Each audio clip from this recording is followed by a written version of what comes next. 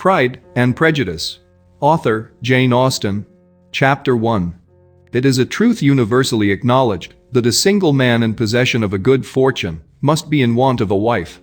However little known the feelings or views of such a man may be on his first entering a neighborhood, this truth is so well fixed in the minds of the surrounding families that he is considered as the rightful property of some one or other of their daughters. "My dear Mr. Bennet," said his lady to him one day, "have you heard that Netherfield Park is let at last?" Mr. Bennet replied that he had not. "But it is," returned she, "for Mrs. Long has just been here, and she told me all about it." Mr. Bennet made no answer. "Do not you want to know who has taken it?" cried his wife impatiently. "You want to tell me, and I have no objection to hearing it." This was invitation enough. "Why, my dear, you must know, Mrs. Long says that Netherfield is taken by a young man of large fortune from the north of England, that he came down on Monday in a chaise and four to see the place, and was so much delighted with it that he agreed with Mr. Morris immediately that he is to take possession before Michaelmas, and some of his servants are to be in the house by the end of next week. What is his name?" "Bingley." "Is he married or single?" "Oh, single, my dear, to be sure. A single man of large fortune, 4,000 or 5,000 a year. What a fine thing for our girls." "How so? How can it affect them?" "My dear Mr. Bennet," replied his wife, "how can you be so tiresome? You must know that I am thinking of his marrying one of them." "Is that his design in settling here?" "Design? Nonsense, how can you talk so? But it is very likely that he may fall in love with one of them, and therefore you must visit him as soon as he comes. I see no occasion for that. You and the girls may go, or you may send them by themselves, which perhaps will be still better, for as you are as handsome as any of them, Mr. Bingley might like you the best of the party." "My dear, you flatter me. I certainly have had my share of beauty, but I do not pretend to be anything extraordinary now. When a woman has 5 grown-up daughters, she ought to give over thinking of her own beauty. In such cases, a woman has not often much beauty to think of. But, my dear, you must indeed go and see Mr. Bingley when he comes into the neighborhood. It is more than I engage for, I assure you. But consider your daughters. Only think what an establishment it would be for one of them. Sir William and Lady Lucas are determined to go, merely on that account, for in general, you know, they visit no newcomers. Indeed you must go, for it will be impossible for us to visit him, if you do not. You are over-scrupulous, surely. I dare say Mr. Bingley will be very glad to see you, and I will send a few lines by you to assure him of my hearty consent to his marrying whichever he chooses of the girls, though I must throw in a good word for my little Lizzie. I desire you will do no such thing. Lizzie is not a bit better than the others, and I am sure she is not half so handsome as Jane, nor half so good-humored as Lydia. But you are always giving her the preference." "They have none of them much to recommend them," replied he. "They are all silly and ignorant like other girls, but Lizzie has something more of quickness than her sisters." "Mr. Bennet, how can you abuse your own children in such a way? You take delight in vexing me. You have no compassion on my poor nerves. You mistake me, my dear. I have a high respect for your nerves. They are my old friends. I have heard you mention them with consideration these 20 years at least. Ah, you do not know what I suffer. But I hope you will get over it, and live to see many young men of 4,000 a year come into the neighborhood. It will be no use to us, if 20 such should come, since you will not visit them. Depend upon it, my dear, that when there are 20, I will visit them all." Mr. Bennet was so odd a mixture of quick parts, sarcastic humor, reserve, and caprice, that the experience of 23 years had been insufficient to make his wife understand his character. Her mind was less difficult to develop. She was a woman of mean understanding, little information, and uncertain temper. When she was discontented, she fancied herself nervous. The business of her life was to get her daughters married. Its solace was visiting and news. Chapter 2. Mr. Bennet was among the earliest of those who waited on Mr. Bingley. He had always intended to visit him, though to the last always assuring his wife that he should not go, and till the evening after the visit was paid, she had no knowledge of it. It was then disclosed in the following manner. Observing his second daughter employed in trimming a hat, he suddenly addressed her with, "I hope Mr. Bingley will like it, Lizzie." "We are not in a way to know what Mr. Bingley likes," said her mother resentfully, "since we are not to visit."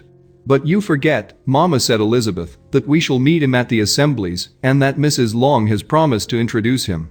"I do not believe Mrs. Long will do any such thing. She has 2 nieces of her own. She is a selfish, hypocritical woman, and I have no opinion of her. No more have I, said Mr. Bennet, and I am glad to find that you do not depend on her serving you. Mrs. Bennet deigned not to make any reply, but, unable to contain herself, began scolding one of her daughters. Don't keep coughing so, Kitty, for heaven's sake. Have a little compassion on my nerves. You tear them to pieces. Kitty has no discretion in her coughs, said her father. She times the mill. I do not cough for my own amusement, replied Kitty fretfully. When is your next ball to be, Lizzie? Tomorrow fortnight. Aye, so it is, cried her mother, and Mrs. Long does not come back till the day before, so it will be impossible for her to introduce him, for she will not know him herself. Then, my dear, you may have the advantage of your friend, and introduce Mr. Bingley to her. Impossible, Mr. Bennet, impossible, when I am not acquainted with him myself. How can you be so teasing? I honor your circumspection. A fortnight's acquaintance is certainly very little. One cannot know what a man really is by the end of a fortnight. But if we do not venture, somebody else will, and after all, Mrs. Long and her nieces must stand their chance, and, therefore, as she will think it an act of kindness, if you decline the office, I will take it on myself. The girls stared at their father. Mrs. Bennet said only, nonsense, nonsense. What can be the meaning of that emphatic exclamation? Crichton, do you consider the forms of introduction, and the stress that is laid on them, as nonsense? I cannot quite agree with you there. What say you, Mary? For you are a young lady of deep reflection, I know, and read great books and make extracts. Mary wished to say something very sensible, but knew not how. While Mary is adjusting her ideas, he continued, let us return to Mr. Bingley. I am sick of Mr. Bingley, cried his wife. I am sorry to hear that, but why did not you tell me so before? If I had known as much this morning, I certainly would not have called on him. It is very unlucky, but as I have actually paid the visit, we cannot escape the acquaintance now. The astonishment of the ladies was just what he wished, that of Mrs. Bennet perhaps surpassing the rest, though when the first tumult of joy was over, she began to declare that it was what she had expected all the while. How good it was in you, my dear Mr. Bennet. But I knew I should persuade you at last. I was sure you loved your girls too well to neglect such an acquaintance. Well, how pleased I am. And it is such a good joke, too, that you should have gone this morning, and never said a word about it till now. Now, Kitty, you may cough as much as you choose, said Mr. Bennet, and, as he spoke, he left the room, fatigued with the raptures of his wife. What an excellent father you have, girls, said she, when the door was shut. I do not know how you will ever make him amends for his kindness, or me either, for that matter. At our time of life, it is not so pleasant, I can tell you, to be making new acquaintance every day, but for your sakes, we would do anything. Lydia, my love, though you are the youngest, I dare say Mr. Bingley will dance with you at the next ball. Oh, said Lydia stoutly, I am not afraid, for though I am the youngest, I'm the tallest. The rest of the evening was spent in conjecturing how soon he would return Mr. Bennet's visit, and determining when they should ask him to dinner. Chapter 3. Not all that Mrs. Bennet, however, with the assistance of her 5 daughters, could ask on the subject, was sufficient to draw from her husband any satisfactory description of Mr. Bingley.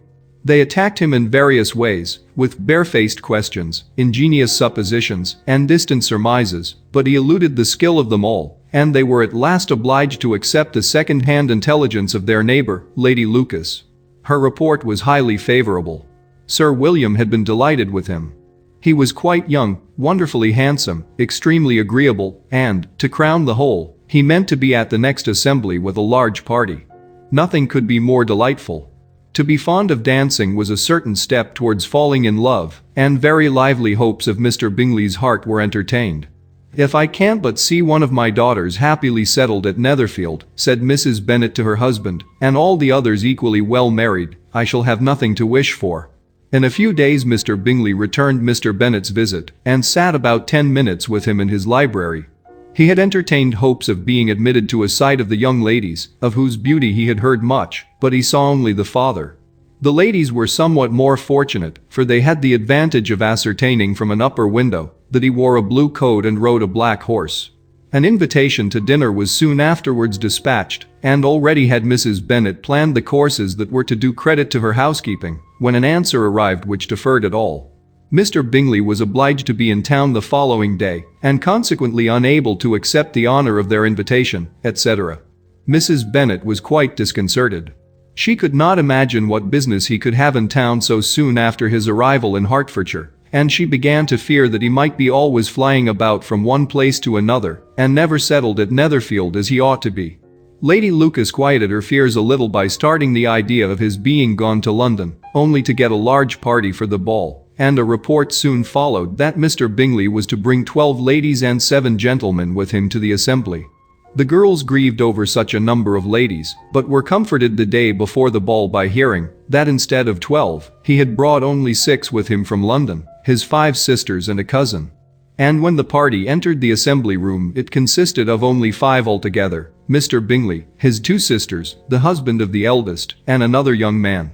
Mr. Bingley was good-looking and gentlemanlike. He had a pleasant countenance and easy, unaffected manners.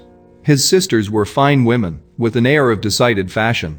His brother-in-law, Mr. Hurst, merely looked the gentleman, but his friend Mr. Darcy soon drew the attention of the room by his fine tall person, handsome features, noble mien, and the report which was in general circulation within 5 minutes after his entrance, of his having 10,000 a year. The gentlemen pronounced him to be a fine figure of a man, the ladies declared he was much handsomer than Mr. Bingley, and he was looked at with great admiration for about half the evening, till his manners gave a disgust which turned the tide of his popularity, for he was discovered to be proud, to be above his company, and above being pleased, and not all his large estate in Derbyshire could then save him from having a most forbidding, disagreeable countenance, and being unworthy to be compared with his friend. Mr. Bingley had soon made himself acquainted with all the principal people in the room. He was lively and unreserved, danced every dance, was angry that the ball closed so early, and talked of giving one himself at Netherfield. Such amiable qualities must speak for themselves. What a contrast between him and his friend. Mr. Darcy danced only once with Mrs. Hurst and once with Miss Bingley, declined being introduced to any other lady, and spent the rest of the evening in walking about the room, speaking occasionally to one of his own party. His character was decided. He was the proudest, most disagreeable man in the world, and everybody hoped that he would never come there again. Amongst the most violent against him was Mrs. Bennet, whose dislike of his general behavior was sharpened into particular resentment by his having slighted one of her daughters. Elizabeth Bennet had been obliged, by the scarcity of gentlemen, to sit down for 2 dances, and during part of that time, Mr. Darcy had been standing near enough for her to overhear a conversation between him and Mr. Bingley, who came from the dance for a few minutes, to press his friend to join it. "Come, Darcy," said he, "I must have you dance. I hate to see you standing about by yourself in this stupid manner. You had much better dance." "I certainly shall not. You know how I detest it, unless I am particularly acquainted with my partner. At such an assembly as this, it would be insupportable. Your sisters are engaged, and there is not another woman in the room whom it would not be a punishment to me to stand up with." "I would not be so fastidious as you are," cried Bingley, "for a kingdom. Upon my honor, I never met with so many pleasant girls in my life as I have this evening, and there are several of them, you see, uncommonly pretty." "You are dancing with the only handsome girl in the room," said Mr. Darcy, looking at the eldest Miss Bennet. "Oh, she is the most beautiful creature I ever beheld. But there is one of her sisters sitting down just behind you, who is very pretty, and I dare say very agreeable. Do let me ask my partner to introduce you." "Which do you mean?" And turning round, he looked for a moment at Elizabeth, till catching her eye, he withdrew his own and coldly said, "She is tolerable, but not handsome enough to tempt me. And I am in no humor at present to give consequence to young ladies who are slighted by other men. You had better return to your partner and enjoy her smiles, for you are wasting your time with me." Mr. Bingley followed his advice. Mr. Darcy walked off, and Elizabeth remained with no very cordial feelings towards him. She told the story, however, with great spirit among her friends, for she had a lively, playful disposition, which delighted in anything ridiculous. The evening altogether passed off pleasantly to the whole family. Mrs. Bennet had seen her eldest daughter much admired by the Netherfield party. Mr. Bingley had danced with her twice, and she had been distinguished by his sisters. Jane was as much gratified by this as her mother could be, though in a quieter way. Elizabeth felt Jane's pleasure. Mary had heard herself mentioned to Miss Bingley as the most accomplished girl in the neighborhood, and Catherine and Lydia had been fortunate enough to be never without partners, which was all that they had yet learned to care for at a ball. They returned, therefore, in good spirits to Longbourn, the village where they lived, and of which they were the principal inhabitants. They found Mr. Bennet still up. With a book he was regardless of time, and on the present occasion he had a good deal of curiosity as to the event of an evening which had raised such splendid expectations. He had rather hoped that all his wife's views on the stranger would be disappointed, but he soon found that he had a very different story to hear. "Oh, my dear Mr. Bennet," as she entered the room, "we have had a most delightful evening, a most excellent ball. I wish you had been there. Jane was so admired, nothing could be like it. Everybody said how well she looked, and Mr. Bingley thought her quite beautiful, and danced with her twice. Only think of that, my dear. He actually danced with her twice, and she was the only creature in the room that he asked a second time. First of all, he asked Miss Lucas. I was so vexed to see him stand up with her, but, however, he did not admire her at all. Indeed, nobody can, you know, and he seemed quite struck with Jane as she was going down the dance. So he inquired who she was, and got introduced, and asked her for the two next. Then, the 2:30 danced with Miss King, and the 2:4 with Maria Lucas, and the 2:5 with Jane again, and the 2:6 with Lizzie, and the Boulanger. If he had had any compassion for me, cried her husband impatiently, he would not have danced half so much. For God's sake, say no more of his partners. Oh, that he had sprained his ankle in the first place. Oh, my dear, continued Mrs. Bennet, I am quite delighted with him. He is so excessively handsome, and his sisters are charming women. I never in my life saw anything more elegant than their dresses. I dare say the lace upon Mrs. Hurst's gown." Here she was interrupted again. Mr. Bennet protested against any description of finery. She was therefore obliged to seek another branch of the subject, and related, with much bitterness of spirit and some exaggeration, the shocking rudeness of Mr. Darcy. "But I can assure you," she added, "that Lizzie does not lose much by not suiting his fancy, for he is a most disagreeable horrid man, not at all worth pleasing. So high and so conceited, that there was no enduring him. He walked here, and he walked there, fancying himself so very great. Not handsome enough to dance with. I wish you had been there, my dear, to have given him one of your set-downs. I quite detest the man." Chapter 4. When Jane and Elizabeth were alone, the former, who had been cautious in her praise of Mr. Bingley before, expressed to her sister how very much she admired him. "He is just what a young man ought to be," said she, "sensible, good-humored, lively, and I never saw such happy manners, so much ease, with such perfect good breeding." "He is also handsome," replied Elizabeth, "which a young man ought likewise to be, if he possibly can. His character is thereby complete. I was very much flattered by his asking me to dance a second time. I did not expect such a compliment. Did not you? I did for you. But that is one great difference between us. Compliments always take you by surprise, and me never. What could be more natural than his asking you again? He could not help seeing that you were about 5 times as pretty as every other woman in the room. No thanks to his gallantry for that.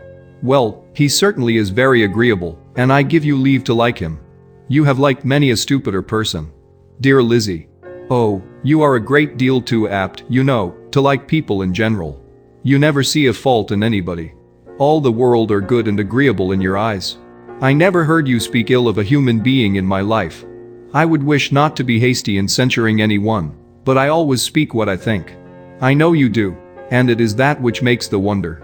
With your good sense, to be so honestly blind to the follies and nonsense of others. Affectation of candor is common enough, one meets with it everywhere. But to be candid without ostentation or design, to take the good of everybody's character, and make it still better, and say nothing of the bad, belongs to you alone. And so, you like this man's sisters too, do you? Their manners are not equal to his. Certainly not, at first. But they are very pleasing women, when you converse with them. Miss Bingley is to live with her brother, and keep his house, and I am much mistaken, if we shall not find a very charming neighbor in her.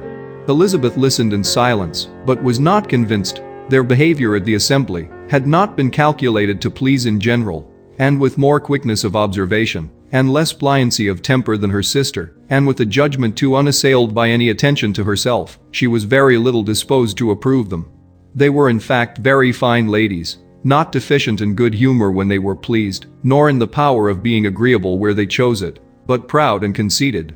They were rather handsome, had been educated in one of the first private seminaries in town, had a fortune of £20,000, were in the habit of spending more than they ought, and of associating with people of rank, and were therefore in every respect entitled to think well of themselves, and meanly of others. They were of a respectable family in the north of England, a circumstance more deeply impressed on their memories than that their brother's fortune and their own had been acquired by trade. Mr. Bingley inherited property to the amount of nearly £100,000 from his father, who had intended to purchase an estate, but did not live to do it. Mr. Bingley intended it likewise, and sometimes made choice of his county, but as he was now provided with a good house, and the liberty of a manor, it was doubtful to many of those who best knew the easiness of his temper, whether he might not spend the remainder of his days at Netherfield, and leave the next generation to purchase. His sisters were very anxious for his having an estate of his own, but though he was now established only as a tenant, Miss Bingley was by no means unwilling to preside at his table, nor was Mrs. Hurst, who had married a man of more fashion than fortune, less disposed to consider his house as her home when it suited her. Mr. Bingley had not been of age 2 years when he was tempted by an accidental recommendation to look at Netherfield House. He did look at it, and into it for half an hour, was pleased with the situation and the principal rooms, satisfied with what the owner said in its praise, and took it immediately. Between him and Darcy there was a very steady friendship, in spite of great opposition of character. Bingley was endeared to Darcy by the easiness, openness, and ductility of his temper, though no disposition could offer a greater contrast to his own, and though with his own he never appeared dissatisfied. On the strength of Darcy's regard Bingley had the firmest reliance, and of his judgment the highest opinion. In understanding, Darcy was the superior. Bingley was by no means deficient, but Darcy was clever. He was at the same time haughty, reserved, and fastidious, and his manners, though well-bred, were not inviting. In that respect his friend had greatly the advantage. Bingley was sure of being liked wherever he appeared. Darcy was continually giving offence. The manner in which they spoke of the Meryton Assembly was sufficiently characteristic. Bingley had never met with pleasanter people or prettier girls in his life. Everybody had been most kind and attentive to him. There had been no formality, no stiffness. He had soon felt acquainted with all the room, and as to Miss Bennet, he could not conceive an angel more beautiful. Darcy, on the contrary, had seen a collection of people in whom there was little beauty and no fashion, for none of whom he had felt the smallest interest, and from none received either attention or pleasure. Miss Bennet he acknowledged to be pretty, but she smiled too much. Mrs. Hurst and her sister allowed it to be so, but still they admired her and liked her, and pronounced her to be a sweet girl, and one whom they should not object to know more of. Miss Bennet was therefore established as a sweet girl, and their brother felt authorized by such commendation to think of her as he chose. Chapter 5. Within a short walk of Longbourn lived a family with whom the Bennets were particularly intimate. Sir William Lucas had been formerly in trade in Meryton, where he had made a tolerable fortune, and risen to the honor of knighthood by an address to the king during his mayoralty. The distinction had perhaps been felt too strongly. It had given him a disgust to his business and to his residence in a small market town, and, quitting them both, he had removed with his family to a house about a mile from Meryton, denominated from that period Lucas Lodge, where he could think with pleasure of his own importance and, unshackled by business, occupy himself solely in being civil to all the world. For, though elated by his rank, it did not render him supercilious. On the contrary, he was all attention to everybody. By nature inoffensive, friendly, and obliging, his presentation at St. James had made him courteous. Lady Lucas was a very good kind of woman, not too clever to be a valuable neighbor to Mrs. Bennet. They had several children. The eldest of them, a sensible, intelligent young woman, about 27, was Elizabeth's intimate friend. That the Miss Lucases and the Miss Bennets should meet to talk over a ball was absolutely necessary, and the morning after the assembly brought the former to Longbourn, to hear and to communicate. "You began the evening well, Charlotte," said Mrs. Bennet with civil self-command to Miss Lucas. "You were Mr. Bingley's first choice." "Yes, but he seemed to like his second better." "Oh, you mean Jane, I suppose, because he danced with her twice." "To be sure, that did seem as if he admired her. Indeed I rather believe he did. I heard something about it, but I hardly know what, something about Mr. Robinson." "Perhaps you mean what I overheard between him and Mr. Robinson. Did not I mention it to you? Mr. Robinson's asking him how he liked our Meryton assemblies, and whether he did not think there were a great many pretty women in the room, and which he thought the prettiest, and his answering immediately to the last question, "Oh, the eldest Miss Bennet, beyond a doubt, there cannot be two opinions on that point. Upon my word. Well, that was very decided indeed, that does seem as if, but, however, it may all come to nothing, you know." "My overhearings were more to the purpose than yours, Eliza," said Charlotte. "Mr. Darcy is not so well worth listening to as his friend, is he, poor Eliza, to be only just tolerable? I beg you would not put it into Lizzie's head to be vexed by his ill treatment, for he is such a disagreeable man that it would be quite a misfortune to be liked by him. Mrs. Long told me last night that he sat close to her for half an hour without once opening his lips."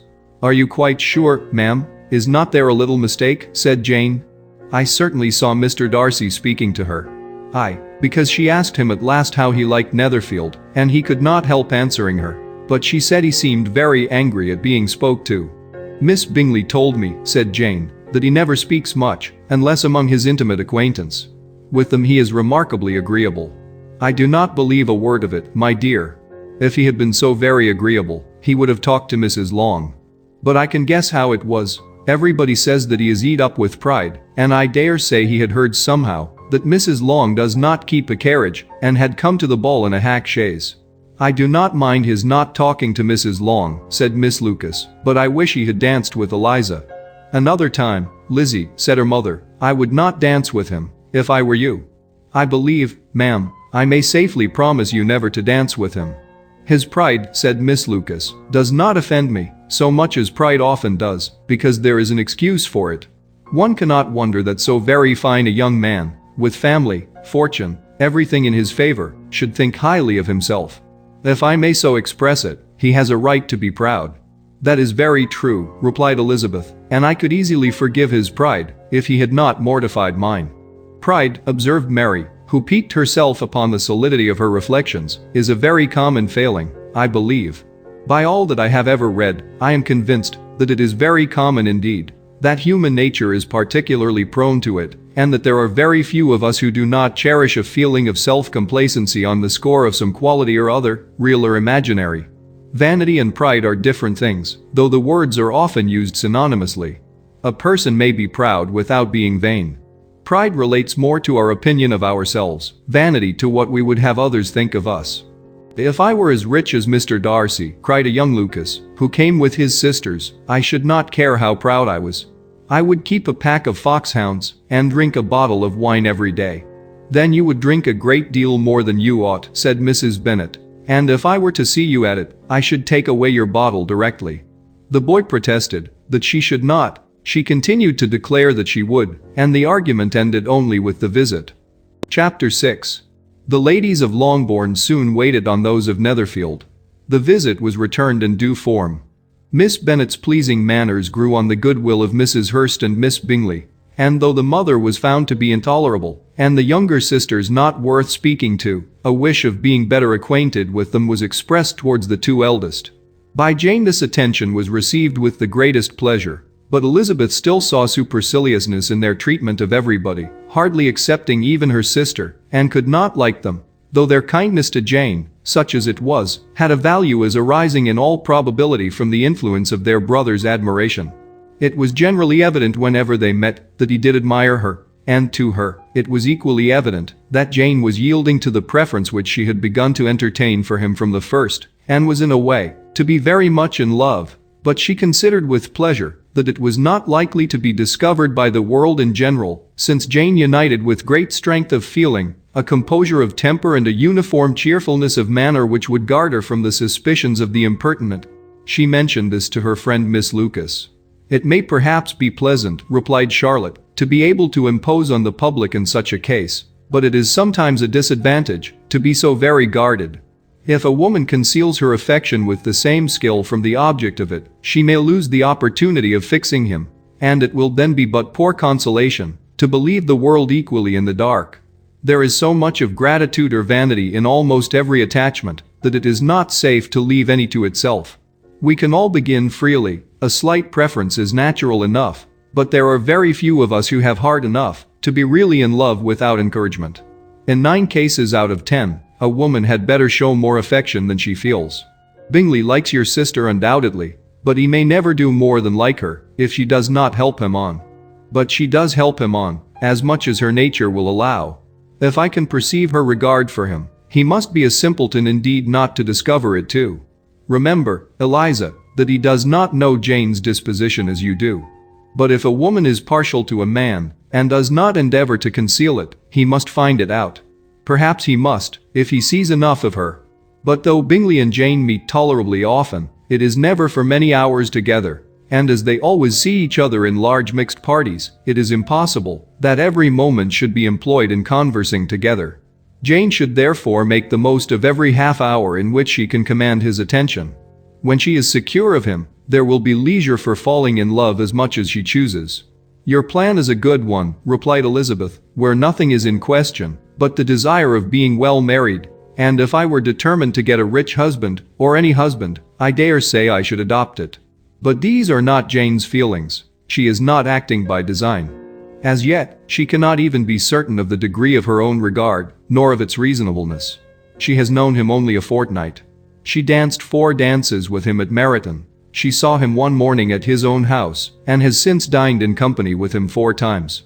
This is not quite enough to make her understand his character. Not as you represent it.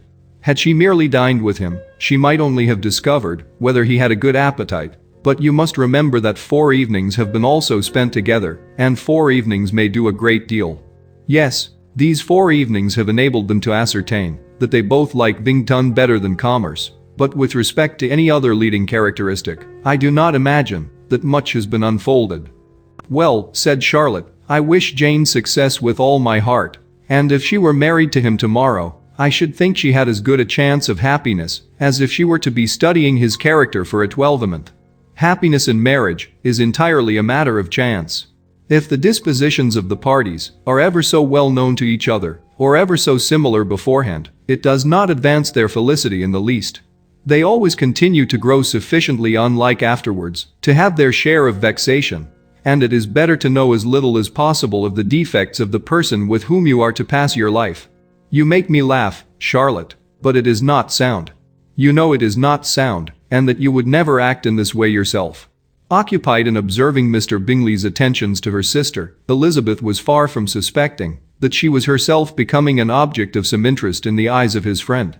Mr. Darcy had at first scarcely allowed her to be pretty. He had looked at her without admiration at the ball, and when they next met, he looked at her only to criticize.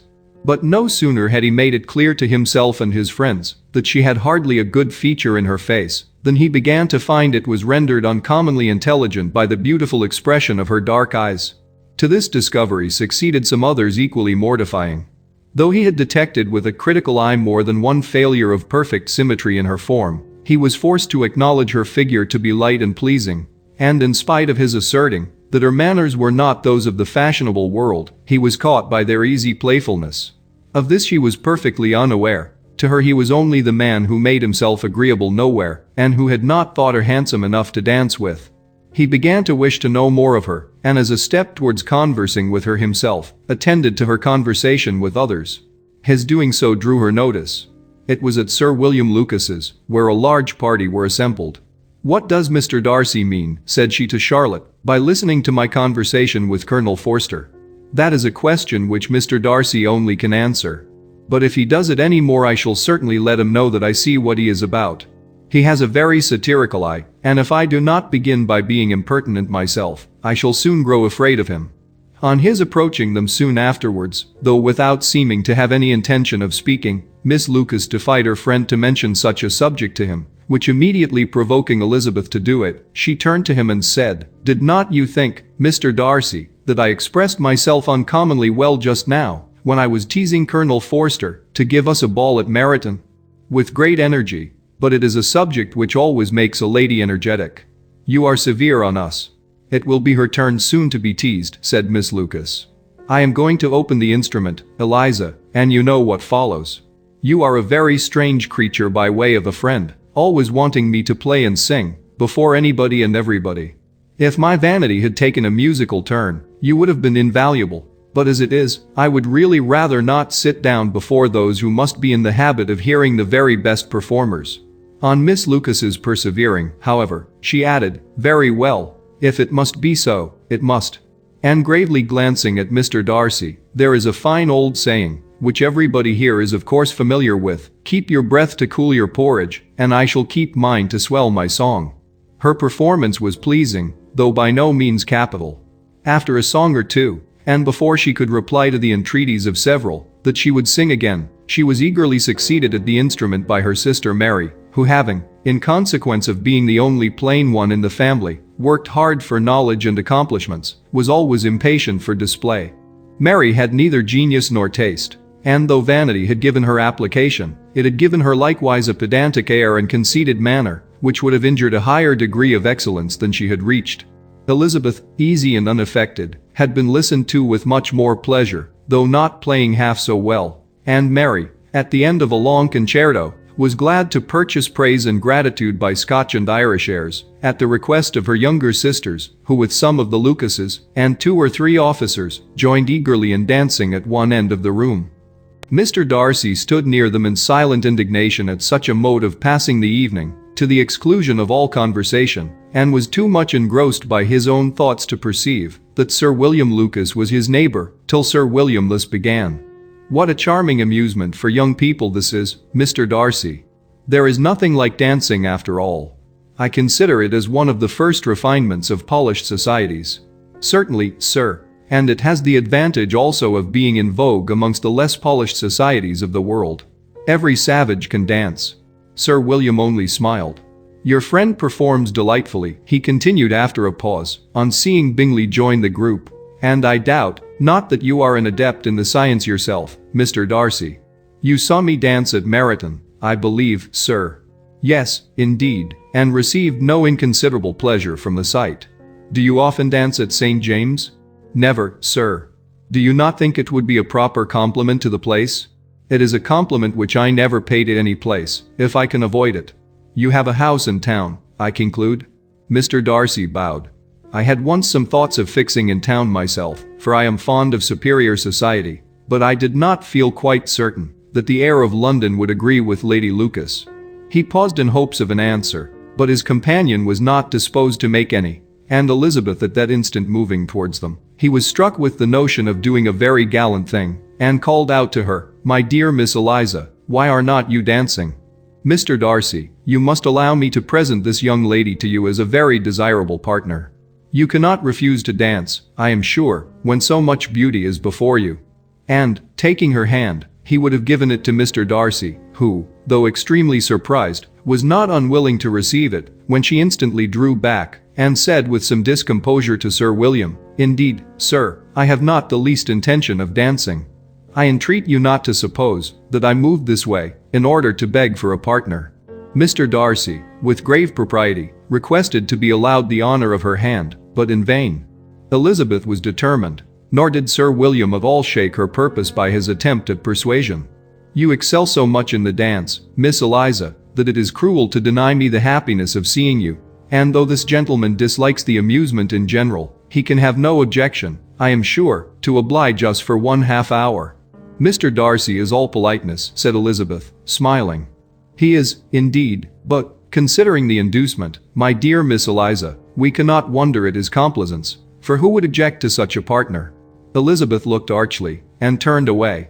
Her resistance had not injured her with the gentleman, and he was thinking of her with some complacency, when thus accosted by Miss Bingley. "I can guess the subject of your reverie." "I should imagine not. You are considering how insupportable it would be to pass many evenings in this manner, in such society, and indeed I am quite of your opinion. I was never more annoyed.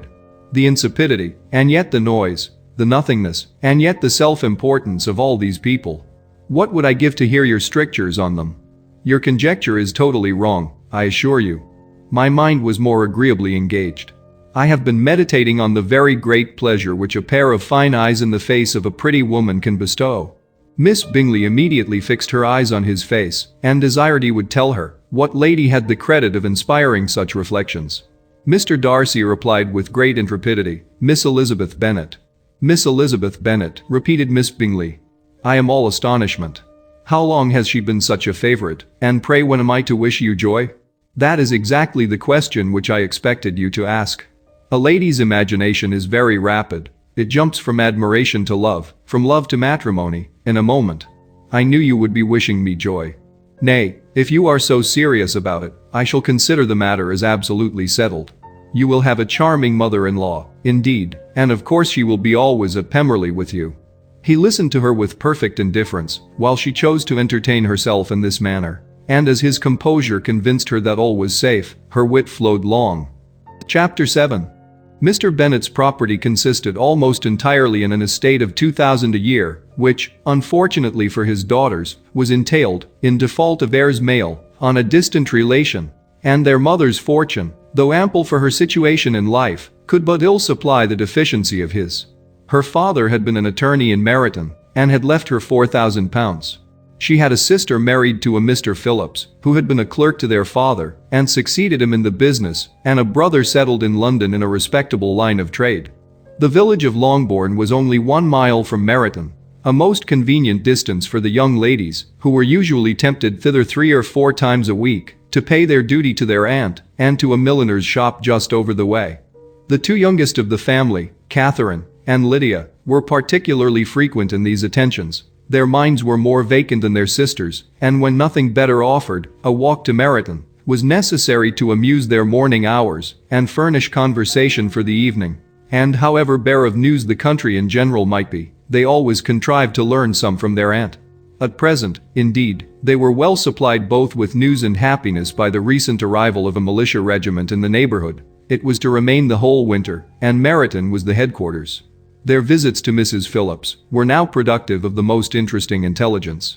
Every day added something to their knowledge of the officers' names and connections. Their lodgings were not long a secret, and at length they began to know the officers themselves. Mr. Phillips visited them all, and this opened to his nieces a source of felicity unknown before. They could talk of nothing but officers, and Mr. Bingley's large fortune, the mention of which gave animation to their mother, was worthless in their eyes when opposed to the regimentals of an ensign. After listening one morning to their effusions on this subject, Mr. Bennet coolly observed, "From all that I can collect by your manner of talking, you must be 2 of the silliest girls in the country. I have suspected it some time, but I am now convinced." Catherine was disconcerted and made no answer, but Lydia, with perfect indifference, continued to express her admiration of Captain Carter and her hope of seeing him in the course of the day, as he was going the next morning to London. "I am astonished, my dear," said Mrs. Bennet, "that you should be so ready to think your own children silly. If I wish to think slightingly of anybody's children, it should not be of my own, however. If my children are silly, I must hope to be always sensible of it. Yes, but as it happens, they are all of them very clever. This is the only point, I flatter myself, on which we do not agree. I had hoped that our sentiments coincided in every particular, but I must so far differ from you as to think our 2 youngest daughters uncommonly foolish. My dear Mr. Bennet, you must not expect such girls to have the sense of their father and mother.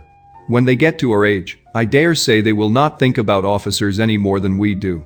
I remember the time when I liked a red coat myself very well, and, indeed, so I do still at my heart. And if a smart young colonel, with 5,000 or 6,000 a year, should want one of my girls, I shall not say nay to him. And I thought Colonel Forster looked very becoming the other night at Sir William's in his regimentals." "Mamma," cried Lydia, "my aunt says that Colonel Forster and Captain Carter do not go so often to Miss Watson's as they did when they first came. She sees them now very often standing in Clark's library." Mrs. Bennet was prevented replying by the entrance of the footman with a note for Miss Bennet. It came from Netherfield, and the servant waited for an answer. Mrs. Bennet's eyes sparkled with pleasure, and she was eagerly calling out, while her daughter read, "Well, Jane, who is it from? What is it about? What does he say? Well, Jane, make haste and tell us. Make haste, my love." "It is from Miss Bingley," said Jane, and then read it aloud. "My dear friend, if you are not so compassionate as to dine today with Louisa and me, we shall be in danger of hating each other for the rest of our lives, for a whole day's tete-a-tete between 2 women can never end without a quarrel. Come as soon as you can on the receipt of this. My brother and the gentlemen are to dine with the officers. Yours ever, Caroline Bingley." "With the officers?" cried Lydia. "I wonder my aunt did not tell us of that." "Dining out," said Mrs. Bennet, "that is very unlucky." "Can I have the carriage?" said Jane. "No, my dear, you had better go on horseback. because it seems likely to rain, and then you must stay all night." "That would be a good scheme," said Elizabeth, "if you were sure that they would not offer to send her home." "Oh, but the gentlemen will have Mr. Bingley's chaise to go to Meryton, and the Hursts have no horses to theirs. I had much rather go in the coach." "But, my dear, your father cannot spare the horses, I am sure. They are wanted in the farm, Mr. Bennet, are not they?" "They are wanted in the farm much oftener than I can get them." "But if you have got them today," said Elizabeth, "my mother's purpose will be answered." She did at last extort from her father an acknowledgement that the horses were engaged. Jane was therefore obliged to go on horseback, and her mother attended her to the door with many cheerful prognostics of a bad day. Her hopes were answered. Jane had not been gone long before it rained hard. Her sisters were uneasy for her, but her mother was delighted. The rain continued the whole evening without intermission. Jane certainly could not come back. "This was a lucky idea of mine, indeed," said Mrs. Bennet, more than once, as if the credit of making it rain were all her own. Till the next morning, however, she was not aware of all the felicity of her contrivance. Breakfast was scarcely over when a servant from Netherfield brought the following note for Elizabeth. "My dearest Lizzie, I find myself very unwell this morning, which, I suppose, is to be imputed to my getting wet through yesterday. My kind friends will not hear of my returning home till I am better. They insist also on my seeing Mr. Jones, therefore do not be alarmed if you should hear of his having been to me, and, excepting a sore throat and headache, there is not much the matter with me. Yours, N.C." "Well, my dear," said Mr. Bennet, when Elizabeth had read the note aloud, "if your daughter should have a dangerous fit of illness, if she should die, it would be a comfort to know that it was all in pursuit of Mr. Bingley, and under your orders. Oh, I am not at all afraid of her dying. People do not die of little trifling colds. She will be taken good care of. As long as she stays there, it is all very well. I would go and see her, if I could have the carriage." Elizabeth, feeling really anxious, was determined to go to her, though the carriage was not to be had, and as she was no horsewoman, walking was her only alternative. She declared a resolution. "How can you be so silly," cried her mother, "as to think of such a thing, in all this dirt? You will not be fit to be seen when you get there. I shall be very fit to see Jane, which is all I want." "Is this a hint to me, Lizzie," said her father, "to send for the horses?" "No, indeed. I do not wish to avoid the walk. The distance is nothing, when one has a motive, only 3 miles. I shall be back by dinner." "I admire the activity of your benevolence," observed Mary, "but every impulse of feeling should be guided by reason, and, in my opinion, exertion should always be in proportion to what is required." "We will go as far as Meryton with you," said Catherine and Lydia. Elizabeth accepted their company, and the 3 young ladies set off together. "If we make haste," said Lydia, as they walked along, "perhaps we may see something of Captain Carter before he goes." In Meryton they parted. The 2 youngest repaired to the lodgings of one of the officers' wives, and Elizabeth continued her walk alone, crossing field after field at a quick pace, jumping over stiles and springing over puddles with impatient activity, and finding herself at last within view of the house, with weary ankles, dirty stockings, and a face glowing with the warmth of exercise. She was shown into the breakfast parlor, where all but Jane were assembled, and where her appearance created a great deal of surprise. That she should have walked 3 miles so early in the day, in such dirty weather, and by herself, was almost incredible to Mrs. Hurst and Miss Bingley, and Elizabeth was convinced that they held her in contempt for it. She was received, however, very politely by them, and in their brother's manners there was something better than politeness. There was good humor and kindness. Mr. Darcy said very little, and Mr. Hurst nothing at all. The former was divided between admiration of the brilliancy which exercise had given to her complexion, and doubt as to the occasions justifying her coming so far alone. The latter was thinking only of his breakfast. Her enquiries after her sister were not very favorably answered. Miss Bennet had slept ill, and though up, was very feverish, and not well enough to leave her room. Elizabeth was glad to be taken to her immediately, and Jane, who had only been withheld by the fear of giving alarm or inconvenience, from expressing in her note how much she longed for such a visit, was delighted at her entrance. She was not equal, however, to much conversation, and when Miss Bingley left them together, could attempt little beside expressions of gratitude for the extraordinary kindness she was treated with. Elizabeth silently attended her. When breakfast was over, they were joined by the sisters, and Elizabeth began to like them herself when she saw how much affection and solicitude they showed for Jane. The apothecary came, and having examined his patient, said, as might be supposed, that she had caught a violent cold, and that they must endeavor to get the better of it, advised her to return to bed, and promised her some draughts. The advice was followed readily, for the feverish symptoms increased, and her head ached acutely. Elizabeth did not quit her room for a moment, nor were the other ladies often absent. The gentlemen being out, they had in fact nothing to do elsewhere. When the clock struck 3, Elizabeth felt that she must go, and very unwillingly said so. Miss Bingley offered her the carriage, and she only wanted a little pressing to accept it, when Jane testified such concern in parting with her, that Miss Bingley was obliged to convert the offer of the chaise to an invitation, to remain at Netherfield for the present. Elizabeth most thankfully consented, and a servant was dispatched to Longbourn, to acquaint the family with her stay, and bring back a supply of clothes. Chapter 8. At 5 o'clock the two ladies retired to dress, and at 6:30 Elizabeth was summoned to dinner. To the civil enquiries which then poured in, and amongst which she had the pleasure of distinguishing the much superior solicitude of Mr. Bingley's, she could not make a very favourable answer. Jane was by no means better. The sisters, on hearing this, repeated 3 or 4 times how much they were grieved, how shocking it was to have a bad cold, and how excessively they disliked being ill themselves, and then thought no more of the matter, and their indifference towards Jane, when not immediately before them, restored Elizabeth to the enjoyment of all her original dislike. Their brother, indeed, was the only one of the party whom she could regard with any complacency. His anxiety for Jane was evident, and his attentions to herself most pleasing, and they prevented her feeling herself so much an intruder as she believed she was considered by the others. She had very little notice from any but him.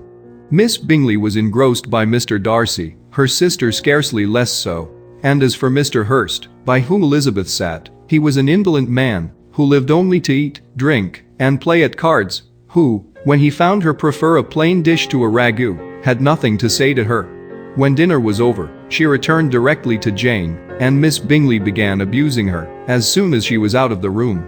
Her manners were pronounced to be very bad indeed, a mixture of pride and impertinence. She had no conversation, no style, no taste, no beauty. Mrs. Hurst thought the same, and added, she has nothing, in short, to recommend her, but being an excellent walker. I shall never forget her appearance this morning. She really looked almost wild. She did, indeed, Louisa. I could hardly keep my countenance. Very nonsensical to come at all. Why must she be scampering about the country, because her sister had a cold? Her hair so untidy, so blowsy. Yes, and her petticoat. I hope you saw her petticoat, 6 inches deep in mud, I am absolutely certain. And the gown which had been let down to hide it not doing its office. Your picture may be very exact, Louisa, said Bingley, but this was all lost upon me. I thought Miss Elizabeth Bennet looked remarkably well when she came into the room this morning. Her dirty petticoat quite escaped my notice. You observed it, Mr. Darcy, I am sure, said Miss Bingley, and I am inclined to think that you would not wish to see your sister make such an exhibition. Certainly not. To walk 3 miles, or 4 miles, or 5 miles, or whatever it is, above her ankles in dirt, and alone, quite alone, what could she mean by it? It seems to me to show an abominable sort of conceited independence, a most country town indifference to decorum. It shows an affection for her sister that is very pleasing, said Bingley. I am afraid, Mr. Darcy, observed Miss Bingley, in a half-whisper, that this adventure has rather affected your admiration of her fine eyes. Not at all, he replied. They were brightened by the exercise. A short pause followed this speech, and Mrs. Hurst began again. I have an excessive regard for Miss Jane Bennet, she is really a very sweet girl, and I wish with all my heart she were well settled. But with such a father and mother, and such low connections, I am afraid there is no chance of it. I think I have heard you say that their uncle is an attorney in Meryton. Yes, and they have another, who lives somewhere near Cheapside. That is capital, added her sister, and they both laughed heartily. If they had uncles enough to fill all Cheapside, cried Bingley, it would not make them one jot less agreeable. But it must very materially lessen their chance of marrying men of any consideration in the world, replied Darcy. To this speech Bingley made no answer, but his sisters gave it their hearty assent, and indulged their mirth for some time at the expense of their dear friend's vulgar relations. With a renewal of tenderness, however, they repaired to her room on leaving the dining parlor, and sat with her till summoned to coffee. She was still very poorly, and Elizabeth would not quit her at all, till late in the evening, when she had the comfort of seeing her asleep, and when it appeared to her rather right than pleasant, that she should go downstairs herself. On entering the drawing-room she found the whole party at loo, and was immediately invited to join them, but suspecting them to be playing high she declined it, and making her sister the excuse, said she would amuse herself for the short time she could stay below, with a book. Mr. Hurst looked at her with astonishment. "Do you prefer reading to cards?" said he. "That is rather singular." "Miss Elizabeth Bennet," said Miss Bingley, "despises cards. She is a great reader, and has no pleasure in anything else." "I deserve neither such praise nor such censure," cried Elizabeth. "I am not a great reader, and I have pleasure in many things." "In nursing your sister I am sure you have pleasure," said Bingley, "and I hope it will soon be increased, by seeing her quite well." Elizabeth thanked him from her heart, and then walked towards a table, where a few books were lying. He immediately offered to fetch her others, all that his library afforded. "And I wish my collection were larger for your benefit and my own credit, but I am an idle fellow, and though I have not many, I have more than I ever looked into." Elizabeth assured him that she could suit herself perfectly with those in the room. "I am astonished," said Miss Bingley, "that my father should have left so small a collection of books. What a delightful library you have at Pemberley, Mr. Darcy." "It ought to be good," he replied. "It has been the work of many generations. And then you have added so much to it yourself. You are always buying books. I cannot comprehend the neglect of a family library in such days as these." "Neglect? I am sure you neglect nothing that can add to the beauties of that noble place. Charles, when you build your house, I wish it may be half as delightful as Pemberley. I wish it may. But I would really advise you to make your purchase in that neighborhood, and take Pemberley for a kind of model. There is not a finer county in England than Derbyshire. With all my heart, I will buy Pemberley itself, if Darcy will sell it. I am talking of possibilities, Charles. Upon my word, Caroline, I should think it more possible to get Pemberley by purchase than by imitation." Elizabeth was so much caught by what passed, as to leave her very little attention for her book, and soon laying it wholly aside, she drew near the card table, and stationed herself between Mr. Bingley and his eldest sister, to observe the game. "Is Miss Darcy much grown since the spring?" said Miss Bingley. "Will she be as tall as I am?" "I think she will. She is now about Miss Elizabeth Bennet's height, or rather taller. How I long to see her again. I never met with anybody who delighted me so much. Such a countenance, such manners, and so extremely accomplished for her age. Her performance on the pianoforte is exquisite. It is amazing to me," said Bingley, "how young ladies can have patience, to be so very accomplished as they all are." "All young ladies accomplished? My dear Charles, what do you mean?" "Yes, all of them, I think. They all paint tables, cover screens, and net purses. I scarcely know anyone who cannot do all this, and I am sure I never heard a young lady spoken of for the first time, without being informed that she was very accomplished." "Your list of the common extent of accomplishments," said Darcy, "has too much truth.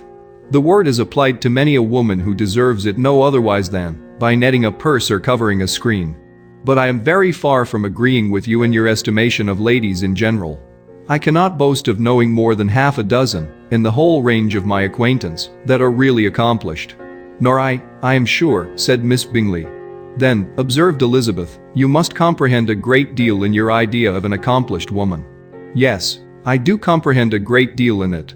"Oh, certainly," cried his faithful assistant, "no one can be really esteemed accomplished who does not greatly surpass what is usually met with. A woman must have a thorough knowledge of music, singing, drawing, dancing, and the modern languages, to deserve the word, and besides all this, she must possess a certain something in her air and manner of walking, the tone of her voice, her address and expressions, or the word will be but half deserved. All this she must possess," added Darcy, "and to all this, she must yet add something more substantial, in the improvement of her mind by extensive reading. I am no longer surprised at your knowing only 6 accomplished women. I rather wonder now at your knowing any. Are you so severe upon your own sex, as to doubt the possibility of all this? I never saw such a woman. I never saw such capacity, and taste, and application, and elegance, as you describe, united."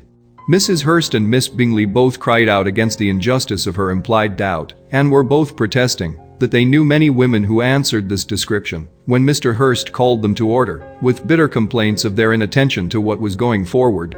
As all conversation was thereby at an end, Elizabeth soon afterwards left the room. "Elizabeth Bennet," said Miss Bingley, when the door was closed on her, "is one of those young ladies who seek to recommend themselves to the other sex by undervaluing their own, and with many men, I dare say, it succeeds. But, in my opinion, it is a paltry device, a very mean art."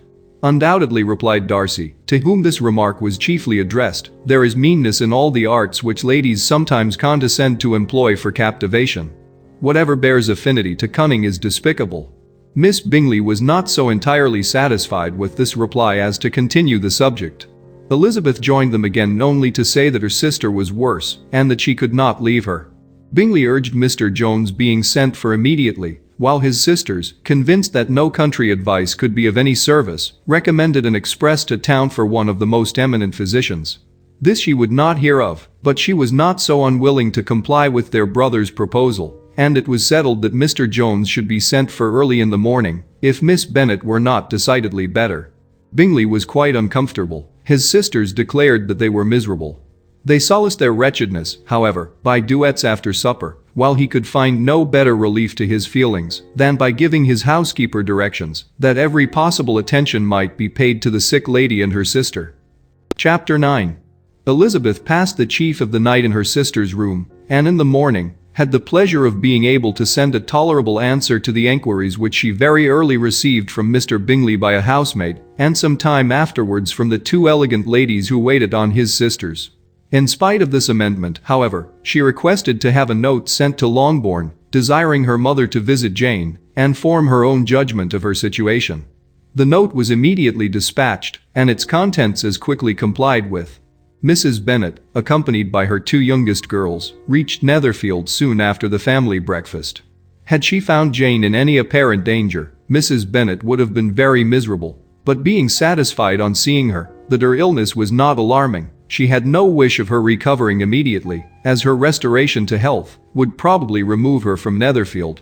She would not listen, therefore, to her daughter's proposal of being carried home. Neither did the apothecary, who arrived about the same time, think it at all advisable. After sitting a little while with Jane, on Miss Bingley's appearance and invitation, the mother and three daughters all attended her into the breakfast parlor. Bingley met them with hopes that Mrs. Bennet had not found Miss Bennet worse than she expected. "Indeed I have, sir," was her answer.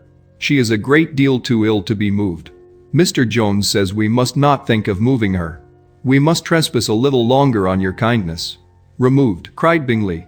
"It must not be thought of. My sister, I am sure, will not hear of her removal." "You may depend upon it, madam," said Miss Bingley, with cold civility, "that Miss Bennet shall receive every possible attention, while she remains with us." Mrs. Bennet was profuse in her acknowledgments. "I am sure," she added, "if it was not for such good friends I do not know what would become of her, for she is very ill indeed, and suffers a vast deal, though with the greatest patience in the world, which is always the way with her, for she has, without exception, the sweetest temper I ever met with. I often tell my other girls they are nothing to her. You have a sweet room here, Mr. Bingley, and a charming prospect over that gravel walk. I do not know a place in the country that is equal to Netherfield. You will not think of quitting it in a hurry, I hope, though you have but a short lease." "Whatever I do is done in a hurry," replied he, "and therefore if I should resolve to quit Netherfield, I should probably be off in 5 minutes. At present, however, I consider myself as quite fixed here." "That is exactly what I should have supposed of you," said Elizabeth. "You begin to comprehend me, do you?" cried he, turning towards her. "Oh, yes, I understand you perfectly. I wish I might take this for a compliment, but to be so easily seen through I am afraid is pitiful. That is as it happens. It does not necessarily follow that a deep, intricate character is more or less estimable than such a one as yours." "Lizzie," cried her mother, "remember where you are, and do not run on in the wild manner that you are suffered to do at home. I did not know before," continued Bingley immediately, "that you were a studier of character. It must be an amusing study." "Yes, but intricate characters are the most amusing. They have at least that advantage. The country," said Darcy, "can in general supply but few subjects for such a study. In a country neighborhood you move in a very confined and unvarying society. But people themselves alter so much that there is something new to be observed in them forever. Yes, indeed, cried Mrs. Bennet, offended by his manner of mentioning a country neighborhood. I assure you there is quite as much of that going on in the country as in town. Everybody was surprised, and Darcy, after looking at her for a moment, turned silently away. Mrs. Bennet, who fancied she had gained a complete victory over him, continued her triumph. I cannot see that London has any great advantage over the country, for my part, except the shops and public places. The country is a vast deal pleasanter, is not it, Mr. Bingley? When I am in the country, he replied, I never wish to leave it, and when I am in town it is pretty much the same. They have each their advantages, and I can be equally happy in either. That is because you have the right disposition. But that gentleman, looking at Darcy, seemed to think the country was nothing at all. Indeed, mamma, you are mistaken, said Elizabeth, blushing for her mother. You quite mistook Mr. Darcy. He only meant that there was not such a variety of people to be met with in the country as in town, which you must acknowledge to be true. Certainly, my dear, nobody said there were. But as to not meeting with many people in this neighborhood, I believe there are few neighborhoods larger. I know we dine with 24 families. Nothing but concern for Elizabeth could enable Bingley to keep his countenance. His sister was less delicate and directed her eye towards Mr. Darcy with a very expressive smile. Elizabeth, for the sake of saying something that might turn her mother's thoughts, now asked her if Charlotte Lucas had been at Longbourn since her coming away. Yes, she called yesterday with her father. What an agreeable man Sir William is, Mr. Bingley, is not he? So much the man of fashion. So genteel and so easy. He has always something to say to everybody. That is my idea of good breeding. And those persons who fancy themselves very important and never open their mouths quite mistake the matter. Did Charlotte dine with you? No, she would go home. I fancy she was wanted about the mince pies. For my part, Mr. Bingley, I always keep servants that can do their own work. My daughters are brought up differently. But everybody is to judge for themselves, and the Lucases are a very good sort of girls, I assure you. It is a pity they are not handsome. Not that I think Charlotte so very plain, but then she is our particular friend. She seems a very pleasant young woman, said Bingley. Oh, dear, yes, but you must own she is very plain. Lady Lucas herself has often said so, and envied me Jane's beauty. I do not like to boast of my own child, but to be sure, Jane, one does not often see anybody better looking. It is what everybody says. I do not trust my own partiality. When she was only 15, there was a gentleman at my brother Gardiner's in town, so much in love with her, that my sister-in-law was sure he would make her an offer before we came away. But, however, he did not. Perhaps he thought her too young. However, he wrote some verses on her, and very pretty they were. And so ended his affection, said Elizabeth impatiently. There has been many a one, I fancy, overcome in the same way. I wonder who first discovered the efficacy of poetry in driving away love. I have been used to consider poetry as the food of love, said Darcy. Of a fine, stout, healthy love it may. Everything nourishes what is strong already. But if it be only a slight, thin sort of inclination, I am convinced that one good sonnet will starve it entirely away. Darcy only smiled. And the general pause which ensued made Elizabeth tremble lest her mother should be exposing herself again. She longed to speak, but could think of nothing to say, and after a short silence Mrs. Bennet began repeating her thanks to Mr. Bingley for his kindness to Jane, with an apology for troubling him also with Lizzie. Mr. Bingley was unaffectedly civil in his answer, and forced his younger sister to be civil also, and say what the occasion required. She performed her part indeed without much graciousness, but Mrs. Bennet was satisfied, and soon afterwards ordered her carriage. Upon this signal, the youngest of her daughters put herself forward. The two girls had been whispering to each other during the whole visit, and the result of it was that the youngest should tax Mr. Bingley with having promised on his first coming into the country to give a ball at Netherfield. Lydia was a stout, well-grown girl of 15, with a fine complexion and good-humored countenance. A favorite with her mother, whose affection had brought her into public at an early age. She had high animal spirits and a sort of natural self-consequence, which the attentions of the officers, to whom her uncle's good dinners and her own easy manners recommended her, had increased into assurance. She was very equal, therefore, to address Mr. Bingley on the subject of the ball, and abruptly reminded him of his promise, adding, that it would be the most shameful thing in the world if he did not keep it. His answer to this sudden attack was delightful to their mother's ear. "I am perfectly ready, I assure you, to keep my engagement, and when your sister is recovered, you shall, if you please, name the very day of the ball. But you would not wish to be dancing while she is ill." Lydia declared herself satisfied. "Oh, yes, it would be much better to wait till Jane was well, and by that time most likely Captain Carter would be at Meryton again. And when you have given your ball," she added, "I shall insist on their giving one also. I shall tell Colonel Forster it will be quite a shame if he does not." Mrs. Bennet and her daughters then departed, and Elizabeth returned instantly to Jane, leaving her own and her relations' behavior to the remarks of the two ladies and Mr. Darcy, the latter of whom, however, could not be prevailed on to join in their censure of her, in spite of all Miss Bingley's witticisms on fine eyes. Chapter 10. The day passed much as the day before had done.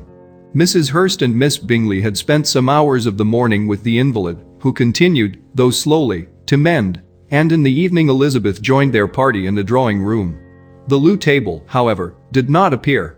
Mr. Darcy was writing, and Miss Bingley, seated near him, was watching the progress of his letter and repeatedly calling off his attention by messages to his sister. Mr. Hurst and Mr. Bingley were at piquet, and Mrs. Hurst was observing their game. Elizabeth took up some needlework and was sufficiently amused in attending to what passed between Darcy and his companion.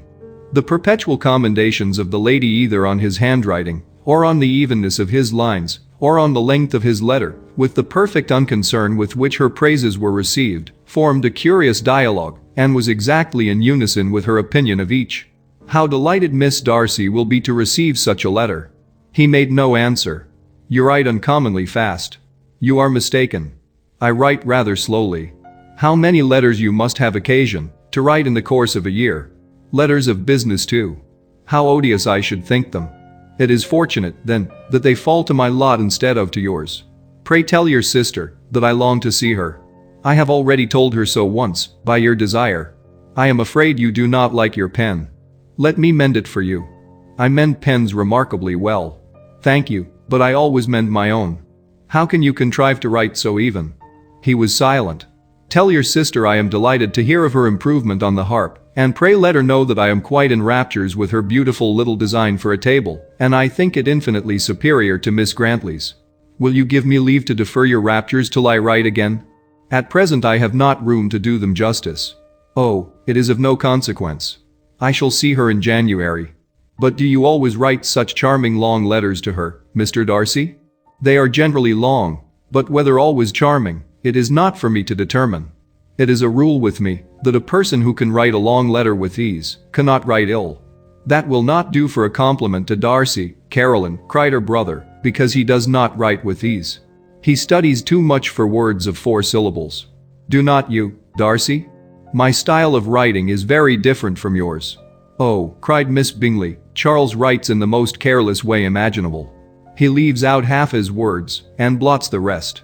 My ideas flow so rapidly that I have not time to express them, by which means my letters sometimes convey no ideas at all to my correspondents." "Your humility, Mr. Bingley," said Elizabeth, "must disarm reproof." "Nothing is more deceitful," said Darcy, "than the appearance of humility. It is often only carelessness of opinion, and sometimes an indirect boast. And which of the two do you call my little recent piece of modesty?" "The indirect boast, for you are really proud of your defects in writing, because you consider them as proceeding from a rapidity of thought and carelessness of execution, which, if not estimable, you think at least highly interesting. The power of doing anything with quickness is always much prized by the possessor, and often without any attention to the imperfection of the performance. When you told Mrs. Bennet this morning that if you ever resolved on quitting Netherfield you should be gone in 5 minutes, you meant it to be a sort of panegyric, of compliment to yourself. And yet what is there so very laudable in a precipitance which must leave very necessary business undone, and can be of no real advantage to yourself or any one else?" "Nay," cried Bingley, "this is too much, to remember at night all the foolish things that were said in the morning. And yet, upon my honor, I believed what I said of myself to be true, and I believe it at this moment. At least, therefore, I did not assume the character of needless precipitance, merely to show off before the ladies. I dare say you believed it, but I am by no means convinced that you would be gone with such celerity. Your conduct would be quite as dependent on chance as that of any man I know. And if, as you were mounting your horse, a friend were to say, Bingley, you had better stay till next week, you would probably do it, you would probably not go, and, at another word, might stay a month. You have only proved by this, cried Elizabeth, that Mr. Bingley did not do justice to his own disposition. You have shown him off now much more than he did himself. I am exceedingly gratified, said Bingley, by your converting what my friend says into a compliment on the sweetness of my temper. But I am afraid you are giving it a turn which that gentleman did by no means intend, for he would certainly think the better of me, if under such a circumstance I were to give a flat denial, and ride off as fast as I could. Would Mr. Darcy then consider the rashness of your original intention as atoned for by your obstinacy in adhering to it? Upon my word, I cannot exactly explain the matter, Darcy must speak for himself. You expect me to account for opinions which you choose to call mine, but which I have never acknowledged. Allowing the case, however, to stand according to your representation, you must remember, Miss Bennet, that the friend who is supposed to desire his return to the house, and the delay of his plan, has merely desired it, asked it without offering one argument in favor of its propriety. To yield readily, easily, to the persuasion of a friend, is no merit with you. To yield without conviction is no compliment to the understanding of either. You appear to me, Mr. Darcy, to allow nothing for the influence of friendship and affection. A regard for the requester would often make one readily yield to a request, without waiting for arguments to reason one into it. I am not particularly speaking of such a case as you have supposed about Mr. Bingley.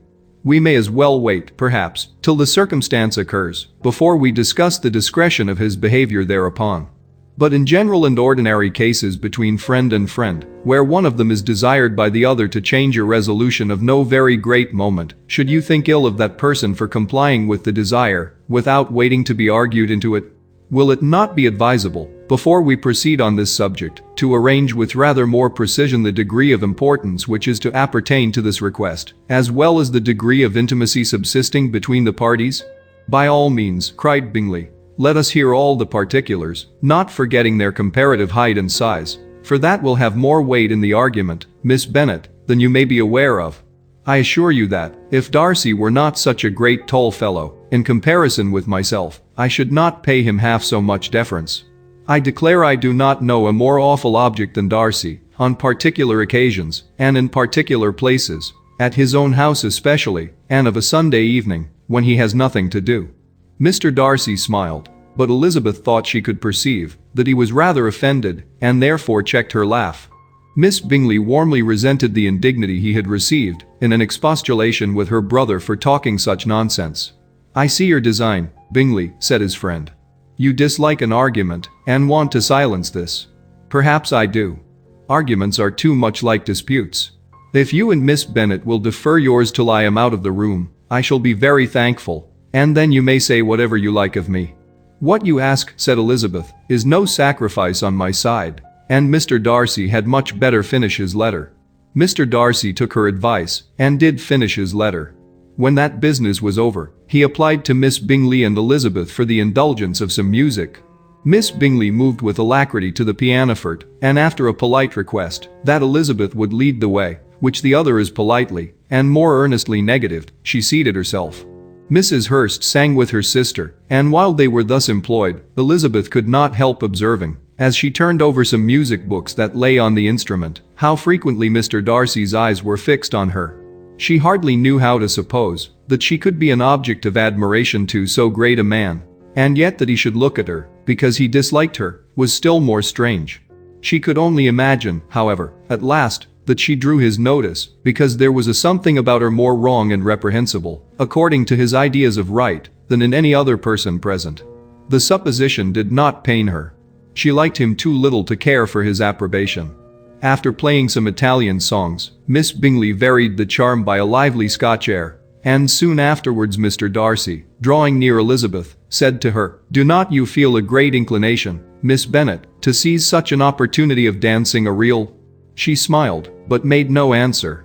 He repeated the question, with some surprise at her silence. "Oh," said she, "I heard you before, but I could not immediately determine what to say in reply. You wanted me, I know, to say yes, that you might have the pleasure of despising my taste, But I always delight in overthrowing those kind of schemes and cheating a person of their premeditated contempt. I have, therefore, made up my mind to tell you that I do not want to dance a reel at all, and now despise me if you dare. Indeed I do not dare." Elizabeth, having rather expected to affront him, was amazed at his gallantry, but there was a mixture of sweetness and archness in her manner which made it difficult for her to affront anybody, and Darcy had never been so bewitched by any woman as he was by her. He really believed that were it not for the inferiority of her connections, he should be in some danger. Miss Bingley saw, or suspected enough to be jealous, and her great anxiety for the recovery of her dear friend Jane received some assistance from her desire of getting rid of Elizabeth. She often tried to provoke Darcy into disliking her guest by talking of their supposed marriage and planning his happiness in such an alliance. "I hope," said she, as they were walking together in the shrubbery the next day, "you will give your mother-in-law a few hints, when this desirable event takes place, as to the advantage of holding her tongue. And if you can compass it, do cure the younger girls of running after the officers. And, if I may mention so delicate a subject, endeavor to check that little something, bordering on conceit and impertinence, which your lady possesses. Have you anything else to propose for my domestic felicity? Oh, yes. Do let the portraits of your uncle and Aunt Phillips be placed in the gallery at Pemberley. Put them next to your great uncle the judge. They are in the same profession, you know, only in different lines. As for your Elizabeth's picture, you must not attempt to have it taken, for what painter could do justice to those beautiful eyes? It would not be easy, indeed, to catch their expression, but their color and shape, and the eyelashes, so remarkably fine, might be copied." At that moment they were met from another walk by Mrs. Hurst and Elizabeth herself. "I did not know that you intended to walk," said Miss Bingley, in some confusion, lest they had been overheard.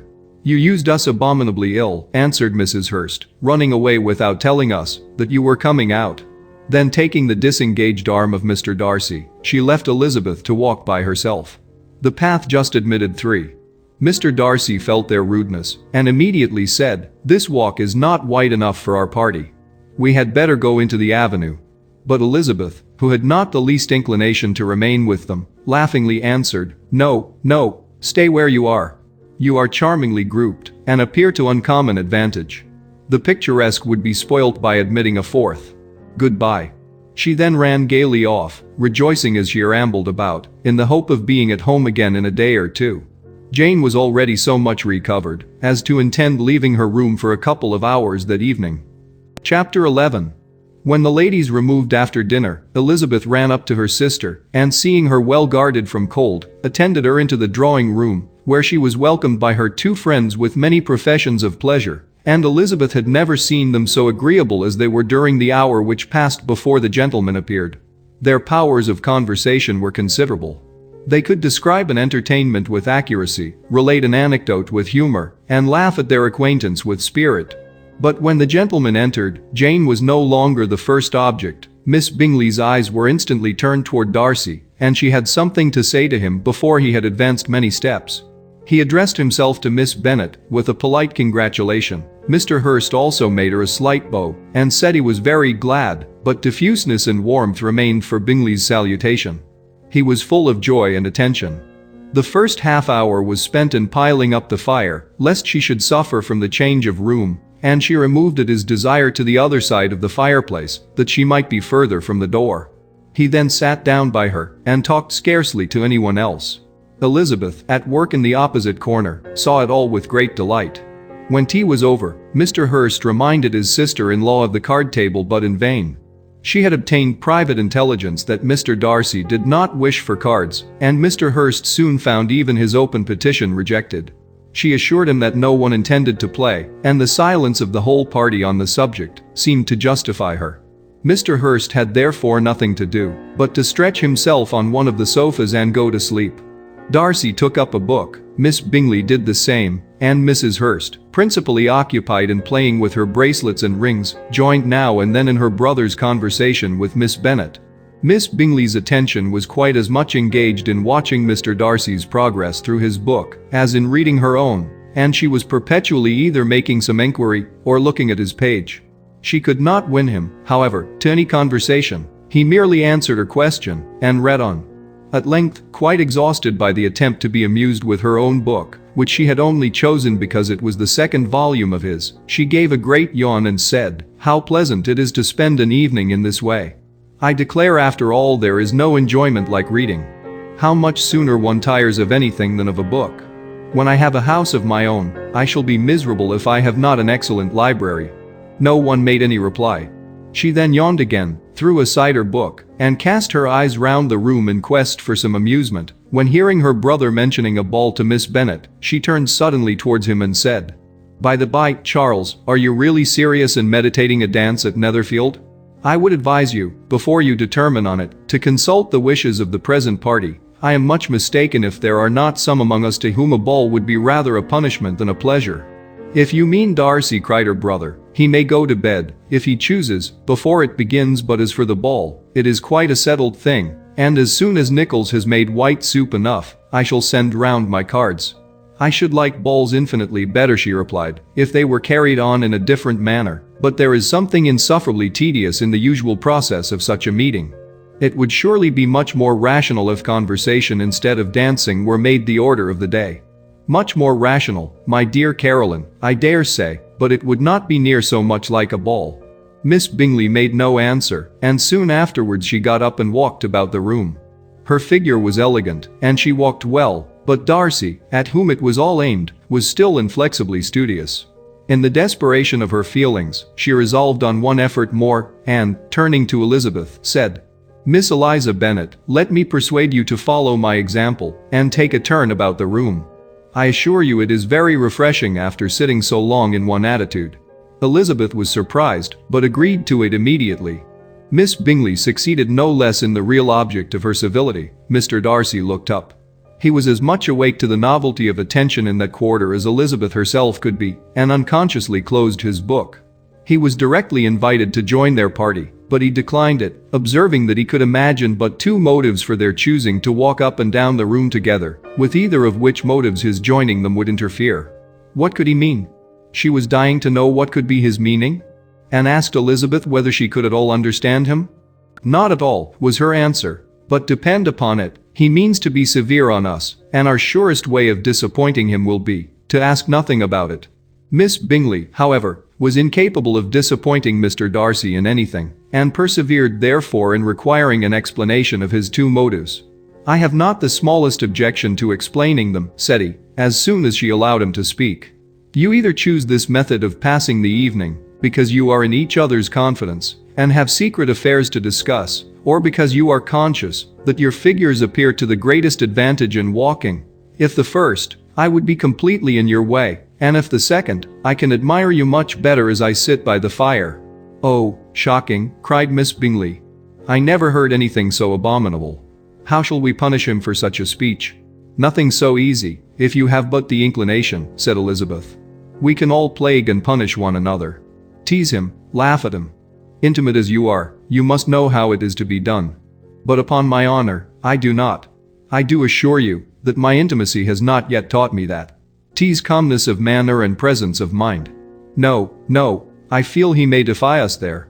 And as to laughter, we will not expose ourselves, if you please, by attempting to laugh without a subject. Mr. Darcy may hug himself." "Mr. Darcy is not to be laughed at," cried Elizabeth.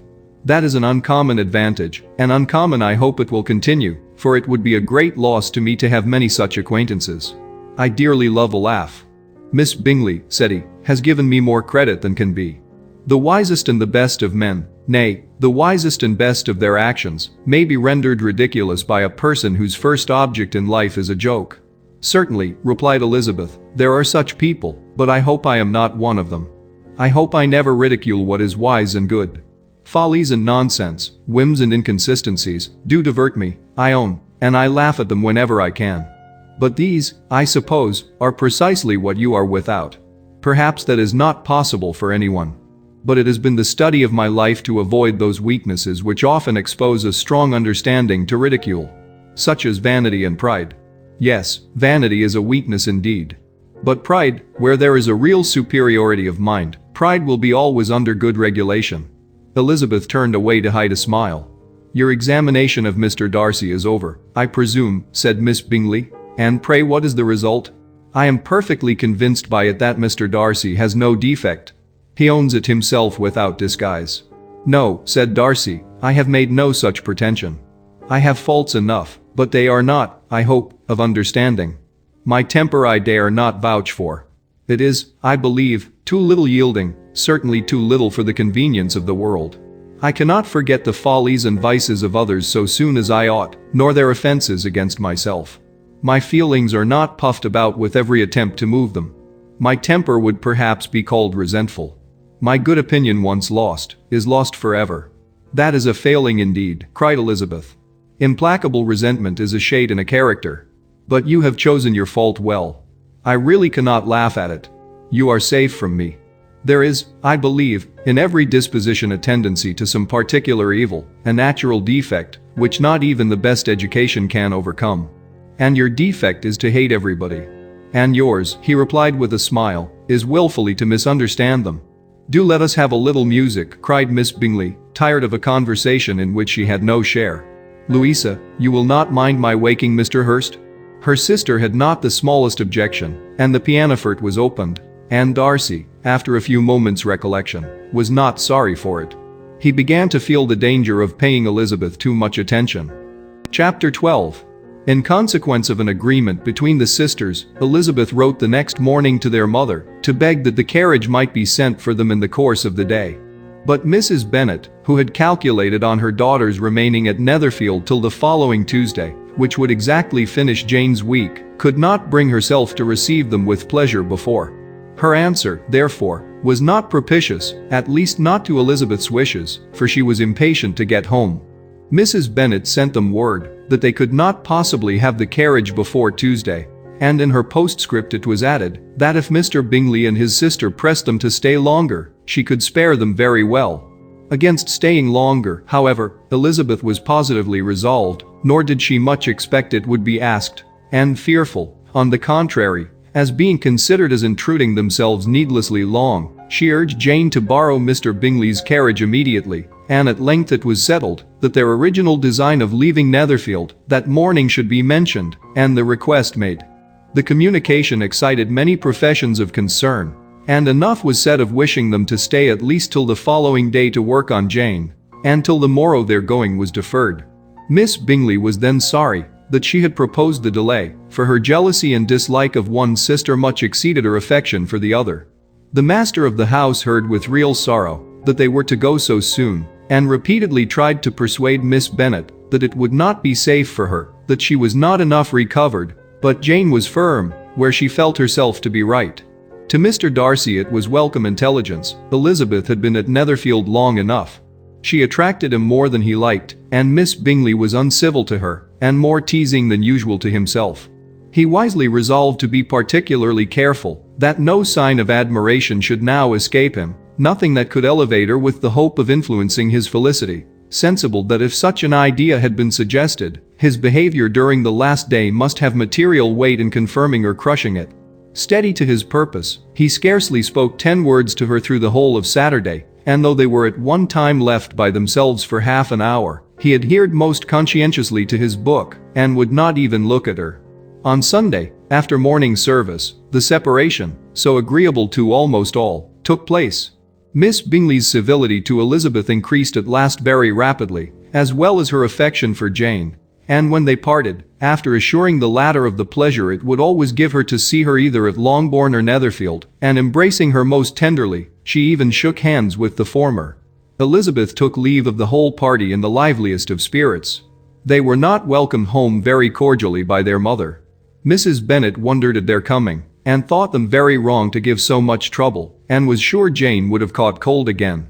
But their father, though very laconic in his expressions of pleasure, was really glad to see them. He had felt their importance in the family circle. The evening conversation, when they were all assembled, had lost much of its animation, and almost all its sense by the absence of Jane and Elizabeth. They found Mary, as usual, deep in the study of thorough base and human nature, and had some extracts to admire, and some new observations of threadbare morality to listen to. Catherine and Lydia had information for them of a different sort.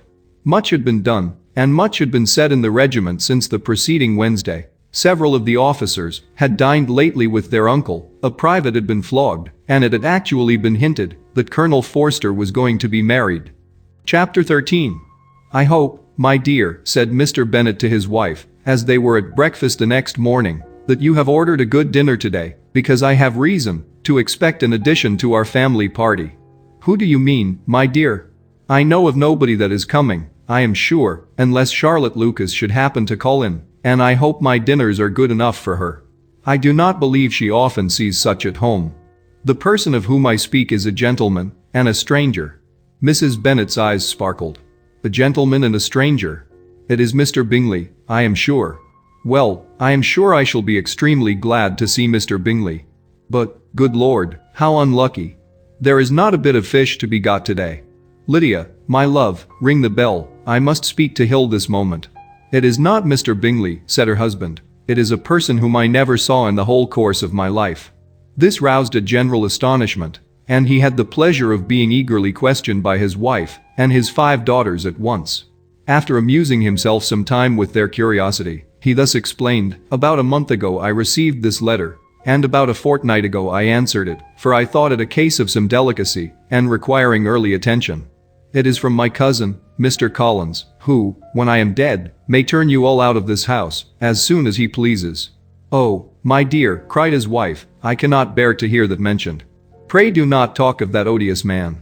I do think it is the hardest thing in the world that your estate should be entailed away from your own children, and I am sure, if I had been you, I should have tried long ago to do something or other about it." Jane and Elizabeth tried to explain to her the nature of an entail. They had often attempted to do it before, but it was a subject on which Mrs. Bennet was beyond the reach of reason, and she continued to rail bitterly against the cruelty of settling an estate away from a family of 5 daughters in favor of a man whom nobody cared anything about. "It certainly is a most iniquitous affair," said Mr. Bennet, "and nothing can clear Mr. Collins from the guilt of inheriting Longbourn. But if you will listen to his letter, you may perhaps be a little softened by his manner of expressing himself." "No, that I am sure I shall not. And I think it is very impertinent of him to write to you at all, and very hypocritical. I hate such false friends. Why could he not keep on quarreling with you, as his father did before him? Why, indeed, he does seem to have had some filial scruples on that head, as you will hear. Hunsford, near Westerham, Kent, 15th October. Dear Sir, the disagreement subsisting between yourself and my late honored father always gave me much uneasiness, and since I have had the misfortune to lose him, I have frequently wished to heal the breach, but for some time I was kept back by my own doubts, fearing lest it might seem disrespectful to his memory for me to be on good terms with anyone with whom it had always pleased him to be at variance. There, Mrs. Bennet. My mind, however, is now made up on the subject, for having received ordination at Easter, I have been so fortunate as to be distinguished by the patronage of the Right Honourable Lady Catherine de Bourgh, widow of Sir Louis de Bourgh, whose bounty and beneficence has preferred me to the valuable rectory of this parish, where it shall be my earnest endeavour to demean myself with grateful respect towards her ladyship, and be ever ready to perform those rites and ceremonies which are instituted by the Church of England. As a clergyman, moreover, I feel it my duty to promote and establish the blessing of peace in all families within the reach of my influence. And on these grounds I flatter myself that my present overtures are highly commendable, and that the circumstance of my being next in the entail of Longbourn estate will be kindly overlooked on your side, and not lead you to reject the offered olive branch. I cannot be otherwise than concerned at being the means of injuring your amiable daughters, and beg leave to apologize for it, as well as to assure you of my readiness to make them every possible amends, but of this hereafter. If you should have no objection to receive me into your house, I propose myself the satisfaction of waiting on you and your family, Monday, November 18th, by 4 o'clock, and shall probably trespass on your hospitality till the Saturday se'nnight following, which I can do without any inconvenience, as Lady Catherine is far from objecting to my occasional absence on a Sunday, provided that some other clergyman is engaged to do the duty of the day. I remain, dear sir, with respectful compliments to your lady and daughters, your well-wisher and friend, William Collins. At 4 o'clock, therefore, we may expect this peacemaking gentleman, said Mr. Bennet, as he folded up the letter. He seems to be a most conscientious and polite young man, upon my word, and I doubt not will prove a valuable acquaintance, especially if Lady Catherine should be so indulgent as to let him come to us again. There is some sense in what he says about the girls, however, and if he is disposed to make them any amends, I shall not be the person to discourage him. Though it is difficult, said Jane, to guess in what way he can mean to make us the atonement he thinks or do, the wish is certainly to his credit. Elizabeth was chiefly struck by his extraordinary deference for Lady Catherine, and his kind intention of christening, marrying, and burying his parishioners whenever it were required. He must be an oddity, I think, said she. I cannot make him out. There is something very pompous in his style. And what can he mean by apologizing for being next in the entail? We cannot suppose he would help it if he could. Could he be a sensible man, sir? No, my dear, I think not. I have great hopes of finding him quite the reverse. There is a mixture of servility and self-importance in his letter, which promises well. I am impatient to see him. In point of composition, said Mary, the letter does not seem defective. The idea of the olive branch perhaps is not wholly new, yet I think it is well expressed. To Catherine and Lydia, neither the letter nor its writer were in any degree interesting. It was next to impossible that their cousin should come in a scarlet coat, and it was now some weeks since they had received pleasure from the society of a man in any other color. As for their mother, Mr. Collins' letter had done away much of her ill will, and she was preparing to see him with a degree of composure which astonished her husband and daughters. Mr. Collins was punctual to his time, and was received with great politeness by the whole family. Mr. Bennet indeed said little, but the ladies were ready enough to talk, and Mr. Collins seemed neither in need of encouragement, nor inclined to be silent himself. He was a tall, heavy-looking young man of 25. His air was grave and stately, and his manners were very formal. He had not been long seated before he complimented Mrs. Bennet on having so fine a family of daughters, said he had heard much of their beauty, but that in this instance fame had fallen short of the truth, and added that he did not doubt her seeing them all in due time disposed of in marriage. This gallantry was not much to the taste of some of his hearers, but Mrs. Bennet, who quarreled with no compliments, answered most readily. You are very kind, I am sure, and I wish with all my heart it may prove so, for else they will be destitute enough. Things are settled so oddly. You allude, perhaps, to the entail of this estate. Ah, sir, I do indeed. It is a grievous affair to my poor girls, you must confess. Not that I mean to find fault with you, for such things I know are all chance in this world. There is no knowing how estates will go when once they come to be entailed. I am very sensible, madam, of the hardship to my fair cousins, and could say much on the subject, but that I am cautious of appearing forward and precipitate. But I can assure the young ladies that I come prepared to admire them. At present I will not say more, but, perhaps, when we are better acquainted. He was interrupted by a summons to dinner, and the girls smiled on each other. They were not the only objects of Mr. Collins' admiration. The hall, the dining room, and all its furniture, were examined and praised, and his commendation of everything would have touched Mrs. Bennet's heart, but for the mortifying supposition of his viewing it all as his own future property.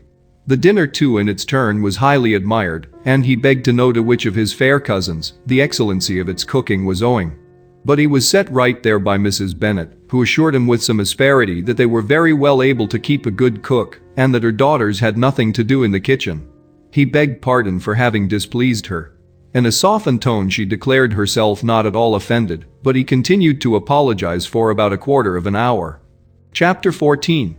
During dinner, Mr. Bennet scarcely spoke at all, but when the servants were withdrawn, he thought it time to have some conversation with his guest, and therefore started a subject in which he expected him to shine, by observing that he seemed very fortunate in his patroness.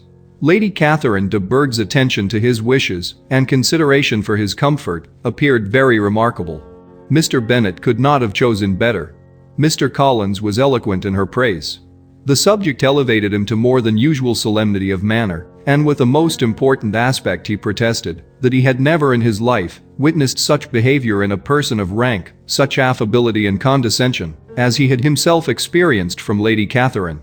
She had been graciously pleased to approve of both of the discourses which he had already had the honor of preaching before her. She had also asked him twice to dine at Rosings, and had sent for him only the Saturday before, to make up her pool of quadrille in the evening. Lady Catherine was reckoned proud by many people he knew, but he had never seen anything but affability in her. She had always spoken to him as she would to any other gentleman. She made not the smallest objection to his joining in the society of the neighborhood, nor to his leaving the parish occasionally for a week or two, to visit his relations. She had even condescended to advise him to marry, as soon as he could, provided he chose with discretion, and had once paid him a visit in his humble parsonage, where she had perfectly approved all the alterations he had been making, and had even vouchsafed to suggest some herself, some shelves in the closet upstairs. "That is all very proper and civil, I am sure," said Mrs. Bennet, "and I dare say she is a very agreeable woman. It is a pity that great ladies in general are not more like her. Does she live near you, sir?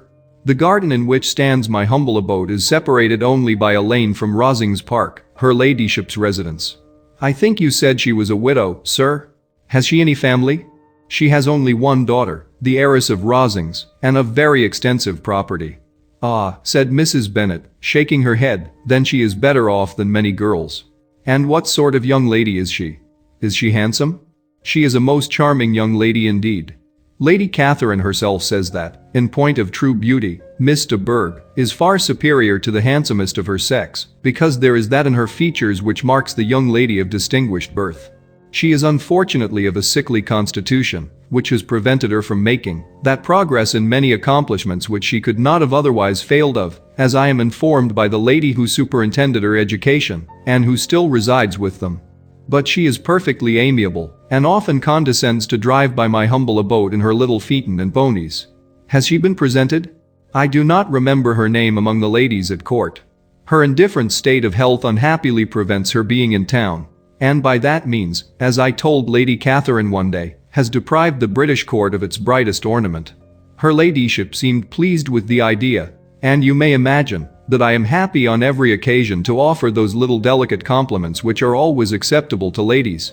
I have more than once observed to Lady Catherine that her charming daughter seemed born to be a duchess, and that the most elevated rank, instead of giving her consequence, would be adorned by her.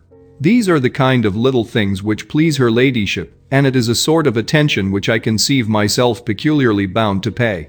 "You judge very properly," said Mr. Bennet, "and it is happy for you that you possess the talent of flattering with delicacy. May I ask whether these pleasing attentions proceed from the impulse of the moment, or are the result of previous study?" "They arise chiefly from what is passing at the time, and though I sometimes amuse myself with suggesting and arranging such little elegant compliments as may be adapted to ordinary occasions, I always wish to give them as unstudied an air as possible." Mr. Bennet's expectations were fully answered. His cousin was as absurd as he had hoped, and he listened to him with the keenest enjoyment, maintaining at the same time the most resolute composure of countenance, and, except in an occasional glance at Elizabeth, requiring no partner in his pleasure. By tea time, however, the dose had been enough, and Mr. Bennet was glad to take his guest into the drawing room again, and, when tea was over, glad to invite him to read aloud to the ladies. Mr. Collins readily assented, and a book was produced, but, on beholding it, for everything announced it to be from a circulating library, he started back, and begging pardon, protested that he never read novels. Kitty stared at him, and Lydia exclaimed. Other books were produced, and after some deliberation he chose Fordyce's Sermons.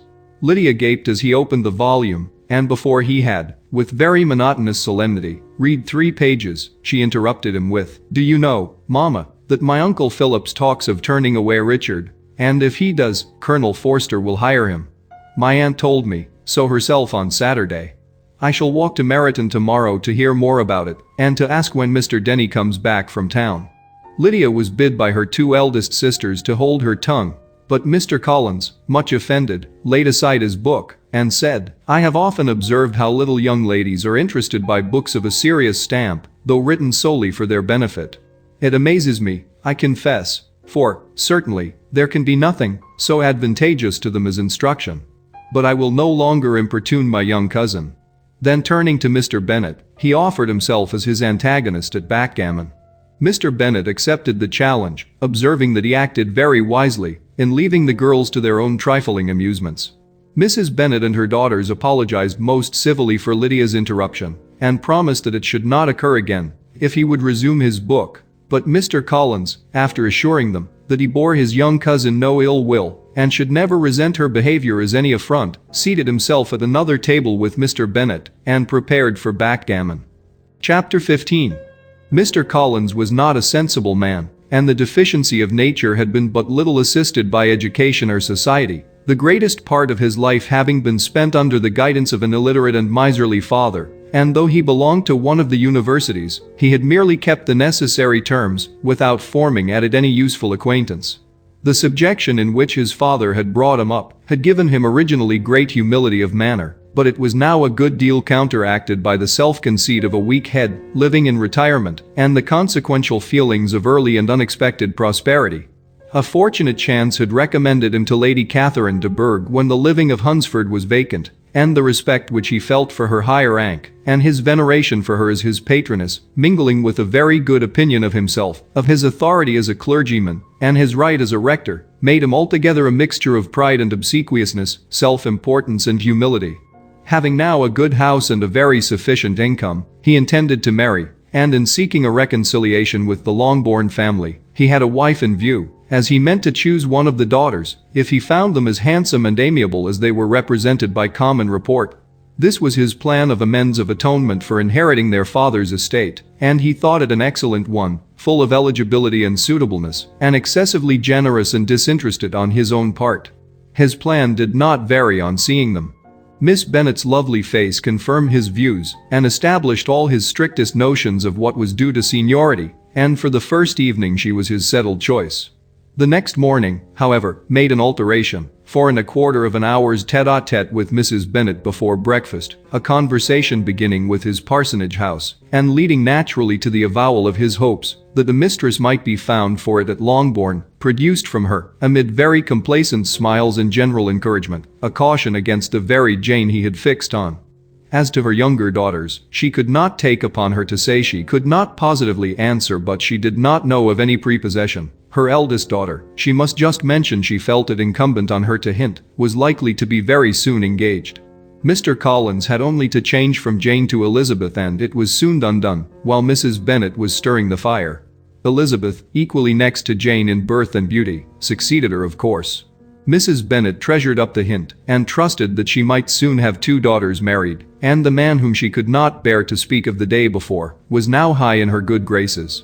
Lydia's intention of walking to Meryton was not forgotten. Every sister except Mary agreed to go with her, and Mr. Collins was to attend them, at the request of Mr. Bennet, who was most anxious to get rid of him and have his library to himself, for thither Mr. Collins had followed him after breakfast, and there he would continue, nominally engaged with one of the largest folios in the collection, but really talking to Mr. Bennet, with little cessation, of his house and garden at Hunsford.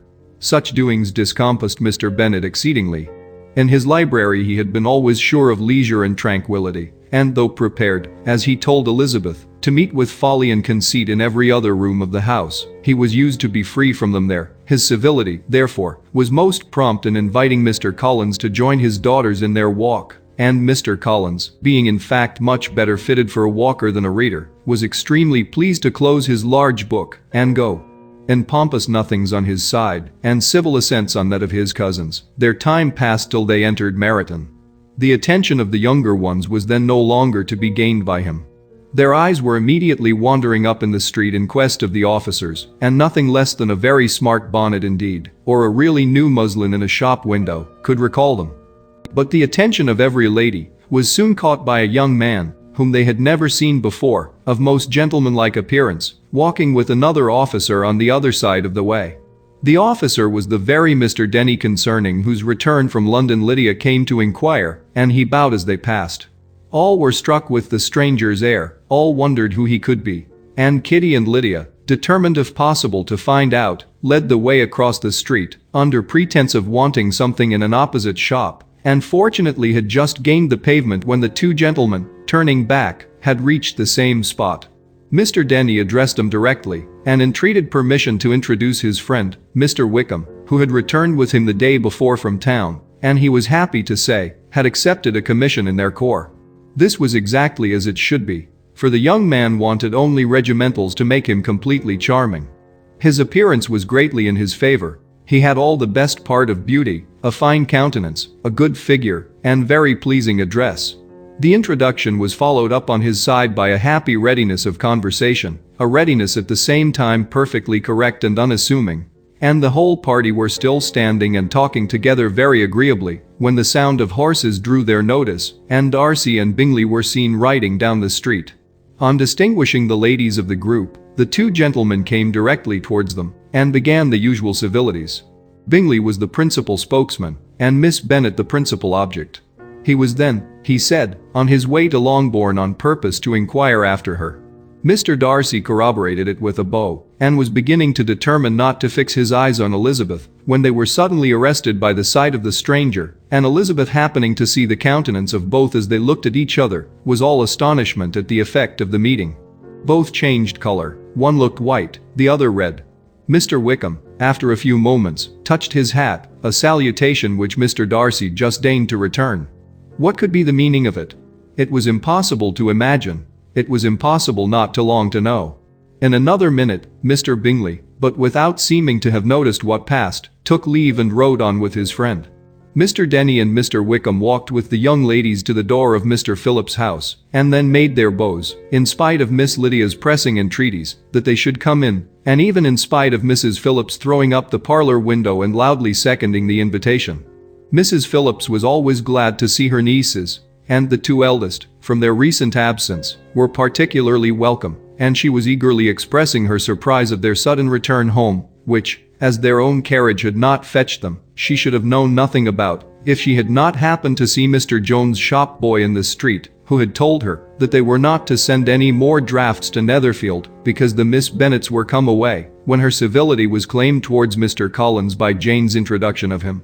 She received him with her very best politeness, which he returned with as much more, apologizing for his intrusion, without any previous acquaintance with her, which he could not help flattering himself, however, might be justified by his relationship to the young ladies who introduced him to her notice.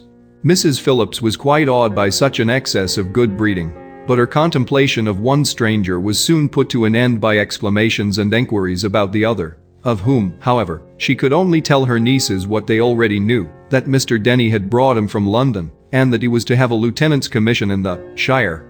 She had been watching him the last hour, she said, as he walked up and down the street, and had Mr. Wickham appeared, Kitty and Lydia would certainly have continued the occupation, but unluckily no one passed windows now except a few of the officers, who, in comparison with the stranger, were become stupid, disagreeable fellows.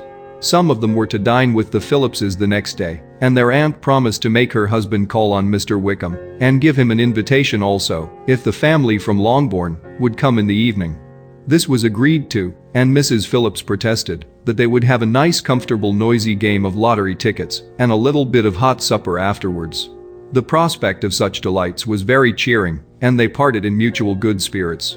Mr. Collins repeated his apologies in quitting the room, and was assured with unwearying civility that they were perfectly needless. As they walked home, Elizabeth related to Jane what she had seen pass between the two gentlemen, but though Jane would have defended either or both, had they appeared to be in the wrong, she could no more explain such behavior than her sister. Mr. Collins on his return highly gratified Mrs. Bennet by admiring Mrs. Phillips's manners and politeness. He protested that, except Lady Catherine and her daughter, he had never seen a more elegant woman, for she had not only received him with the utmost civility, but even pointedly included him in her invitation for the next evening, although utterly unknown to her before. Something, he supposed, might be attributed to his connection with them, but yet he had never met with so much attention in the whole course of his life. Chapter 16. As no objection was made to the young people's engagement with their aunt, and all Mr. Collins' scruples of leaving Mr. and Mrs. Bennet for a single evening during his visit were most steadily resisted, the coach conveyed him and his 5 cousins at a suitable hour to Meryton, and the girls had the pleasure of hearing, as they entered the drawing-room, that Mr. Wickham had accepted their uncle's invitation and was then in the house. When this information was given, and they had all taken their seats, Mr. Collins was at leisure to look around him and admire, and he was so much struck with the size and furniture of the apartment that he declared he might almost have supposed himself in the small summer breakfast parlor at Rosings, a comparison that did not at first convey much gratification. But when Mrs. Phillips understood from him what Rosings was, and who was its proprietor, when she had listened to the description of only one of Lady Catherine's drawing rooms, and found that the chimney piece alone had cost £800, she felt all the force of the compliment, and would hardly have resented a comparison with the housekeeper's room. In describing to her all the grandeur of Lady Catherine and her mansion, with occasional digressions in praise of his own humble abode, and the improvements it was receiving, he was happily employed until the gentlemen joined them, and he found in Mrs. Phillips a very attentive listener, whose opinion of his consequence increased with what she heard, and who was resolving to retail it all among her neighbors as soon as she could. To the girls, who could not listen to their cousin, and who had nothing to do but to wish for an instrument and examine their own indifferent imitations of china on the mantelpiece, the interval of waiting appeared very long. It was over at last, however. The gentleman did approach, and when Mr. Wickham walked into the room, Elizabeth felt that she had neither been seeing him before, nor thinking of him since, with the smallest degree of unreasonable admiration. The officers of the shire were in general a very creditable gentlemanlike set, and the best of them were of the present party. But Mr. Wickham was as far beyond them all in person, countenance, air, and walk, as they were superior to the broad-faced, stuffy Uncle Phillips, breathing port wine, who followed them into the room. Mr. Wickham was the happy man towards whom almost every female eye was turned, and Elizabeth was the happy woman by whom he finally seated himself. And the agreeable manner in which he immediately fell into conversation, though it was only on its being a wet night, made her feel that the commonest, dullest, most threadbare topic might be rendered interesting by the skill of the speaker. With such rivals for the notice of the fair as Mr. Wickham and the officers, Mr. Collins seemed to sink into insignificance. To the young ladies he certainly was nothing, but he had still at intervals a kind listener in Mrs. Phillips, and was by her watchfulness most abundantly supplied with coffee and muffin. When the card tables were placed, he had the opportunity of obliging her in turn by sitting down to whist. "I know little of the game at present," said he, "but I shall be glad to improve myself, for in my situation in life." Mrs. Phillips was very glad for his compliance, but could not wait for his reason. Mr. Wickham did not play at whist, and with ready delight was he received at the other table between Elizabeth and Lydia.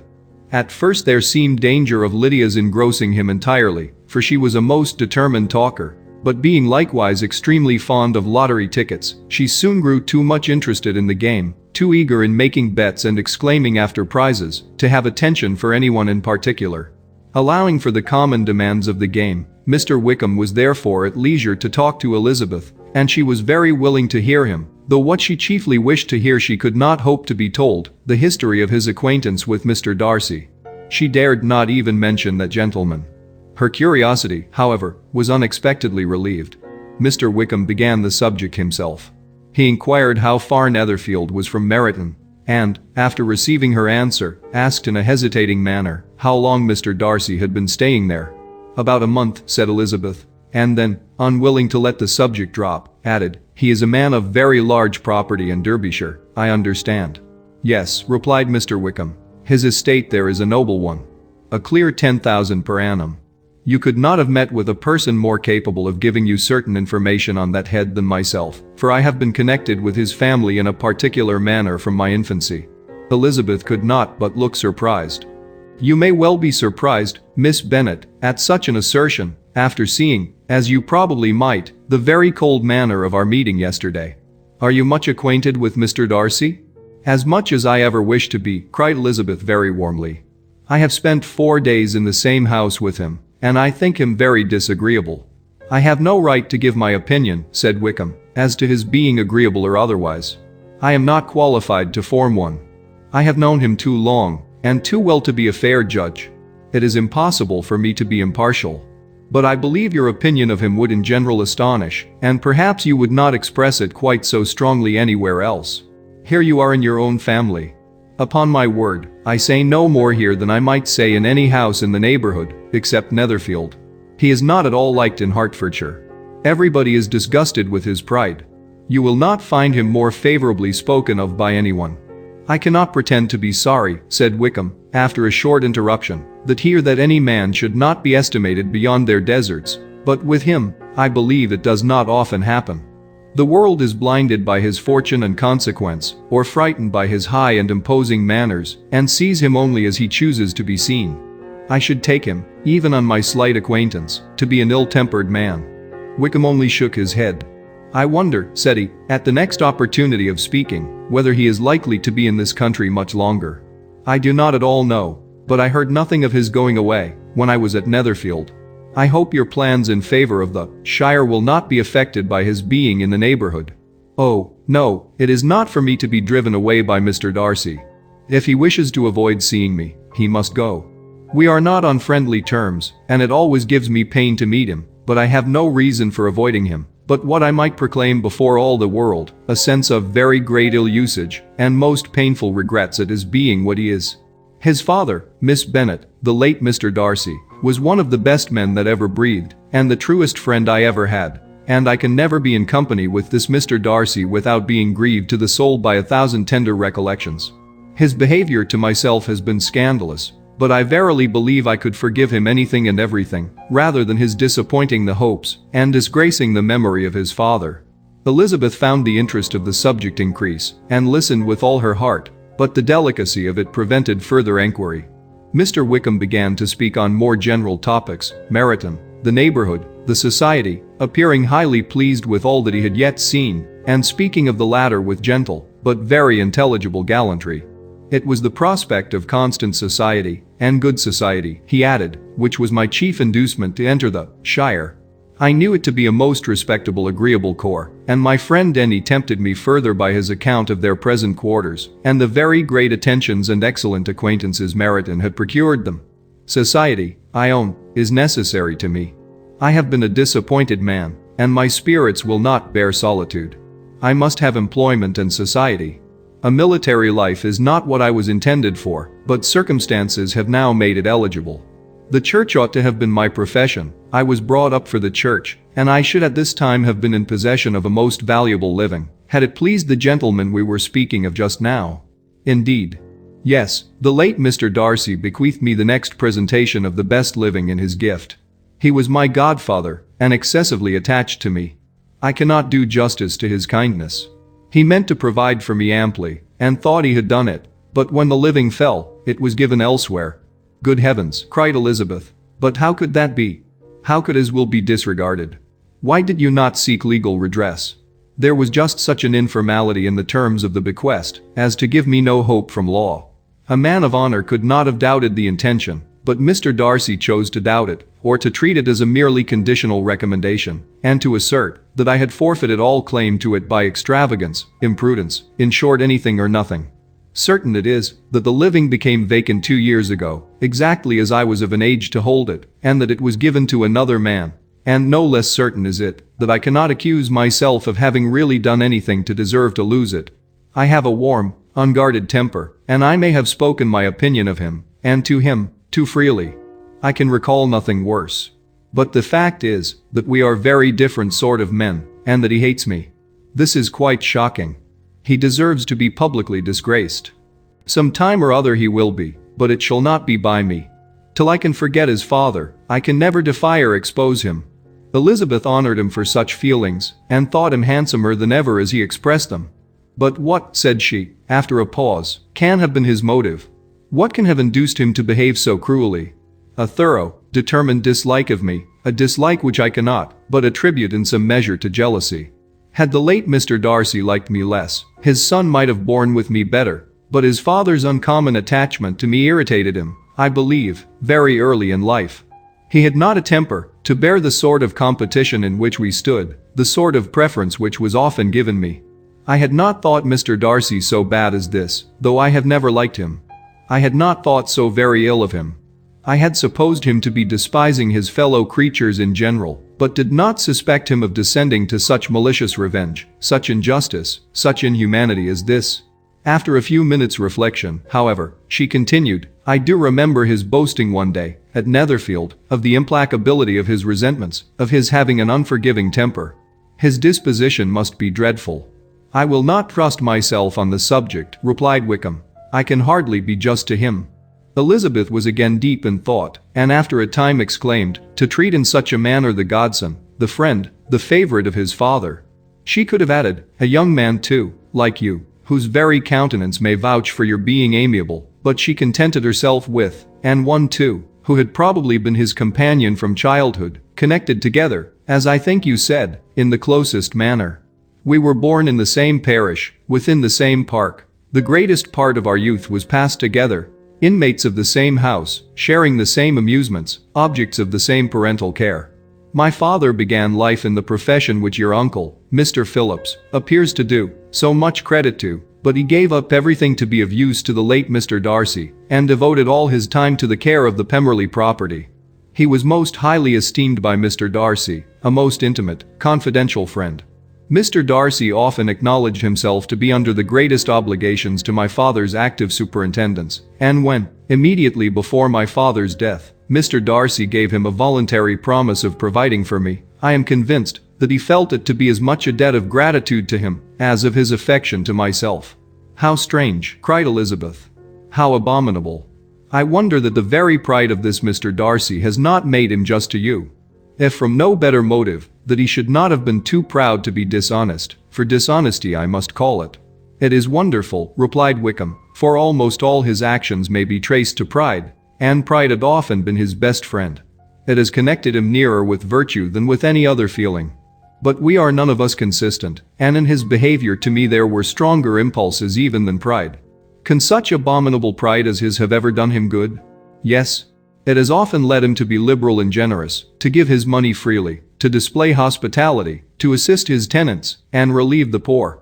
Family pride, and filial pride, for he is very proud of what his father was, have done this. Not to appear to disgrace his family, to degenerate from the popular qualities, or lose the influence of the Pemberley house, is a powerful motive. He has also brotherly pride, which, with some brotherly affection, makes him a very kind and careful guardian of his sister, and you will hear him generally cried up as the most attentive and best of brothers. What sort of girl is Miss Darcy?" He shook his head. "I wish I could call her amiable. It gives me pain to speak ill of a Darcy. But she is too much like her brother, very, very proud. As a child, she was affectionate and pleasing, and extremely fond of me, and I have devoted hours and hours to her amusement. But she is nothing to me now. She is a handsome girl, about 15 or 16, and, I understand, highly accomplished. Since her father's death, her home has been London, where a lady lives with her, and superintends her education." After many pauses and many trials of other subjects, Elizabeth could not help reverting once more to the first, and saying, "I am astonished at his intimacy with Mr. Bingley. How can Mr. Bingley, who seems good humor itself, and is, I really believe, truly amiable, be in friendship with such a man? How can they suit each other?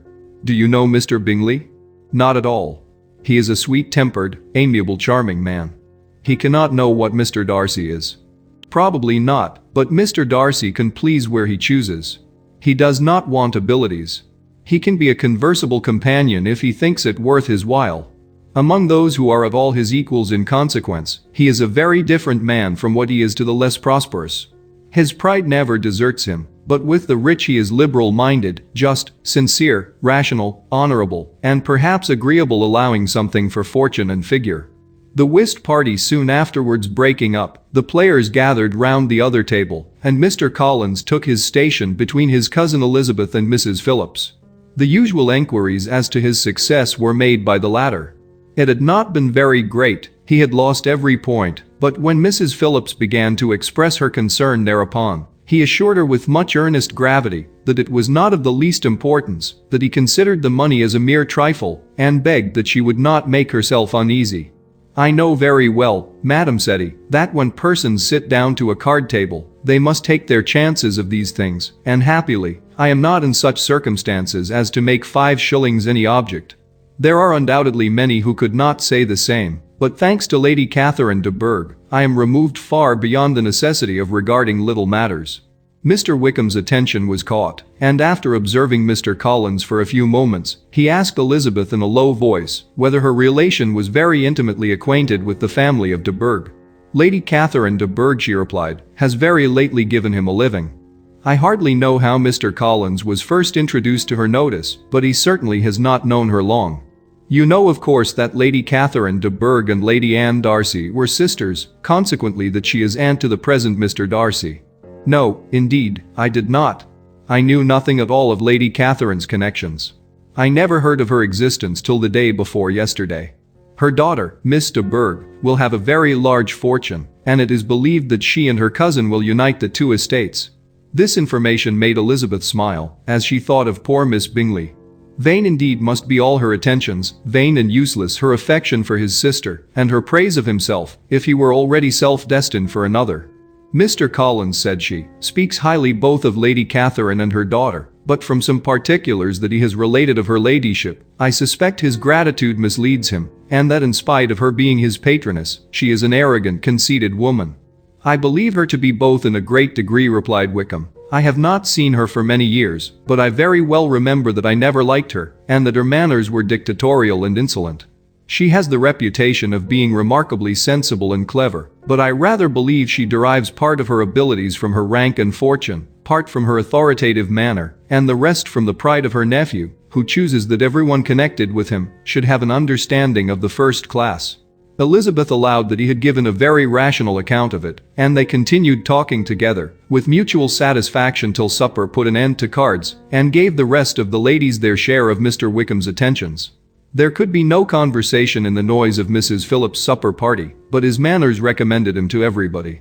Whatever he said, was said well, and whatever he did, done gracefully. Elizabeth went away with her head full of him. She could think of nothing but of Mr. Wickham, and of what he had told her, all the way home, but there was not time for her even to mention his name as they went, for neither Lydia nor Mr. Collins were once silent. Lydia talked incessantly of lottery tickets, of the fish she had lost and the fish she had won, and Mr. Collins, in describing the civility of Mr. and Mrs. Phillips, protesting that he did not in the least regard his losses at whist, enumerating all the dishes at supper, and repeatedly fearing that he crowded his cousins, had more to say than he could well manage, before the carriage stopped at Longbourn House. Chapter 17. Elizabeth related to Jane the next day what had passed between Mr. Wickham and herself. Jane listened with astonishment and concern. She knew not how to believe that Mr. Darcy could be so unworthy of Mr. Bingley's regard, and yet, it was not in her nature to question the veracity of a young man of such amiable appearance as Wickham. The possibility of his having endured such unkindness was enough to interest all her tender feelings, and nothing remained therefore to be done but to think well of them both, to defend the conduct of each, and throw into the account of accident or mistake whatever could not be otherwise explained. "They have both," said she, "been deceived, I dare say, in some way or other, of which we can form no idea. Interested people have perhaps misrepresented each to the other. It is, in short, impossible for us to conjecture the causes or circumstances which may have alienated them, without actual blame on either side." "Very true, indeed. And now, my dear Jane, what have you got to say on behalf of the interested people who have probably been concerned in the business? Do clear them too, or we shall be obliged to think ill of somebody. Laugh as much as you choose, but you will not laugh me out of my opinion. My dearest Lizzie, do but consider in what a disgraceful light it places Mr. Darcy, to be treating his father's favorite in such a manner, one whom his father had promised to provide for. It is impossible. No man of common humanity, no man who had any value for his character, could be capable of it. Can his most intimate friends be so excessively deceived in him? Oh, no. I can much more easily believe Mr. Bingley's being imposed on, than that Mr. Wickham should invent such a history of himself as he gave me last night, names, facts, everything mentioned without ceremony. If it be not so, let Mr. Darcy contradict it. Besides, there was truth in his looks. It is difficult indeed, it is distressing. One does not know what to think. I beg your pardon. One knows exactly what to think." But Jane could think with certainty on only one point, that Mr. Bingley, if he had been imposed on, would have much to suffer when the affair became public. The two young ladies were summoned from the shrubbery, where this conversation passed, by the arrival of the very persons of whom they had been speaking. Mr. Bingley and his sisters came to give their personal invitation for the long-expected ball at Netherfield, which was fixed for the following Tuesday. The two ladies were delighted to see their dear friend again, called it an age since they had met, and repeatedly asked what she had been doing with herself since their separation. To the rest of the family they paid little attention, avoiding Mrs. Bennet as much as possible, saying not much to Elizabeth, and nothing at all to the others.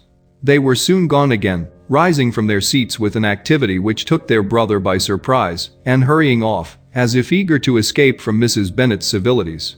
The prospect of the Netherfield ball was extremely agreeable to every female of the family.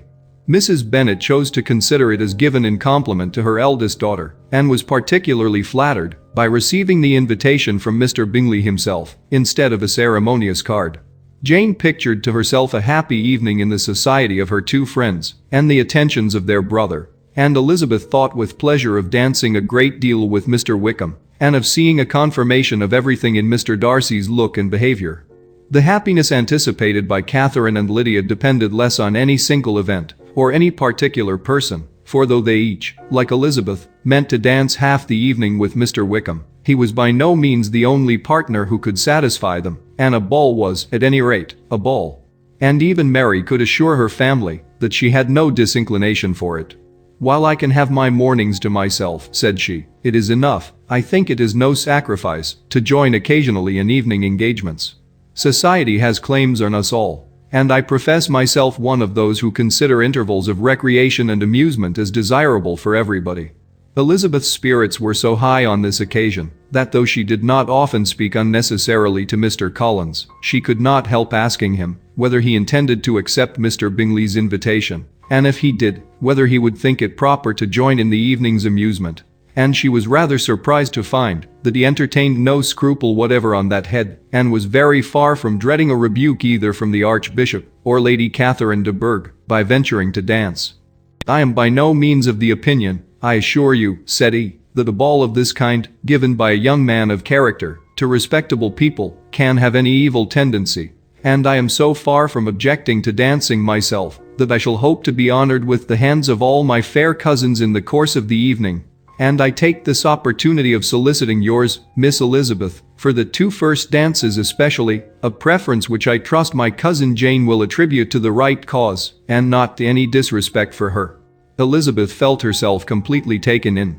She had fully proposed being engaged by Mr. Wickham for those very dances, and to have Mr. Collins instead. Her liveliness had never been worse timed. There was no help for it, however. Mr. Wickham's happiness and her own were perforce delayed a little longer, and Mr. Collins' proposal accepted with as good a grace as she could. She was not the better pleased with his gallantry from the idea it suggested of something more.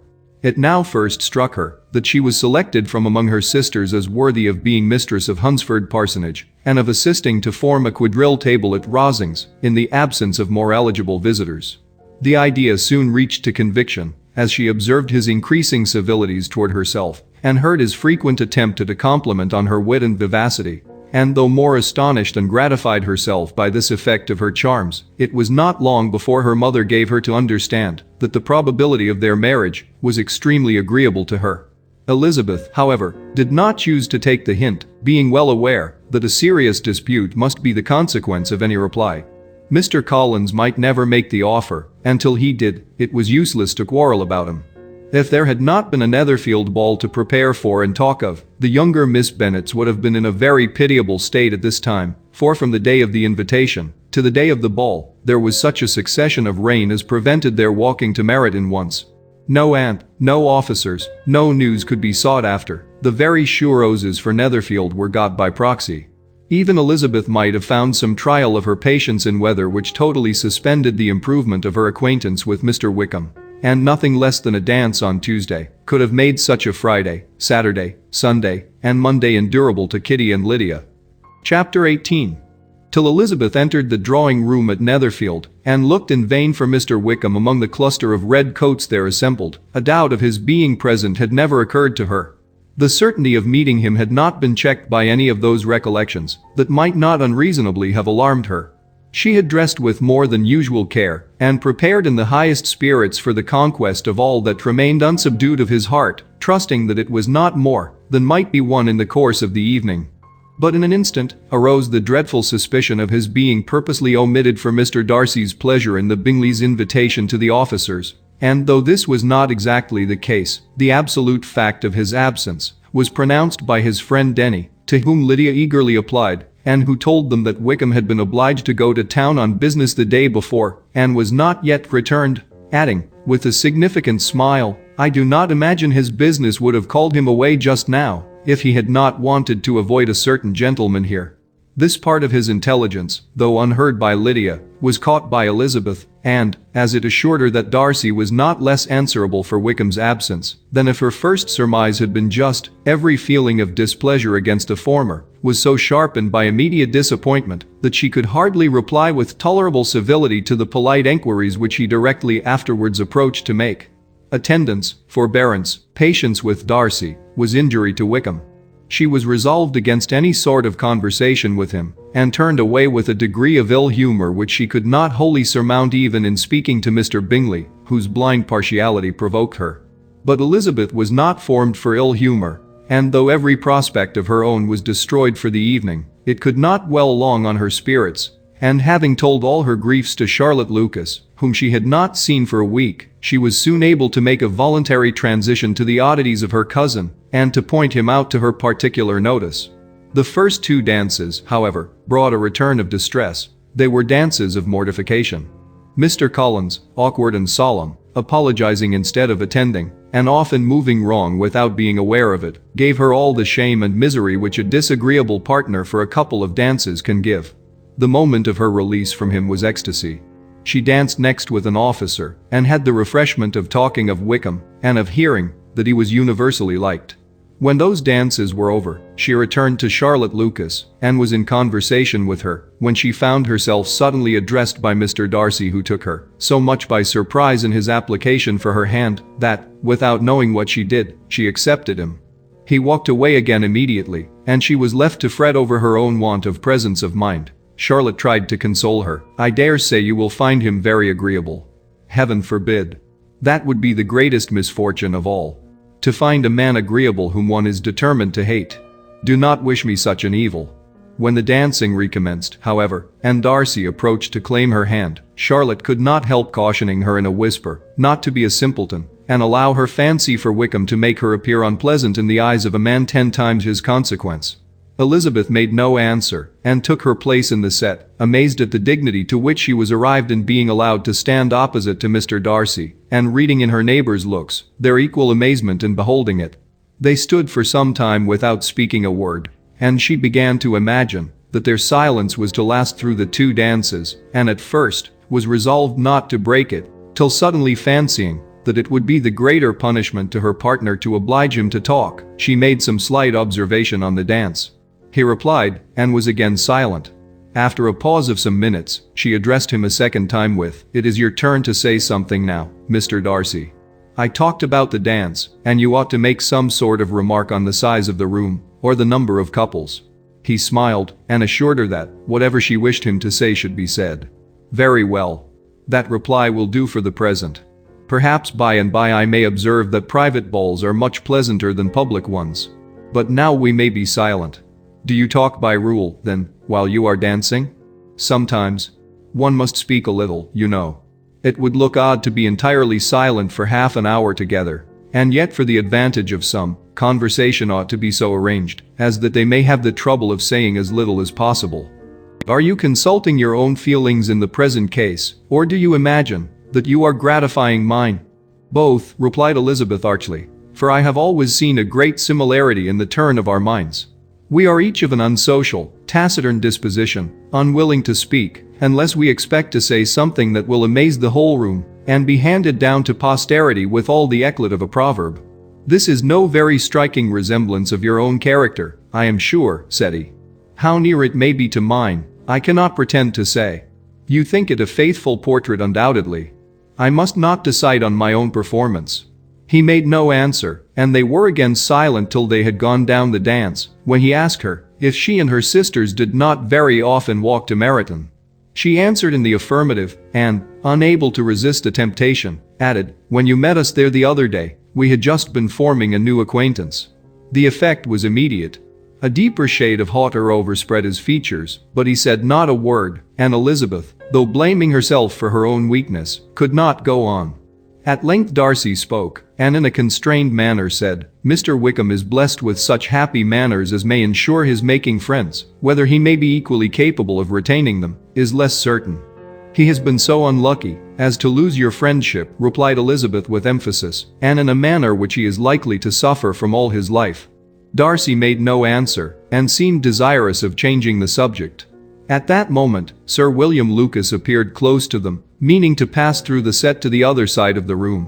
But on perceiving Mr. Darcy, he stopped with a bow of superior courtesy to compliment him on his dancing and his partner. "I have been most highly gratified indeed, my dear sir. Such very superior dancing is not often seen. It is evident that you belong to the first circles. Allow me to say, however, that your fair partner does not disgrace you, and that I must hope to have this pleasure often repeated, especially when a certain desirable event, my dear Eliza," glancing at her sister and Bingley, "shall take place. What congratulations will then flow in! I appeal to Mr. Darcy, but let me not interrupt you, sir. You will not thank me for detaining you from the bewitching converse of that young lady, whose bright eyes are also upbraiding me." The latter part of this address was scarcely heard by Darcy, but Sir William's allusion to his friend seemed to strike him forcibly, and his eyes were directed with a very serious expression towards Bingley and Jane, who were dancing together. Recovering himself, however, shortly, he turned to his partner and said, "Sir William's interruption has made me forget what we were talking of. I do not think we were speaking at all." Sir William could not have interrupted two people in the room who had less to say for themselves.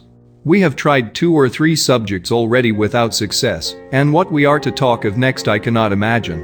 What think you of books?" said he, smiling. "Books? Oh, no. I am sure we never read the same, or not with the same feelings. I am sorry you think so, but if that be the case, there can at least be no want of subject. We may compare our different opinions.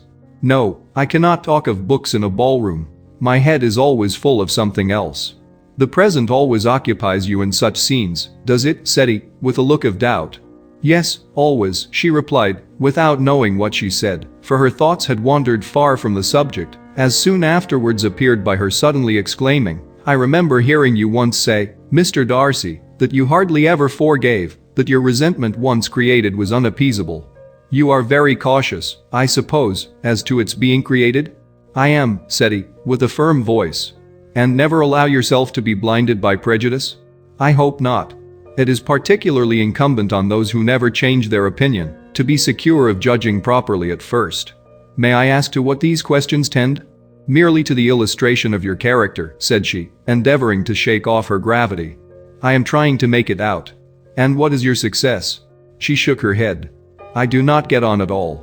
I hear such different accounts of you as puzzle me exceedingly." "I can readily believe," answered he gravely, "that reports may vary greatly with respect to me, and I could wish, Miss Bennet, that you were not to sketch my character at the present moment, as there is reason to fear that the performance would reflect no credit on either.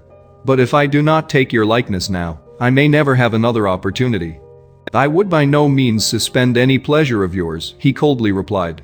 She said no more, and they went down the other dance and parted in silence, and on each side dissatisfied, though not to an equal degree, for in Darcy's breast there was a tolerably powerful feeling towards her, which soon procured her pardon, and directed all his anger against another.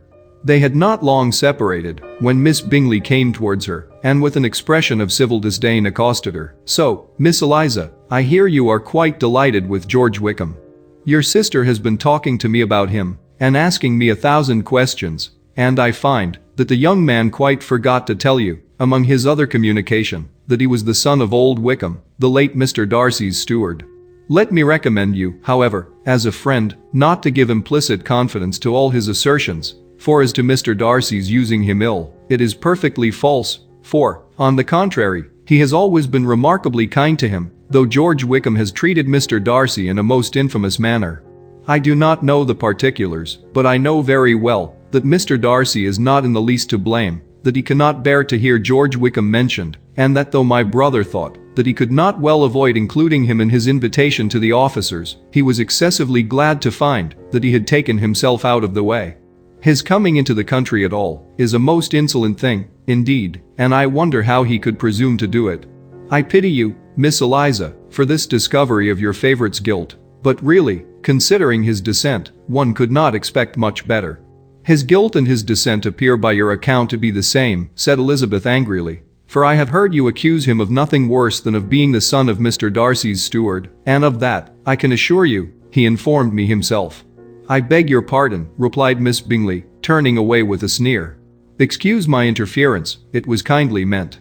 "Insolent girl," said Elizabeth to herself. "You are much mistaken, if you expect to influence me by such a paltry attack as this. I see nothing in it but your own willful ignorance and the malice of Mr. Darcy."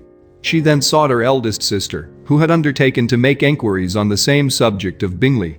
Jane met her with a smile of such sweet complacency, a glow of such happy expression, as sufficiently marked how well she was satisfied with the occurrences of the evening. Elizabeth instantly read her feelings, and at that moment solicitude for Wickham, resentment against his enemies, and everything else, gave way before the hope of Jane's being in the fairest way for happiness. "I want to know," said she, with a countenance no less smiling than her sister's, "what you have learnt about Mr. Wickham.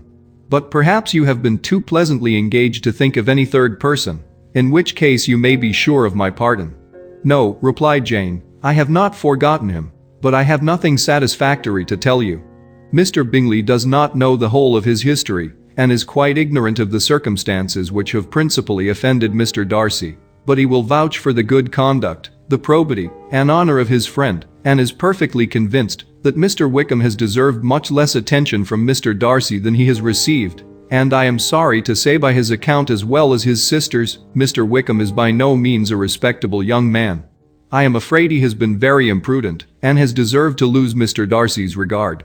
"Mr. Bingley does not know Mr. Wickham himself?" "No. He never saw him till the other morning at Meryton." "This account then is what he has received from Mr. Darcy. I am satisfied. But what does he say of the living?" "He does not exactly recollect the circumstances, though he has heard them from Mr. Darcy more than once, but he believes that it was left to him conditionally only." "I have not a doubt of Mr. Bingley's sincerity," said Elizabeth warmly, "but you must excuse my not being convinced by assurances only. Mr. Bingley's defense of his friend was a very able one, I dare say, but since he is unacquainted with several parts of the story, and has learnt the rest from that friend himself, I shall venture to still think of both gentlemen as I did before." She then changed the discourse to one more gratifying to each, and on which there could be no difference of sentiment. Elizabeth listened with delight to the happy, though modest hopes which Jane entertained of Mr. Bingley's regard, and set all in her power to heighten her confidence in it. On their being joined by Mr. Bingley himself, Elizabeth withdrew to Miss Lucas, to whose enquiry after the pleasantness of her last partner she had scarcely replied, before Mr. Collins came up to them, and told her with great exultation that he had just been so fortunate as to make a most important discovery.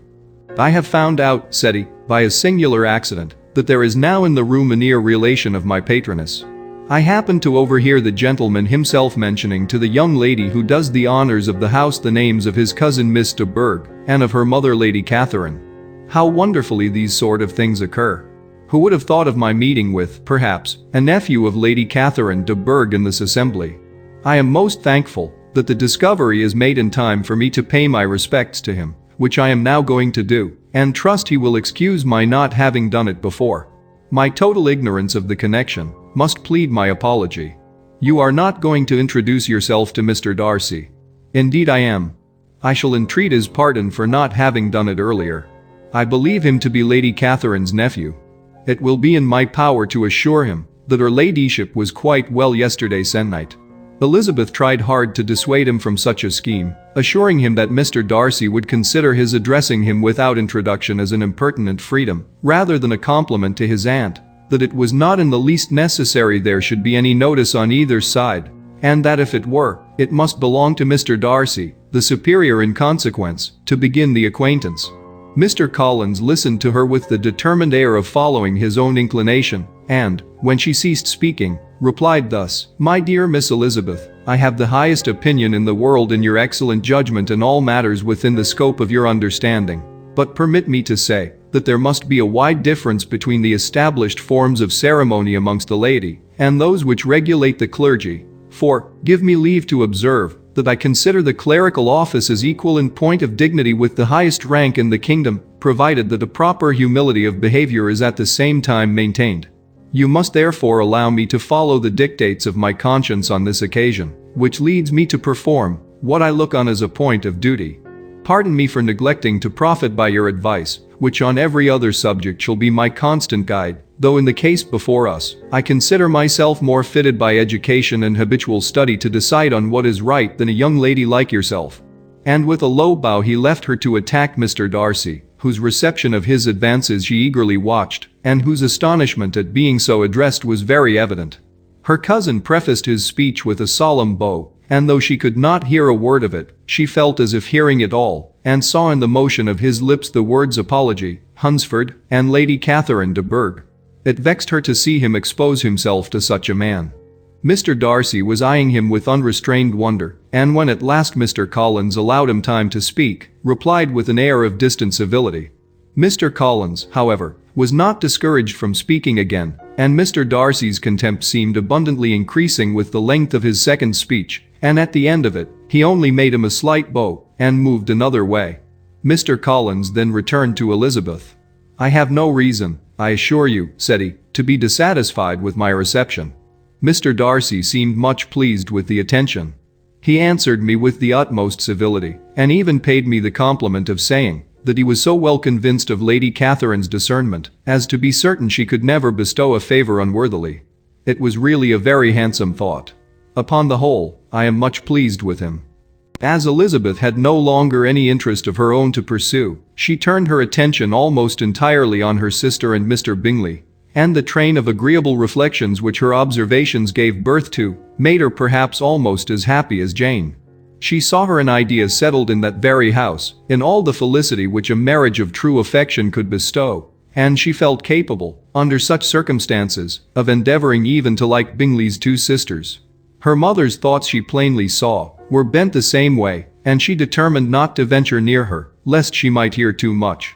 When they sat down to supper, therefore, she considered it a most unlucky perverseness which placed them within one of each other, and deeply was she vexed to find that her mother was talking to that one person, Lady Lucas, freely, openly, and of nothing else but her expectation that Jane would soon be married to Mr. Bingley. It was an animating subject, and Mrs. Bennet seemed incapable of fatigue while enumerating the advantages of the match. His being such a charming young man, and so rich, and living but 3 miles from them, were the first points of self-gratulation. And then it was such a comfort to think how fond the two sisters were of Jane, and to be certain that they must desire the connection as much as she could do. It was, moreover, such a promising thing for her younger daughters, as Jane's marrying so greatly must throw them in the way of other rich men. And lastly, it was so pleasant at her time of life to be able to consign her single daughters to the care of their sister, that she might not be obliged to go into company more than she liked. It was necessary to make this circumstance a matter of pleasure, because on such occasions it is the etiquette, but no one was less likely than Mrs. Bennet to find comfort in staying home at any period of her life. She concluded with many good wishes that Lady Lucas might soon be equally fortunate, though evidently and triumphantly believing there was no chance of it. In vain did Elizabeth endeavor to check the rapidity of her mother's words, or persuade her to describe her felicity in a less audible whisper, for, to her inexpressible vexation, she could perceive that the chief of it was overheard by Mr. Darcy, who sat opposite to them. Her mother only scolded her for being nonsensical. "What is Mr. Darcy to me, pray, that I should be afraid of him? I am sure we owe him no such particular civility as to be obliged to say nothing he may not like to hear. For heaven's sake, madam, speak lower. What advantage can it be for you to offend Mr. Darcy? You will never recommend yourself to his friend by so doing." Nothing that she could say, however, had any influence. Her mother would talk of her views in the same intelligible tone. Elizabeth blushed and blushed again with shame and vexation. She could not help frequently glancing her eye at Mr. Darcy, though every glance convinced her of what she dreaded, for though he was not always looking at her mother, she was convinced that his attention was invariably fixed by her. The expression of his face changed gradually from indignant contempt to a compassed and steady gravity. At length, however, Mrs. Bennet had no more to say, and Lady Lucas, who had been long yawning at the repetition of delights which she saw no likelihood of sharing, was left to the comforts of cold ham and chicken. Elizabeth now began to revive. But not long was the interval of tranquility, for, when supper was over, singing was talked of, and she had the mortification of seeing Mary, after very little entreaty, preparing to oblige the company. By many significant looks and silent entreaties did she endeavor to prevent such a proof of complaisance, but in vain. Mary would not understand them. Such an opportunity of exhibiting was delightful to her, and she began her song. Elizabeth's eyes were fixed on her with most painful sensations, and she watched her progress through the several stanzas with an impatience which was very ill rewarded at their close, for Mary, on receiving, amongst the thanks of the table, the hint of a hope that she might be prevailed on to favor them again, After the pause of half a minute began another. Mary's powers were by no means fitted for such a display. Her voice was weak, and her manner affected. Elizabeth was in agonies. She looked at Jane, to see how she bore it, but Jane was very composedly talking to Bingley. She looked at his two sisters, and saw them making signs of derision at each other, and at Darcy, who continued, however, imperturbably grave. She looked at her father to entreat his interference, lest Mary should be singing all night. He took the hint, and when Mary had finished her second song, said aloud, "That will do extremely well, child. You have delighted us long enough. Let the other young ladies have time to exhibit." Mary, though pretending not to hear, was somewhat disconcerted, and Elizabeth, sorry for her, and sorry for her father's speech, was afraid her anxiety had done no good. Others of the party were now applied to.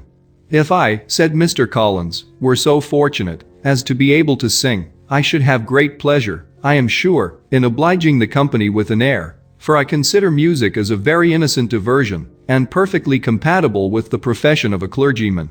I do not mean, however, to assert that we can be justified in devoting too much of our time to music, for there are certainly other things to be attended to. The rector of a parish has much to do. In the first place, he must make such an agreement for tithes as may be beneficial to himself, and not offensive to his patron. He must write his own sermons, and the time that remains will not be too much for his parish duties, and the care and improvement of his dwelling, which he cannot be excused from making as comfortable as possible.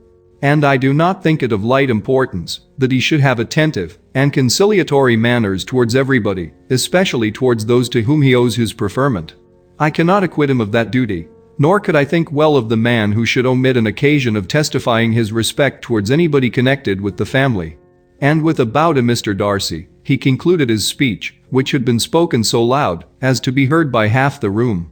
Many stared, many smiled, but no one looked more amused than Mr. Bennet himself, while his wife seriously commended Mr. Collins for having spoken so sensibly, and observed in a half-whisper to Lady Lucas that he was a remarkably clever, good kind of young man.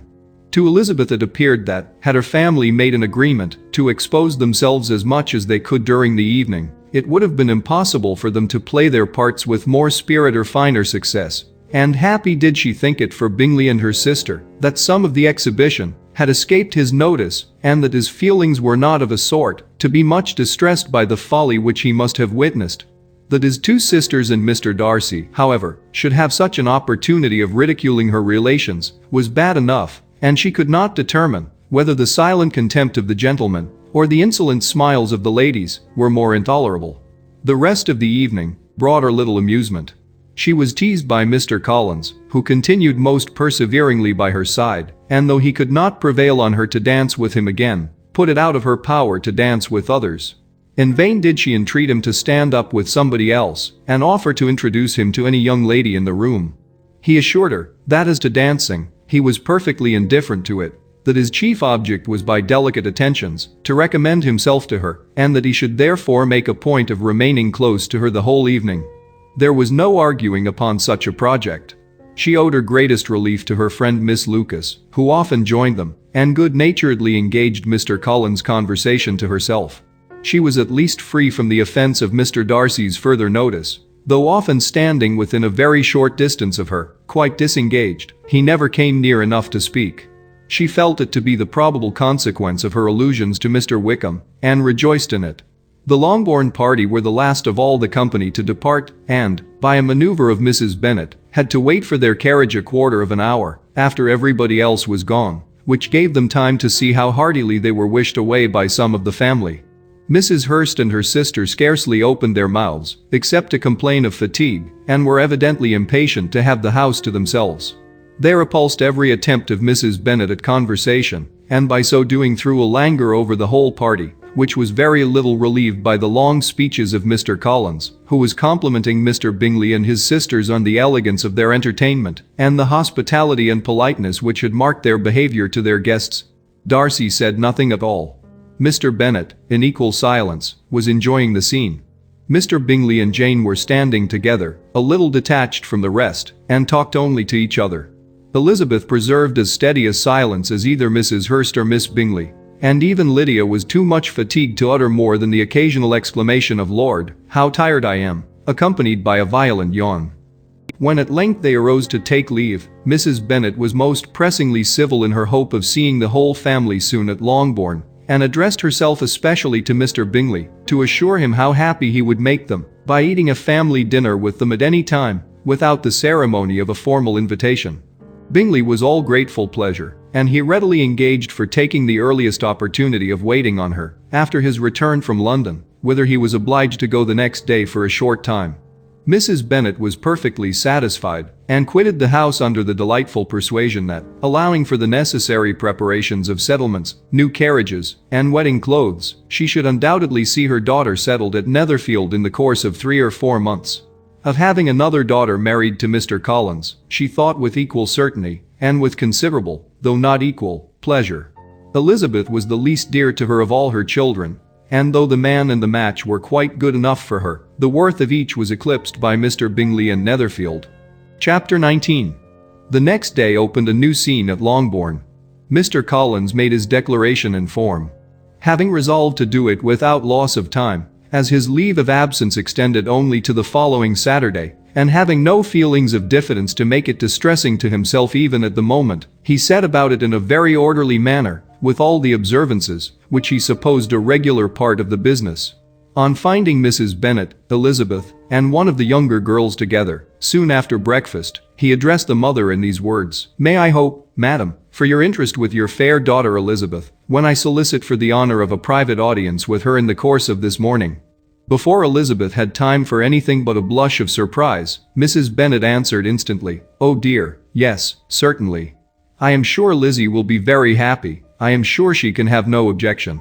Come, Kitty, I want you upstairs." And, gathering her work together, she was hastening away, when Elizabeth called out, "Dear madam, do not go. I beg you will not go. Mr. Collins must excuse me.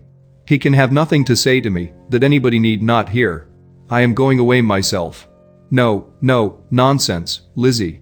I desire you to stay where you are." And upon Elizabeth seeming really, with vexed and embarrassed looks, about to escape, she added, "Lizzie, I insist upon your staying and hearing Mr. Collins." Elizabeth would not oppose such an injunction, and a moment's consideration making her also sensible that it would be wisest to get it over as soon and as quietly as possible, she sat down again, and tried to conceal, by incessant employment, the feelings which were divided between distress and diversion. Mrs. Bennet and Kitty walked off, and as soon as they were gone, Mr. Collins began. "Believe me, my dear Miss Elizabeth, that your modesty, so far from doing you any disservice, rather adds to your other perfections. You would have been less amiable in my eyes, had there not been this little unwillingness, but allow me to assure you, that I have your respected mother's permission for this address. You can hardly doubt the purport of my discourse, however your natural delicacy may lead you to dissemble. My attentions have been too marked to be mistaken. Almost as soon as I entered the house, I singled you out as the companion of my future life. But before I am run away with by my feelings on this subject, perhaps it would be advisable for me to state my reasons for marrying, and, moreover, for coming into Hertfordshire with the design of selecting a wife, as I certainly did." The idea of Mr. Collins, with all his solemn composure, being run away with by his feelings, made Elizabeth so near laughing that she could not use the short pause he allowed in any attempt to stop him further, and he continued, "My reasons for marrying are, first, that I think it a right thing for every clergyman in easy circumstances, like myself, to set the example of matrimony in his parish; secondly, that I am convinced that it will add very greatly to my happiness; and thirdly, which perhaps I ought to have mentioned earlier, that it is the particular advice and recommendation of the very noble lady whom I have the honor of calling patroness. Twice has she condescended to give me her opinion, unasked too, on this subject, and it was but the very Saturday night, before I left Hunsford, between our pools at quadrille, while Mrs. Jenkinson was arranging Miss de Bourgh's footstool, that she said, 'Mr. Collins, you must marry. A clergyman like you must marry. Choose properly, choose a gentlewoman for my sake, and for your own, let her be an active, useful sort of person, not brought up high, but able to make a small income go a good way. This is my advice. Find such a woman, as soon as you can, bring her to Hunsford, and I will visit her. Allow me, by the way, to observe, my fair cousin, that I do not reckon the notice and kindness of Lady Catherine de Bourgh as among the least of the advantages in my power to offer. You will find her manners beyond anything I can describe, and your wit and vivacity, I think, must be acceptable to her, especially when tempered with the silence and respect which her rank will inevitably excite. Thus much for my general intention in favor of matrimony. It remains to be told why my views were directed towards Longbourn instead of my own neighborhood, where I can assure you there are many amiable young women. But the fact is, that being, as I am, to inherit this estate after the death of your honored father, who, however, may live many years longer, I could not satisfy myself without resolving to choose a wife from among his daughters, that the loss to them might be as little as possible, when the melancholy event takes place, which, however, as I have already said, may not be for several years. This has been my motive, my fair cousin, and I flatter myself it will not sink me in your esteem. And now nothing remains for me, but to assure you in the most animated language of the violence of my affection. To fortune I am perfectly indifferent, and shall make no demand of that nature on your father, since I am well aware that it could not be complied with, and that £1,000 in the 4%, which will not be yours till after your mother's decease, is all that you may ever be entitled to. On that head, therefore, I shall be uniformly silent, and you may assure yourself that no ungenerous reproach shall ever pass my lips when we are married. It was absolutely necessary to interrupt him now. You are too hasty, sir, she cried. You forget that I have made no answer. Let me do it without further loss of time. Accept my thanks for the compliment you are paying me. I am very sensible of the honor of your proposals, but it is impossible for me to do otherwise than to decline them. I am not now to learn, replied Mr. Collins, with a formal wave of the hand, that it is usual with young ladies to reject the addresses of the man whom they secretly mean to accept, when he first applies for their favor, and that sometimes the refusal is repeated a second, or even a third time. I am therefore by no means discouraged by what you have just said, and shall hope to lead you to the altar ere long. Upon my word, sir, cried Elizabeth, your hope is a rather extraordinary one after my declaration.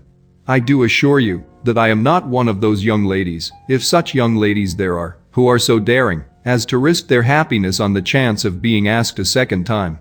I am perfectly serious in my refusal. You could not make me happy, and I am convinced that I am the last woman in the world who could make you so. Nay, were your friend Lady Catherine to know me, I am persuaded she would find me in every respect ill qualified for the situation. Were it certain that Lady Catherine would think so, said Mr. Collins very gravely, but I cannot imagine that her ladyship would at all disapprove of you. And you may be certain, when I have the honor of seeing her again, I shall speak in the very highest terms of your modesty, economy, and other amiable qualification. Indeed, Mr. Collins, all praise of me will be unnecessary. You must give me leave to judge for myself, and pay me the compliment of believing what I say. I wish you very happy and very rich, and by refusing your hand, do all in my power to prevent your being otherwise. In making me the offer, you must have satisfied the delicacy of your feelings with regard to my family, and may take possession of Longbourn estate whenever it falls, without any self-reproach. This matter may be considered, therefore, as finally settled. And rising as she thus spoke, she would have quitted the room, had Mr. Collins not thus addressed her. When I do myself the honor of speaking to you next on the subject, I shall hope to receive a more favorable answer than you have now given me, though I am far from accusing you of cruelty at present, because I know it to be the established custom of your sex to reject a man on the first application, and perhaps you have even now said as much to encourage my suit as would be consistent with the true delicacy of the female character. Really, Mr. Collins, cried Elizabeth with some warmth, you puzzle me exceedingly. If what I have hitherto said can appear to you in the form of encouragement, I know not how to express my refusal in such a way as to convince you of its being one. You must give me leave to flatter myself, my dear cousin, that your refusal of my addresses is merely words of course. My reasons for believing it are briefly these. It does not appear to me that my hand is unworthy of your acceptance, or that the establishment I can offer would be any other than highly desirable. My situation in life, my connections with the family of de Bourgh, and my relationship to your own, are circumstances highly in my favor, and you should take it into further consideration that in spite of your manifold attractions, it is by no means certain that another offer of marriage may ever be made you. Your portion is unhappily so small that it will in all likelihood undo the effects of your loveliness and amiable qualifications. As I must therefore conclude that you are not serious in your rejection of me, I shall choose to attribute it to your wish of increasing my love by suspense, according to the usual practice of elegant females. I do assure you, sir, that I have no pretensions whatever to that kind of elegance which consists in tormenting a respectable man. I would rather be paid the compliment of being believed sincere. I thank you again and again for the honor you have done me in your proposals, but to accept them is absolutely impossible. My feelings in every respect forbid it. Can I speak plainer? Do not consider me now as an elegant female, intending to plague you, but as a rational creature, speaking the truth from her heart. You are uniformly charming, cried he, with an air of awkward gallantry, and I am persuaded that, when sanctioned by the express authority of both your excellent parents, my proposals will not fail of being acceptable. To such perseverance in wilful self-deception Elizabeth would make no reply, and immediately and in silence withdrew, determined, if he persisted in considering her repeated refusals as flattering encouragement, to apply to her father, whose negative might be uttered in such a manner as to be decisive, and whose behavior at least could not be mistaken for the affectation and coquetry of an elegant female. Chapter 20. Mr. Collins was not left long to the silent contemplation of his successful love, for Mrs. Bennet, having dawdled about in the vestibule to watch for the end of the conference, no sooner saw Elizabeth open the door, and with quick step, pass her towards the staircase, than she entered the breakfast room, and congratulated both him and herself in warm terms on the happy prospect of their nearer connection. Mr. Collins received and returned these felicitations with equal pleasure, and then proceeded to relate the particulars of their interview, with the result of which he trusted he had every reason to be satisfied, since the refusal which his cousin had steadfastly given him would naturally flow from her bashful modesty, and the genuine delicacy of her character. This information, however, startled Mrs. Bennet. She would have been glad to be equally satisfied that her daughter had meant to encourage him by protesting against his proposals, but she dared not believe it, and could not help saying so. But, depend upon it, Mr. Collins, she added, that Lizzie shall be brought to reason. I will speak to her about it directly. She is a very headstrong, foolish girl, and does not know her own interest, but I will make her know it. Pardon me for interrupting you, madam, cried Mr. Collins, but if she is really headstrong and foolish, I know not whether she would altogether be a very desirable wife to a man in my situation, who naturally looks for happiness in the marriage state. If therefore she actually persists in rejecting my suit, perhaps it were better not to force her into accepting me, because if liable to such defects of temper, she could not contribute much to my felicity. Sir, you quite misunderstand me, said Mrs. Bennet, alarmed. Lizzie is only headstrong in such matters as these. In everything else she is as good-natured a girl as ever lived. I will go directly to Mr. Bennet, and we shall very soon settle it with her, I am sure. She would not give him time to reply, but hurrying instantly to her husband, called out as she entered the library, "Oh, Mr. Bennet, you are wanted immediately. We are all in an uproar. You must come and make Lizzie marry Mr. Collins, for she vows she will not have him, and if you do not make haste he will change his mind and not have her." Mr. Bennet raised his eyes from his book as she entered, and fixed them on her face with a calm unconcern which was not in the least altered by her communication. "I have not the pleasure of understanding you," said he, when she had finished her speech. "Of what are you talking?" "Of Mr. Collins and Lizzie. Lizzie declares she will not have Mr. Collins, and Mr. Collins begins to say that he will not have Lizzie. And what am I to do on the occasion? It seems an hopeless business. Speak to Lizzie about it yourself. Tell her that you insist upon her marrying him. Let her be called down. She shall hear my opinion." Mrs. Bennet rang the bell, and Miss Elizabeth was summoned to the library.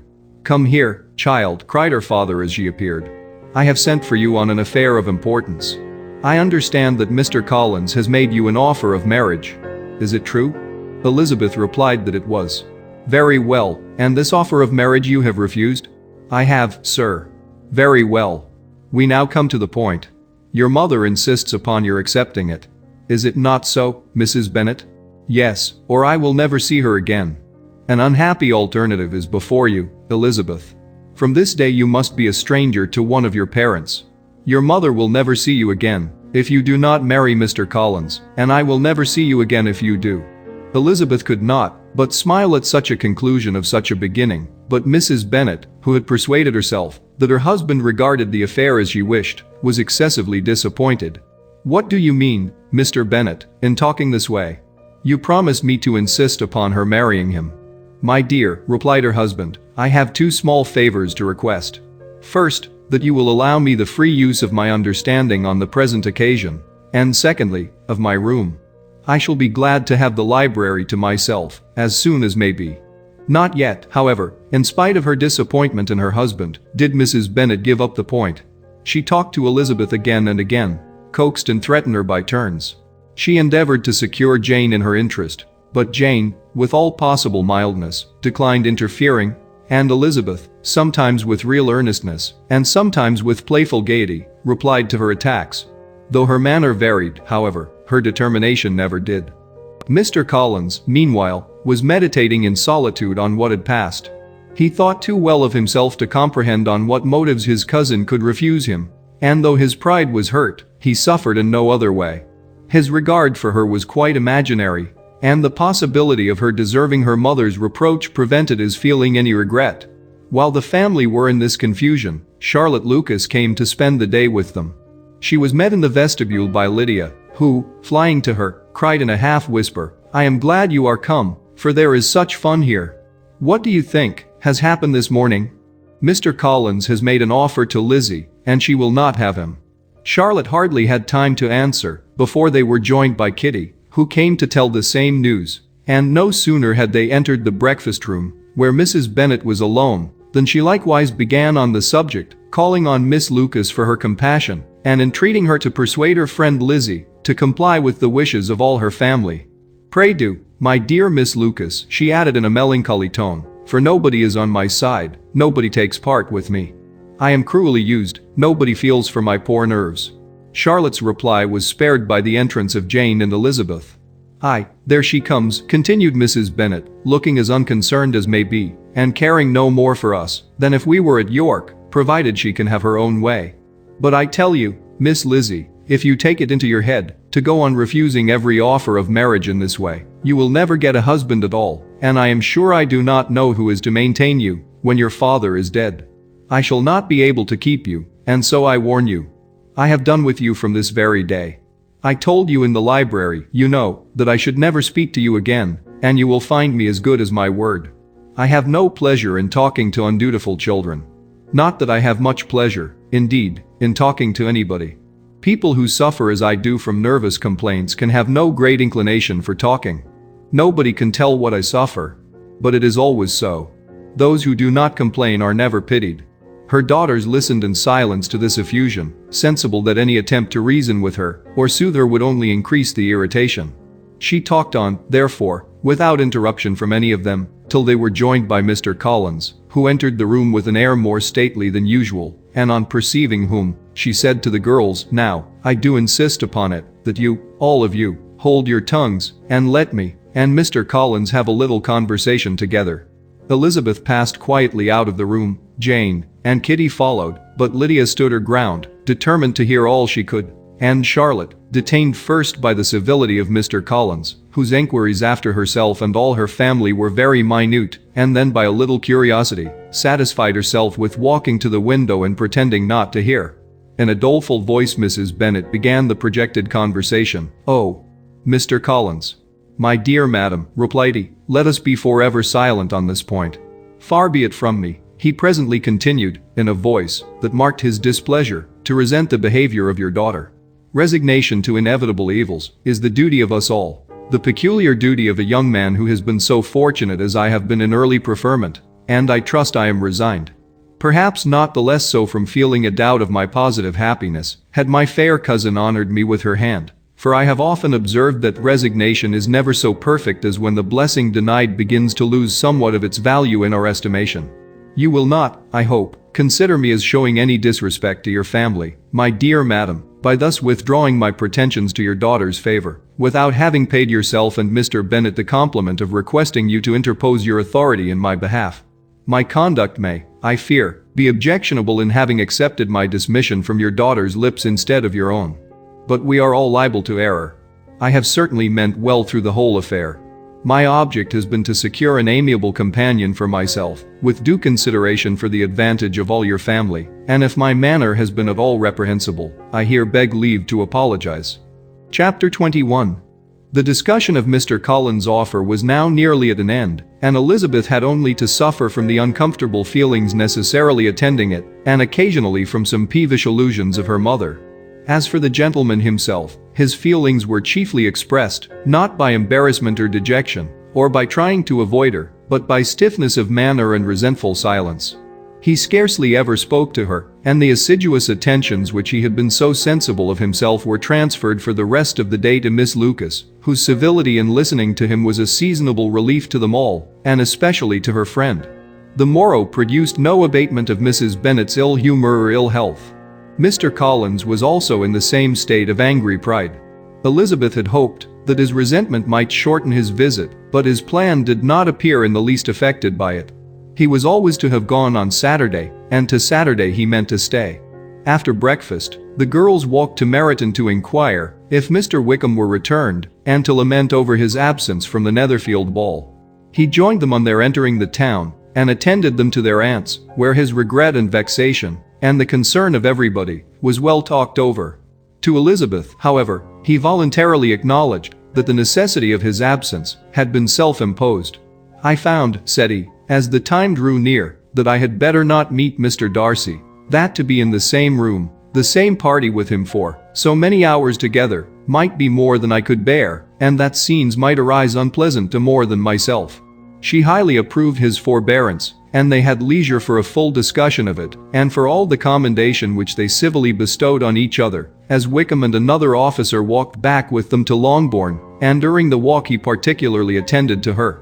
His accompanying them was a double advantage. She felt all the compliment it offered to herself, and it was most acceptable as an occasion of introducing him to her father and mother. Soon after their return, a letter was delivered to Miss Bennet. It came from Netherfield. The envelope contained a sheet of elegant, little, hot-pressed paper, well covered with a lady's fair, flowing hand, and Elizabeth saw her sister's countenance change as she read it, and saw her dwelling intently on some particular passages. Jane recollected herself soon, and putting the letter away, tried to join with her usual cheerfulness in the general conversation, but Elizabeth felt an anxiety on the subject which drew off her attention even from Wickham. And no sooner had he and his companion taken leave, than a glance from Jane invited her to follow her upstairs. When they had gained their own room, Jane, taking out the letter, said, "This is from Caroline Bingley. What it contains has surprised me a good deal. The whole party have left Netherfield by this time, and are on their way to town, and without any intention of coming back again. You shall hear what she says." She then read the first sentence aloud, which comprised the information of their having just resolved to follow their brother to town directly, and of their meaning to dine in Grosvenor Street, where Mr. Hurst had a house. The next was in these words: "I do not pretend to regret anything I shall leave in Hertfordshire, except your society, my dearest friend, but we will hope, at some future period, to enjoy many returns of that delightful intercourse we have known, and in the meanwhile may lessen the pain of separation by a very frequent and most unreserved correspondence. I depend on you for that." To these high-flown expressions Elizabeth listened with all the insensibility of distrust, and though the suddenness of their removal surprised her, she saw nothing in it really to lament. It was not to be supposed that their absence from Netherfield would prevent Mr. Bingley's being there, and as to the loss of their society, she was persuaded that Jane must cease to regard it in the enjoyment of his. "It is unlucky," said she, after a short pause, "that you should not be able to see your friends before they leave the country. But may we not hope that the period of future happiness to which Miss Bingley looks forward may arrive earlier than she is aware, and that the delightful intercourse you have known as friends will be renewed with yet greater satisfaction as sisters? Mr. Bingley will not be detained in London by them. Caroline decidedly says that none of the party will return into Hertfordshire this winter. I will read it to you. When my brother left us yesterday, he imagined that the business which took him to London might be concluded in 3 or 4 days, but as we are certain it cannot be so, and at the same time convinced that when Charles gets to town, he will be in no hurry to leave it again, we have determined on following him thither, that he may not be obliged to spend his vacant hours in a comfortless hotel. Many of my acquaintances are already there for the winter. I wish that I could hear that you, my dearest friend, had any intention of making one of the crowd, but of that I despair. I sincerely hope your Christmas in Hertfordshire may abound in the gaieties which that season generally brings, and that your beaux will be so numerous as to prevent your feeling the loss of the three of whom we shall deprive you. It is evident by this, added Jane, that he comes back no more this winter. It is only evident that Miss Bingley does not mean that he should. Why will you think so? It must be his own doing. He is his own master. But you do not know all. I will read you the passage which particularly hurts me. I will have no reserves from you. Mr. Darcy is impatient to see his sister, and, to confess the truth, we are scarcely less eager to meet her again. I really do not think Georgiana Darcy has her equal for beauty, elegance, and accomplishments, and the affection she inspires in Louisa and myself is heightened into something still more interesting, from the hope we dare entertain of her being hereafter our sister. I do not know whether I ever before mentioned to you my feelings on this subject, but I will not leave the country without confiding them, and I trust you will not esteem them unreasonable. My brother admires her greatly already. He will have frequent opportunity now of seeing her on the most intimate footing. Her relations all wish the connection as much as his own, and a sister's partiality is not misleading me, I think, when I call Charles most capable of engaging any woman's heart. With all these circumstances to favor an attachment, and nothing to prevent it, am I wrong, my dearest Jane, in indulging the hope of an event which will secure the happiness of so many? What do you think of this sentence, my dear Lizzie? Said Jane as she finished it. Is it not clear enough? Does it not expressly declare that Caroline neither expects nor wishes me to be her sister, that she is perfectly convinced of her brother's indifference, and that if she suspects the nature of my feelings for him, she means, most kindly, to put me on my guard? Can there be any other opinion on the subject? Yes, there can, for mine is totally different. Will you hear it? Most willingly. You shall have it in a few words. Miss Bingley sees that her brother is in love with you, and wants him to marry Miss Darcy. She follows him to town in hope of keeping him there, and tries to persuade you that he does not care about you. Jane shook her head. Indeed, Jane, you ought to believe me. No one who has ever seen you together can doubt his affection. Miss Bingley, I am sure, cannot. She is not such a simpleton. Could she have seen half as much love in Mr. Darcy for herself, she would have ordered her wedding clothes. But the case is this. We are not rich enough or grand enough for them, and she is the more anxious to get Miss Darcy for her brother, from the notion that when there has been one intermarriage, she may have less trouble in achieving a second, in which there is certainly some ingenuity, and I dare say it would succeed, if Miss de Bourgh were out of the way. But, my dearest Jane, you cannot seriously imagine that because Miss Bingley tells you her brother greatly admires Miss Darcy, he is in the smallest degree less sensible of your merit than when he took leave of you on Tuesday, or that it will be in her power to persuade him that, instead of being in love with you, he is very much in love with her friend. If we thought alike of Miss Bingley, replied Jane, your representation of all this might make me quite easy. But I know the foundation is unjust. Caroline is incapable of willfully deceiving anyone, and all that I can hope in this case is that she is deceiving herself. That is right. You could not have started a more happy idea, since you will not take comfort in mine. Believe her to be deceived, by all means. You have now done your duty by her, and must fret no longer. But, my dear sister, can I be happy, even supposing the best, in accepting a man whose sisters and friends are all wishing him to marry elsewhere?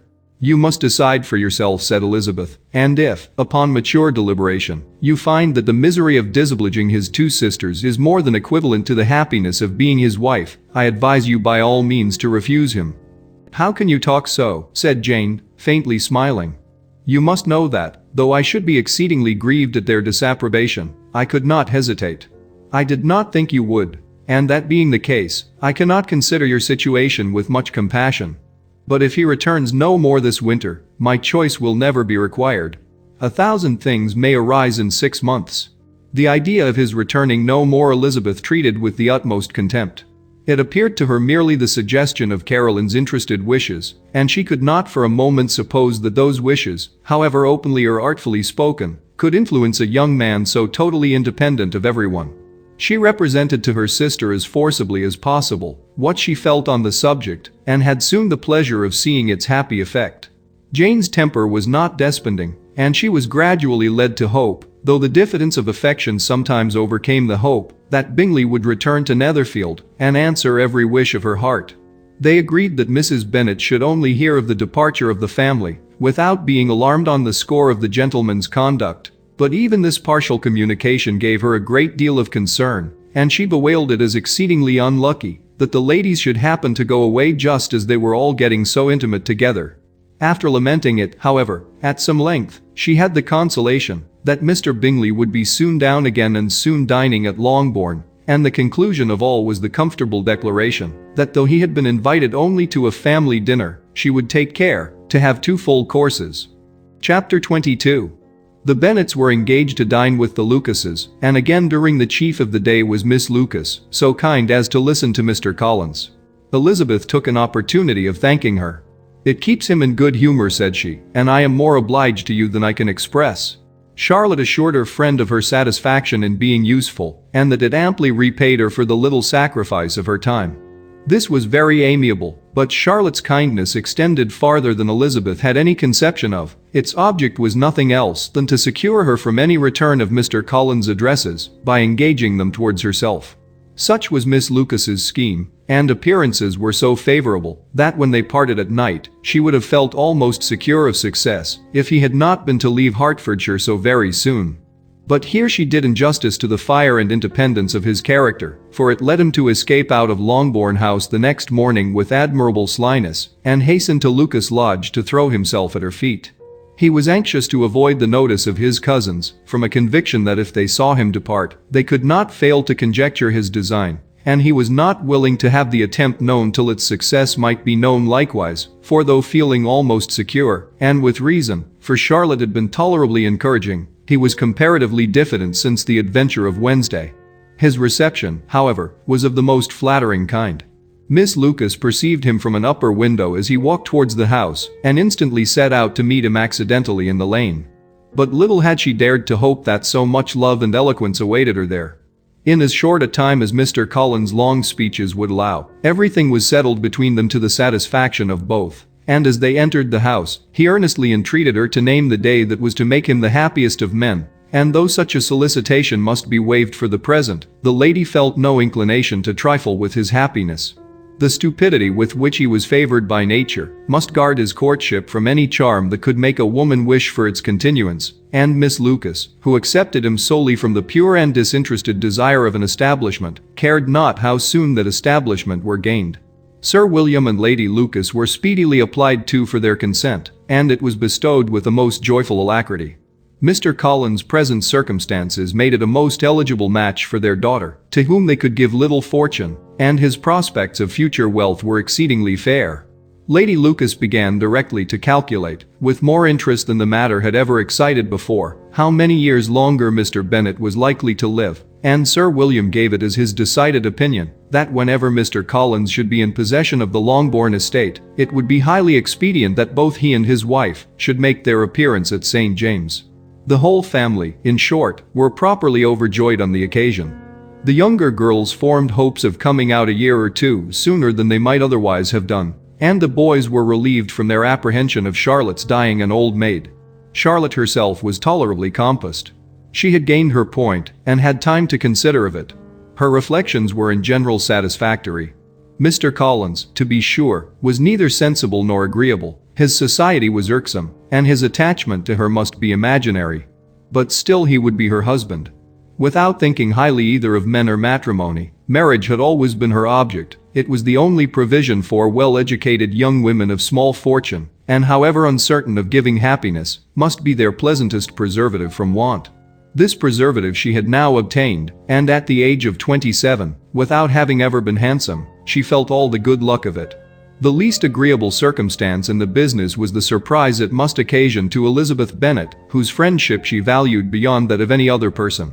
Elizabeth would wonder, and probably would blame her, and though her resolution was not to be shaken, her feelings must be hurt by such a disapprobation.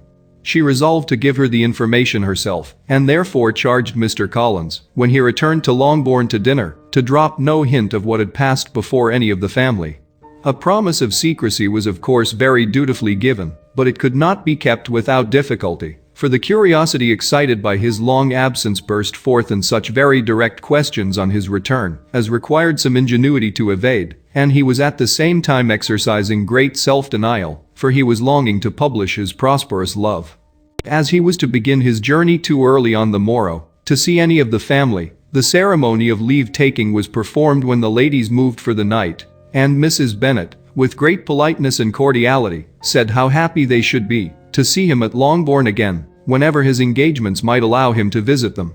"My dear madam," he replied, "this invitation is particularly gratifying, because it is what I have been hoping to receive, and you may be very certain that I shall avail myself of it as soon as possible." They were all astonished, and Mr. Bennet, who could by no means wish for so speedy a return, immediately said, "But is there not danger of Lady Catherine's disapprobation here, my good sir? You had better neglect your relations than run the risk of offending your patroness." "My dear sir," replied Mr. Collins, "I am particularly obliged to you for this friendly caution, and you may depend upon my not taking so material a step without her ladyship's concurrence. You cannot be too much upon your guard. Risk anything rather than her displeasure, and if you find it likely to be raised by your coming to us again, which I should think exceedingly probable, stay quietly at home, and be satisfied that we shall take no offense. Believe me, my dear sir, my gratitude is warmly excited by such affectionate attention, and depend upon it, you will speedily receive from me a letter of thanks for this, and for every other mark of your regard during my stay in Hertfordshire. As for my fair cousins, though my absence may not be long enough to render it necessary, I shall now take the liberty of wishing them health and happiness, not excepting my cousin Elizabeth." With proper civilities the ladies then withdrew, all of them equally surprised that he meditated a quick return. Mrs. Bennet wished to understand by it that he thought of paying his addresses to one of her younger girls, and Mary might have been prevailed on to accept him. She rated his abilities much higher than any of the others. There was a solidity in his reflections which often struck her, and though by no means so clever as herself, she thought that, if encouraged to read and improve himself by such an example as hers, he might become a very agreeable companion. But on the following morning, every hope of this kind was done away. Miss Lucas called soon after breakfast, and in a private conference with Elizabeth, related the event of the day before. The possibility of Mr. Collins fancying himself in love with her friend had once occurred to Elizabeth within the last day or two, but that Charlotte could encourage him seemed almost as far from possibility as she could encourage him herself, and her astonishment was consequently so great as to overcome at first the bounds of decorum, and she could not help crying out, "Engaged to Mr. Collins? My dear Charlotte, impossible." The steady countenance which Miss Lucas had commanded in telling her story gave way to a momentary confusion here on receiving so direct a reproach, though, as it was no more than she expected, she soon regained her composure and calmly replied, "Why should you be surprised, my dear Eliza? Do you think it incredible that Mr. Collins should be able to procure any woman's good opinion because he was not so happy as to succeed with you?" But Elizabeth had now recollected herself, and making a strong effort for it, was able to assure with tolerable firmness that the prospect of their relationship was highly grateful to her, and that she wished her all imaginable happiness. "I see what you are feeling," replied Charlotte. "You must be surprised, very much surprised, so lately as Mr. Collins was wishing to marry you. But when you have had time to think it over, I hope you will be satisfied with what I have done. I am not romantic, you know. I never was. I ask only a comfortable home, and considering Mr. Collins' character, connection, and situation in life, I am convinced that my chance of happiness with him is as fair as most people can boast on entering the marriage state." Elizabeth quietly answered, "Undoubtedly," and after an awkward pause, they returned to the rest of the family. Charlotte did not stay much longer, and Elizabeth was then left to reflect on what she had heard. It was a long time before she became at all reconciled to the idea of so unsuitable a match. The strangeness of Mr. Collins making 2 offers of marriage within 3 days was nothing in comparison of his being now accepted. She had always felt that Charlotte's opinion of matrimony was not exactly like her own, but she had not supposed it to be possible that, when called into action, she would have sacrificed every better feeling to worldly advantage. Charlotte, the wife of Mr. Collins, was a most humiliating picture. And to the pang of a friend disgracing herself and sunk in her esteem, was added the distressing conviction that it was impossible for that friend to be tolerably happy in the lot she had chosen. Chapter 23. Elizabeth was sitting with her mother and sisters, reflecting on what she had heard, and doubting whether she was authorized to mention it, when Sir William Lucas himself appeared, sent by his daughter, to announce her engagement to the family. With many compliments to them, and much self-gratulation on the prospect of a connection between the houses, he unfolded the matter, to an audience not merely wondering, but incredulous, for Mrs. Bennet, with more perseverance than politeness, protested he must be entirely mistaken, and Lydia, always unguarded and often uncivil, boisterously exclaimed, "Good Lord! Sir William, how can you tell such a story? Do not you know that Mr. Collins wants to marry Lizzie?" Nothing less than the complaisance of a courtier could have borne without anger such treatment, but Sir William's good breeding carried him through it all, and though he begged leave to be positive as to the truth of his information, he listened to all their impertinence with the most forbearing courtesy. Elizabeth, feeling it incumbent on her to relieve him from so unpleasant a situation, now put herself forward to confirm his account by mentioning her prior knowledge of it from Charlotte herself, and endeavored to put a stop to the exclamations of her mother and sisters by the earnestness of her congratulations to Sir William, in which she was readily joined by Jane, and by making a variety of remarks on the happiness that might be expected from the match, the excellent character of Mr. Collins, and the convenient distance of Hunsford from London. Mrs. Bennet was in fact too much overpowered to say a great deal, while Sir William remained, but no sooner had he left them than her feelings found a rapid vent. In the first place, she persisted in disbelieving the whole of the matter. Secondly, she was very sure that Mr. Collins had been taken in. Thirdly, she trusted that they would never be happy together. And fourthly, that the match might be broken off. Two inferences, however, were plainly deduced from the whole. One, that Elizabeth was the real cause of the mischief, and the other, that she herself had been barbarously misused by them all, and on these two points she principally dwelt during the rest of the day. Nothing could console, and nothing could appease her. Nor did that day wear out her resentment. A week elapsed before she could see Elizabeth without scolding her. A month passed away before she could speak to Sir William or Lady Lucas without being rude, and many months were gone before she could at all forgive their daughter. Mr. Bennet's emotions were much more tranquil on the occasion, and such as he did experience he pronounced to be of a most agreeable sort, for it gratified him, he said, to discover that Charlotte Lucas, whom he had been used to think tolerably sensible, was as foolish as his wife, and more foolish than his daughter. Jane confessed herself a little surprised at the match, but she said less of her astonishment than of her earnest desire for their happiness, nor could Elizabeth persuade her to consider it as improbable. Kitty and Lydia were far from envying Miss Lucas, for Mr. Collins was only a clergyman, and it affected them in no other way than as a piece of news to spread at Meryton. Lady Lucas could not be insensible of triumph on being able to retort on Mrs. Bennet the comfort of having a daughter well married, and she called at Longbourn rather oftener than usual to say how happy she was, though Mrs. Bennet's sour looks and ill-natured remarks might have been enough to drive happiness away. Between Elizabeth and Charlotte there was a restraint which kept them mutually silent on the subject, and Elizabeth felt persuaded that no real confidence could ever subsist between them again. Her disappointment in Charlotte made her turn with fonder regard to her sister, of whose rectitude and delicacy she was sure her opinion could never be shaken, and for whose happiness she grew daily more anxious, as Bingley had now been gone a week, and nothing more was heard of his return. Jane had sent Caroline an early answer to her letter, and was counting the days till she might reasonably hope to hear again. The promised letter of thanks from Mr. Collins arrived on Tuesday, addressed to their father, and written with all the solemnity of gratitude which a 12-months abode in the family might have prompted.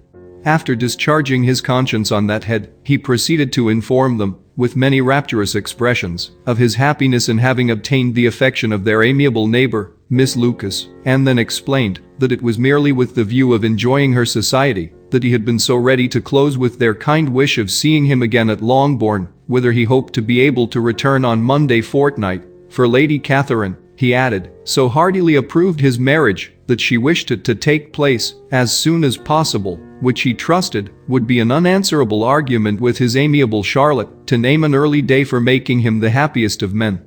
Mr. Collins' return into Hertfordshire was no longer a matter of pleasure to Mrs. Bennet. On the contrary, she was as much disposed to complain of it as her husband. It was very strange that he should come to Longbourn instead of to Lucas Lodge. It was also very inconvenient and exceedingly troublesome.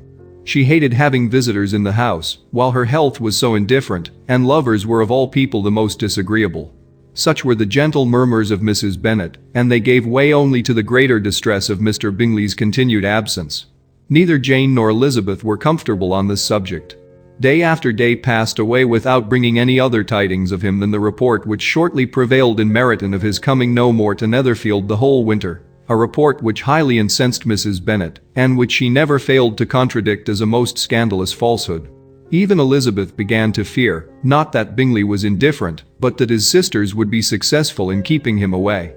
Unwilling as she was to admit an idea so destructive of Jane's happiness, and so dishonorable to the stability of her lover, she could not prevent its frequently occurring. The united efforts of his two unfeeling sisters, and of his overpowering friend, assisted by the attractions of Miss Darcy, and the amusements of London might be too much, she feared, for the strength of his attachment. As for Jane, her anxiety under this suspense was, of course, more painful than Elizabeth's, but whatever she felt she was desirous of concealing, and between herself and Elizabeth, therefore, the subject was never alluded to. But as no such delicacy restrained her mother, an hour seldom passed in which she did not talk of Bingley, express her impatience for his arrival, or even require Jane to confess that, if he did not come back she would think herself very ill-used.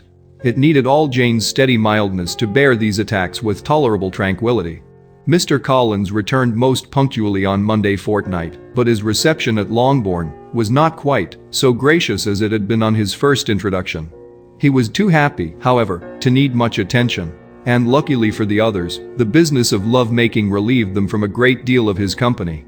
The chief of every day was spent by him at Lucas Lodge, and he sometimes returned to Longbourn only in time to make an apology for his absence before the family went to bed. Mrs. Bennet was really in a most pitiable state. The very mention of anything concerning the match threw her into an agony of ill humor, and wherever she went she was sure of hearing it talked of. The sight of Miss Lucas was odious to her. As her successor in that house, she regarded her with jealous abhorrence. Whenever Charlotte came to see them, she concluded her to be anticipating the hour of possession, and whenever she spoke in a low voice to Mr. Collins, was convinced that they were talking of the Longbourn estate, and resolving to turn herself and her daughters out of the house as soon as Mr. Bennet were dead. She complained bitterly of all this to her husband. "Indeed, Mr. Bennet," said she, "it is very hard to think that Charlotte Lucas should ever be mistress of this house, that I should be forced to make way for her, and live to see her take her place in it.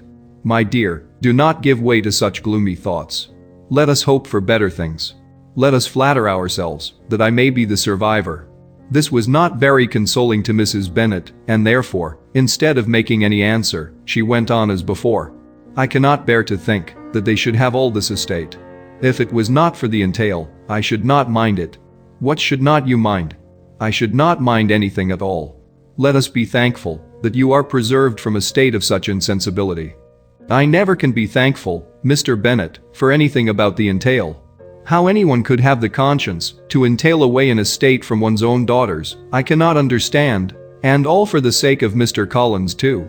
Why should he have it more than anybody else?" "I leave it to yourself to determine," said Mr. Bennet. Chapter 24. Miss Bingley's letter arrived, and put an end to doubt. The very first sentence conveyed the assurance of their being all settled in London for the winter, and concluded with her brother's regret at not having had time to pay his respects to his friends in Hertfordshire before he left the country. Hope was over, entirely over, and when Jane could attend to the rest of the letter, she found little, except the professed affection of the writer, that could give her any comfort. Miss Darcy's praise occupied the chief of it. Her many attractions were again dwelt on, and Caroline boasted joyfully of their increasing intimacy, and ventured to predict the accomplishment of the wishes which had been unfolded in her former letter. She wrote also with great pleasure of her brother's being an inmate of Mr. Darcy's house, and mentioned with raptures some plans of the latter with regard to new furniture.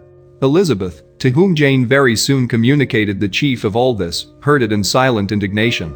Her heart was divided between concern for her sister and resentment against all others. To Caroline's assertion of her brother's being partial to Miss Darcy she paid no credit. That he was really fond of Jane, she doubted no more than she had ever done, and much as she had always been disposed to like him, she could not think without anger, hardly without contempt, on that easiness of temper, that want of proper resolution, which now made him the slave of his designing friends, and led him to sacrifice of his own happiness to the caprice of their inclination. Had his own happiness, however, been the only sacrifice. He might have been allowed to sport with it in whatever manner he thought best, but her sister's was involved in it, as she thought he must be sensible himself.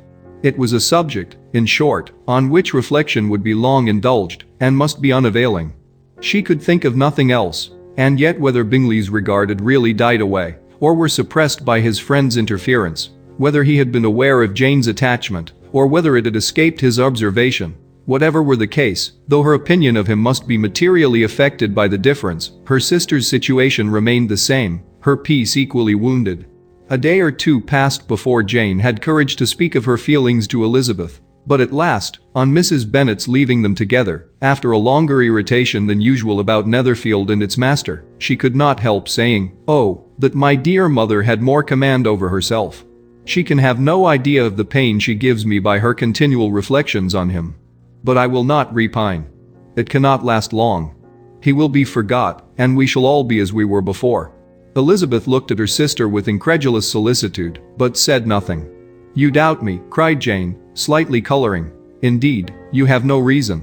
He may live in my memory as the most amiable man of my acquaintance, but that is all. I have nothing either to hope or fear, and nothing to reproach him with. Thank God. I have not that pain. A little time, therefore, I shall certainly try to get the better." With a stronger voice she soon added, "I have this comfort immediately, that it has not been more than an error of fancy on my side, and that it has done no harm to anyone but myself." "My dear Jane," exclaimed Elizabeth, "you are too good. Your sweetness and disinterestedness are really angelic. I do not know what to say to you. I feel as if I had never done you justice, or loved you as you deserve." Miss Bennet eagerly disclaimed all extraordinary merit, and threw back the praise on her sister's warm affection. "Nay," said Elizabeth, "this is not fair. You wish to think all the world respectable, and are hurt if I speak ill of anybody. I only want to think you perfect, and you set yourself against it. Do not be afraid of my running into any excess, of my encroaching on your privilege of universal goodwill. You need not. There are few people whom I really love, and still fewer of whom I think well. The more I see of the world, the more am I dissatisfied with it, and every day confirms my belief of the inconsistency of all human characters, and of the little dependence that can be placed on the appearance of merit or sense. I have met with two instances lately, one I will not mention, the other is Charlotte's marriage. It is unaccountable. In every view it is unaccountable. My dear Lizzie, do not give way to such feelings as these. They will ruin your happiness. You do not make allowance enough for difference of situation and temper. Consider Mr. Collins' respectability, and Charlotte's steady, prudent character. Remember that she is one of a large family, that as to fortune, it is a most eligible match, and be ready to believe, for everybody's sake, that she may feel something like regard and esteem for our cousin. To oblige you, I would try to believe almost anything, but no one else could be benefited by such a belief as this, for were I persuaded that Charlotte had any regard for him, I should only think worse of her understanding than I now do of her heart. My dear Jane, Mr. Collins is a conceited, pompous, narrow-minded, silly man. You know he is, as well as I do. And you must feel, as well as I do, that the woman who married him cannot have a proper way of thinking. You shall not defend her, though it is Charlotte Lucas. You shall not, for the sake of one individual, change the meaning of principle and integrity, nor endeavor to persuade yourself or me that selfishness is prudence, and insensibility of danger security for happiness. I must think your language too strong in speaking of both, replied Jane, and I hope you will be convinced of it by seeing them happy together. But enough of this. You alluded to something else. You mentioned two instances. I cannot misunderstand you, but I entreat you, dear Lizzie, not to pain me by thinking that person to blame, and saying your opinion of him is sunk. We must not be so ready to fancy ourselves intentionally injured. We must not expect a lively young man to be always so guarded and circumspect. It is very often nothing but our own vanity that deceives us. Women fancy admiration means more than it does. And men take care that they should. If it is designedly done, they cannot be justified, but I have no idea of there being so much design in the world as some persons imagine. I am far from attributing any part of Mr. Bingley's conduct to design, said Elizabeth, but without scheming to do wrong, or to make others unhappy, there may be error, and there may be misery. Thoughtlessness, want of attention to other people's feelings, and want of resolution, will do the business. And do you impute it to either of those? Yes, to the last. But if I go on, I shall displease you, by saying what I think of persons you esteem. Stop me whilst you can. You persist, then, in supposing his sisters influence him? Yes, in conjunction with his friend. I cannot believe it. Why should they try to influence him? They can only wish his happiness, and if he is attached to me, no other woman can secure it. Your first position is false. They may wish many things besides his happiness. They may wish his increase of wealth and consequence. They may wish him to marry a girl who has all the importance of money, great connections, and pride. Beyond a doubt, they do wish him to choose Miss Darcy, replied Jane. But this may be from better feelings than you are supposing. They have known her much longer than they have known me. No wonder if they love her better. But, whatever may be their own wishes, it is very unlikely they should have opposed their brothers. What sister would think herself at liberty to do it, unless there were something very objectionable? If they believed him attached to me, they would not try to part us. If he were so, they could not succeed. By supposing such an affection, you make everybody acting unnaturally and wrong, and me most unhappy. Do not distress me by the idea. I am not ashamed of having been mistaken, or, at least, it is light, it is nothing in comparison of what I should feel, in thinking ill of him or his sisters. Let me take it in the best light, in the light in which it may be understood. Elizabeth could not oppose such a wish, and from this time Mr. Bingley's name was scarcely ever mentioned between them. Mrs. Bennet still continued to wonder, and repine at his returning no more, and though a day seldom passed in which Elizabeth did not account for it clearly, there was little chance of her ever considering it with less perplexity. Her daughter endeavored to convince her, of what she did not believe herself, that his attentions to Jane had been merely the effect of a common and transient liking, which ceased when he saw her no more. But though the probability of the statement was admitted at the time, she had the same story to repeat every day. Mrs. Bennet's best comfort was that Mr. Bingley must be down again in the summer. Mr. Bennet treated the matter differently. So, Lizzie said he one day, your sister is crossed in love, I find. I congratulate her. Next to being married, a girl likes to be crossed a little in love now and then. It is something to think of, and it gives her a sort of distinction among her companions. When is your turn to come? You will hardly bear to be long outdone by Jane. Now is your time. Here are officers enough in Meryton to disappoint all the young ladies in the country.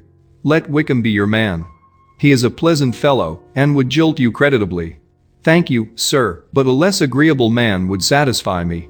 We must not all expect Jane's good fortune. True, said Mr. Bennet, but it is a comfort to think that whatever of that kind may befall you, you have an affectionate mother who will make the most of it.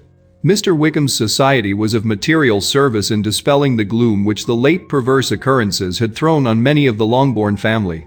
They saw him often, and to his other recommendations was now added that of general unreserve. The whole of what Elizabeth had already heard, his claims on Mr. Darcy, and all that he had suffered from him, was now openly acknowledged and publicly canvassed, and everybody was pleased to know how much they had always disliked Mr. Darcy before they had known anything of the matter. Miss Bennet was the only creature who could suppose there might be any extenuating circumstances in the case, unknown to the society of Hertfordshire. Her mild and steady candor always pleaded for allowances, and urged the possibility of mistakes, but by everybody else, Mr. Darcy was condemned as the worst of men. Chapter 25. After a week spent in professions of love and schemes of felicity, Mr. Collins was called from his amiable Charlotte by the arrival of Saturday. The pain of separation, however, might be alleviated on his side by preparations for the reception of his bride, as he had reason to hope that shortly after his return into Hertfordshire, the day would be fixed that was to make him the happiest of men. He took leave of his relations at Longbourn with as much solemnity as before, wished his fair cousins health and happiness again, and promised their father another letter of thanks. On the following Monday, Mrs. Bennet had the pleasure of receiving her brother and his wife, who came as usual to spend the Christmas at Longbourn. Mr. Gardiner was a sensible, gentlemanlike man, greatly superior to his sister, as well by nature as education. The Netherfield ladies would have had difficulty in believing that a man who lived by trade, and within view of his own warehouses, could have been so well bred and agreeable. Mrs. Gardiner, who was several years younger than Mrs. Bennet and Mrs. Phillips, was an amiable, intelligent, elegant woman, and a great favorite with all her Longbourn nieces. Between the two eldest and herself especially, there subsisted a particular regard. They had frequently been staying with her in town. The first part of Mrs. Gardiner's business on her arrival was to distribute her presents and describe the newest fashions. When this was done, she had a less active part to play. It became her turn to listen. Mrs. Bennet had many grievances to relate and much to complain of. They had all been very ill-used since she last saw her sister. 2 of her girls had been upon the point of marriage, and after all there was nothing in it. "I do not blame Jane," she continued, "for Jane would have got Mr. Bingley if she could. But Lizzie. Oh, sister. It is very hard to think that she might have been Mr. Collins's wife by this time, had it not been for her own perverseness. He made her an offer in this very room, and she refused him. The consequence of it is that Lady Lucas will have a daughter married before I have, and that the Longbourn estate is just as much entailed as ever. The Lucases are very artful people indeed, sister. They are all for what they can get. I am sorry to say it of them, but so it is. It makes me very nervous and poorly to be thwarted so in my own family, and to have neighbors who think of themselves before anybody else. However, your coming just at this time is the greatest of comforts, and I am very glad to hear what you tell us of long sleeves."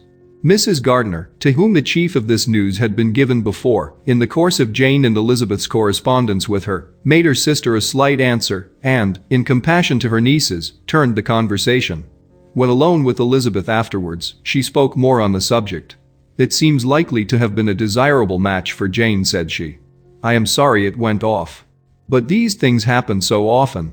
A young man, such as you describe Mr. Bingley, so easily falls in love with a pretty girl for a few weeks, and when accident separates them, so easily forgets her, that these sort of inconsistencies are very frequent."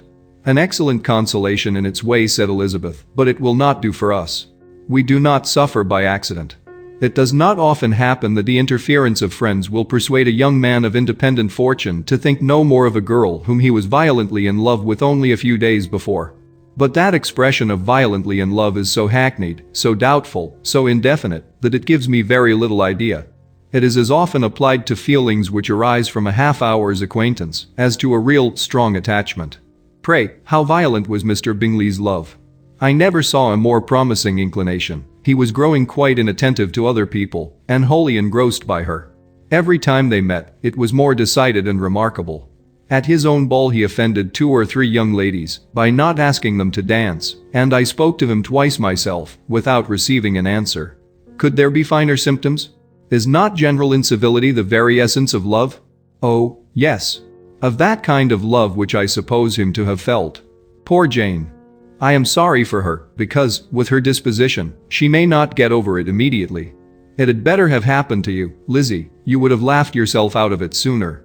But do you think she would be prevailed upon to go back with us?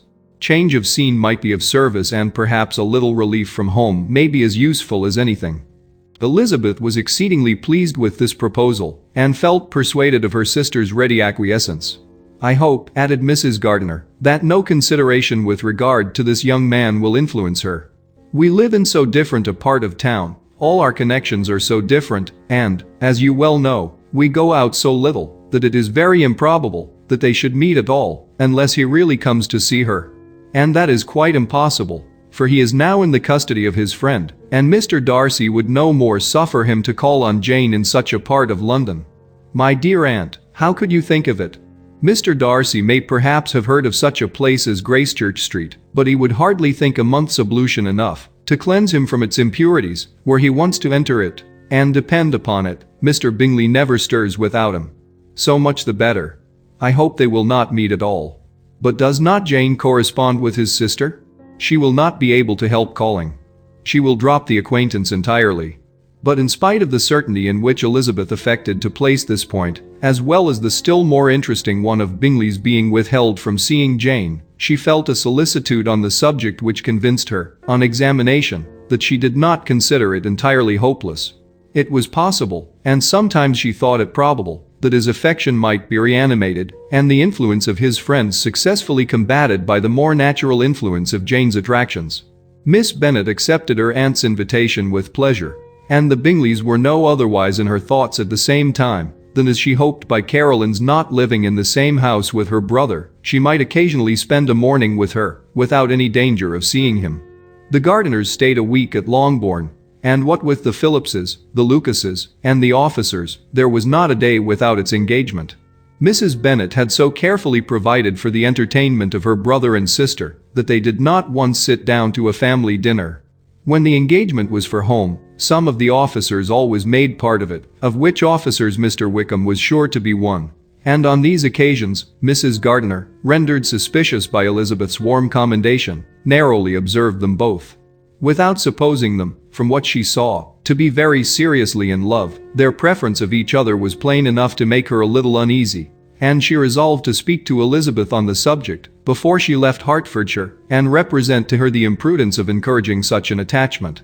To Mrs. Gardiner, Wickham had one means of affording pleasure, unconnected with his general powers. About 10 or a dozen years ago, before her marriage, she had spent a considerable time in that very part of Derbyshire to which he belonged. They had, therefore, many acquaintances in common, and though Wickham had been little there since the death of Darcy's father, it was yet in his power to give her fresher intelligence of her former friends than she had been in the way of procuring. Mrs. Gardiner had seen Pemberley and known the late Mr. Darcy by character perfectly well. Here consequently was an inexhaustible subject of discourse. In comparing her recollection of Pemberley with the minute description which Wickham could give, and in bestowing her tribute of praise on the character of its late possessor, she was delighting both him and herself. On being made acquainted with the present Mr. Darcy's treatment of him, she tried to remember some of that gentleman's reputed disposition, when quite a lad which might agree with it, and was confident at last that she recollected having heard Mr. Fitzwilliam Darcy formerly spoken of as a very proud, ill-natured boy. Chapter 26. Mrs. Gardiner's caution to Elizabeth was punctually and kindly given on the first favorable opportunity of speaking to her alone. After honestly telling her what she thought, she thus went on, "You are too sensible a girl, Lizzie, to fall in love, merely because you are warned against it, and, therefore, I am not afraid of speaking openly. Seriously, I would have you be on your guard. Do not involve yourself or endeavor to involve him in an affection which the want of fortune would make so very imprudent. I have nothing to say against him. He is a most interesting young man, and if he had the fortune he ought to have, I should think you could not do better. But as it is, you must not let your fancy run away with you. You have sense, and we all expect you to use it. Your father would depend on your resolution and good conduct, I am sure. You must not disappoint your father. My dear aunt, this is being serious indeed. Yes, and I hope to engage you to be serious likewise. Well, then, you need not be under any alarm. I will take care of myself, and of Mr. Wickham too. He shall not be in love with me, if I can prevent it. Elizabeth, you are not serious now. I beg your pardon, I will try again. At present I am not in love with Mr. Wickham. No, I certainly am not. But he is, beyond all comparison, the most agreeable man I ever saw, and if he becomes really attached to me, I believe it will be better that he should not. I see the imprudence of it. Oh, that abominable Mr. Darcy. My father's opinion of me does me the greatest honor, and I should be miserable to forfeit it. My father, however, is partial to Mr. Wickham. In short, my dear aunt, I should be very sorry to be the means of making any of you unhappy, but since we see every day that where there is affection, young people are seldom withheld by immediate want of fortune from entering into engagements with each other, how can I promise to be wiser than so many of my fellow creatures, if I am tempted, or how am I, even to know that it would be wisdom to resist? All that I can promise you, therefore, is not to be in a hurry. I will not be in a hurry to believe myself his first object. When I am in company with him, I will not be wishing. In short, I will do my best. Perhaps it will be as well if you discourage his coming here so very often. At least, you should not remind your mother of inviting him. As I did the other day, said Elizabeth with a conscious smile. Very true, it will be wise in me to refrain from that. But do not imagine that he is always here so often. It is on your account that he has been so frequently invited this week. You know my mother's ideas as to the necessity of constant company for her friends. But really, and upon my honor, I will try to do what I think to be the wisest, and now I hope you are satisfied. Her aunt assured her that she was, and Elizabeth having thanked her for the kindness of her hints, they parted, a wonderful instance of advice being given on such a point, without being resented. Mr. Collins returned into Hertfordshire soon after it had been quitted by the Gardiners and Jane, but as he took up his abode with the Lucases, his arrival was no great inconvenience to Mrs. Bennet. His marriage was now fast approaching, and she was at length so far resigned as to think it inevitable, and even repeatedly to say, in an ill-natured tone, that she wished they might be happy. Thursday was to be the wedding day, and on Wednesday Miss Lucas paid her farewell visit. And when she rose to take leave, Elizabeth, ashamed of her mother's ungracious and reluctant good wishes, and sincerely affected herself, accompanied her out of the room. As they went downstairs together, Charlotte said, "I shall depend on hearing from you very often, Eliza." "That you certainly shall. And I have another favor to ask you. Will you come and see me? We shall often meet, I hope, in Hertfordshire.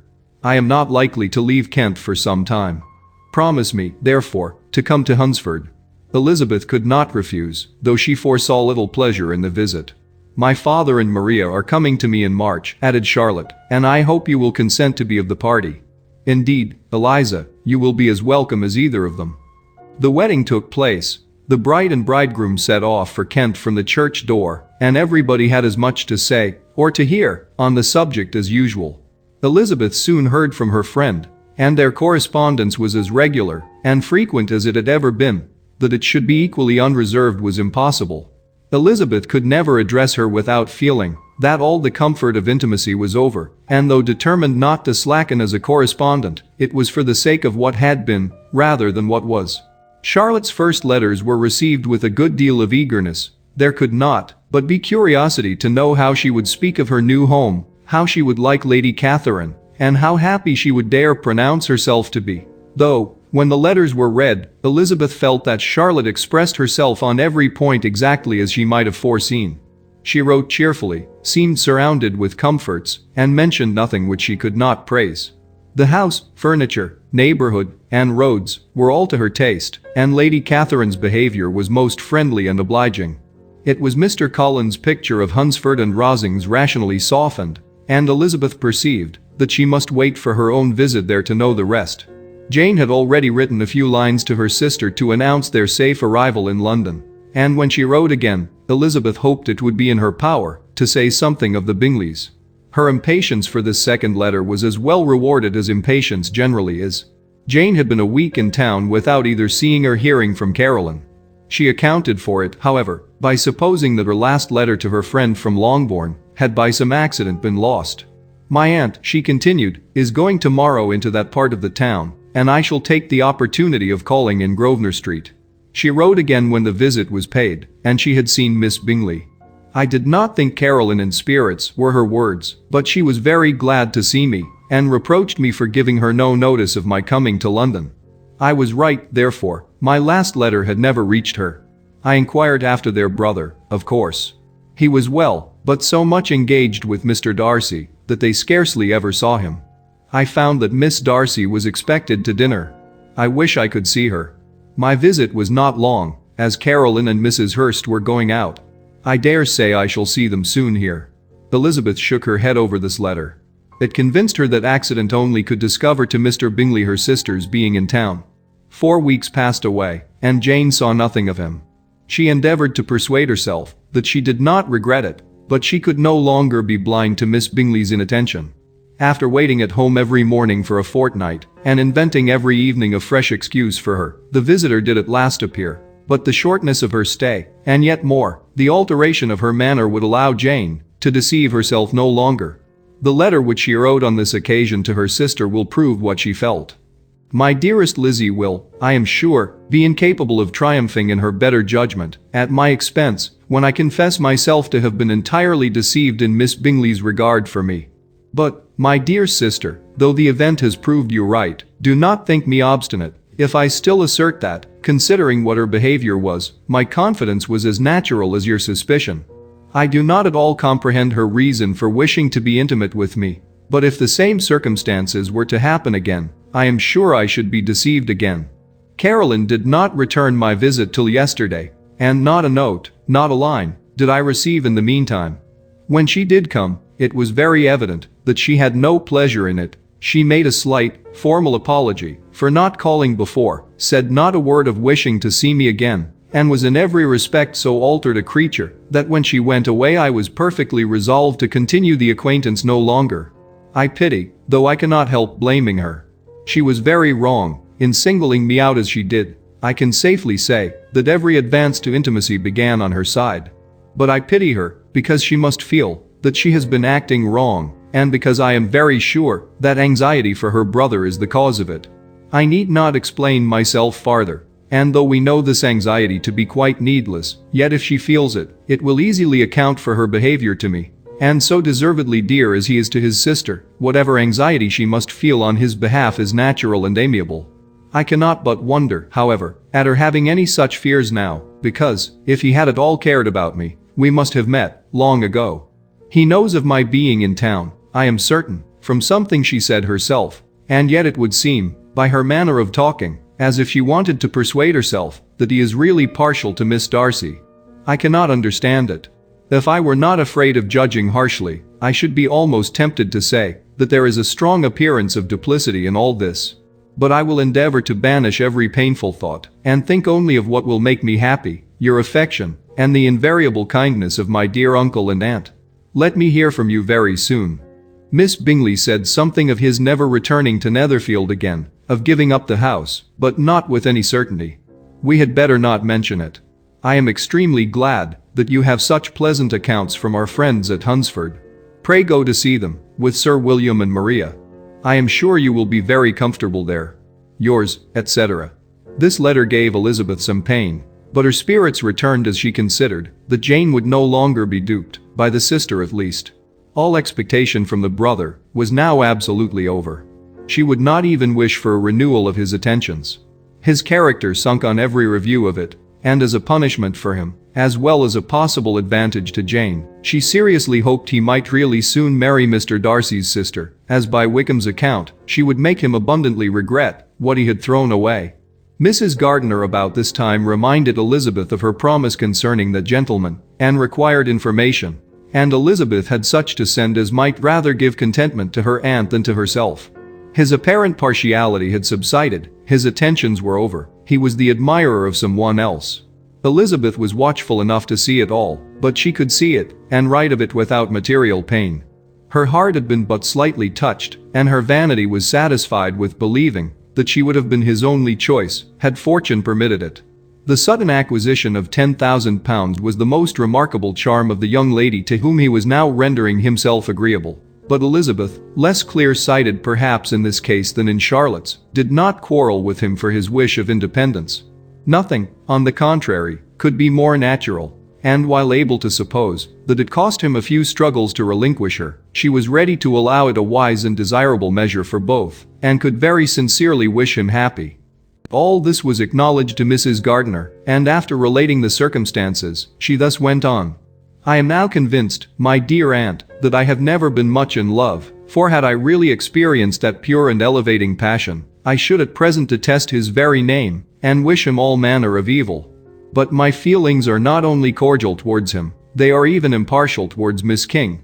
I cannot find out that I hate her at all, or that I am in the least unwilling to think her a very good sort of girl. There can be no love in all this.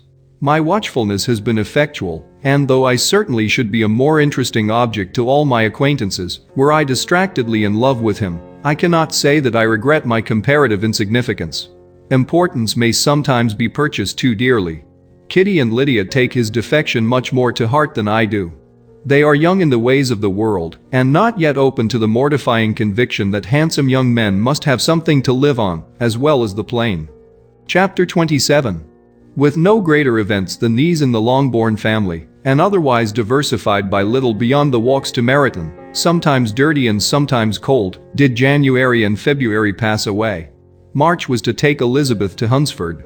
She had not at first thought very seriously of going thither, but Charlotte, she soon found, was depending on the plan, and she gradually learned to consider it herself with greater pleasure as well as greater certainty. Absence had increased her desire of seeing Charlotte again, and weakened her disgust of Mr. Collins. There was novelty in the scheme, and as, with such a mother and such uncompanionable sisters, home could not be faultless, a little change was not unwelcome for its own sake. The journey would moreover give her a peep at Jane, and, in short, as the time drew near, she would have been very sorry for any delay. Everything, however, went on smoothly, and was finally settled according to Charlotte's first sketch. She was to accompany Sir William and his second daughter. The improvement of spending a night in London was added in time, and the plan became perfect as plan could be. The only pain was in leaving her father, who would certainly miss her, and who, when it came to the point, so little liked her going, that he told her to write to him, and almost promised to answer her letter. The farewell between herself and Mr. Wickham was perfectly friendly, on his side even more. His present pursuit could not make him forget that Elizabeth had been the first to excite and to deserve his attention, the first to listen and to pity, the first to be admired, and in his manner of bidding her adieu, wishing her every enjoyment, reminding her of what she was to expect in Lady Catherine de Bourgh, and trusting their opinion of her, their opinion of everybody, would always coincide. There was a solicitude and interest which she felt must ever attach her to him with the most sincere regard, and she parted from him convinced that, whether married or single, he must always be her model of the amiable and pleasing. Her fellow travelers the next day were not of a kind to make her think him less agreeable. Sir William Lucas and his daughter Maria, a good-humored girl, but as empty-headed as himself, had nothing to say that could be worth hearing, and were listened to with about as much delight as the rattle of the chaise. Elizabeth loved absurdities, but she had known Sir William's too long. He could tell her nothing new of the wonders of his presentation and knighthood, and his civilities were worn out, like his information. It was a journey of only 24 miles, and they began it so early as to be in Gracechurch Street by noon. As they drove to Mr. Gardiner's door, Jane was at a drawing-room window watching their arrival. When they entered the passage she was there to welcome them, and Elizabeth, looking earnestly in her face, was pleased to see it healthful and lovely as ever. On the stairs were a troop of little boys and girls, whose eagerness for their cousin's appearance would not allow them to wait in the drawing-room, and whose shyness, as they had not seen her for a twelvemonth, prevented their coming lower. All was joy and kindness. The day passed most pleasantly away, the morning in bustle and shopping, and the evening at one of the theatres. Elizabeth then contrived to sit by her aunt. Their first object was her sister, and she was more grieved than astonished to hear, in reply to her minute enquiries, that though Jane always struggled to support her spirits, there were periods of dejection. It was reasonable, however, to hope that they would not continue long. Mrs. Gardiner gave her the particulars also of Miss Bingley's visit in Gracechurch Street, and repeated conversations occurring at different times between Jane and herself, which proved that the former had, from her heart, given up the acquaintance. Mrs. Gardiner then rallied her niece on Wickham's desertion, and complimented her on bearing it so well. "But my dear Elizabeth," she added, "what sort of girl is Miss King? I should be sorry to think our friend mercenary. Pray, my dear aunt, what is the difference in matrimonial affairs between the mercenary and the prudent motive? Where does discretion end and avarice begin? Last Christmas you were afraid of his marrying me because it would be imprudent, and now, because he is trying to get a girl with only £10,000, you want to find out that he is mercenary. If you will only tell me what sort of girl Miss King is, I shall know what to think. She is a very good kind of girl, I believe. I know no harm of her." But he paid her not the smallest attention till her grandfather's death made her mistress of this fortune. No, why should he? If it were not allowable for him to gain my affections, because I had no money, what occasion could there be for making love to a girl whom he did not care about, and who was equally poor? But there seems an indelicacy in directing his attentions towards her so soon after this event. A man in distressed circumstances has not time for all those elegant decorums which other people may observe. If she does not object to it, why should we? Her not objecting does not justify him. It only shows her being deficient in something herself, sense or feeling. "Well," cried Elizabeth, "have it as you choose. He shall be mercenary, and she shall be foolish." "No, Lizzie, that is what I do not choose. I should be sorry, you know, to think ill of a young man who has lived so long in Derbyshire." "Oh, if that is all, I have a very poor opinion of young men who live in Derbyshire. And their intimate friends who live in Hertfordshire are not much better. I am sick of them all. Thank heaven. I am going tomorrow, where I shall find a man who has not one agreeable quality, who has neither manner nor sense to recommend him. Stupid men are the only ones worth knowing, after all. Take care, Lizzie, that speech savors strongly of disappointment." Before they were separated by the conclusion of the play, she had the unexpected happiness of an invitation to accompany her uncle and aunt in a tour of pleasure which they proposed taking in the summer. "We have not determined how far it shall carry us," said Mrs. Gardiner, "but, perhaps, to the lakes." No scheme could have been more agreeable to Elizabeth, and her acceptance of the invitation was most ready and grateful. "Oh, my dear, "Dear aunt," she rapturously cried, "what delight, what felicity! You give me fresh life and vigor. Adieu to disappointment and spleen. What are young men to rocks and mountains? Oh, what hours of transport we shall spend! And when we do return, it shall not be like other travelers, without being able to give one accurate idea of anything. We will know where we have gone, we will recollect what we have seen. Lakes, mountains, and rivers shall not be jumbled together in our imaginations, nor when we attempt to describe any particular scene, will we begin quarreling about its relative situation. Let our first effusions be less insupportable than those of the generality of travelers." Chapter 28. Every object in the next day's journey was new and interesting to Elizabeth, and her spirits were in a state of enjoyment, for she had seen her sister looking so well as to banish all fear for her health, and the prospect of her northern tour was a constant source of delight. When they left the high road for the lane to Hunsford, every eye was in search of the parsonage, and every turning expected to bring it in view. The palings of Rosings Park was their boundary on one side. Elizabeth smiled at the recollection of all that she had heard of its inhabitants. At length the parsonage was discernible. The garden sloping to the road, the house standing in it, the green pales, and the laurel hedge, everything declared they were arriving. Mr. Collins and Charlotte appeared at the door, and the carriage stopped at the small gate which led by a short gravel walk to the house, amidst the nods and smiles of the whole party. In a moment they were all out of the chaise, rejoicing at the sight of each other. Mrs. Collins welcomed her friend with the liveliest pleasure, and Elizabeth was more and more satisfied with coming when she found herself so affectionately received.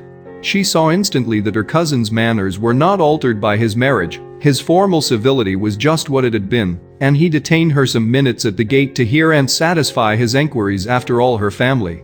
They were then, with no other delay than his pointing out the neatness of the entrance, taken into the house, and as soon as they were in the parlor, he welcomed them a second time, with ostentatious formality to his humble abode, and punctually repeated all his wife's offers of refreshment.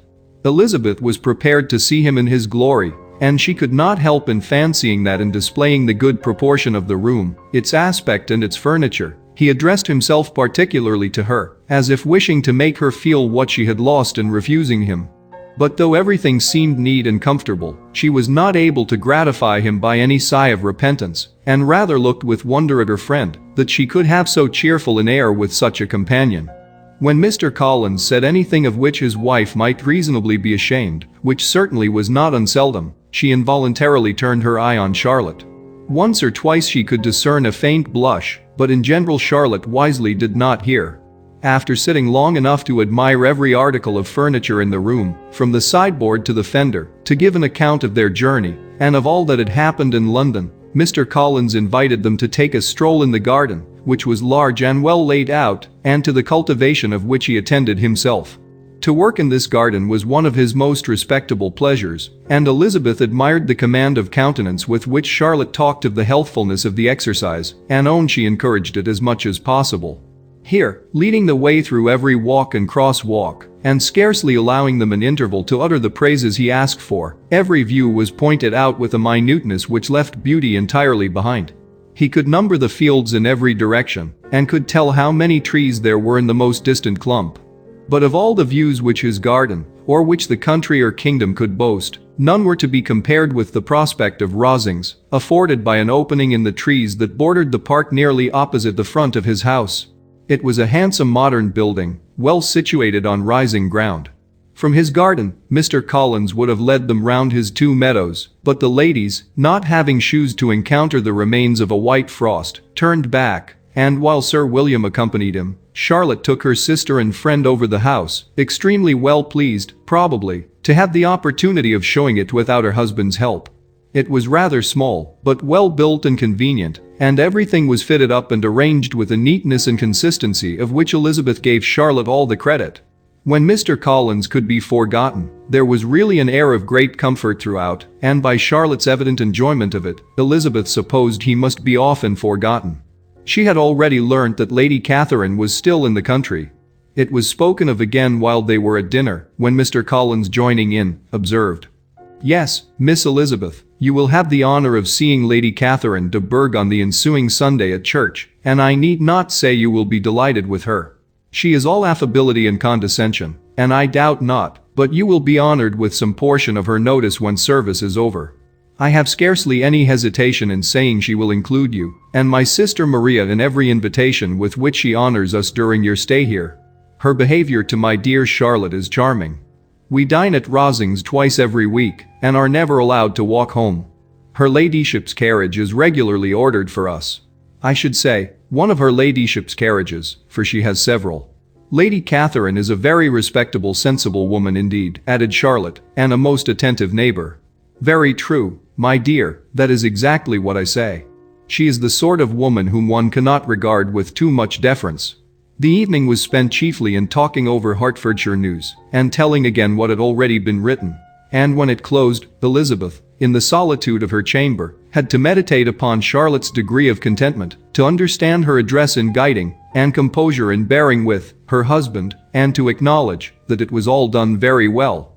She had also to anticipate how her visit would pass, the quiet tenor of their usual employments, the vexatious interruptions of Mr. Collins, and the gaieties of their intercourse with Rosings. A lively imagination soon settled it all. About the middle of the next day, as she was in her room getting ready for a walk, a sudden noise below seemed to speak the whole house in confusion, and, after listening a moment, she heard somebody running upstairs in a violent hurry and calling loudly after her. She opened the door and met Maria in the landing place, who, breathless with agitation, cried out, "Oh, my dear Eliza, pray make haste and come into the dining room, for there is such a sight to be seen. I will not tell you what it is. Make haste and come down this moment." Elizabeth asked questions in vain. Maria would tell her nothing more, and down they ran into the dining room, which fronted the lane, in quest of this wonder. It was two ladies stopping in a low phaeton at the garden gate. "And is this all?" cried Elizabeth. "I expected at least that the pigs were got into the garden, and here is nothing but Lady Catherine and her daughter." "La, my dear," said Maria, quite shocked at the mistake, "it is not Lady Catherine. The old lady is Mrs. Jenkinson, who lives with them. The other is Miss de Bourgh. Only look at her. She is quite a little creature. Who would have thought that she could be so thin and small? She is abominably rude to keep Charlotte out of doors in all this wind. Why does she not come in? Oh, Charlotte says she hardly ever does. It is the greatest of favors when Miss de Bourgh comes in." "I like her appearance," said Elizabeth, struck with other ideas. "She looks sickly and cross. Yes, she will do for him very well. She will make him a very proper wife." Mr. Collins and Charlotte were both standing at the gate in conversation with the ladies, and Sir William, to Elizabeth's high diversion, was stationed in the doorway, in earnest contemplation of the greatness before him, and constantly bowing whenever Miss de Bourgh looked that way. At length there was nothing more to be said. The ladies drove on, and the others returned into the house. Mr. Collins no sooner saw the two girls than he began to congratulate them on their good fortune, which Charlotte explained by letting them know that the whole party was asked to dine at Rosings the next day. Chapter 29. Mr. Collins' triumph, in consequence of this invitation, was complete. The power of displaying the grandeur of his patroness to his wondering visitors, and of letting them see her civility towards himself and his wife, was exactly what he had wished for, and that an opportunity of doing it should be given so soon, was such an instance of Lady Catherine's condescension, as he knew not how to admire enough. "I confess," said he, "that I should not have been at all surprised by her ladyship's asking us on Sunday to drink tea, and spend the evening at Rosings. I rather expected, from my knowledge of her affability, that it would happen. But who could have foreseen such an attention as this? Who could have imagined that we should receive an invitation to dine there, an invitation, moreover, including the whole party, so immediately after your arrival?" "I am the less surprised at what has happened," replied Sir William, "from that knowledge of what the manners of the great really are, which my situation in life has allowed me to acquire.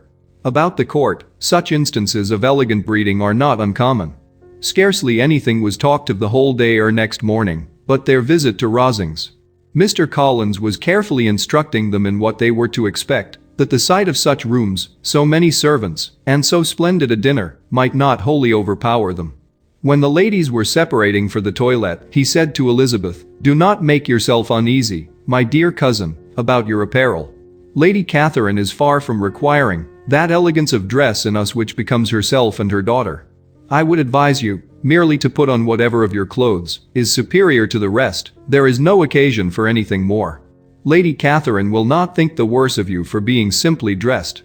She likes to have the distinction of rank preserved." While they were dressing, he came 2 or 3 times to their different doors to recommend their being quick, as Lady Catherine very much objected to be kept waiting for her dinner. Such formidable accounts of her ladyship and her manner of living quite frightened Maria Lucas, who had been little used to company, and she looked forward to her introduction at Rosings with as much apprehension as her father had done to his presentation at St. James. As the weather was fine, they had a pleasant walk of about half a mile across the park. Every park has its beauty and its prospects, and Elizabeth saw much to be pleased with, though she could not be in such raptures as Mr. Collins expected the scene to inspire, and was but slightly affected by his enumeration of the windows in front of the house, and his relation of what the glazing altogether had originally cost Sir Louis de Bourgh. When they ascended the steps to the hall, Maria's alarm was every moment increasing, and even Sir William did not look perfectly calm. Elizabeth's courage did not fail her.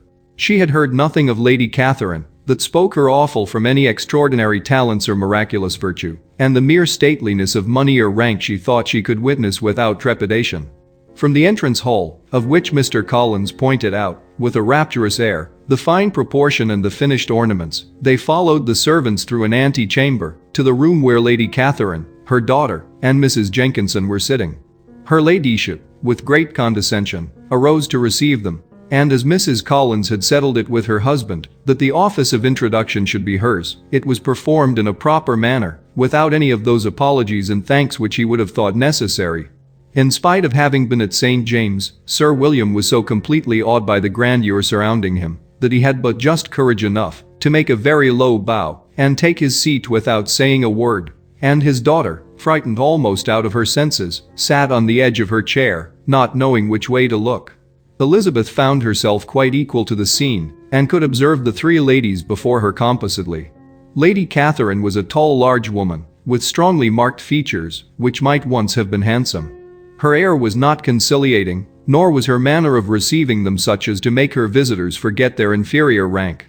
She was not rendered formidable by silence, but whatever she said was spoken in so authoritative a tone as marked her self-importance and brought Mr. Wickham immediately to Elizabeth's mind, and from the observation of the day altogether, she believed Lady Catherine to be exactly what he represented.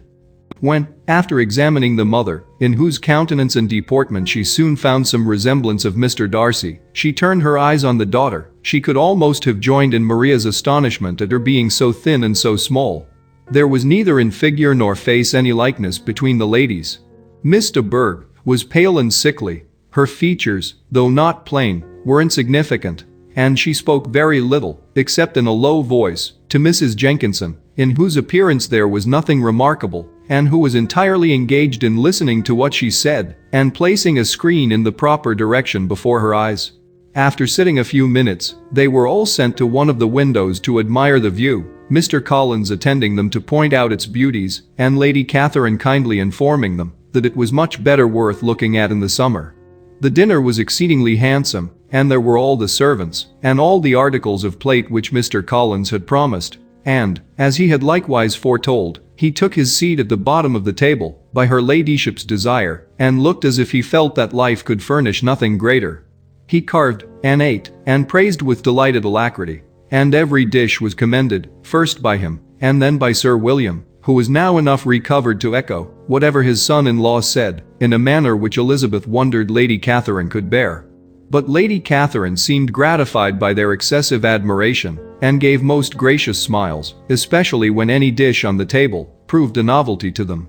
The party did not supply much conversation. Elizabeth was ready to speak whenever there was an opening, but she was seated between Charlotte and Miss de Bourgh, the former of whom was engaged in listening to Lady Catherine, and the latter said not a word to her all dinner time. Mrs. Jenkinson was chiefly employed in watching how little Miss de Bourgh ate, pressing her to try some other dish, and fearing she was indisposed. Maria thought speaking out of the question, and the gentlemen did nothing but eat and admire. When the ladies returned to the drawing room, there was little to be done but to hear Lady Catherine talk, which she did without any intermission till coffee came in, delivering her opinion on every subject in so decisive a manner as proved that she was not used to have her judgment controverted. She inquired into Charlotte's domestic concerns familiarly and minutely, gave her a great deal of advice, as to the management of them all, told her how everything ought to be regulated in so small a family as hers, and instructed her as to the care of her cows and her poultry. Elizabeth found that nothing was beneath this great lady's attention, which could furnish her with an occasion of dictating to others. In the intervals of her discourse with Mrs. Collins, she addressed a variety of questions to Maria and Elizabeth, but especially to the latter, of whose connections she knew the least, and who she observed to Mrs. Collins was a very genteel, pretty kind of girl. She asked her, at different times, how many sisters she had, whether they were older or younger than herself, whether any of them were likely to be married, whether they were handsome, where they had been educated, what carriage her father kept, and what had been her mother's maiden name. Elizabeth felt all the impertinence of her questions, but answered them very composedly. Lady Catherine then observed, "Your father's estate is entailed on Mr. Collins, I think. For your sake," turning to Charlotte, "I am glad of it, but otherwise I see no occasion for entailing estates from the female line. It was not thought necessary in Sir Louis de Bourgh's family. Do you play and sing, Miss Bennet?" "A little." "Oh, then, some time or other we shall be happy to hear you.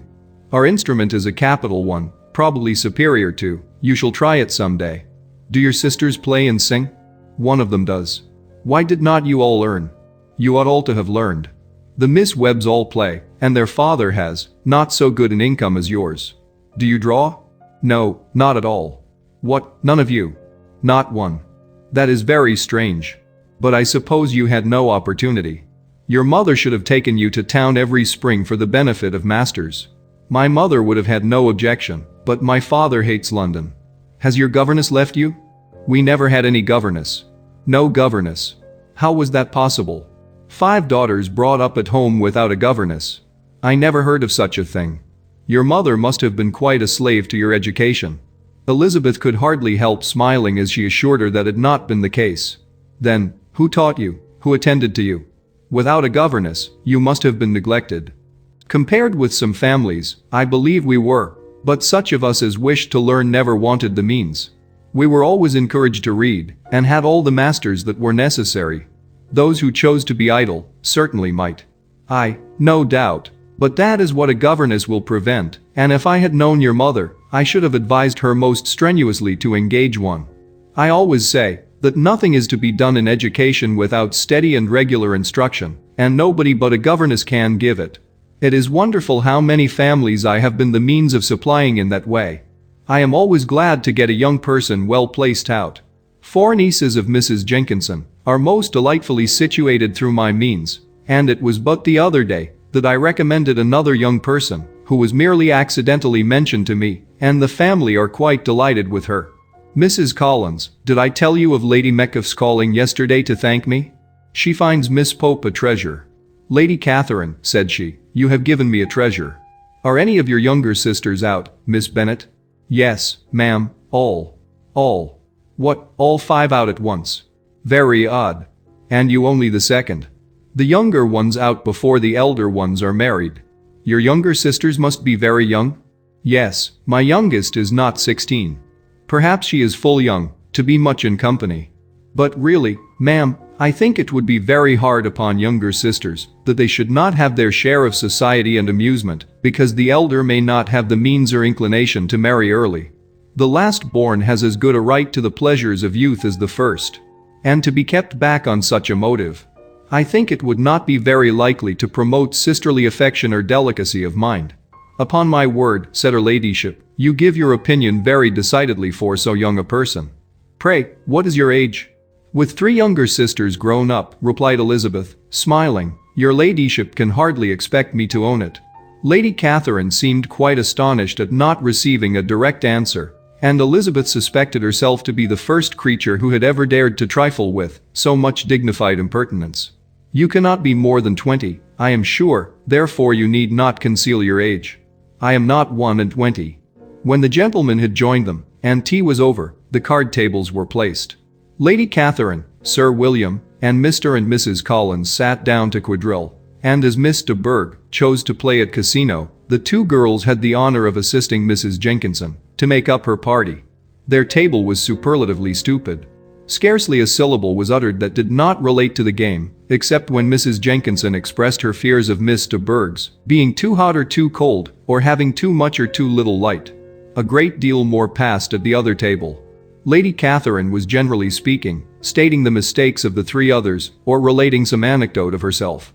Mr. Collins was employed in agreeing to everything her ladyship said, thanking her for every fish he won, and apologizing if he thought he won too many. Sir William did not say much. He was storing his memory with anecdotes and noble names. When Lady Catherine and her daughter had played, as long as they chose, the tables were broken up, the carriage was offered to Mrs. Collins, gratefully accepted and immediately ordered. The party then gathered round the fire to hear Lady Catherine determine what weather they were to have on the morrow. From these instructions they were summoned by the arrival of the coach, and with many speeches of thankfulness on Mr. Collins' side, and as many bows on Sir William's, they departed. As soon as they had driven from the door, Elizabeth was called on by her cousin to give her opinion of all that she had seen at Rosings, which, for Charlotte's sake, she made more favorable than it really was. But her commendation, though costing her some trouble, could by no means satisfy Mr. Collins, and he was very soon obliged to take her ladyship's praise into his own hands. Chapter 30. Sir William stayed only a week at Hunsford, but his visit was long enough to convince him of his daughter's being most comfortably settled, and of her possessing such a husband and such a neighbor as were not often met with. While Sir William was with them, Mr. Collins devoted his morning to driving him out in his gig and showing him the country. But when he went away, the whole family returned to their usual employments, and Elizabeth was thankful to find that they did not see more of her cousin by the alteration, for the chief of the time between breakfast and dinner was now passed by him either at work in the garden or in reading and writing, and looking out of the window in his own book room, which fronted the road. The room in which the ladies sat was backwards. Elizabeth had at first rather wondered that Charlotte should not prefer the dining parlor for common use. It was a better-sized room, and had a more pleasant aspect, but she soon saw that her friend had an excellent reason for what she did, for Mr. Collins would undoubtedly have been much less in his own apartment had they sat in one equally lively, and she gave Charlotte credit for the arrangement. From the drawing-room they could distinguish nothing in the lane, and were indebted to Mr. Collins for the knowledge of what carriages went along, and how often especially Miss de Bourgh drove by in her phaeton, which he never failed coming to inform them of, though it happened almost every day. She not unfrequently stopped at the parsonage, and had a few minutes' conversation with Charlotte, but was scarcely ever prevailed upon to get out. Very few days passed in which Mr. Collins did not walk to Rosings, and not many in which his wife did not think it necessary to go likewise, and till Elizabeth recollected that there might be other family livings to be disposed of, she could not understand the sacrifice of so many hours. Now and then they were honored with a call from her ladyship, and nothing escaped her observation that was passing in the room during these visits. She examined into their employments, looked at their work, and advised them to do it differently, found fault with the arrangement of the furniture, or detected the housemaid in negligence, and if she accepted any refreshment, seemed to do it only for the sake of finding out that Mrs. Collins' joints of meat were too large for her family. Elizabeth soon perceived that though this great lady was not in the commission of the peace of the county, she was a most active magistrate in her own parish, the minutest concerns of which were carried to her by Mr. Collins, and whenever any of the cottagers were disposed to be quarrelsome, discontented, or too poor, she sallied forth into the village to settle their differences, silence their complaints, and scold them into harmony and plenty. The entertainment of dining at Rosings was repeated about twice a week, and, allowing for the loss of Sir William, and there being only one card table in the evening, every such entertainment was the counterpart of the first. Their other engagements were few, as the style of living in the neighborhood in general was beyond Mr. Collins' reach. This, however, was no evil to Elizabeth, and upon the whole she spent her time comfortably enough. There were half hours of pleasant conversation with Charlotte, and the weather was so fine for the time of year that she had often great enjoyment out of doors. Her favorite walk, and where she frequently went, while the others were calling on Lady Catherine, was along the open grove which edged that side of the park, where there was a nice sheltered path, which no one seemed to value but herself, and where she felt beyond the reach of Lady Catherine's curiosity. In this quiet way, the first fortnight of her visit soon passed away. Easter was approaching, and a week preceding it was to bring an addition to the family at Rosings, which in so small a circle must be important. Elizabeth had heard soon after her arrival that Mr. Darcy was expected there in the course of a few weeks, and though there were not many of her acquaintances whom she did not prefer, his coming would furnish one comparatively new to look at in their Rosings parties, and she might be amused in seeing how hopeless Miss Bingley's designs on him were, by his behavior to his cousin, for whom he was evidently destined by Lady Catherine, who talked of his coming with the greatest satisfaction, spoke of him in terms of the highest admiration, and seemed almost angry to find that he had already been frequently seen by Miss Lucas and herself. His arrival was soon known at the parsonage, for Mr. Collins was walking the whole morning within view of the lodges opening into Hunsford Lane, in order to have the earliest assurance of it, and after making his bow as the carriage turned into the park, hurried home with the great intelligence. On the following morning he hastened to Rosings to pay his respects. There were 2 nephews of Lady Catherine to require them, for Mr. Darcy had brought with him a Colonel Fitzwilliam, the younger son of his uncle Lord, and, to the great surprise of all the party, when Mr. Collins returned, the gentleman accompanied him.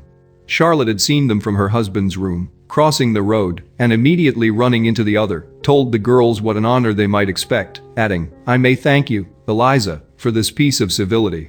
Mr. Darcy would never have come so soon to wait upon me." Elizabeth had scarcely time to disclaim all right to the compliment, before their approach was announced by the doorbell, and shortly afterwards the 3 gentlemen entered the room. Colonel Fitzwilliam, who led the way, was about 30, not handsome, but in person and address most truly the gentleman. Mr. Darcy looked just as he had been used to look in Hertfordshire, paid his compliments, with his usual reserve, to Mrs. Collins, and whatever might be his feelings toward her friend, met her with every appearance of composure. Elizabeth merely curtsied to him without saying a word.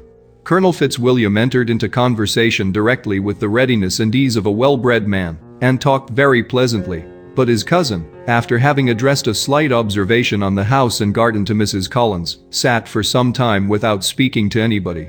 At length, however, his civility was so far awakened as to inquire of Elizabeth after the health of her family. She answered him in the usual way, and after a moment's pause, added, "My eldest sister has been in town these 3 months. Have you never happened to see her there?" She was perfectly sensible that he never had, but she wished to see whether he would betray any consciousness of what had passed between the Bingleys and Jane, and she thought he looked a little confused as he answered that he had never been so fortunate as to meet Miss Bennet. The subject was pursued no farther, and the gentlemen soon afterwards went away. Chapter 31. Colonel Fitzwilliam's manners were very much admired at the parsonage, and the ladies all felt that he must add considerably to the pleasures of their engagements at Rosings. It was some days, however, before they received any invitation thither, for while there were visitors in the house, they could not be necessary, and it was not till Easter Day, almost a week after the gentlemen's arrival, that they were honored by such an attention, and then they were merely asked on leaving church to come there in the evening. For the last week they had seen very little of Lady Catherine or her daughter. Colonel Fitzwilliam had called at the parsonage more than once during the time, but Mr. Darcy they had seen only at church. The invitation was accepted of course, and at a proper hour they joined the party in Lady Catherine's drawing room. Her ladyship received them civilly, but it was plain that their company was by no means so acceptable as when she could get nobody else, and she was, in fact, almost engrossed by her nephews, speaking to them, especially to Darcy, much more than to any other person in the room. Colonel Fitzwilliam seemed really glad to see them. Anything was a welcome relief to him at Rosings, and Mrs. Collins' pretty friend had moreover caught his fancy very much. He now seated himself by her, and talked so agreeably of Kent and Hertfordshire, of travelling and staying at home, of new books and music, that Elizabeth had never been half so well entertained in that room before, and they conversed with so much spirit and flow as to draw the attention of Lady Catherine herself, as well as of Mr. Darcy. His eyes had been soon and repeatedly turned towards them with a look of curiosity, and that her ladyship, after a while, shared the feeling, was more openly acknowledged, for she did not scruple to call out, "What is that you are saying, Fitzwilliam? What is it you are talking of? What are you telling Miss Bennet? Let me hear what it is." "We are speaking of music, madam," said he, when no longer able to avoid a reply. "Of music? Then pray speak aloud. It is of all subjects my delight. I must have my share in the conversation, if you are speaking of music. There are few people in England, I suppose, who have more true enjoyment of music than myself, or a better natural taste. If I had ever learnt, I should have been a great proficient. And so would Anne, if her health had allowed her to apply. I am confident that she would have performed delightfully. How does Georgiana get on, Darcy?" Mr. Darcy spoke with affectionate praise of his sister's proficiency. "I am very glad to hear such a good account of her," said Lady Catherine. "And pray tell her from me that she cannot expect to excel if she does not practice a good deal." "I assure you, madam," he replied, "that she does not need such advice. She practices very constantly. So much the better. It cannot be done too much, and when I next write to her, I shall charge her not to neglect it on any account. I often tell young ladies that no excellence in music is to be acquired without constant practice. I have told Miss Bennet several times that she will never play really well unless she practices more, and though Mrs. Collins has no instrument, she is very welcome, as I have often told her, to come to Rosings every day and play on the pianoforte in Mrs. Jenkinson's room. She would be in nobody's way, you know, in that part of the house." Mr. Darcy looked a little ashamed of his aunt's ill-breeding and made no answer. When coffee was over, Colonel Fitzwilliam reminded Elizabeth of having promised to play to him, and she sat down directly to the instrument. He drew a chair near her. Lady Catherine listened to half a song and then talked, as before, to her other nephew, till the latter walked away from her and, making with his usual deliberation towards the pianoforte, stationed himself so as to command a full view of the fair performer's countenance. Elizabeth saw what he was doing, and at the first convenient pause, turned to him with an arch smile, and said, "You mean to frighten me, Mr. Darcy, by coming in all this state to hear me? I will not be alarmed, though your sister does play so well. There is a stubbornness about me that never can bear to be frightened at the will of others. My courage always rises at every attempt to intimidate me." "I shall not say you are mistaken," he replied, "because you could not really believe me to entertain any design of alarming you. And I have had the pleasure of your acquaintance long enough to know that you find great enjoyment in occasionally professing opinions which in fact are not your own." Elizabeth laughed heartily at this picture of herself and said to Colonel Fitzwilliam, "Your cousin will give you a very pretty notion of me and teach you not to believe a word I say. I am particularly unlucky in meeting with a person so able to expose my real character in a part of the world where I had hoped to pass myself off with some degree of credit. Indeed, Mr. Darcy, it is very ungenerous in you to mention all that you knew to my disadvantage in Hertfordshire, and, give me leave to say, very impolitic too, for it is provoking me to retaliate, and such things may come out as will shock your relations to hear." "I am not afraid of you," said he, smilingly. "Pray let me hear what you have to accuse him of," cried Colonel Fitzwilliam. "I should like to know how he behaves among strangers." "You shall hear then, but prepare yourself for something very dreadful. The first time of my ever seeing him in Hertfordshire, you must know, was at a ball, and at this ball, what do you think he did? He danced only 4 dances, though gentlemen were scarce, and, to my certain knowledge, more than one young lady was sitting down in want of a partner. Mr. Darcy, you cannot deny the fact. I had not at that time the honor of knowing any lady in the assembly beyond my own party. True, and nobody can ever be introduced in a ballroom. Well, Colonel Fitzwilliam, what do I play next? My fingers wait your orders." "Perhaps," said Darcy, "I should have judged better had I sought an introduction, but I am ill qualified to recommend myself to strangers." "Shall we ask your cousin the reason of this?" said Elizabeth, still addressing Colonel Fitzwilliam. "Shall we ask him why a man of sense and education, and who has lived in the world, is ill qualified to recommend himself to strangers?" "I can answer your question," said Fitzwilliam, without applying to him. "It is because he will not give himself the trouble. I certainly have not the talent which some people possess," said Darcy, "of conversing easily with those I have never seen before. I cannot catch their tone of conversation, or appear interested in their concerns, as I often see done." "My fingers," said Elizabeth, "do not move over this instrument in the masterly manner which I see so many women's do. They have not the same force or rapidity, and do not produce the same expression. But then I have always supposed it to be my own fault, because I will not take the trouble of practicing. It is not that I do not believe my fingers as capable as any other woman's of superior execution."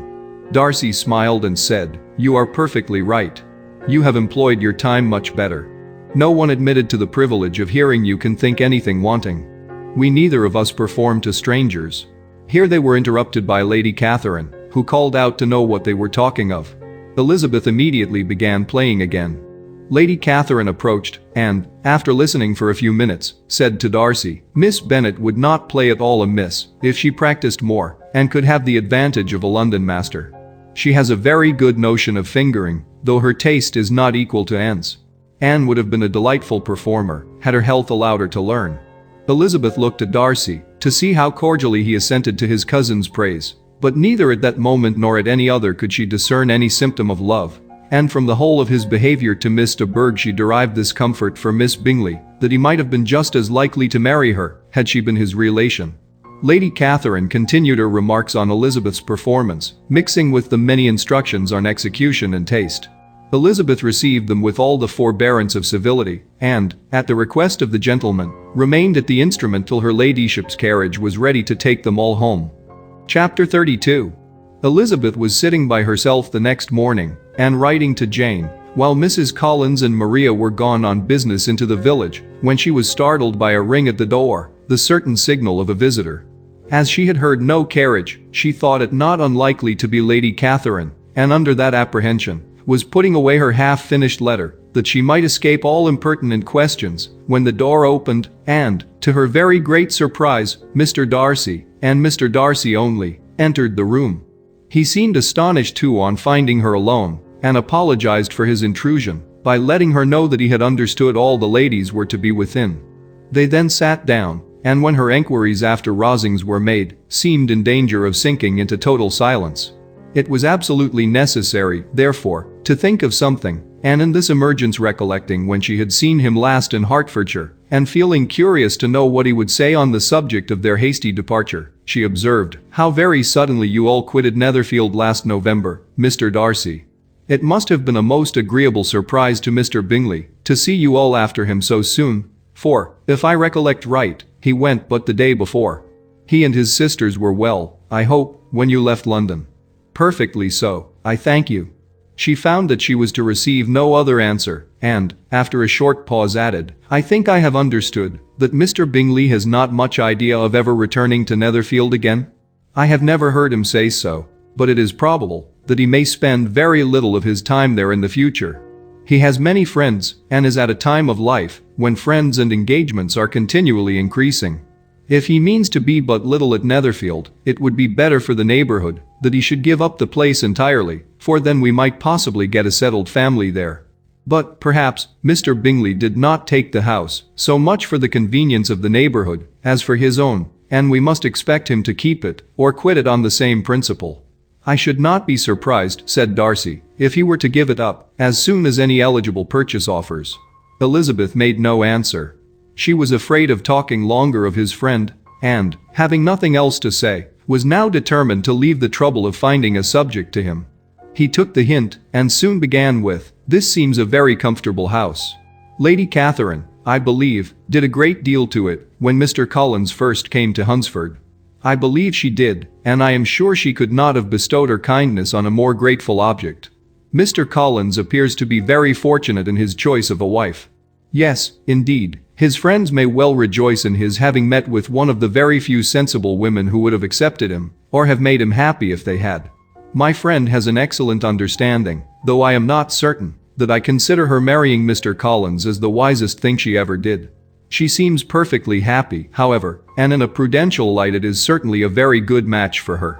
It must be very agreeable for her to be settled within so easy a distance of her own family and friends. An easy distance, do you call it? It is nearly 50 miles.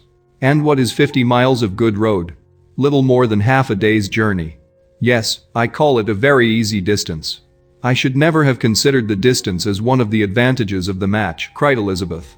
"I should never have said Mrs. Collins was settled near her family. It is a proof of your own attachment to Hertfordshire. Anything beyond the very neighborhood of Longbourn, I suppose, would appear far." As he spoke there was a sort of smile which Elizabeth fancied she understood. He must be supposing her to be thinking of Jane and Netherfield, and she blushed as she answered, "I do not mean to say that a woman may not be settled too near her family. The far and the near must be relative, and depend on many varying circumstances. Where there is fortune to make the expenses of traveling unimportant, distance becomes no evil. But that is not the case here. Mr. and Mrs. Collins have a comfortable income, but not such a one as will allow of frequent journeys, and I am persuaded my friend would not call herself near her family under less than half the present distance. Mr. Darcy drew his chair a little towards her and said, "You cannot have a right to such very strong local attachment. You cannot have been always at Longbourn." Elizabeth looked surprised. The gentleman experienced some change of feeling. He drew back his chair, took a newspaper from the table, and glancing over it, said, in a colder voice, "Are you pleased with Kent?" A short dialogue on the subject of the country ensued, on either side calm and concise, and soon put an end to by the entrance of Charlotte and her sister, just returned from her walk. The tête-à-tête surprised them. Mr. Darcy related the mistake which had occasioned his intruding on Miss Bennet, and after sitting a few minutes longer without saying much to anybody, went away. "What can be the meaning of this?" said Charlotte, as soon as he was gone. "My dear Eliza, he must be in love with you, or he would never have called on us in this familiar way." But when Elizabeth told of his silence, it did not seem very likely, even to Charlotte's wishes, to be the case, and after various conjectures, they could at last only suppose his visit to proceed from the difficulty of finding anything to do, which was the more probable from the time of year. All field sports were over. Within doors there was Lady Catherine, books, and a billiard table, but gentlemen cannot always be within doors, and in the nearness of the parsonage, or the pleasantness of the walk to it, or of the people who lived in it, the two cousins found a temptation from this period of walking thither almost every day. They called at various times of the morning, sometimes separately, sometimes together, and now and then accompanied by their aunt.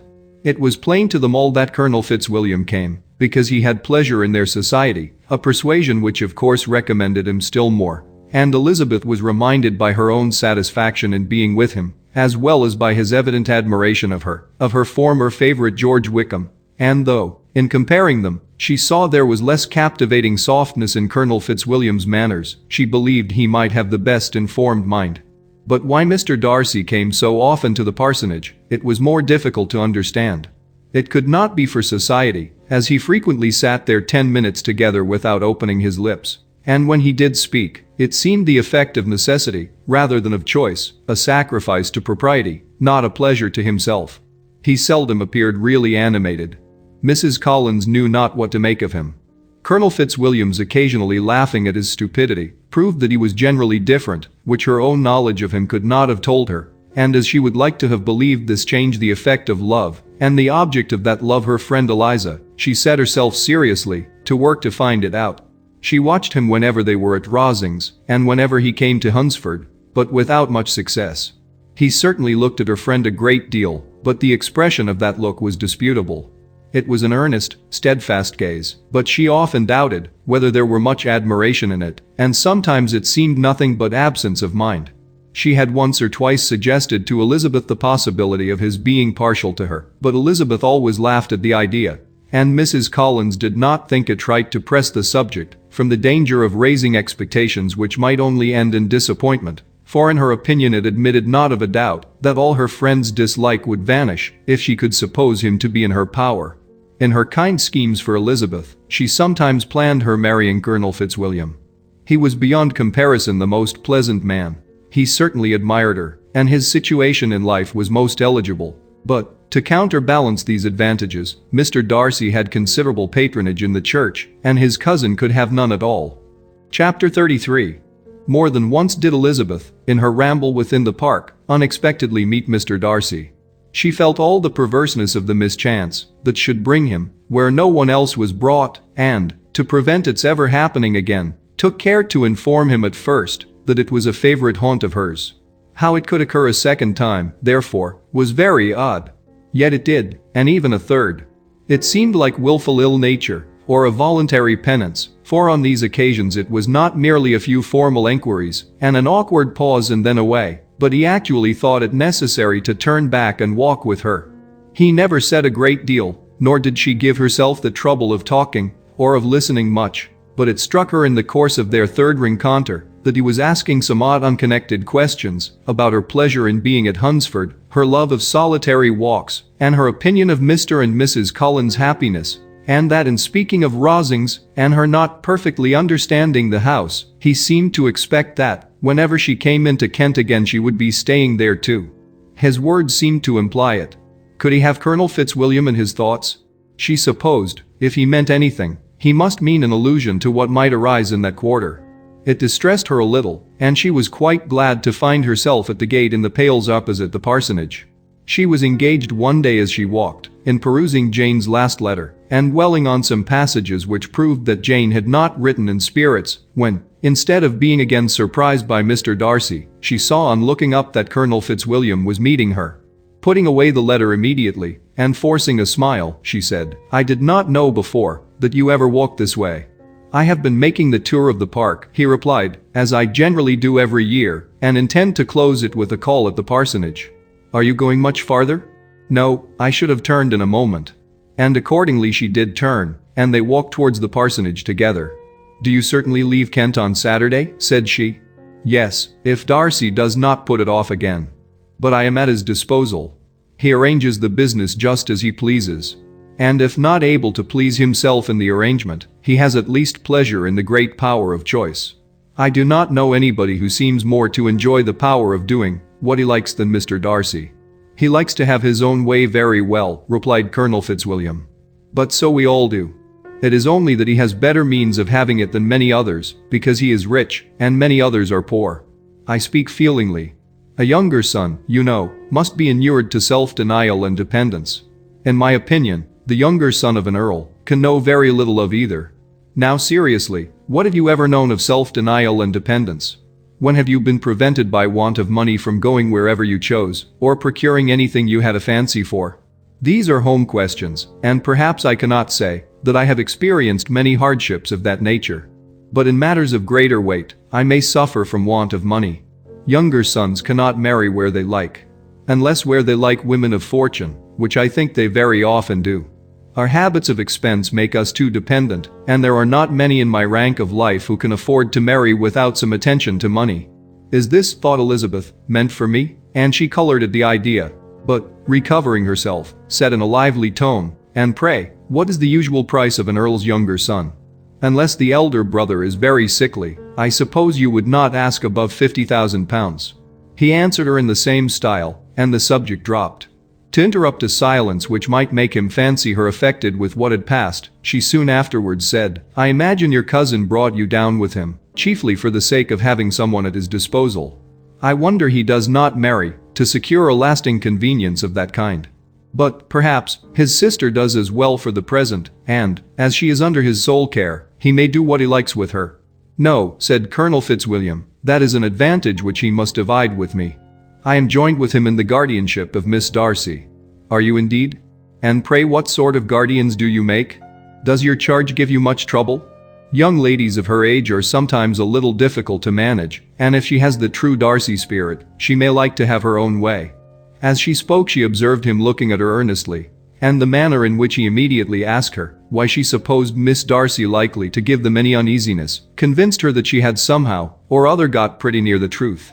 She directly replied, "You need not be frightened. I never heard any harm of her, and I dare say she is one of the most tractable creatures in the world. She is a very great favorite with some ladies of my acquaintance, Mrs. Hurst and Miss Bingley. I think I have heard you say that you know them." "I know them a little. Their brother is a pleasant gentlemanlike man. He is a great friend of Darcy's." "Oh, yes," said Elizabeth dryly. "Mr. Darcy is uncommonly kind to Mr. Bingley, and takes a prodigious deal of care of him." "Care of him?"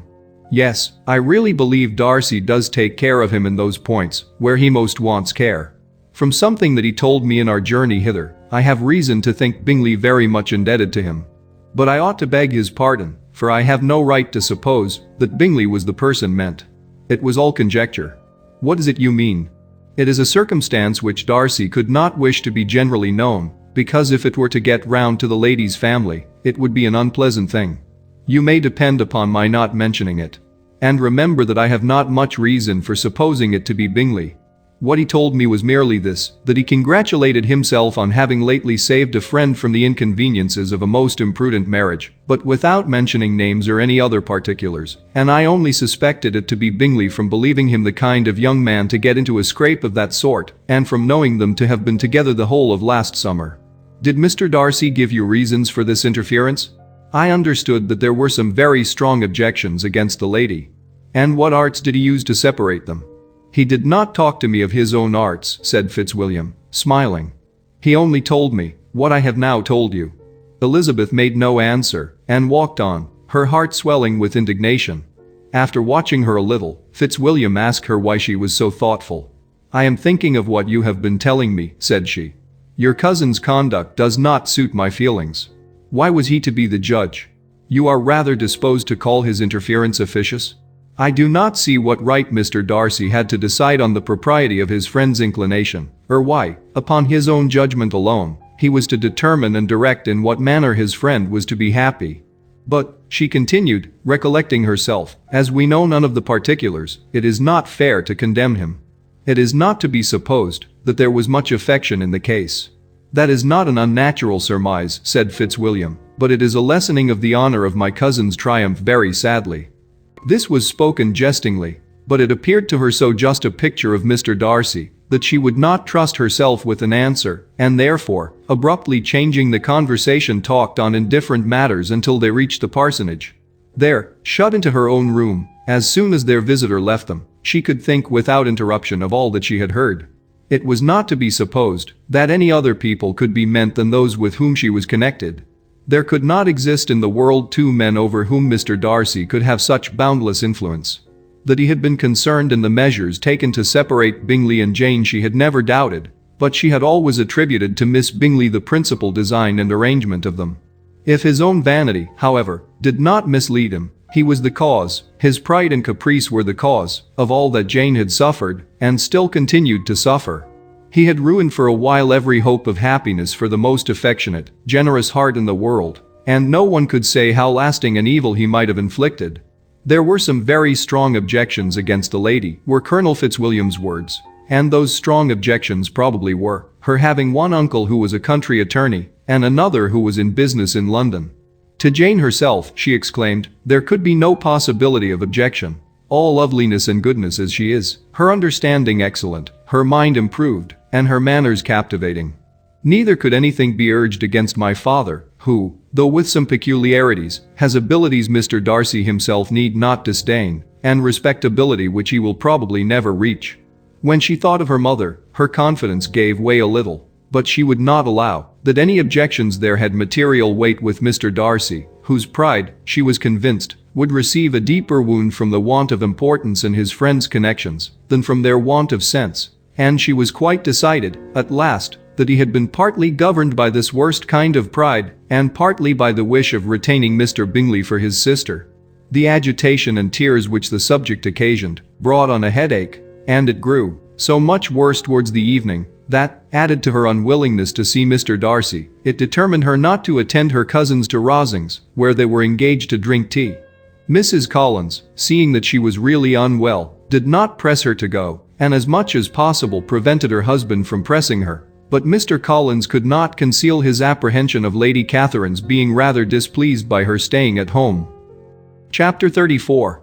When they were gone, Elizabeth, as if intending to exasperate herself as much as possible against Mr. Darcy, chose for her employment the examination of all the letters which Jane had written to her since her being in Kent.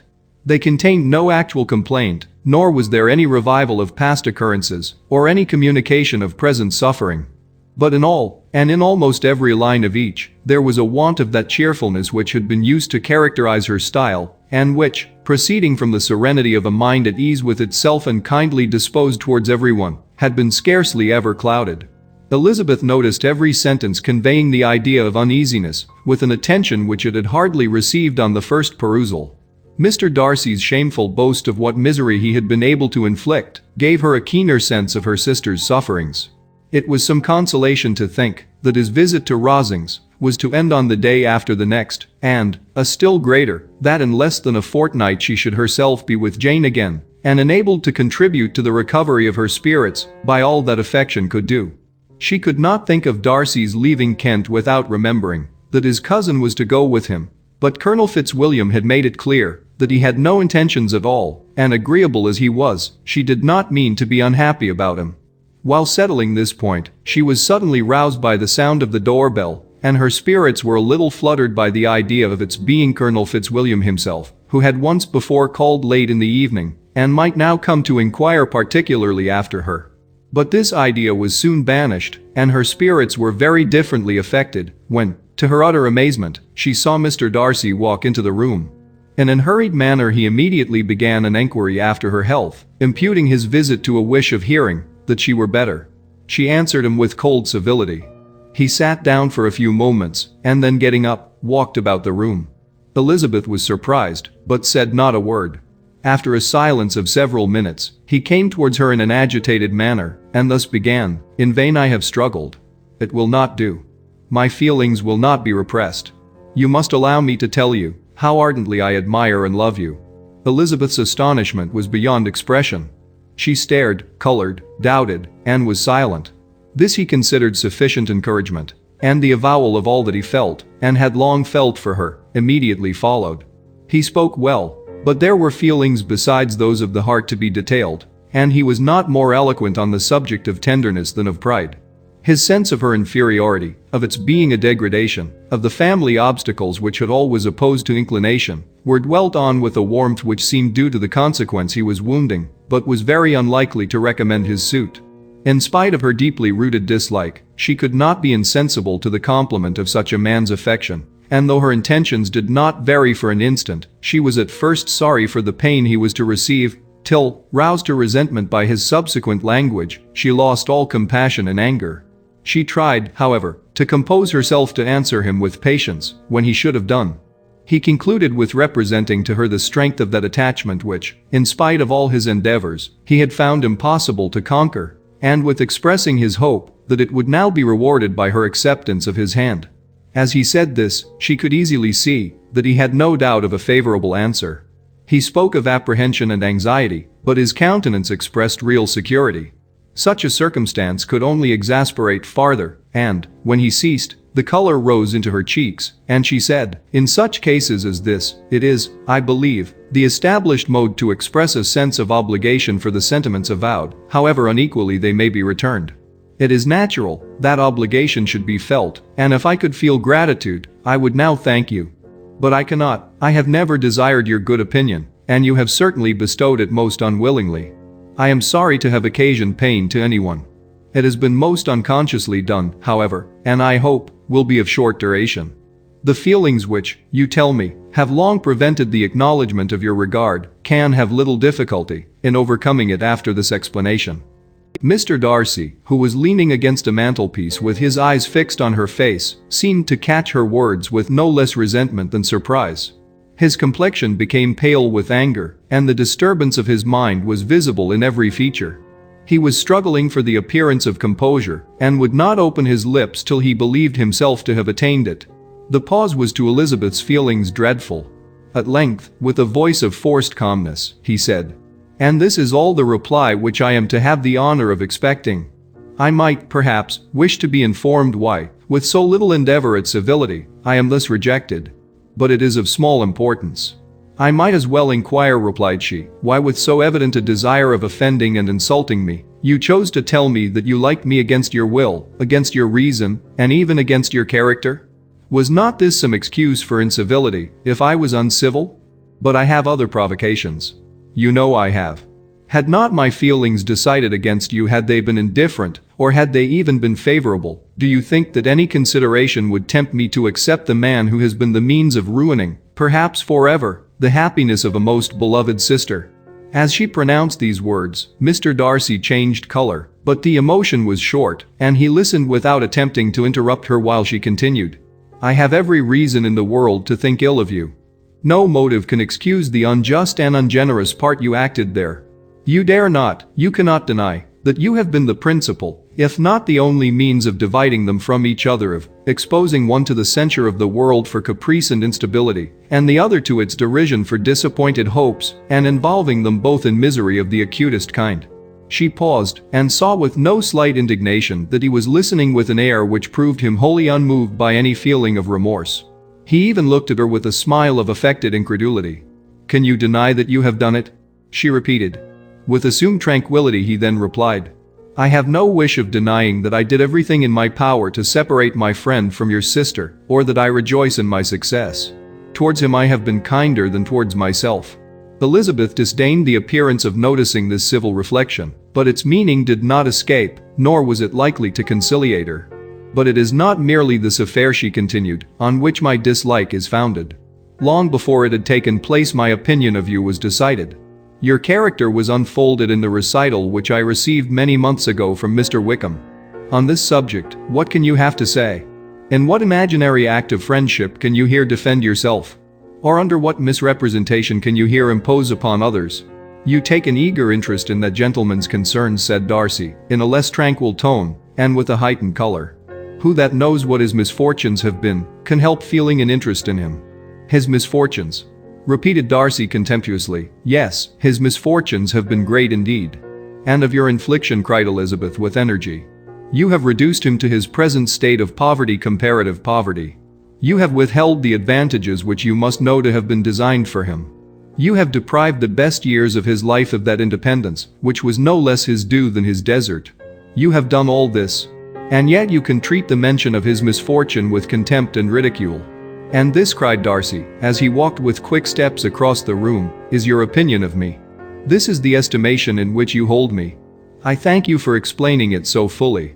My faults, according to this calculation, are heavy indeed. But perhaps, added he, stopping in his walk and turning towards her, these offenses might have been overlooked, had not your pride been hurt by my honest confession of the scruples that had long prevented my forming any serious design. These bitter accusations might have been suppressed, had I, with greater policy, concealed my struggles, and flattered you into the belief of my being impelled by unqualified, unalloyed inclination, by reason, by reflection, by everything. But disguise of every sort is my abhorrence. Nor am I ashamed of the feelings I related. They were natural and just. Could you expect me to rejoice in the inferiority of your connections? To congratulate myself on the hope of relations, whose condition in life is so decidedly beneath my own? Elizabeth felt herself growing more angry every moment, yet she tried to the utmost to speak with composure when she said, You are mistaken, Mr. Darcy, if you suppose that the mode of your declaration affected me in any other way than as it spared me the concern which I might have felt in refusing you, had you behaved in a more gentlemanlike manner. She saw him start at this, but he said nothing, and she continued, You could not have made the offer of your hand in any possible way that would have tempted me to accept it. Again his astonishment was obvious, and he looked at her with an expression of mingled incredulity and mortification. She went on, From the very beginning, from the first moment, I may almost say, of my acquaintance with you, your manners, impressing me with the fullest belief of your arrogance, your conceit, and your selfish disdain of the feelings of others, were such as to form the groundwork of disapprobation on which succeeding events have built so immovable a dislike. And I had not known you a month before I felt that you were the last man in the world whom I could ever be prevailed on to marry. You have said quite enough, madam. I perfectly comprehend your feelings, and have now only to be ashamed of what my own have been. Forgive me for having taken up so much of your time, and accept my best wishes for your health and happiness. And with these words he hastily left the room, and Elizabeth heard him the next moment open the front door and quit the house. The tumult of her mind was now painfully great. She knew not how to support herself, and from actual weakness sat down and cried for half an hour. Her astonishment, as she reflected on what had passed, was increased by every review of it. That she should receive an offer of marriage from Mr. Darcy. That he should have been in love with her for so many months. So much in love, as to wish to marry her in spite of all the objections which had made him prevent his friends marrying her sister, and which must appear at least with equal force in his own case, was almost incredible. It was gratifying to have inspired unconsciously so strong an affection. But his pride, his abominable pride, his shameless avowal of what he had done with respect to Jane, his unpardonable assurance in acknowledging, though he could not justify it, and the unfeeling manner in which he had mentioned Mr. Wickham, his cruelty towards whom he had not attempted to deny, soon overcame the pity which the consideration of his attachment had for a moment excited. She continued in very agitated reflections till the sound of Lady Catherine's carriage made her feel how unequal she was to encounter Charlotte's observation, and hurried her away to her room. Chapter 35. Elizabeth awoke the next morning to the same thoughts and meditations which had at length closed her eyes. She could not yet recover from the surprise of what had happened. It was impossible to think of anything else, and, totally indisposed for employment, she resolved, soon after breakfast, to indulge herself in air and exercise. She was proceeding directly to her favorite walk when the recollection of Mr. Darcy's sometimes coming there stopped her, and instead of entering the park, she turned up the lane, which led farther from the turnpike road. The park paling was still the boundary on one side, and she soon passed one of the gates into the ground. After walking 2 or 3 times along that part of the lane, she was tempted, by the pleasantness of the morning, to stop at the gates and look into the park. The 5 weeks which she had now passed in Kent had made a great difference in the country, and every day was adding to the verdure of the early trees. She was on the point of continuing her walk, when she caught a glimpse of a gentleman within the sort of grove which edged the park. He was moving that way, and, fearful of its being Mr. Darcy, she was directly retreating. But the person who advanced was now near enough to see her, and stepping forward with eagerness, pronounced her name. She had turned away, but on hearing herself called, though in a voice which proved it to be Mr. Darcy, she moved again towards the gate. He had by that time reached it also, and, holding out a letter, which she instinctively took, said, with a look of haughty composure, "I have been walking in the grove some time in the hope of meeting you. Will you do me the honor of reading that letter?" And then, with a slight bow, turned again into the plantation, and was soon out of sight. With no expectation of pleasure, but with the strongest curiosity, Elizabeth opened the letter, and, to her still increasing wonder, perceived an envelope containing 2 sheets of letter paper, written quite through, in a very close hand. The envelope itself was likewise full. Pursuing her way along the lane, she then began it. It was dated from Rosings, at 8 o'clock in the morning, and was as follows: "Be not alarmed, madam, on receiving this letter, by the apprehension of its containing any repetition of those sentiments or renewal of those offers which were last night so disgusting to you.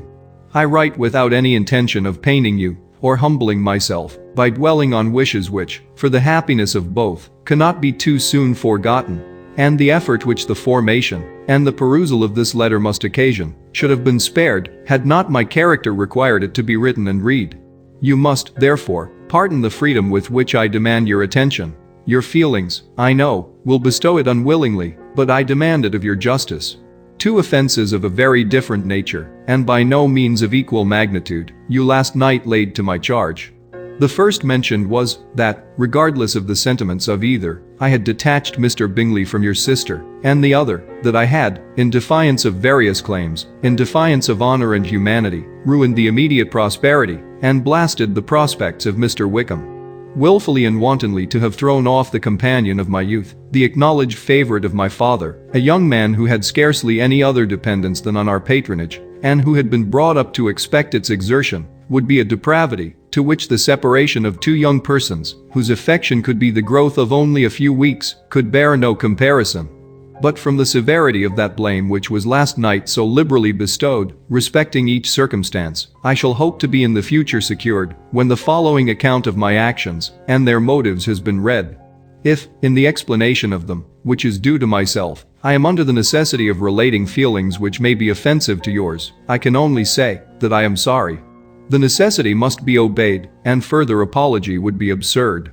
I had not been long in Hertfordshire, before I saw, in common with others, that Bingley preferred your elder sister to any other young woman in the country. But it was not till the evening of the dance at Netherfield, that I had any apprehension of his feeling a serious attachment. I had often seen him in love before. At that ball, while I had the honor of dancing with you, I was first made acquainted, by Sir William Lucas's accidental information, that Bingley's attentions to your sister had given rise to a general expectation of their marriage. He spoke of it as a certain event, of which the time alone could be undecided. From that moment I observed my friend's behavior attentively, and I could then perceive that his partiality for Miss Bennet was beyond what I had ever witnessed in him. Your sister I also watched. Her look and manners were open, cheerful, and engaging as ever, but without any symptom of peculiar regard, and I remained convinced from the evening's scrutiny, that though she received his attentions with pleasure, she did not invite them by any participation of sentiment. If you have not been mistaken here, I must have been in error. Your superior knowledge of your sister must make the latter probable. If it be so, if I have been misled by such error, to inflict pain on her, your resentment has not been unreasonable. But I shall not scruple to assert that the serenity of your sister's countenance and air was such as might have given the most acute observer a conviction that, however amiable her temper, her heart was not likely to be easily touched. That I was desirous of believing her indifferent is certain, but I will venture to say that my investigation and decisions are not usually influenced by my hopes or fears. I did not believe her to be indifferent because I wished it. I believed it on impartial conviction, as truly as I wished it in reason. My objections to the marriage were not merely those which I last night acknowledged to have required the utmost force of passion to put aside. In my own case, the want of connection could not be so great an evil to my friend as to me.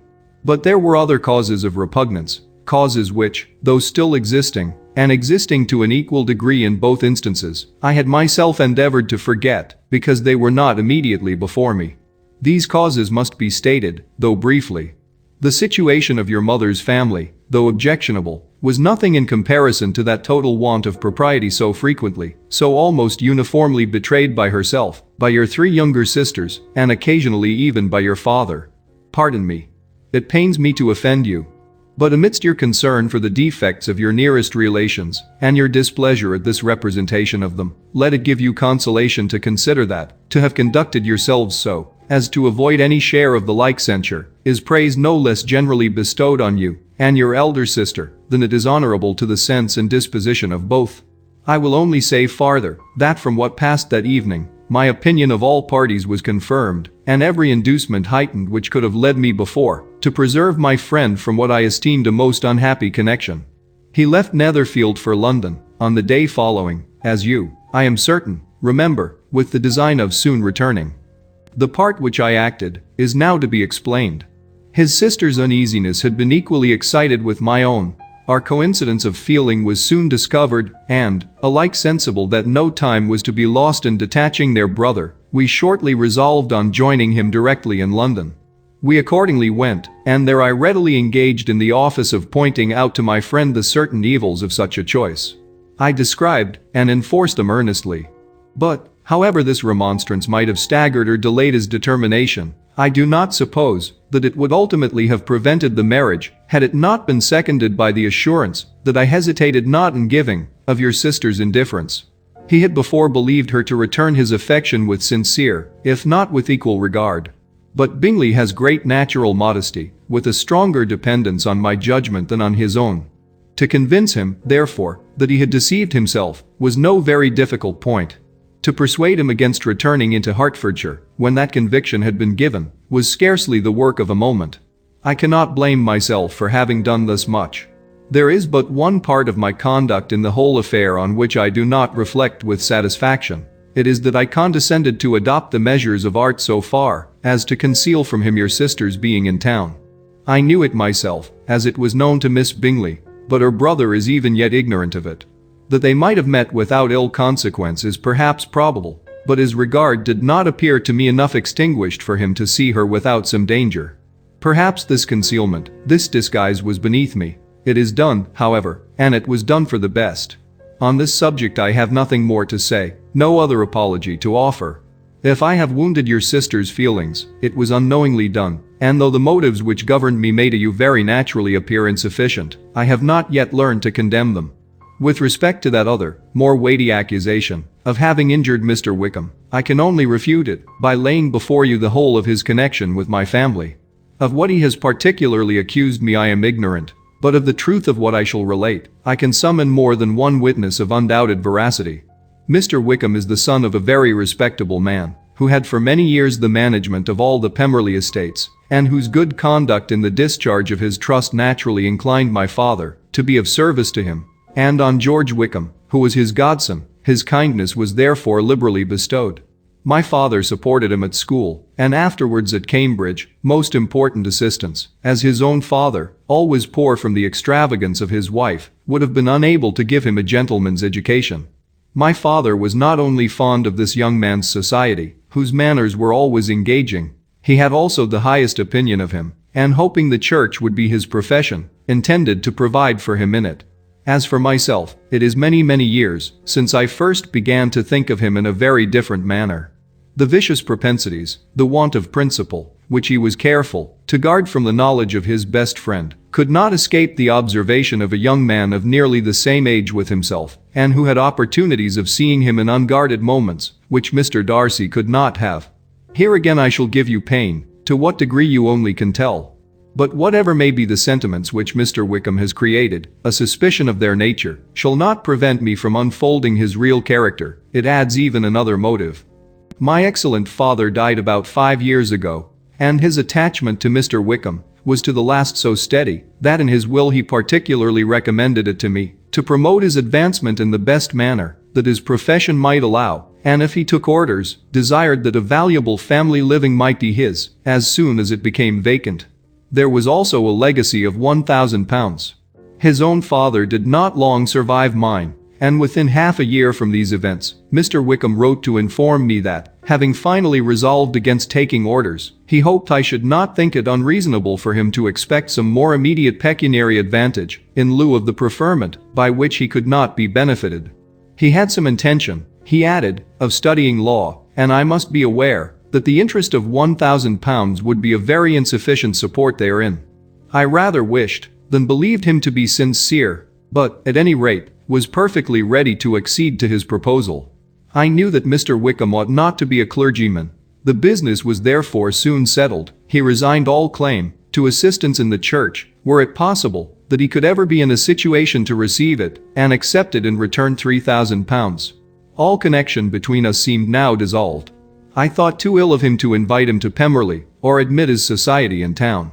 In town I believe he chiefly lived, but his studying the law was a mere pretense, and being now free from all restraint, his life was a life of idleness and dissipation. For about 3 years I heard little of him, but on the decease of the incumbent of the living which had been designed for him, he applied to me again by letter for the presentation. His circumstances, he assured me, and I had no difficulty in believing it, were exceedingly bad. He had found the law a most unprofitable study, and was now absolutely resolved on being ordained, if I would present him to the living in question, of which he trusted there could be little doubt, as he was well assured that I had no other person to provide for, and I could not have forgotten my revered father's intentions.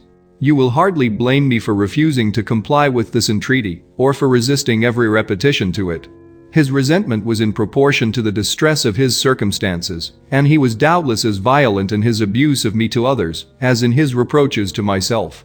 After this period every appearance of acquaintance was dropped. How he lived I know not. But last summer he was again most painfully obtruded on my notice. I must now mention a circumstance which I would wish to forget myself, and which no obligation less than the present should induce me to unfold to any human being. Having said thus much, I feel no doubt of your secrecy. My sister, who is more than 10 years my junior, was left to the guardianship of my mother's nephew, Colonel Fitzwilliam, and myself. About a year ago, she was taken from school, and an establishment formed for her in London, and last summer she went with the lady who presided over it to Ramsgate, and thither also went Mr. Wickham, undoubtedly by design, for there proved to have been a prior acquaintance between him and Mrs. Younge, in whose character we were most unhappily deceived, and by her connivance and aid, he so far recommended himself to Georgiana, whose affectionate heart retained a strong impression of his kindness to her as a child, that she was persuaded to believe herself in love, and to consent to an elopement. She was then but 15, which must be her excuse, and after stating her imprudence, I am happy to add that I owed the knowledge of it to herself. I joined them unexpectedly a day or two before the intended elopement, and then Georgiana, unable to support the idea of grieving and offending a brother whom she almost looked up to as a father, acknowledged the whole to me. You may imagine what I felt, and how I acted. Regard for my sister's credit and feelings prevented any public exposure, but I wrote to Mr. Wickham, who left the place immediately, and Mrs. Younge was of course removed from her charge. Mr. Wickham's chief object was unquestionably my sister's fortune, which is £30,000, but I cannot help supposing that the hope of revenging himself on me was a strong inducement. His revenge would have been complete indeed. This, madam, is a faithful narrative of every event in which we have been concerned together, and if you do not absolutely reject it as false, you will, I hope, acquit me henceforth of cruelty towards Mr. Wickham. I know not in what manner, under what form of falsehood he had imposed on you, but his success is not perhaps to be wondered at. Ignorant as you previously were of everything concerning either, detection could not be in your power, and suspicion certainly not in your inclination. You may possibly wonder why all this was not told you last night, but I was not then master enough of myself to know what could or ought to be revealed. For the truth of everything here related, I can appeal more particularly to the testimony of Colonel Fitzwilliam, who, from our near relationship and constant intimacy, and, still more, as one of the executors of my father's will, has been unavoidably acquainted with every particular of these transactions. If your abhorrence of me should make my assertions valueless, you cannot be prevented by the same cause from confiding in my cousin, and that there may be the possibility of consulting him, I shall endeavor to find some opportunity of putting this letter in your hands in the course of the morning. I will only add, God bless you. Fitzwilliam Darcy. Chapter 36. If Elizabeth, when Mr. Darcy gave her the letter, did not expect it to contain a renewal of his offers, she had formed no expectation of all of its contents.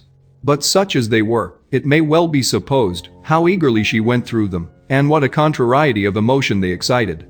Her feelings as she read were scarcely to be defined. With amazement did she first understand that he believed any apology to be in his power, and steadfastly was she persuaded that he could have no explanation to give which a just sense of shame would not conceal. With a strong prejudice against everything he might say, she began his account of what had happened at Netherfield. She read with an eagerness which hardly left her power of comprehension, and from impatience of knowing what the next sentence might bring, was incapable of attending to the sense of the one before her eyes. His belief of her sister's insensibility she instantly resolved to be false, and his account of the real, the worst objections to the match, made her too angry to have any wish of doing him justice. He expressed no regret for what he had done which satisfied her. His style was not penitent, but haughty. It was all pride and insolence. But when this subject was succeeded by his account of Mr. Wickham, when she read with somewhat clearer attention a relation of events which, if true, must overthrow every cherished opinion of his worth, and which bore so alarming an affinity to his own history of himself, her feelings were yet more acutely painful and more difficult of definition. Astonishment, apprehension, and even horror oppressed her. She wished to discredit it entirely, repeatedly exclaiming, "This must be false. This cannot be. This must be the grossest falsehood." And when she had gone through the whole letter, though scarcely knowing anything of the last page or two, put it hastily away, protesting that she would not regard it, that she would never look in it again. In this perturbed state of mind, with thoughts that could rest on nothing, she walked on. But it would not do. In half a minute the letter was unfolded again, and collecting herself as well as she could, she again began the mortifying perusal of all that related to Wickham, and commanded herself so far as to examine the meaning of every sentence. The account of his connection with the Pemberley family was exactly what he had related himself, and the kindness of the late Mr. Darcy, though she had not before known its extent, agreed equally well with his own words. So far each recital confirmed the other, but when she came to the will, the difference was great. What Wickham had said of the living was fresh in her memory, and as she recalled his very words, it was impossible not to feel that there was gross duplicity on one side or the other, and, for a few moments, she flattered herself that her wishes did not err. But when she read, and reread with the closest attention, the particulars immediately following of Wickham's resigning all pretensions to the living, of his receiving in lieu so considerable a sum as £3,000, again was she forced to hesitate. She put down the letter, weighed every circumstance with what she meant to be impartiality, deliberated on the probability of each statement, but with little success. On both sides it was only assertion.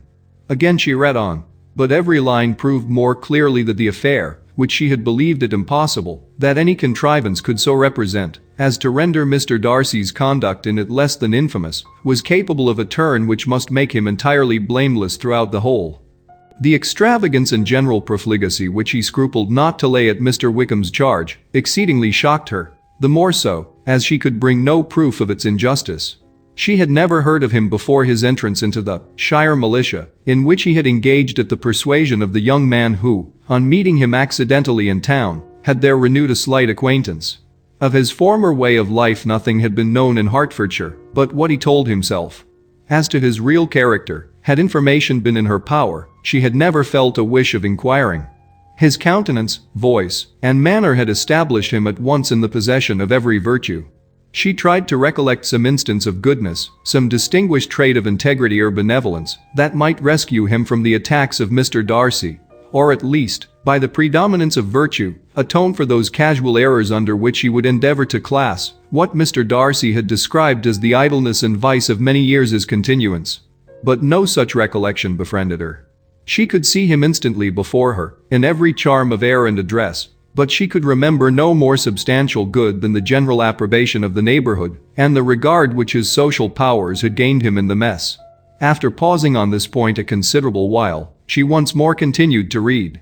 But, alas, the story which followed, of his designs on Miss Darcy, received some confirmation from what had passed between Colonel Fitzwilliam and herself only the morning before, and at last she was referred for the truth of every particular to Colonel Fitzwilliam himself, from whom she had previously received the information of his near concern in all his cousin's affairs, and whose character she had no reason to question. At one time she had almost resolved on applying to him, but the idea was checked by the awkwardness of the application, and at length wholly banished by the conviction that Mr. Darcy would never have hazarded such a proposal if he had not been well assured of his cousin's corroboration. She perfectly remembered everything that had passed in conversation between Wickham and herself in their first evening at Mr. Phillip's. Many of his expressions were still fresh in her memory. She was now struck with the impropriety of such communications to a stranger and wondered it had escaped her before. She saw the indelicacy of putting himself forward as he had done, and the inconsistency of his professions with his conduct. She remembered that he had boasted of having no fear of seeing Mr. Darcy, that Mr. Darcy might leave the country, but that he should stand his ground, yet he had avoided the Netherfield ball the very next week. She remembered also that, till the Netherfield family had quitted the country, he had told his story to no one but herself, but that after their removal it had been everywhere discussed, that he had then no reserves, no scruples in sinking Mr. Darcy's character, though he had assured her that respect for the father would always prevent his exposing the son. How differently did everything now appear in which he was concerned. His attentions to Miss King were now the consequence of views solely and hatefully mercenary, and the mediocrity of her fortune proved no longer the moderation of his wishes, but his eagerness to grasp at anything. His behavior to herself could now have had no tolerable motive. He had either been deceived with regard to her fortune, or had been gratifying his vanity by encouraging the preference which she believed she had most incautiously shown. Every lingering struggle in his favor grew fainter and fainter, and in farther justification of Mr. Darcy, she could not but allow that Mr. Bingley, when questioned by Jane, had long ago asserted his blamelessness in the affair. That proud and repulsive as were his manners, she had never, in the whole course of their acquaintance, an acquaintance which had latterly brought them much together and given her a sort of intimacy with his ways, seen anything that betrayed him to be unprincipled or unjust, anything that spoke him of irreligious or immoral habits, that among his own connections he was esteemed and valued, that even Wickham had allowed him merit as a brother, and that she had often heard him speak so affectionately of his sister as to prove him capable of some amiable feeling, that had his actions been what Mr. Wickham represented them, so gross a violation of everything right could hardly have been concealed from the world, and that friendship between a person capable of it, and such an amiable man as Mr. Bingley, was incomprehensible. She grew absolutely ashamed of herself. Of neither Darcy nor Wickham could she think without feeling she had been blind, partial, prejudiced, absurd. How despicably I have acted! She cried, I, who have prided myself on my discernment. I, who have valued myself on my abilities. Who have often disdained the generous candor of my sister, and gratified my vanity in useless or blamable mistrust. How humiliating is this discovery! Yet, how just a humiliation! Had I been in love, I could not have been more wretchedly blind. But vanity, not love, has been my folly. Pleased with the preference of one, and offended by the neglect of the other, on the very beginning of our acquaintance, I have courted prepossession and ignorance, and driven reason away, where either were concerned. Till this moment I never knew myself. From herself to Jane, from Jane to Bingley, her thoughts were in a line which soon brought to her recollection that Mr. Darcy's explanation there had appeared very insufficient, and she read it again. Widely different was the effect of a second perusal. How could she deny that credit to his assertions in one instance, which she had been obliged to give in the other? He declared himself to be totally unsuspicious of her sister's attachment, and she could not help remembering what Charlotte's opinion had always been. Neither could she deny the justice of his description of Jane. She felt that Jane's feelings, though fervent, were little displayed, and that there was a constant complacency in her air and manner not often united with great sensibility. When she came to that part of the letter in which her family were mentioned in terms of such mortifying, yet merited reproach, her sense of shame was severe. The justice of the charge struck her too forcibly for denial, and the circumstances to which he particularly alluded as having passed at the Netherfield ball, and as confirming all his first disapprobation, could not have made a stronger impression on his mind than on hers. The compliment to herself and her sister was not unfelt. It soothed, but it could not console her for the contempt which had thus been self-attracted by the rest of her family, and as she considered that Jane's disappointment had in fact been the work of her nearest relations, and reflected how materially the credit of both must be hurt by such impropriety of conduct, she felt depressed beyond anything she had ever known before. After wandering along the lane for 2 hours, giving way to every variety of thought, reconsidering events, determining probabilities, and reconciling herself, as well as she could, to a change so sudden and so important, fatigue, and a recollection of her long absence, made her at length return home, and she entered the house with the wish of appearing cheerful as usual, and the resolution of repressing such reflections as must make her unfit for conversation. She was immediately told that the 2 gentlemen from Rosings had each called during her absence, Mr. Darcy, only for a few minutes, to take leave, but that Colonel Fitzwilliam had been sitting with them at least an hour, hoping for her return, and almost resolving to walk after her, till she could be found. Elizabeth could but just affect concern in missing him, she really rejoiced at it. Colonel Fitzwilliam was no longer an object, she could think only of her letter. Chapter 37. The 2 gentlemen left Rosings the next morning, and Mr. Collins, having been in waiting near the lodges, to make them his parting obeisance, was able to bring home the pleasing intelligence of their appearing in very good health, and in as tolerable spirits as could be expected, after the melancholy scene so lately gone through at Rosings. To Rosings he then hastened, to console Lady Catherine and her daughter, and on his return brought back, with great satisfaction, a message from her ladyship, importing that she felt herself so dull as to make her very desirous of having them all to dine with her. Elizabeth could not see Lady Catherine without recollecting that, had she chosen it, she might by this time have been presented to her as her future niece, nor could she think, without a smile, of what her ladyship's indignation would have been. What would she have said, how would she have behaved, were questions with which she amused herself. Their first subject was the diminution of the Rosings party. "I assure you, I feel it exceedingly," said Lady Catherine. "I believe no one feels the loss of friends so much as I do. But I am particularly attached to these young men, and know them to be so much attached to me. They were excessively sorry to go. But so they always are." The dear Colonel rallied his spirits tolerably till just at last, but Darcy seemed to feel it most acutely, more, I think, than last year. His attachment to Rosings certainly increases. Mr. Collins had a compliment and an allusion to throw in here, which were kindly smiled on by the mother and daughter. Lady Catherine observed, after dinner, that Miss Bennet seemed out of spirits, and immediately accounting for it herself, by supposing that she did not like to go home again so soon, she added, "But if that is the case, you must write to your mother, and beg that you may stay a little longer. Mrs. Collins will be very glad of your company, I am sure." "I am much obliged to your ladyship for your kind invitation," replied Elizabeth, "but it is not in my power to accept it. I must be in town next Saturday." "Why, at that rate, you will have been here only 6 weeks. I expected you to stay 2 months.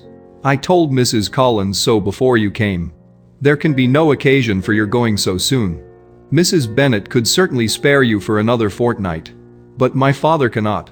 He wrote last week to hurry my return." "Oh, your father of course may spare you, if your mother can. Daughters are never of so much consequence to a father. And if you will stay another month complete, it will be in my power to take one of you as far as London, for I am going there early in June, for a week. And as Dawson does not object to the barrage box, there will be very good room for one of you, and indeed, if the weather should happen to be cool, I should not object to taking you both, as you are neither of you large. You are all kindness, madam, but I believe we must abide by our original plan." Lady Catherine seemed resigned. "Mrs. Collins, you must send a servant with them. You know I always speak my mind, and I cannot bear the idea of 2 young women traveling post by themselves. It is highly improper. You must contrive to send somebody. I have the greatest dislike in the world to that sort of thing. Young women should always be properly guarded and attended, according to their situation in life. When my niece Georgiana went to Ramsgate last summer, I made a point of her having 2 men servants go with her. Miss Darcy, the daughter of Mr. Darcy, of Pemberley, and Lady Anne, could not have appeared with propriety in a different manner. I am excessively attentive to all those things. You must send John with the young ladies, Mrs. Collins. I am glad it occurred to me to mention it, for it would really be discreditable to you to let them go alone. My uncle is to send a servant for us." "Oh, your uncle? He keeps a manservant, does he? I am very glad you have somebody who thinks of these things. Where shall you change horses?" "Oh, Bromley, of course. If you mention my name at the bell, you will be attended to."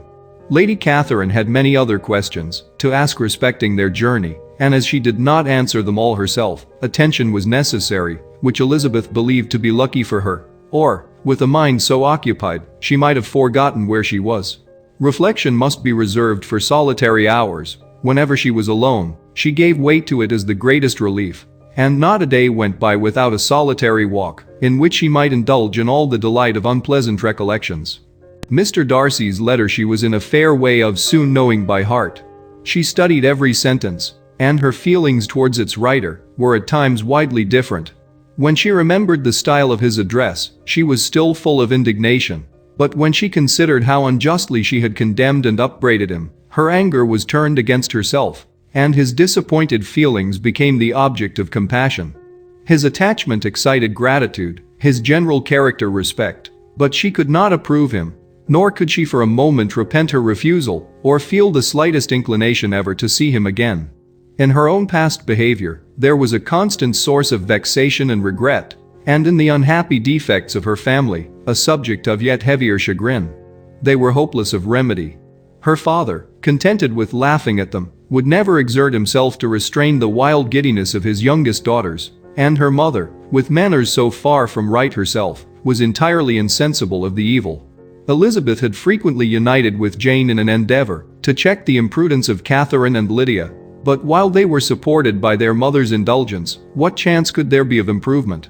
Catherine, weak-spirited, irritable, and completely under Lydia's guidance, had been always affronted by their advice, and Lydia, self-willed and careless, would scarcely give them a hearing. They were ignorant, idle, and vain. While there was an officer in Meryton, they would flirt with him, and while Meryton was within a walk of Longbourn, they would be going there forever. Anxiety on Jane's behalf was another prevailing concern, and Mr. Darcy's explanation, by restoring Bingley to all her former good opinion, heightened the sense of what Jane had lost. His affection was proved to have been sincere, and his conduct cleared of all blame, unless any could attach to the implicitness of his confidence in his friend. How grievous then was the thought that, of a situation so desirable in every respect, so replete with advantage, so promising for happiness, Jane had been deprived, by the folly and indecorum of her own family. When to these recollections was added the development of Wickham's character, it may be easily believed that the happy spirits which had seldom been depressed before were now so much affected as to make it almost impossible for her to appear tolerably cheerful. Their engagements at Rosings were as frequent during the last week of her stay as they had been at first. The very last evening was spent there, and her ladyship again inquired minutely into the particulars of their journey, gave them directions as to the best method of packing, and was so urgent on the necessity of placing gowns in the only right way that Maria thought herself obliged, on her return, to undo all the work of the morning and pack her trunk afresh. When they parted, Lady Catherine, with great condescension, wished them a good journey, and invited them to come to Hunsford again next year, and Miss de Bourgh exerted herself so far as to curtsy and hold out her hand to both. Chapter 38. On Saturday morning Elizabeth and Mr. Collins met for breakfast a few minutes before the others appeared, and he took the opportunity of paying the parting civilities which he deemed indispensably necessary. "I know not, Miss Elizabeth," said he, "whether Mrs. Collins has yet expressed her sense of your kindness in coming to us, but I am very certain you will not leave the house without receiving her thanks for it. The favor of your company has been much felt, I assure you. We know how little there is to tempt anyone to our humble abode. Our plain manner of living, our small rooms and few domestics, and the little we see of the world, must make Hunsford extremely dull to a young lady like yourself, but I hope you will believe us grateful for the condescension, and that we have done everything in our power to prevent your spending your time unpleasantly." Elizabeth was eager with her thanks and assurances of happiness. She had spent 6 weeks with great enjoyment, and the pleasure of being with Charlotte, and the kind attentions she had received, must make her feel the obliged. Mr. Collins was gratified, and with a more smiling solemnity replied, "It gives me great pleasure to hear that you have passed your time not disagreeably. We have certainly done our best, and most fortunately having it in our power to introduce you to very superior society, and, from our connection with Rosings, the frequent means of varying the humble home scene, I think we may flatter ourselves that your Hunsford visit cannot have been entirely irksome. Our situation with regard to Lady Catherine's family is indeed the sort of extraordinary advantage and blessing which few can boast. You see on what a footing we are. You see how continually we are engaged there. In truth, I must acknowledge that, with all the disadvantages of this humble parsonage, I should not think anyone abiding in it an object of compassion, while they are sharers of our intimacy at Rosings." Words were insufficient for the elevation of his feelings, and he was obliged to walk about the room, while Elizabeth tried to unite civility and truth in a few short sentences. "You may, in fact, carry a very favorable report of us into Hertfordshire, my dear cousin. I flatter myself at least that you will be able to do so. Lady Catherine's great attentions to Mrs. Collins you have been a daily witness of, and altogether I trust it does not appear that your friend has drawn an unfortunate, but on this point, it will be as well to be silent. Only let me assure you, my dear Miss Elizabeth, that I can from my heart most cordially wish you equal felicity in marriage. My dear Charlotte and I have but one mind and one way of thinking. There is in everything a most remarkable resemblance of character and ideas between us. We seem to have been designed for each other." Elizabeth could safely say that it was a great happiness where that was the case, and with equal sincerity could add that she firmly believed and rejoiced in his domestic comforts. She was not sorry, however, to have the recital of them interrupted by the lady from whom they sprang. Poor Charlotte! It was melancholy to leave her to such society. But she had chosen it with her eyes open, and though evidently regretting that her visitors were to go, she did not seem to ask for compassion. Her home and her housekeeping, her parish and her poultry, and all their dependent concerns, had not yet lost their charms. At length the chaise arrived, the trunks were fastened on, the parcels placed within, and it was pronounced to be ready. After an affectionate parting between the friends, Elizabeth was attended to the carriage by Mr. Collins, and as they walked down the garden, he was commissioning her with his best respects to all her family, not forgetting his thanks for the kindness he had received at Longbourn in the winter, and his compliments to Mr. and Mrs. Gardiner, though unknown. He then handed her in, Maria followed, and the door was on the point of being closed, when he suddenly reminded them, with some consternation, that they had hitherto forgotten to leave any message for the ladies at Rosings. "But," he added, "you will of course wish to have your humble respects delivered to them, with your grateful thanks for their kindness to you, while you have been here." Elizabeth made no objection. The door was then allowed to be shut, and the carriage drove off. "Good gracious," cried Maria, after a few minutes' silence, "it seems but a day or two since we first came, and yet how many things have happened." "A great many indeed," said her companion with a sigh. "We have dined 9 times at Rosings, besides drinking tea there twice. How much I shall have to tell," Elizabeth added privately, "and how much I shall have to conceal." Their journey was performed without much conversation, or any alarm, and within 4 hours of their leaving Hunsford they reached Mr. Gardiner's house, where they were to remain a few days. Jane looked well, and Elizabeth had little opportunity of studying her spirits, amidst the various engagements which the kindness of her aunt had reserved for them. But Jane was to go home with her, and at Longbourn there would be leisure enough for observation. It was not without an effort, meanwhile, that she could wait even for Longbourn, before she told her sister of Mr. Darcy's proposals. To know that she had the power of revealing what would so exceedingly astonish Jane, and must, at the same time, so highly gratify whatever of her own vanity she had not yet been able to reason away, was such a temptation to openness as nothing could have conquered, but the state of indecision in which she remained, as to the extent of what she should communicate, and her fear, if she once entered on the subject, of being hurried into repeating something of Bingley which might only grieve her sister further. Chapter 39. It was the second week in May, in which the 3 young ladies set out together from Gracechurch Street for the town of, in Hertfordshire, and, as they drew near the appointed inn, where Mr. Bennet's carriage was to meet them, they quickly perceived, in token of the coachman's punctuality, both Kitty and Lydia looking out of a dining room upstairs. These 2 girls had been above an hour in the place, happily employed in visiting an opposite milliner, watching the sentinel on guard, and dressing a salad and cucumber. After welcoming their sisters, they triumphantly displayed a table set out with such cold meat as an inn larder usually affords, exclaiming, "Is not this nice? Is not this an agreeable surprise? And we mean to treat you all," added Lydia, "but you must lend us the money, for we have just spent hours at the shop out there." Then, showing her purchases, "Look here, I have bought this bonnet. I do not think it is very pretty, but I thought I might as well buy it as not. I shall pull it to pieces as soon as I get home, and see if I can make it up any better." And when her sisters abused it as ugly, she added, with perfect unconcern, "Oh, but there were 2 or 3 much uglier in the shop, and when I have bought some prettier colored satin to trim it with fresh, I think it will be very tolerable. Besides, it will not much signify what one wears this summer, after the Shire have left Meryton, and they are going in a fortnight." "Are they indeed?" cried Elizabeth, with the greatest satisfaction. "They are going to be encamped near Brighton, and I do so want Papa to take us all there for the summer. It would be such a delicious scheme, and I dare say, would hardly cost anything at all. Mama would like to go too of all things. Only think what a miserable summer else we shall have."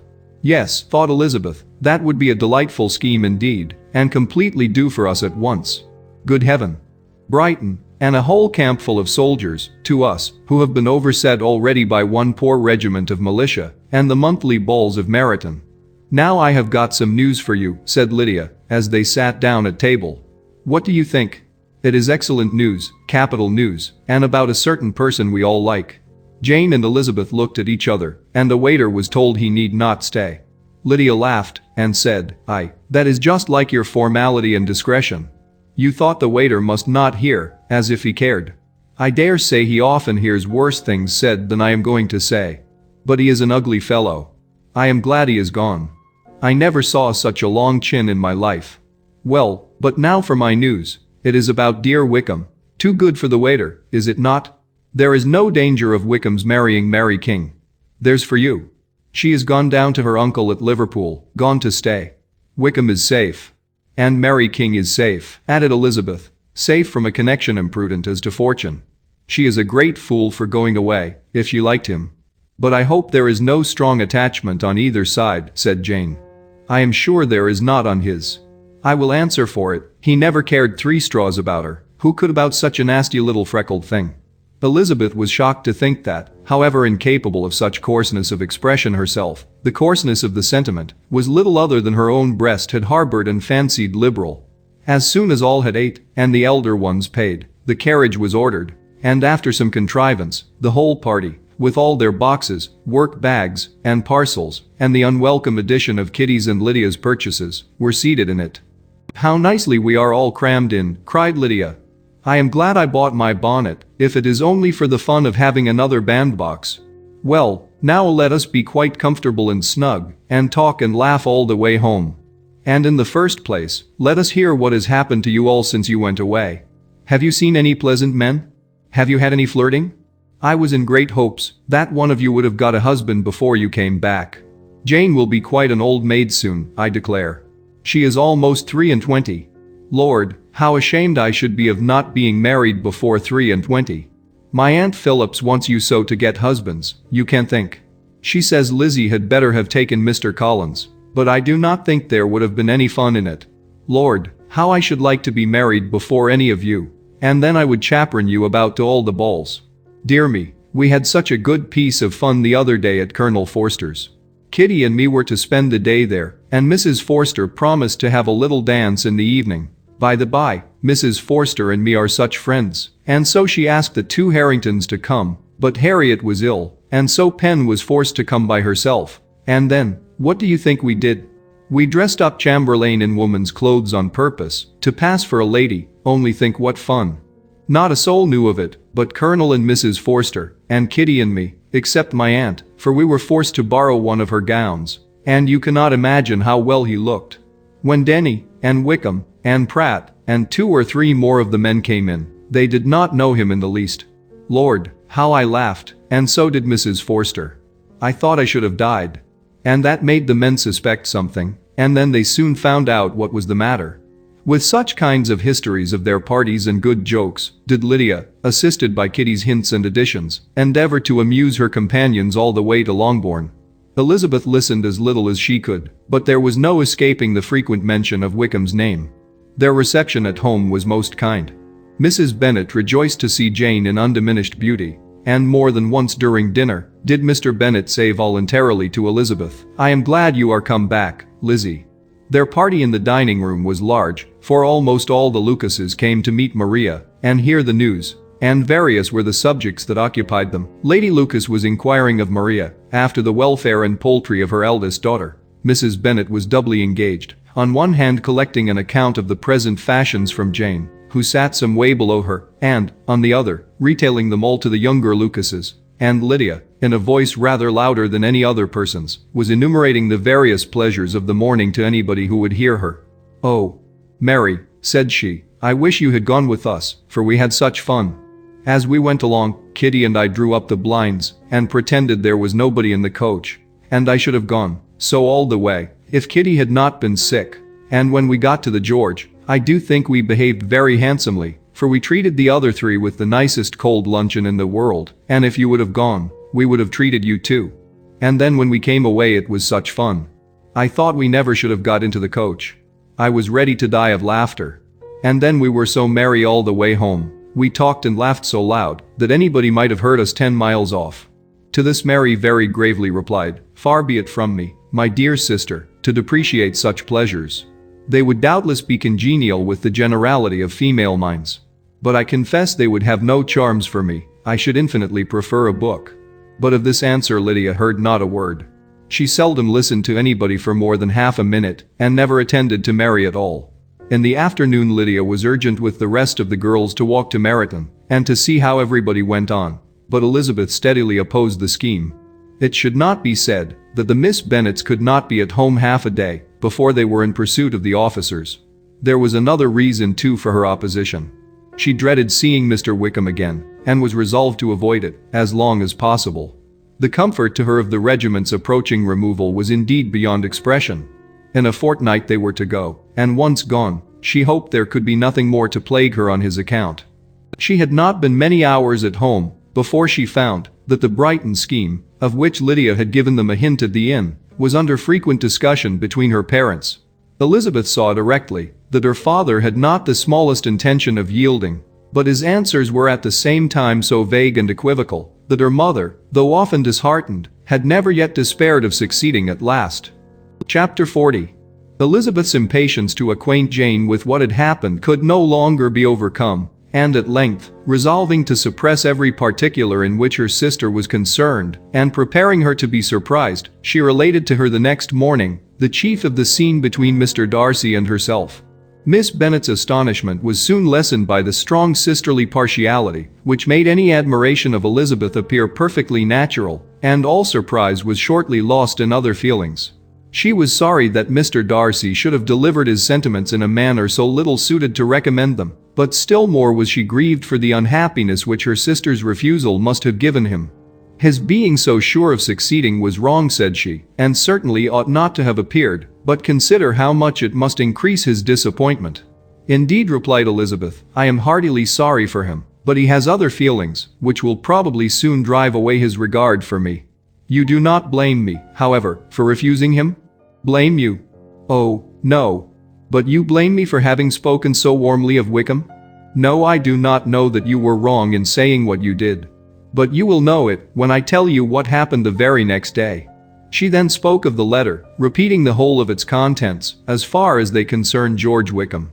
What a stroke was this for poor Jane, who would willingly have gone through the world without believing that so much wickedness existed in the whole race of mankind, as was here collected in one individual. Nor was Darcy's vindication, though grateful to her feelings, capable of consoling her for such discovery. Most earnestly did she labor to prove the probability of error, and seek to clear the one without involving the other. This will not do, said Elizabeth. You never will be able to make both of them good for anything. Take your choice, but you must be satisfied with only one. There is but such a quantity of merit between them, just enough to make one good sort of man, and of late it has been shifting about pretty much.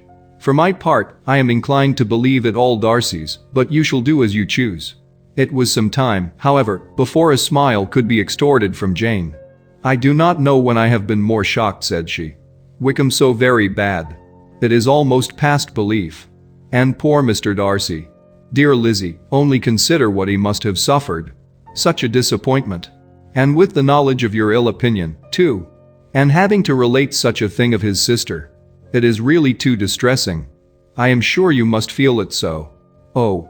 No, my regret and compassion are all done away by seeing you so full of both. I know you will do him such ample justice, that I am growing every moment more unconcerned and indifferent.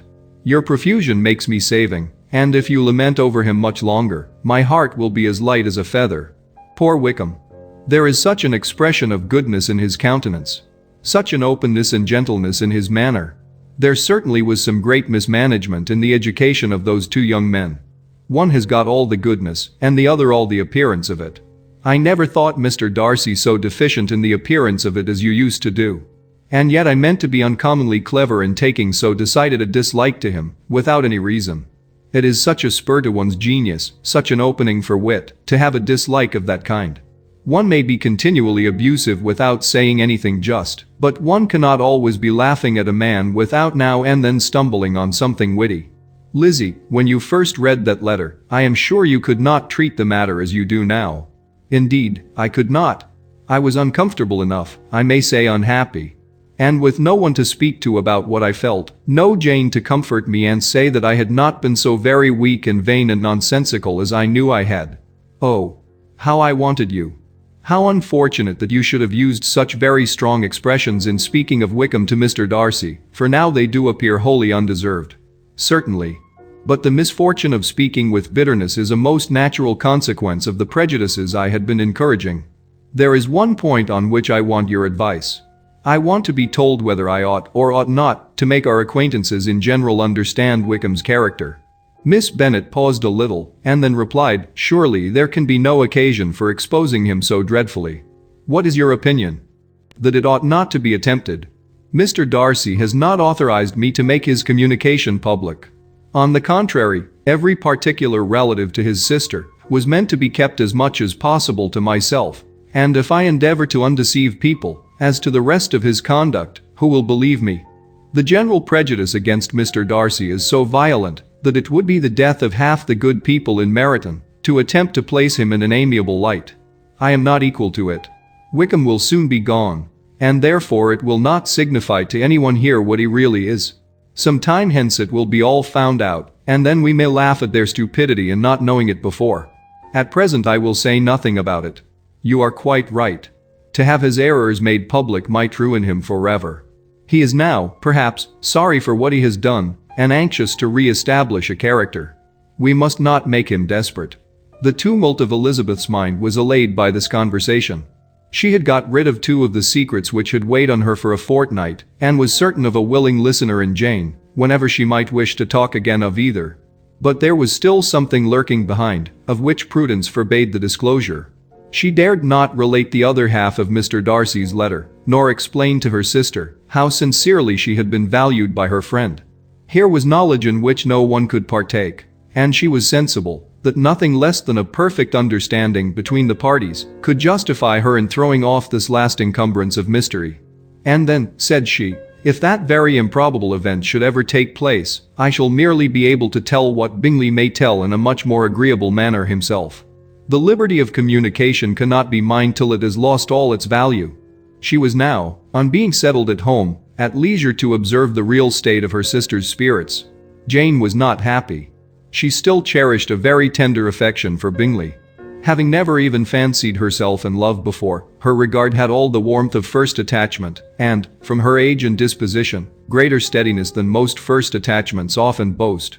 And so fervently did she value his remembrance, and prefer him to every other man, that all her good sense, and all her attention to the feelings of her friends, were requisite to check the indulgence of those regrets which must have been injurious to her own health and their tranquillity. Well, Lizzie, said Mrs. Bennet one day, what is your opinion now of this sad business of Jane's? For my part, I am determined never to speak of it again to anybody. I told my sister Phillips so the other day. But I cannot find out that Jane saw anything of him in London. Well, he is a very undeserving young man, and I do not suppose there's the least chance in the world of her ever getting him now. There is no talk of his coming to Netherfield again in the summer, and I have inquired of everybody too, who is likely to know. I do not believe he will ever live at Netherfield anymore. Oh well, it is just as he chooses. Nobody wants him to come. Though I shall always say he used my daughter extremely ill, and if I was her, I would not have put up with it. Well, my comfort is, I am sure Jane will die of a broken heart, and then he will be sorry for what he has done. But as Elizabeth could not receive comfort from any such expectation, she made no answer. Well, Lizzie, continued her mother, soon afterwards, and so the Collinses live very comfortable, do they? Well, I only hope it will last. And what sort of table do they keep? Charlotte is an excellent manager, I dare say. If she is half as sharp as her mother, she is saving enough. There is nothing extravagant in their housekeeping, I dare say. No, nothing at all. A great deal of good management, depend upon it. Yes. They will take care not to outrun their income. They will never be distressed for money. Well, much good may it do them. And so, I suppose, they often talk of having Longbourn, when your father is dead. They look upon it as quite their own, I dare say, whenever that happens. It was a subject which they could not mention before me. No, it would have been strange if they had, but I make no doubt they often talk of it between themselves. Well, if they can be easy with an estate that is not lawfully their own, so much the better. I should be ashamed of having one that was only entailed on me. Chapter 41. The first week of their return was soon gone. The second began. It was the last of the regiment's stay in Meryton, and all the young ladies in the neighborhood were drooping apace. The dejection was almost universal. The elder Miss Bennets alone were still able to eat, drink, and sleep, and pursue the usual course of their employments. Very frequently were they reproached for this insensibility by Kitty and Lydia, whose own misery was extreme, and who could not comprehend such hard-heartedness in any of the family. Good heaven, what is to become of us? What are we to do? Would they often exclaim in the bitterness of woe. How can you be smiling so, Lizzie? Their affectionate mother shared all their grief. She remembered what she had herself endured on a similar occasion, 25 years ago. I am sure, said she, I cried for 2 days together, when Colonel Miller's regiment went away. I thought I should have broken my heart. I am sure I shall break mine, said Lydia. If one could but go to Brighton, observed Mrs. Bennet. Oh, yes, if one could but go to Brighton. But Papa is so disagreeable. A little sea bathing would set me up forever. And my Aunt Phillips is sure it would do me a great deal of good, added Kitty. Such were the kind of lamentations resounding perpetually through Longbourn House. Elizabeth tried to be diverted by them, but all sense of pleasure was lost in shame. She felt anew the justice of Mr. Darcy's objections, and never had she been so much disposed to pardon his interference in the views of his friend. But the gloom of Lydia's prospect was shortly cleared away, for she received an invitation from Mrs. Forster, the wife of the colonel of the regiment, to accompany her to Brighton. This invaluable friend was a very young woman, and very lately married. A resemblance in good humor and good spirits had recommended her and Lydia to each other, and out of their 3 months' acquaintance they had been intimate too. The rapture of Lydia on this occasion, her adoration of Mrs. Forster, the delight of Mrs. Bennet, and the mortification of Kitty, are scarcely to be described. Wholly inattentive to her sister's feelings, Lydia flew about the house in restless ecstasy, calling for everyone's congratulations, and laughing and talking with more violence than ever, whilst the luckless Kitty continued in the parlor repining at her fate in terms as unreasonable as her accent was peevish. I cannot see why Mrs. Forster should not ask me as well as Lydia, said she, though I am not her particular friend. I have just as much right to be asked as she has, and more too, for I am 2 years older. In vain did Elizabeth attempt to make her reasonable, and Jane to make her resigned. As for Elizabeth herself, this invitation was so far from exciting in her the same feelings as in her mother and Lydia, that she considered it as the death warrant of all possibility of common sense for the latter, and detestable as such a step must make her were it known, she could not help secretly advising her father not to let her go. She represented to him all the improprieties of Lydia's general behavior, the little advantage she could derive from the friendship of such a woman as Mrs. Forster, and the probability of her being yet more imprudent with such a companion at Brighton, where the temptations must be greater than at home. He heard her attentively, and then said, Lydia will never be easy until she has exposed herself in some public place or other, and we can never expect her to do it with so little expense or inconvenience to her family, as under the present circumstances. "If you were aware," said Elizabeth, "of the very great disadvantage to us all which must arise from the public notice of Lydia's unguarded and imprudent manner, nay, which has already arisen from it, I am sure you would judge differently in the affair." "Already arisen?" repeated Mr. Bennet. "What, has she frightened away some of your lovers? Poor little Lizzie. But do not be cast down. Such squeamish youths as cannot bear to be connected with a little absurdity are not worth a regret. Come, let me see the list of pitiful fellows who have been kept aloof by Lydia's folly." "Indeed you are mistaken. I have no such injuries to resent. It is not of particular, but of general evils, which I am now complaining. Our importance, our respectability in the world, must be affected by the wild volatility, the assurance and disdain of all restraint which mark Lydia's character. Excuse me, for I must speak plainly. If you, my dear father, will not take the trouble of checking her exuberant spirits, and of teaching her that her present pursuits are not to be the business of her life, she will soon be beyond the reach of amendment. Her character will be fixed, and she will, at 16, be the most determined flirt that ever made herself or her family ridiculous. A flirt too, in the worst and meanest degree of flirtation, without any attraction beyond youth and a tolerable person, and, from the ignorance and emptiness of her mind, wholly unable to ward off any portion of that universal contempt which her rage for admiration will excite. In this danger Kitty also is comprehended. She will follow wherever Lydia leads. Vain, ignorant, idle, and absolutely uncontrolled. Oh, my dear father, can you suppose it possible that they will not be censured and despised wherever they are known, and that their sisters will not be often involved in the disgrace?" Mr. Bennet saw that her whole heart was in the subject, and affectionately taking her hand said in reply, "Do not make yourself uneasy, my love. Wherever you and Jane are known you must be respected and valued, and you will not appear to less advantage for having a couple of, or I may say, 3, very silly sisters. We shall have no peace at Longbourn if Lydia does not go to Brighton. Let her go, then.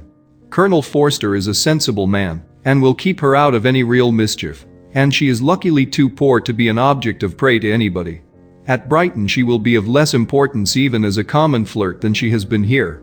The officers will find women better worth their notice. Let us hope, therefore, that her being there may teach her her own insignificance. At any rate, she cannot grow many degrees worse, without authorizing us to lock her up for the rest of her life." With this answer Elizabeth was forced to be content, but her own opinion continued the same, and she left him disappointed and sorry. It was not in her nature, however, to increase her vexations by dwelling on them.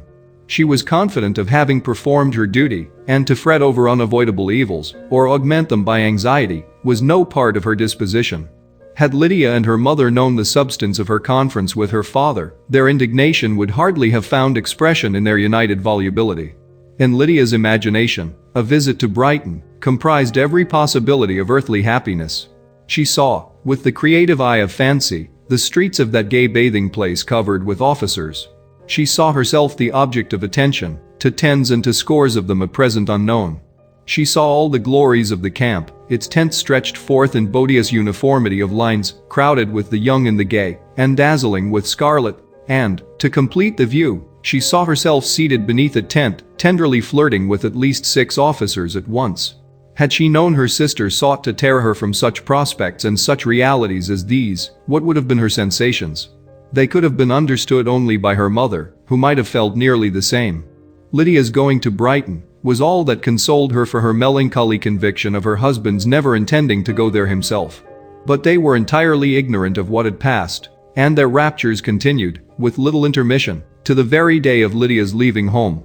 Elizabeth was now to see Mr. Wickham for the last time. Having been frequently in company with him since her return, agitation was pretty well over, the agitations of former partiality entirely so. She had even learned to detect, in the very gentleness which had first delighted her, an affectation and a sameness to disgust and weary. In his present behavior to herself, moreover, she had a fresh source of displeasure, for the inclination he soon testified of renewing those intentions which had marked the early part of their acquaintance could only serve, after what had since passed, to provoke her. She lost all concern for him, in finding herself thus selected as the object of such idle and frivolous gallantry, and while she steadily repressed it, could not but feel the reproof contained in his believing that however long, and for whatever cause, his attentions had been withdrawn, her vanity would be gratified, and her preference secured at any time by their renewal. On the very last day of the regiment's remaining at Meryton, he dined, with others of the officers, at Longbourn, and so little was Elizabeth disposed to part from him in good humour, that on his making some enquiry as to the manner in which her time had passed at Hunsford, she mentioned Colonel Fitzwilliam's and Mr. Darcy's having both spent 3 weeks at Rosings, and asked him if he was acquainted with the former. He looked surprised, displeased, alarmed, but with a moment's recollection and a returning smile, replied that he had formerly seen him often, and, after observing that he was a very gentlemanlike man, asked her how she had liked him. Her answer was warmly in his favour. With an air of indifference he soon afterwards added, "How long did you say he was at Rosings?" "Nearly 3 weeks." "And you saw him frequently?" "Yes, almost every day." "His manners are very different from his cousins." "Yes, very different. But I think Mr. Darcy improves upon acquaintance." "Indeed," cried Mr. Wickham with a look which did not escape her. "And pray, may I ask," but checking himself, he added, in a gayer tone, "is it in address that he improves? Has he deigned to add aught of civility to his ordinary style? For I dare not hope," he continued in a lower and more serious tone, "that he is improved in essentials." "Oh, no," said Elizabeth. "In essentials, I believe, he is very much what he ever was." While she spoke, Wickham looked as if scarcely knowing whether to rejoice over her words or to distrust their meaning. There was a something in her countenance which made him listen with an apprehensive and anxious attention, while she added, "When I said that he improved on acquaintance, I did not mean that his mind or his manners were in a state of improvement, but that, from knowing him better, his disposition was better understood." Wickham's alarm now appeared in a heightened complexion and agitated look. For a few minutes he was silent, till, shaking off his embarrassment, he turned to her again, and said in the gentlest of accents, "You, who so well know my feeling towards Mr. Darcy, will readily comprehend how sincerely I must rejoice that he is wise enough to assume even the appearance of what is right. His pride, in that direction, may be of service, if not to himself, to many others, for it must only deter him from such foul misconduct as I have suffered by. I only fear that the sort of cautiousness to which you, I imagine, have been alluding, is merely adopted on his visits to his aunt, of whose good opinion and judgment he stands much in awe. His fear of her has always operated, I know, when they were together, and a good deal is to be imputed to his wish of forwarding the match with Miss de Bourgh, which I am certain he has very much at heart." Elizabeth could not repress a smile at this, but she answered only by a slight inclination of the head. She saw that he wanted to engage her on the old subject of his grievances, and she was in no humor to indulge him. The rest of the evening passed with the appearance, on his side, of usual cheerfulness, but with no further attempt to distinguish Elizabeth, and they parted at last with mutual civility, and possibly a mutual desire of never meeting again.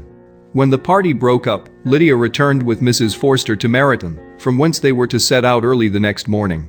The separation between her and her family was rather noisy than pathetic.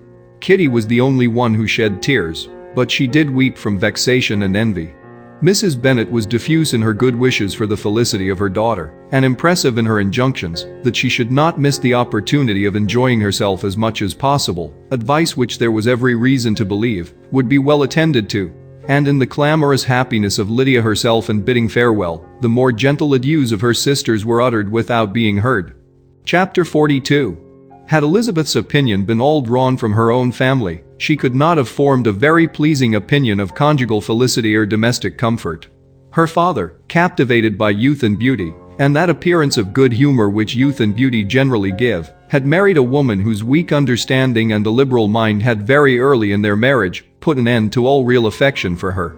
Respect, esteem, and confidence had vanished forever, and all his views of domestic happiness were overthrown.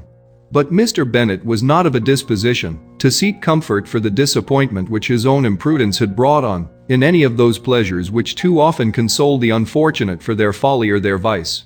He was fond of the country and of books, and from these tastes had arisen his principal enjoyments. To his wife he was very little otherwise indebted than as her ignorance and folly had contributed to his amusement. This is not the sort of happiness which a man would in general wish to owe to his wife, but where other powers of entertainment are wanting, the true philosopher will derive benefit from such as are given. Elizabeth, however, had never been blind to the impropriety of her father's behavior as a husband.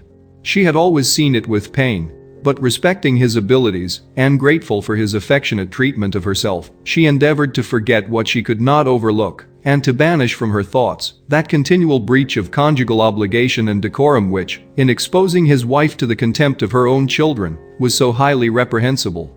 But she had never felt so strongly as now the disadvantages which must attend the children of so unsuitable a marriage, nor ever been so fully aware of the evils arising from so ill-judged a direction of talents, which, rightly used, might at least have preserved the respectability of his daughters, even if incapable of enlarging the mind of his wife.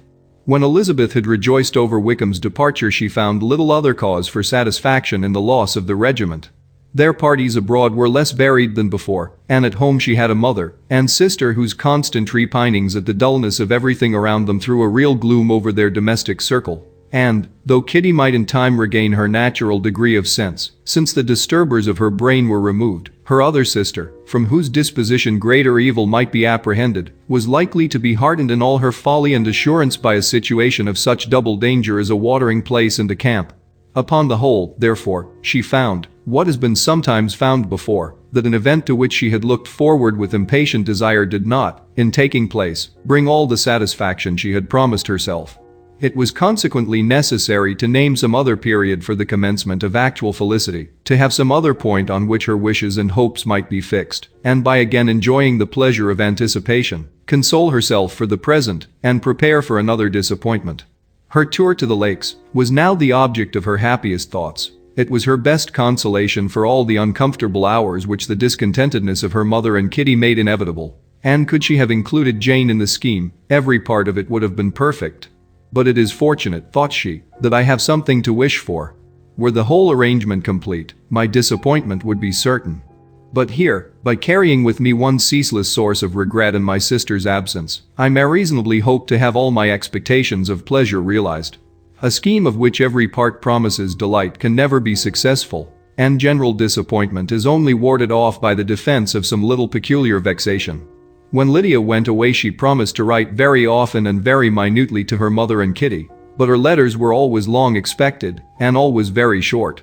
Those to her mother contained little else than that they were just returned from the library, where such and such officers had attended them, and where she had seen such beautiful ornaments as made her quite wild, that she had a new gown, or a new parasol, which she would have described more fully, but was obliged to leave off in a violent hurry, as Mrs. Forster called her, and they were going off to the camp. And from her correspondence with her sister, there was still less to be learned, for her letters to Kitty, though rather longer, were much too full of lines under the words to be made public. After the first fortnight or 3 weeks of her absence, health, good humor, and cheerfulness began to reappear at Longbourn. Everything wore a happier aspect.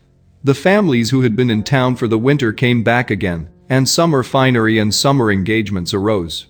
Mrs. Bennet was restored to her usual querulous serenity, and, by the middle of June, Kitty was so much recovered as to be able to enter Meryton without tears, an event of such happy promise as to make Elizabeth hope that by the following Christmas she might be so tolerably reasonable as not to mention an officer above once a day, unless, by some cruel and malicious arrangement at the War Office, another regiment should be quartered in Meryton. The time fixed for the beginning of their northern tour was now fast approaching, and a fortnight only was wanting of it, when a letter arrived from Mrs. Gardiner, which at once delayed its commencement and curtailed its extent. Mr. Gardiner would be prevented by business from setting out till a fortnight later in July, and must be in London again within a month, and as that left too short a period for them to go so far and see so much as they had proposed, or at least to see it with the leisure and comfort they had built on, they were obliged to give up the lakes and substitute a more contracted tour, and, according to the present plan, were to go no farther northwards than Derbyshire.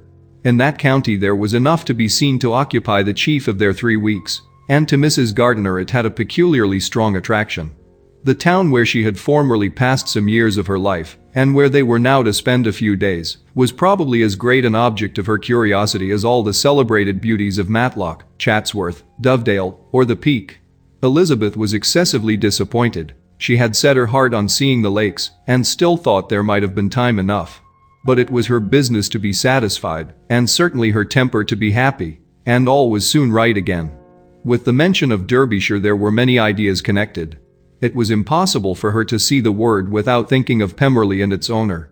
"But surely," said she, "I may enter his county with impunity, and rob it of a few petrified spars without his perceiving me." The period of expectation was now doubled. 4 weeks were to pass away before her uncle and aunt's arrival. But they did pass away, and Mr. and Mrs. Gardiner, with their 4 children, did at length appear at Longbourn. The children, 2 girls of 6 and 8 years old, and 2 younger boys, were to be left under the particular care of their cousin Jane, who was the general favorite, and whose steady sense and sweetness of temper exactly adapted her for attending to them in every way, teaching them, playing with them, and loving them. The Gardiners stayed only one night at Longbourn, and set off the next morning with Elizabeth in pursuit of novelty and amusement. One enjoyment was certain, that of suitableness of companions, a suitableness which comprehended health and temper to bear inconveniences, cheerfulness to enhance every pleasure, and affection and intelligence, which might supply it among themselves, if there were disappointments abroad.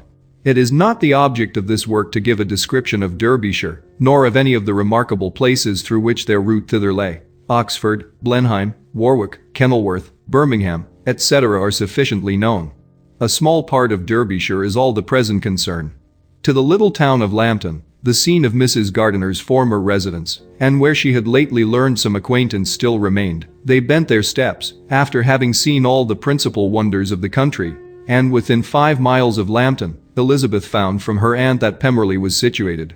It was not in their direct road, nor more than a mile or 2 out of it.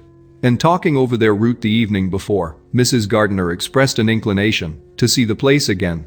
Mr. Gardiner declared his willingness, and Elizabeth was applied to for her approbation. "My love, should not you like to see a place, of which you have heard so much," said her aunt, "a place too, with which so many of your acquaintances are connected? Wickham passed all his youth there, you know." Elizabeth was distressed. She felt that she had no business at Pemberley, and was obliged to assume a disinclination for seeing it. She must own that she was tired of seeing great houses. After going over so many, she really had no pleasure in fine carpets or satin curtains. Mrs. Gardiner abused her stupidity. "If it were merely a fine house richly furnished," said she, "I should not care about it myself. But the grounds are delightful. They have some of the finest woods in the country." Elizabeth said no more, but her mind could not acquiesce.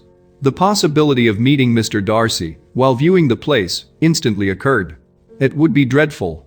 She blushed at the very idea, and thought it would be better to speak openly to her aunt than to run such a risk. But against this there were objections, and she finally resolved that it could be the last resource if her private enquiries to the absence of the family were unfavorably answered. Accordingly, when she retired at night, she asked the chambermaid whether Pemberley were not a very fine place, what was the name of its proprietor, and, with no little alarm, whether the family were down for the summer. A most welcome negative followed the last question, and her alarms now being removed, she was at leisure to feel a great deal of curiosity to see the house herself, and when the subject was revived the next morning, and she was again applied to, could readily answer, and with a proper air of indifference, that she had not really any dislike to the scheme. To Pemberley, therefore, they were to go. Chapter 43.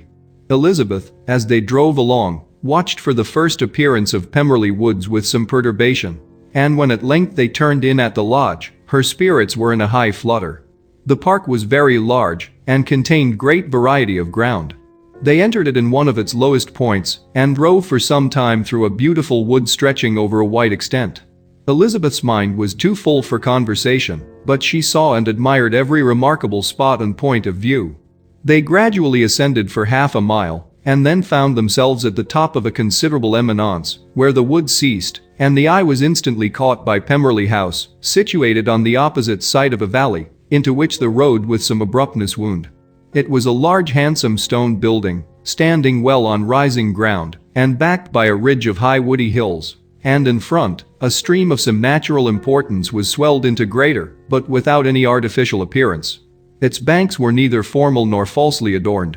Elizabeth was delighted. She had never seen a place for which nature had done more, or where natural beauty had been so little counteracted by an awkward taste. They were all of them warm in their admiration, and at that moment she felt that to be mistress of Pemberley might be something. They descended the hill, crossed a bridge, and drove to the door, and, while examining the nearer aspect of the house, all her apprehension of meeting its owner returned.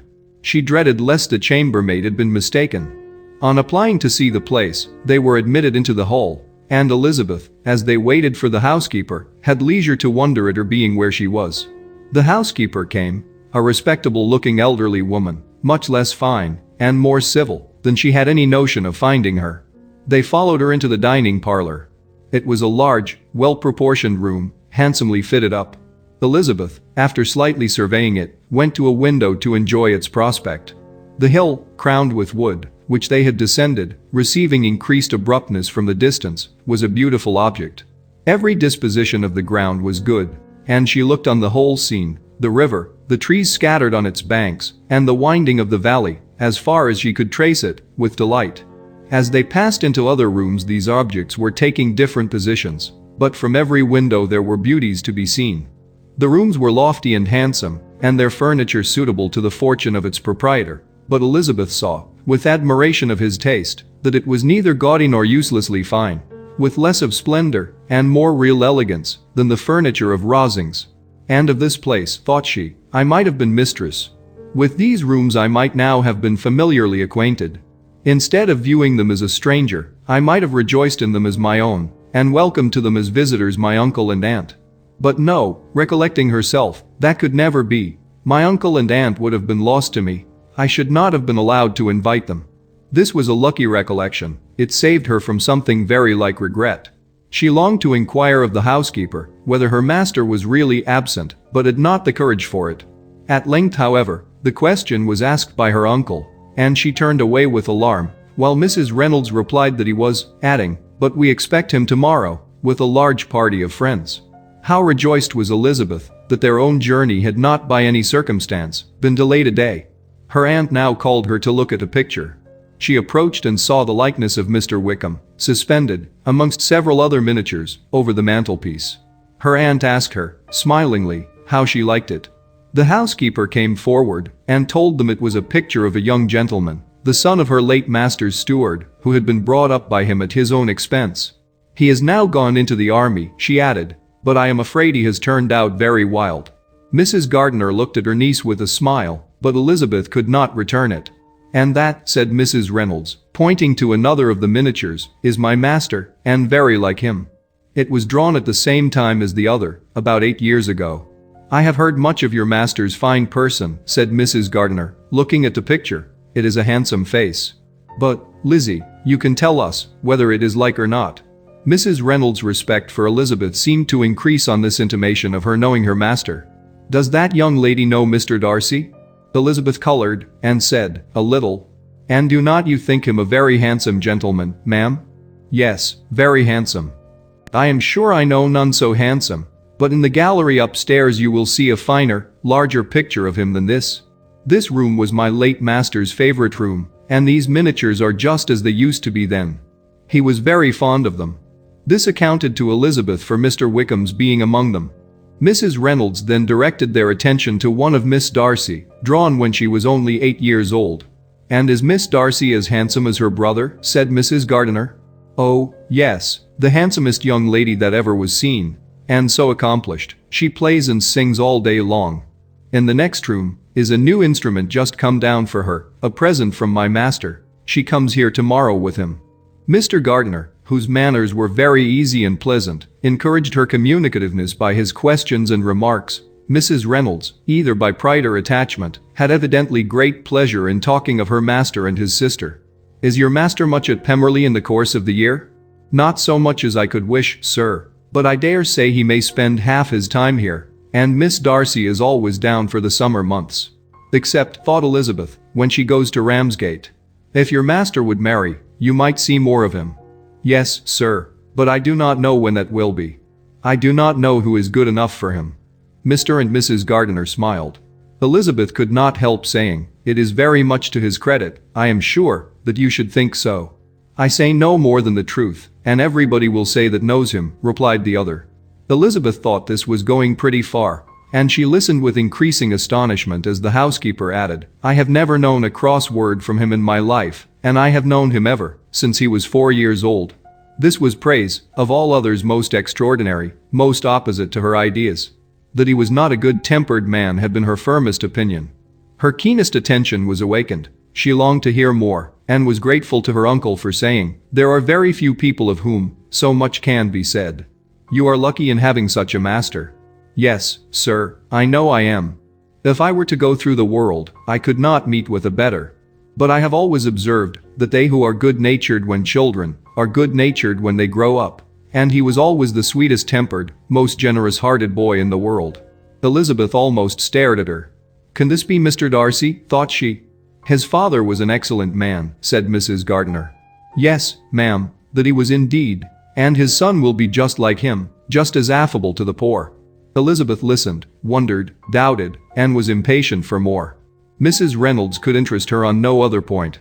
She related the subjects of the pictures, the dimensions of the rooms, and the price of the furniture, in vain. Mr. Gardiner, highly amused by the kind of family prejudice to which he attributed her excessive commendation of her master, soon led again to the subject, and she dwelt with energy on his many merits as they proceeded together up the great staircase. "He is the best landlord, and the best master," said she, "that ever lived. Not like the wild young men nowadays, who think of nothing but themselves. There is not one of his tenants or servants, but will give him a good name. Some people call him proud, but I am sure I never saw anything of it. To my fancy, it is only because he does not rattle away like other young men. In what an amiable light does this place him," thought Elizabeth. "This fine account of him," whispered her aunt as they walked, "is not quite consistent with his behavior to our poor friend. Perhaps we might be deceived. That is not very likely. Our authority was too good." On reaching the spacious lobby above, they were shown into a very pretty sitting room, lately fitted up with greater elegance and lightness than the apartments below, and were informed that it was but just done to give pleasure to Miss Darcy, who had taken a liking to the room when last at Pemberley. "He is certainly a good brother," said Elizabeth, as she walked towards one of the windows.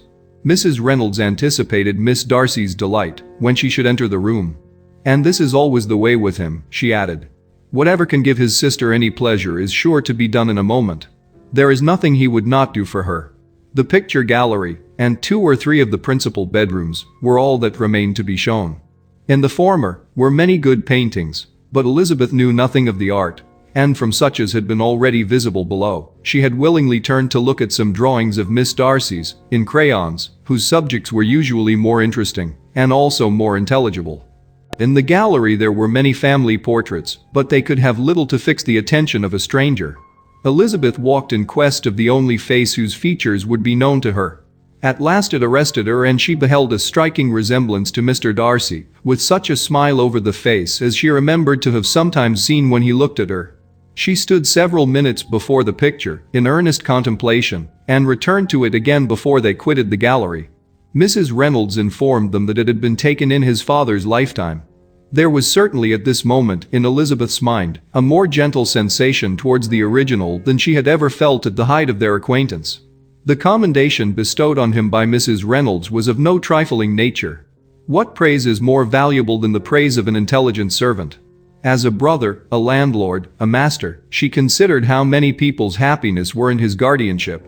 How much of pleasure or pain was it in his power to bestow? How much of good or evil must be done by him?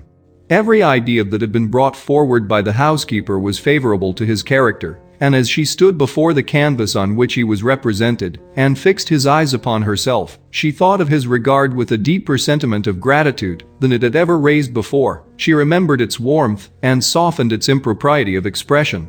When all of the house that was open to general inspection had been seen, they returned downstairs, and, taking leave of the housekeeper, were consigned over to the gardener, who met them at the hall door. As they walked across the hall towards the river, Elizabeth turned back to look again. Her uncle and aunt stopped also, and while the former was conjecturing as to the date of the building, the owner of it himself suddenly came forward from the road, which led behind it to the stables. They were within 20 yards of each other, and so abrupt was his appearance that it was impossible to avoid his sight. Their eyes instantly met, and the cheeks of both were overspread with the deepest blush. He absolutely started, and for a moment seemed immovable from surprise, but shortly recovering himself, advanced towards the party, and spoke to Elizabeth, if not in terms of perfect composure, at least of perfect civility. She had instinctively turned away, but stopping on his approach, received his compliments with an embarrassment impossible to be overcome. Had his first appearance, or his resemblance to the picture they had just been examining, been insufficient to assure the other two that they now saw Mr. Darcy, the gardener's expression of surprise on beholding his master must immediately have told it. They stood a little aloof while he was talking to their niece, who, astonished and confused, scarcely dared lift her eyes to his face, and knew not what answer she returned to his civil enquiries after her family. Amazed at the alteration of his manner since they last parted, every sentence that he uttered was increasing her embarrassment, and every idea of the impropriety of her being found there recurring to her mind. The few minutes in which they continued were some of the most uncomfortable in her life. Nor did he seem much more at ease. When he spoke, his accent had none of its usual sedateness, and he repeated his enquiries as to the time of her having left Longbourn, and of her stay in Derbyshire, so often, and in so hurried a way, as plainly spoke the distraction of his thoughts. At length every idea seemed to fail him, and, after standing a few moments without saying a word, he suddenly recollected himself, and took leave.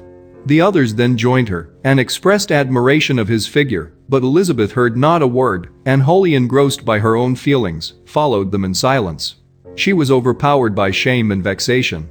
Her coming there was the most unfortunate, the most ill-judged thing in the world. How strange it must appear to him. In what a disgraceful light might it not strike so vain a man?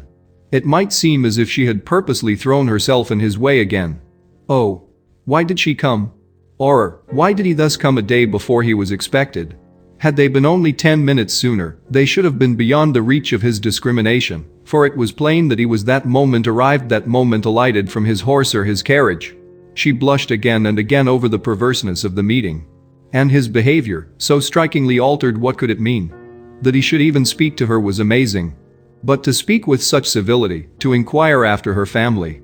Never in her life had she seen his manners so little dignified, never had he spoken with such gentleness as on this unexpected meeting.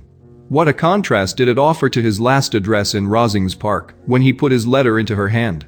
She knew not what to think, or how to account for it. They had now entered a beautiful walk by the side of the water, and every step was bringing forward a nobler fall of ground, or a finer reach of the woods to which they were approaching. But it was some time before Elizabeth was sensible of any of it, and, though she answered mechanically to the repeated appeals of her uncle and aunt, and seemed to direct her eyes to such objects as they pointed out, she distinguished no part of the scene. Her thoughts were all fixed on that one spot of Pemberley House, whichever it might be, where Mr. Darcy then was. She longed to know what at the moment was passing in his mind, in what manner he thought of her, and whether, in defiance of everything, she was still dear to him. Perhaps he had been civil, only because he felt himself at ease. Yet there had been that in his voice which was not like ease. Whether he had felt more of pain, or of pleasure in seeing her, she could not tell, but he certainly had not seen her with composure. At length, however, the remarks of her companions on her absence of mind aroused her, and she felt the necessity of appearing more like herself. They entered the woods, and bidding adieu to the river for a while, ascended some of the higher grounds, when, in spots where the opening of the trees gave the eye power to wander, were many charming views of the valley, the opposite hills, with the long range of woods overspreading many, and occasionally part of the stream. Mr. Gardiner expressed a wish of going round the whole park, but feared it might be beyond a walk. With a triumphant smile they were told that it was 10 miles round. It settled the matter, and they pursued the accustomed circuit, which brought them again, after some time, in a descent among hanging woods, to the edge of the water, and one of its narrowest parts. They crossed it by a simple bridge, in character with the general air of the scene. It was a spot less adorned than any they had yet visited, and the valley, here contracted into a glen, allowed room only for the stream, and a narrow walk amidst the rough coppice wood which bordered it. Elizabeth longed to explore its windings, but when they had crossed the bridge, and perceived their distance from the house, Mrs. Gardiner, who was not a great walker, could go no farther, and thought only of returning to the carriage as quickly as possible.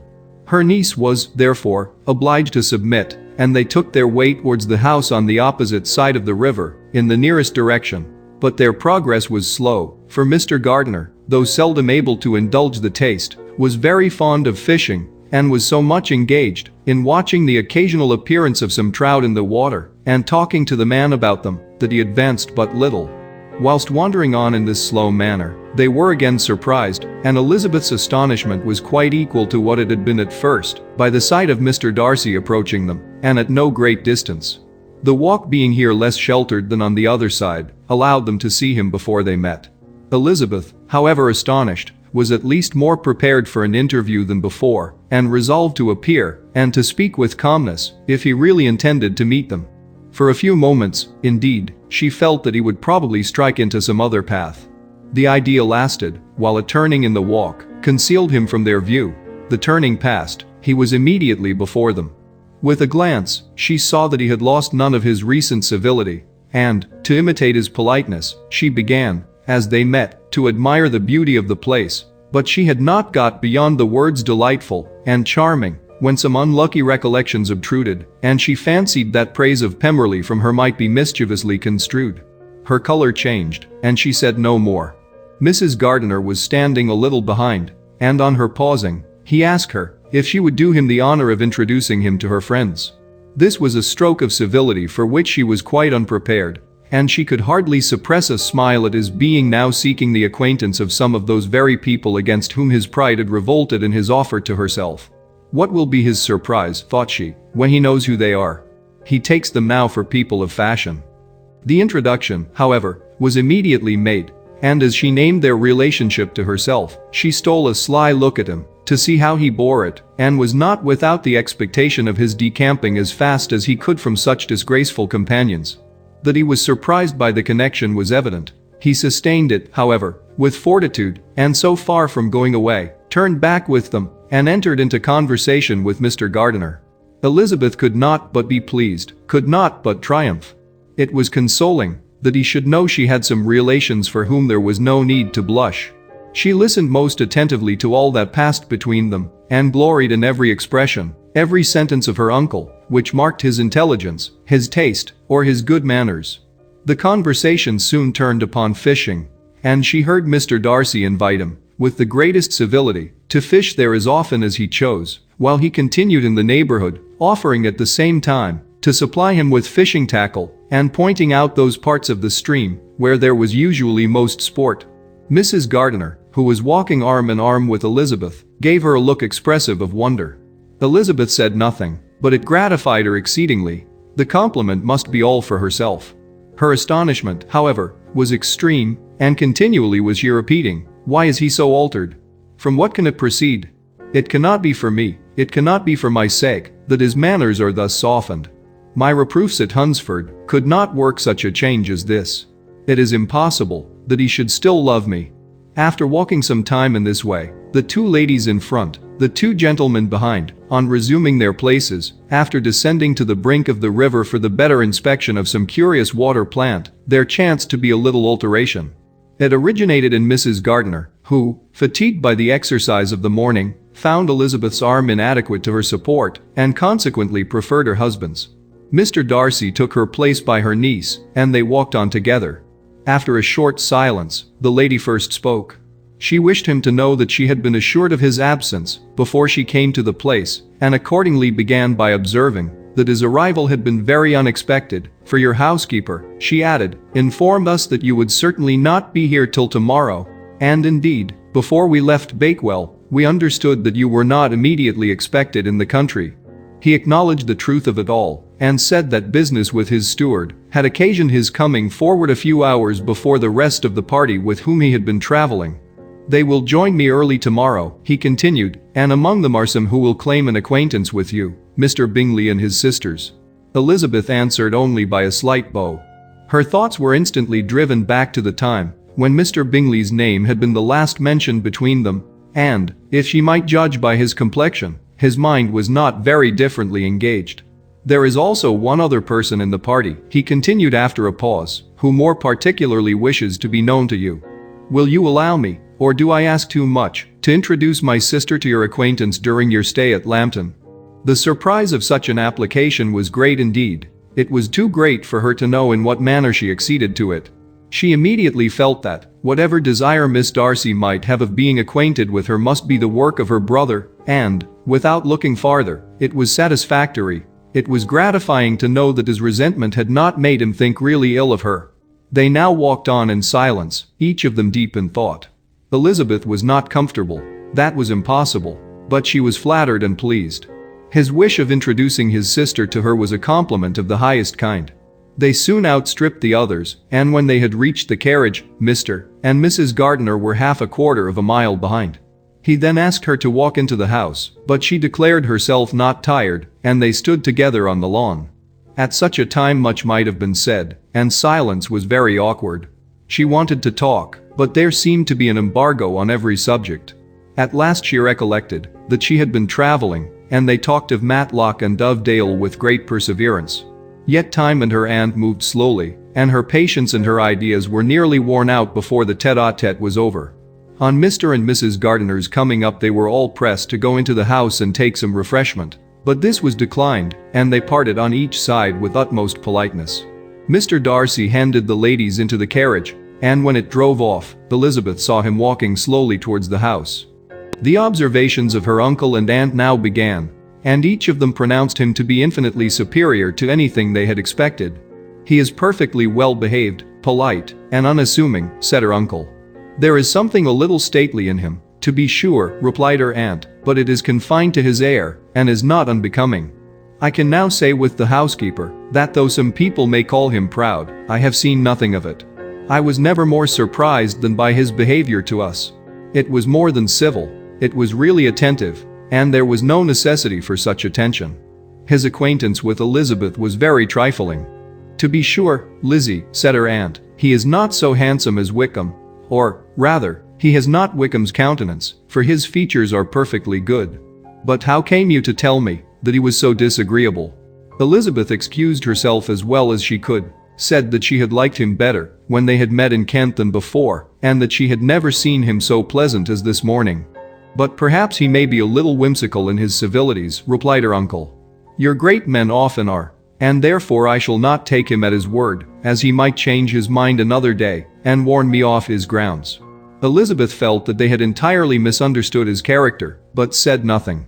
"From what we have seen of him," continued Mrs. Gardiner, "I really should not have thought that he could have behaved in so cruel a way by anybody as he has done by poor Wickham. He has not an ill-natured look. On the contrary, there is something pleasing about his mouth when he speaks.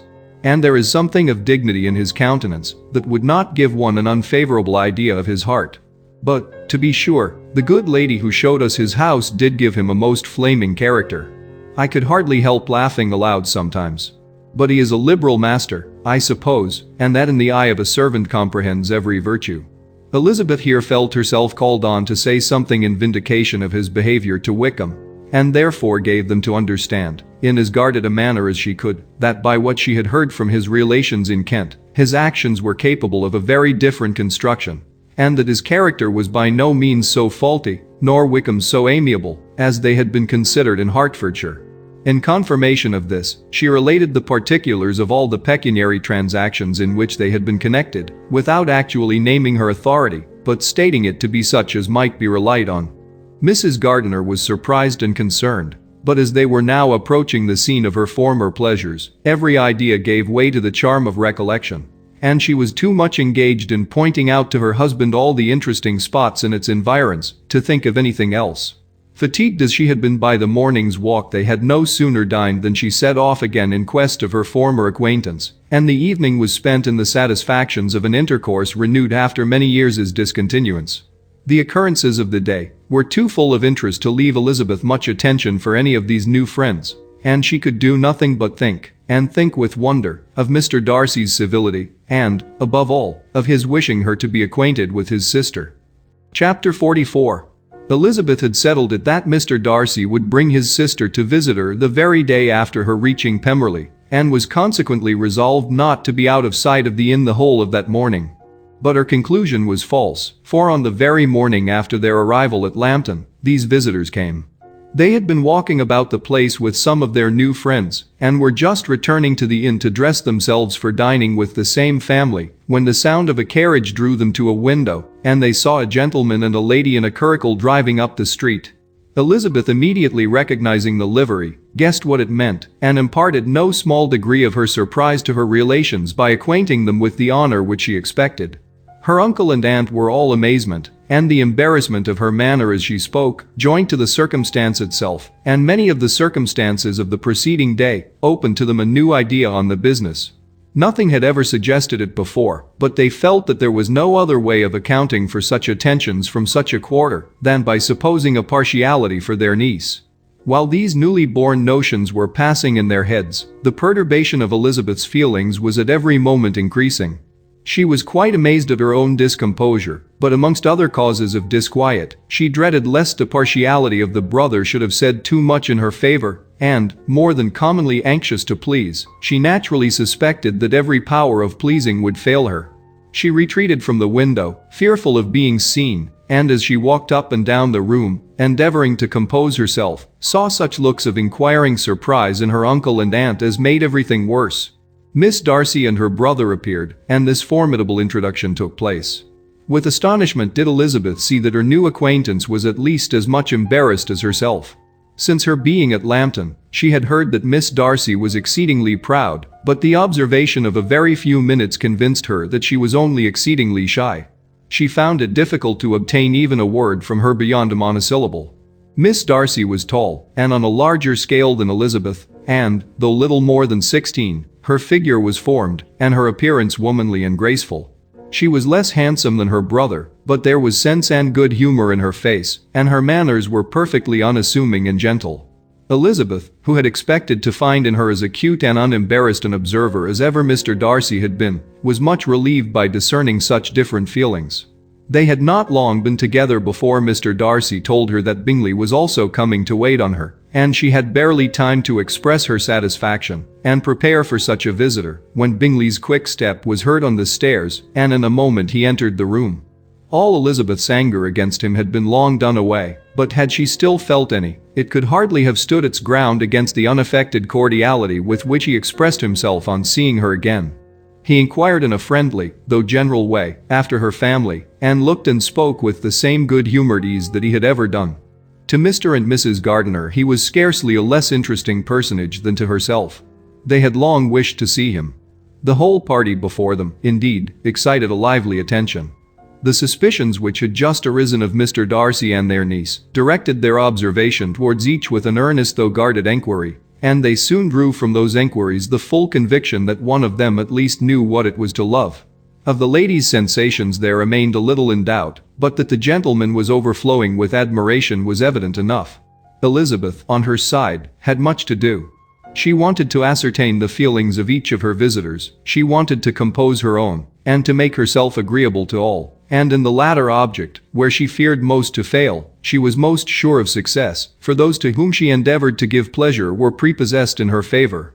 Bingley was ready, Georgiana was eager, and Darcy determined to be pleased.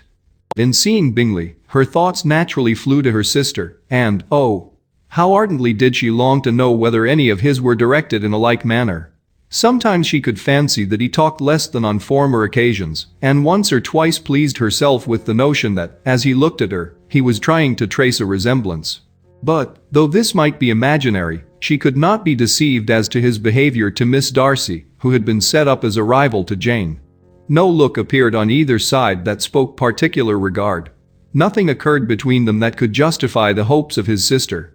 On this point she was soon satisfied, and 2 or 3 little circumstances occurred ere they parted, which, in her anxious interpretation, denoted a recollection of Jane not untinctured by tenderness, and a wish of saying more that might lead to the mention of her, had he dared.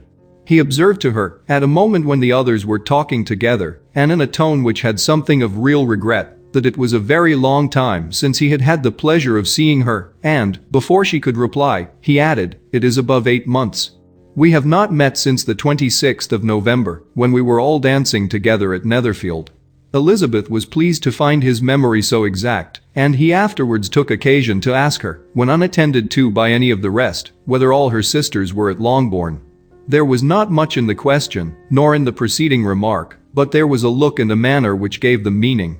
It was not often that she could turn her eyes on Mr. Darcy himself, but, whenever she did catch a glimpse, she saw an expression of general complaisance, and in all that he said she heard an accent so removed from hauteur or disdain of his companions, as convinced her that the improvement of manners which she had yesterday witnessed, however temporary its existence might prove, had at least outlived one day.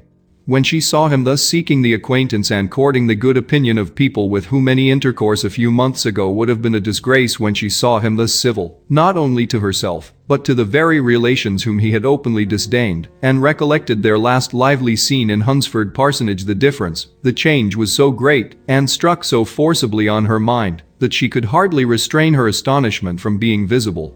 Never, even in the company of his dear friends at Netherfield, or his dignified relations at Rosings, had she seen him so desirous to please, so free from self-consequence or unbending reserve, as now, when no importance could result from the success of his endeavors, and when even the acquaintance of those to whom his attentions were addressed would draw down the ridicule and censure of the ladies, both of Netherfield and Rosings. Their visitors stayed with them above half an hour, and when they arose to depart, Mr. Darcy called on his sister to join him in expressing their wish of seeing Mr. and Mrs. Gardiner and Miss Bennet to dinner at Pemberley before they left the country. Miss Darcy, though with a diffidence which marked her little in the habit of giving invitations, readily obeyed. Mrs. Gardiner looked at her niece, desirous of knowing how she, whom the invitation most concerned, felt disposed as to its acceptance, but Elizabeth had turned away her head. Presuming, however, that this studied avoidance spoke rather a momentary embarrassment than any dislike of the proposal, and seeing in her husband, who was fond of society, a perfect willingness to accept it, she ventured to engage for her attendance, and the day after the next was fixed on. Bingley expressed great pleasure in the certainty of seeing Elizabeth again, having still a great deal to say to her, and many enquiries to make after all their Hertfordshire friends.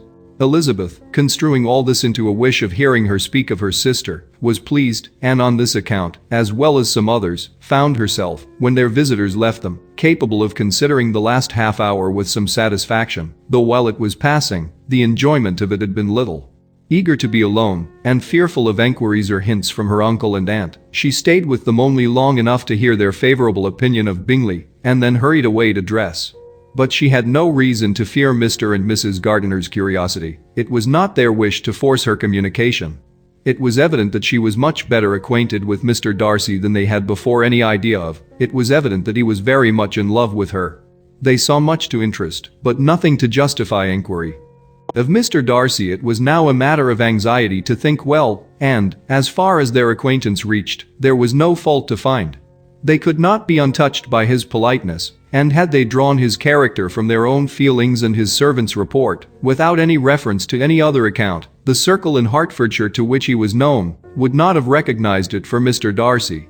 There was now an interest, however, in believing the housekeeper, and they soon became sensible that the authority of a servant who had known him since he was 4 years old, and whose own manners indicated respectability, was not to be hastily rejected. Neither had anything occurred in the intelligence of their Lambton friends that could materially lessen its weight. They had nothing to accuse him of but pride he probably had, and if not, it would certainly be imputed by the inhabitants of a small market town where the family did not visit. It was acknowledged, however, that he was a liberal man, and did much good among the poor.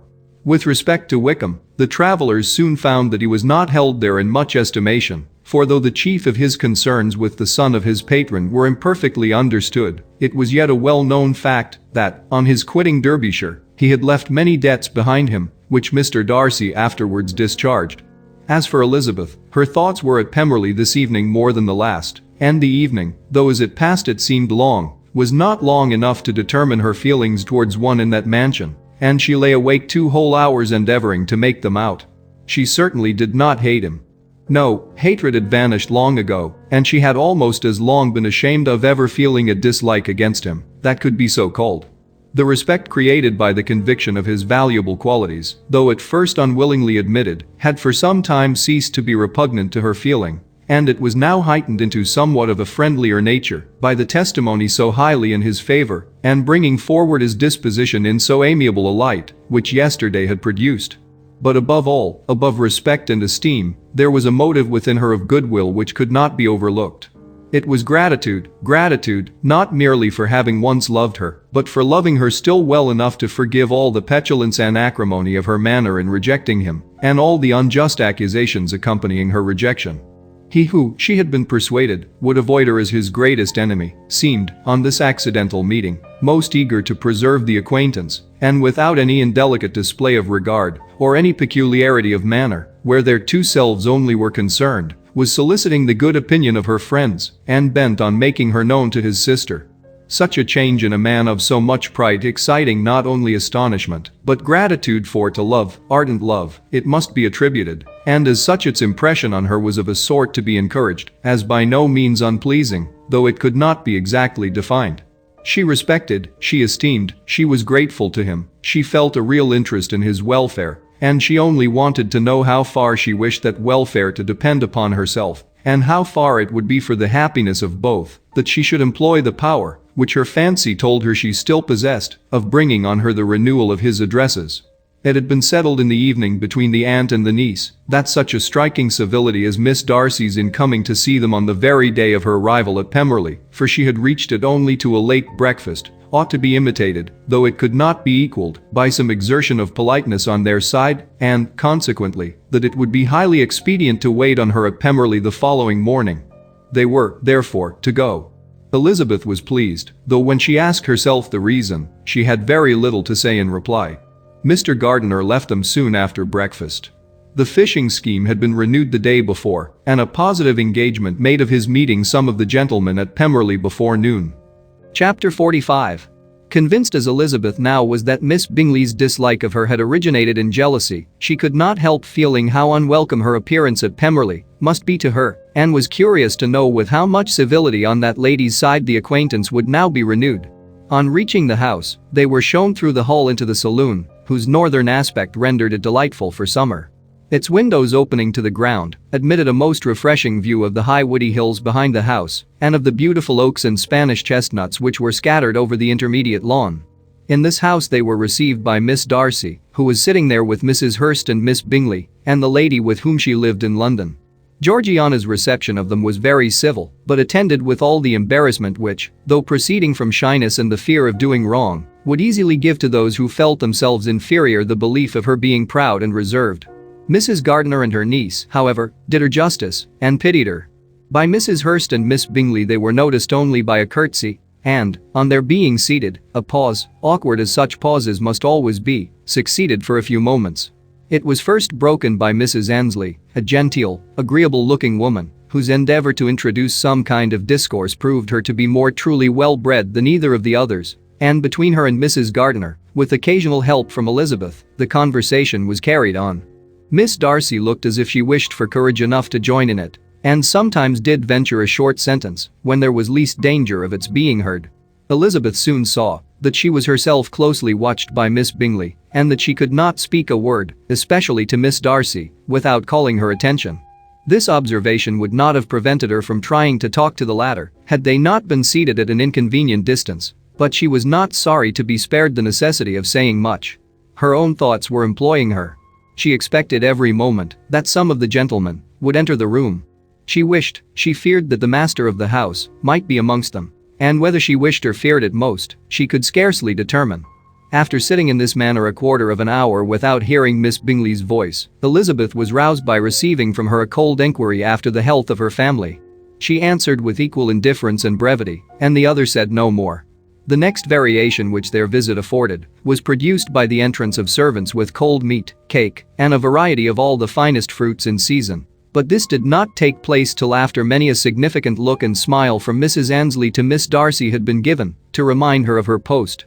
There was now employment for the whole party, for though they could not all talk, they could all eat, and the beautiful pyramids of grapes, nectarines, and peaches soon collected them round the table.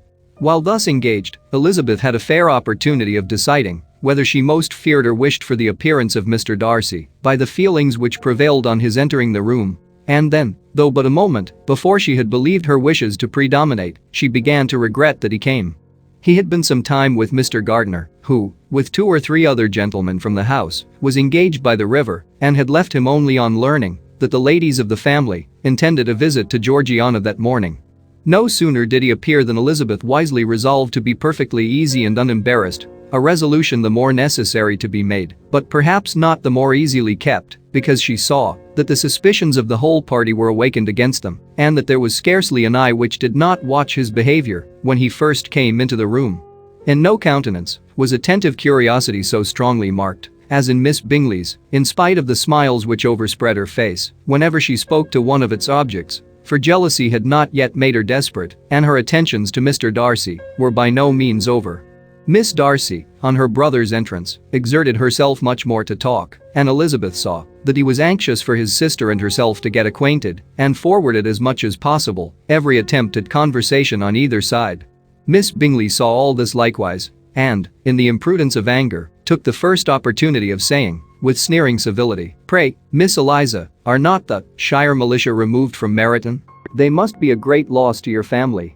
In Darcy's presence she dared not mention Wickham's name, but Elizabeth instantly comprehended that he was uppermost in her thoughts, and the various recollections connected with him gave her a moment's distress, but exerting herself vigorously to repel the ill-natured attack, she presently answered the question in a tolerably detached tone. While she spoke, an involuntary glance showed her Darcy, with a heightened complexion, earnestly looking at her, and his sister overcome with confusion and unable to lift up her eyes. Had Miss Bingley known what pain she was then giving her beloved friend, she undoubtedly would have refrained from the hint, but she had merely intended to discompose Elizabeth by bringing forward the idea of a man to whom she believed her partial, to make her betray a sensibility which might injure her in Darcy's opinion, and, perhaps, to remind the latter of all the follies and absurdities by which some part of her family were connected with that corps.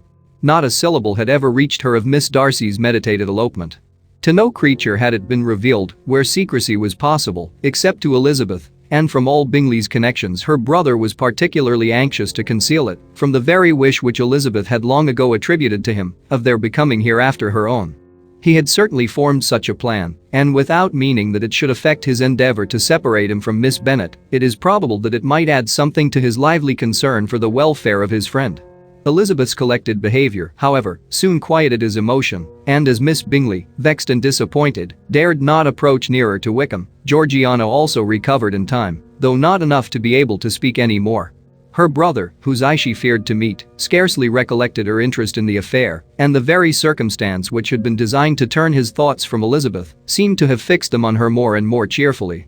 Their visit did not continue long after the question and answer above mentioned, and while Mr. Darcy was attending them to their carriage, Miss Bingley was venting her feelings in criticisms on Elizabeth's person, behavior, and dress. But Georgiana would not join her.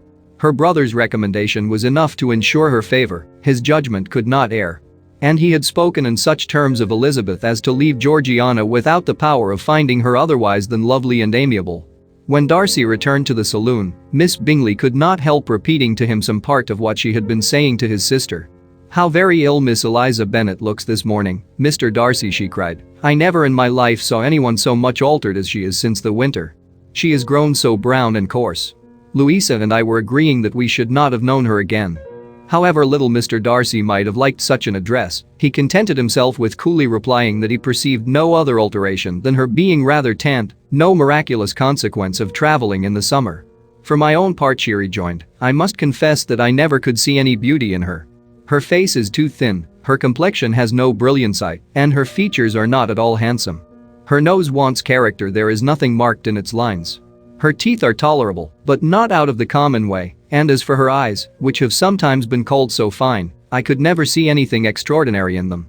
They have a sharp, shrewish look, which I do not like at all, and in her air altogether there is a self-sufficiency without fashion, which is intolerable."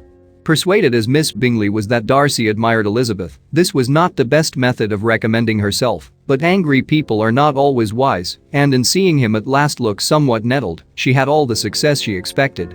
He was resolutely silent, however, and, from a determination of making him speak, she continued. "I remember, when we first knew her in Hertfordshire, how amazed we all were to find that she was a reputed beauty, and I particularly recollect your saying one night, after they had been dining at Netherfield, she a beauty. I should as soon call her mother a wit. But afterwards she seemed to improve on you, and I believe you thought her rather pretty at one time." "Yes," replied Darcy, who could contain himself no longer, "but that was only when I first saw her, for it is many months since I have considered her as one of the handsomest women of my acquaintance." He then went away, and Miss Bingley was left to all the satisfaction of having forced him to say what gave no one any pain but herself. Mrs. Gardiner and Elizabeth talked of all that had occurred during their visit as they returned, except what had particularly interested them both. The look and behavior of everybody they had seen were discussed, except of the person who had mostly engaged their attention.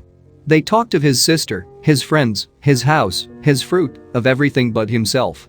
Yet Elizabeth was longing to know what Mrs. Gardiner thought of him, and Mrs. Gardiner would have been highly gratified by her niece's beginning the subject. Chapter 46. Elizabeth had been a good deal disappointed in not finding a letter from Jane on their first arrival at Lambton, and this disappointment had been renewed on each of the mornings that had now been spent there. But on the third her repining was over, and her sister justified by the receipt of 2 letters from her at once, on one of which was marked that it had been missent elsewhere. Elizabeth was not surprised at it, as Jane had written the direction remarkably ill. They had just been preparing to walk as the letters came in, and her uncle and aunt, leaving her to enjoy them in quiet, set off by themselves. The one missent must first be attended to. It had been written 5 days ago. The beginning contained an account of all their little parties and engagements, with such news as the country afforded, but the latter half, which was dated a day later and written in evident agitation, gave more important intelligence. It was to this effect: "Since writing the above, dearest Lizzie, something has occurred of a most unexpected and serious nature, but I am afraid of alarming you. Be assured that we are all well. What I have to say relates to poor Lydia.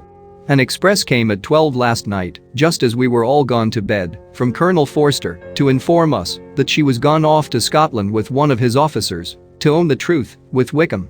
Imagine our surprise. To Kitty, however, it does not seem so wholly unexpected. I am very, very sorry. So imprudent a match on both sides. But I am willing to hope the best, and that his character has been misunderstood. Thoughtless and indiscreet, I can easily believe him, but this step, and let us rejoice over it, marks nothing bad at heart. His choice is disinterested at least, for he must know my father can give her nothing. Our poor mother is sadly grieved. My father bears it better. How thankful am I that we never let them know what has been said against him. We must forget it ourselves. They were off Saturday night about 12, as is conjectured, but were not missed till yesterday morning at 8. The express was sent off directly. My dear Lizzie, they must have passed within 10 miles of us. Colonel Forster gives us reason to expect him here soon. Lydia left a few lines for his wife, informing her of their intention. I must conclude, for I cannot be long from my poor mother. I am afraid you will not be able to make it out, but I hardly know what I have written." Without allowing herself time for consideration, and scarcely knowing what she felt, Elizabeth on finishing this letter instantly seized the other, and opening it with the utmost impatience, read as follows. It had been written a day later than the conclusion of the first. By this time, my dearest sister, you have received my hurried letter. I wish this may be more intelligible, but though not confined for time, my head is so bewildered that I cannot answer for being coherent. Dearest Lizzie, I hardly know what I would write, but I have bad news for you, and it cannot be delayed. Imprudent as the marriage between Mr. Wickham and our poor Lydia would be, we are now anxious to be assured it has taken place, for there is but too much reason to fear they are not gone to Scotland. Colonel Forster came yesterday, having left Brighton the day before, not many hours after the express.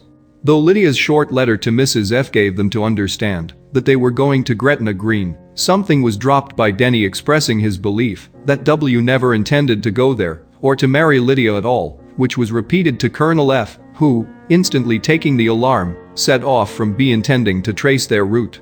He did trace them easily to Clapham, but no further, for on entering that place, they removed into a hackney coach and dismissed the chaise that brought them from Epsom. All that is known after this is that they were seen to continue the London road. I know not what to think.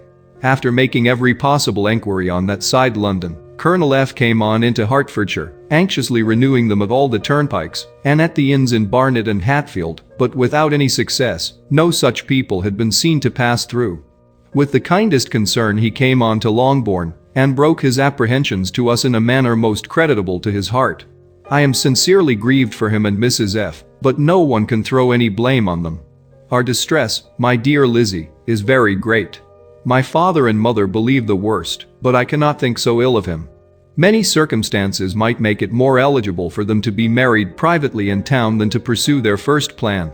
And even if he could form such a design against a young woman of Lydia's connections, which is not likely, can I suppose her so lost to everything? Impossible. I grieve to find, however, that Colonel F is not disposed to depend upon their marriage. He shook his head when I expressed my hopes and said he feared W was not a man to be trusted. My poor mother is really ill and keeps her room. Could she exert herself, it would be better, but this is not to be expected. And as to my father, I never in my life saw him so affected. Poor Kitty has anger for having concealed their attachment, but as it was a matter of confidence, one cannot wonder. I am truly glad, dearest Lizzie, that you have been spared something of these distressing scenes. But now, as the first shock is over, shall I own that I long for your return? I am not so selfish, however, as to press for it, if inconvenient. Adieu. I take up my pen again, to do what I have just told you I would not, but circumstances are such that I cannot help earnestly begging you all to come here as soon as possible. I know my dear uncle and aunt so well that I am not afraid of requesting it, though I have still something more to ask of the former. My father is going to London with Colonel Forster instantly to try to discover her. What he means to do I am sure I know not, but his excessive distress will not allow him to pursue any measure in the best and safest way, and Colonel Forster is obliged to be at Brighton again tomorrow evening. In such an exigence, my uncle's advice and assistance would be everything in the world. He will immediately comprehend what I must feel, and I rely upon his goodness. Oh, where is my uncle? Cried Elizabeth, darting from her seat as she finished the letter, in eagerness to follow him, without losing a moment of the time so precious. But as she reached the door it was opened by a servant, and Mr. Darcy appeared. Her pale face and impetuous manner made him start, and before he could recover himself to speak, she, in whose mind every idea was superseded by Lydia's situation, hastily exclaimed, I beg your pardon, but I must leave you. I must find Mr. Gardiner this moment, on business that cannot be delayed. I have not an instant to lose. Good God, what is the matter? Cried he, with more feeling than politeness. Then recollecting himself, I will not detain you a minute, but let me, or let the servant go after Mr. and Mrs. Gardiner. You are not well enough. You cannot go yourself. Elizabeth hesitated, but her knees trembled under her, and she felt how little would be gained by her attempting to pursue them. Calling back the servant, therefore, she commissioned him, though in so breathless an accent as made her almost unintelligible, to fetch his master and mistress home instantly. On his quitting the room she sat down, unable to support herself, and looking so miserably ill that it was impossible for Darcy to leave her, or to refrain from saying, in a tone of gentleness and commiseration, let me call your maid. Is there nothing you could take to give you present relief? A glass of wine, shall I get you one? You are very ill. No, I thank you, she replied, endeavoring to recover herself. There is nothing the matter with me. I am quite well. I am only distressed by some dreadful news which I have just received from Longbourn. She burst into tears as she alluded to it, and for a few minutes could not speak another word. Darcy, in wretched suspense, could only say something indistinctly of his concern, and observe her in compassionate silence. At length she spoke again. I have just had a letter from Jane, with such dreadful news. It cannot be concealed from anyone. My younger sister has left all her friends, has eloped, has thrown herself into the power of Mr. Wickham. They are gone off together from Brighton. You know him too well to doubt the rest. She has no money, no connections, nothing that can tempt him to. She is lost forever. Darcy was fixed in astonishment. When I consider, she added in a yet more agitated voice, that I might have prevented it. I who knew what he was. Had I but explained some part of it, only some part of what I learned, to my own family. Had his character been known, this could not have happened. But it is all too late now. I am grieved indeed, cried Darcy, grieved, shocked. But is it certain, absolutely certain? Oh, yes. They left Brighton together on Sunday night, and were traced almost to London, but not beyond. They are certainly not gone to Scotland. And what has been done, what has been attempted, to recover her?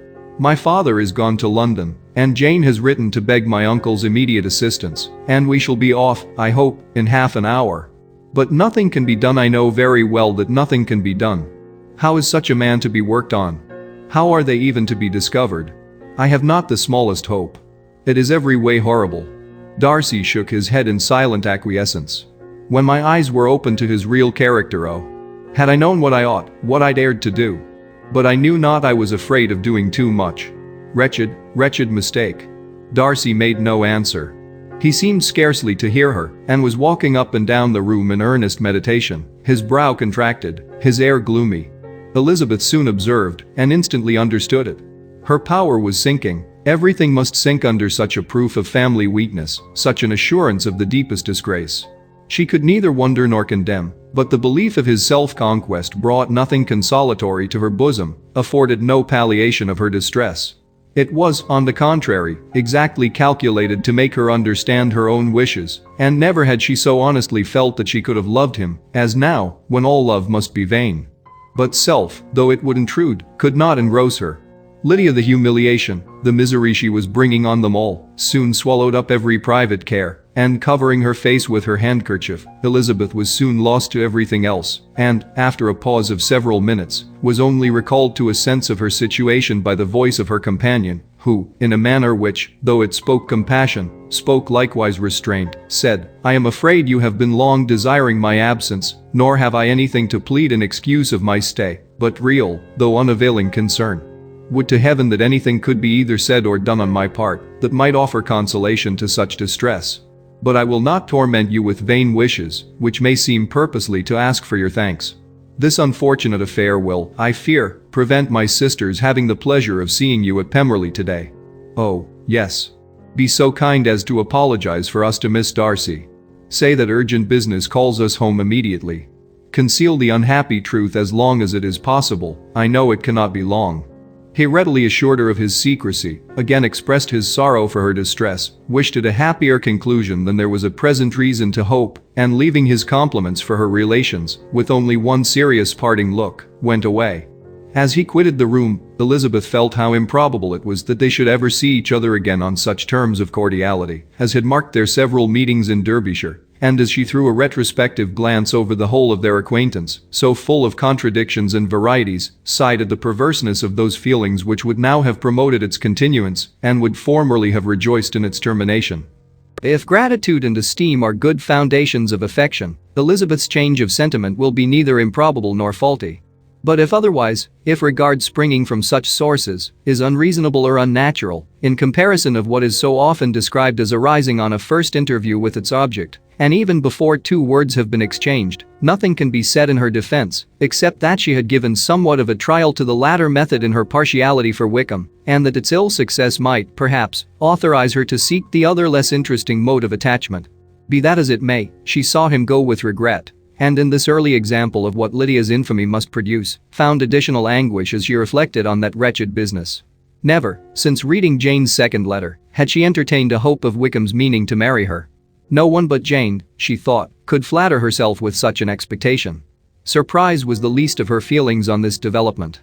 While the contents of the first letter remained in her mind, she was all surprise, all astonishment that Wickham should marry a girl whom it was impossible he could marry for money. And how Lydia could ever have attached him had appeared incomprehensible.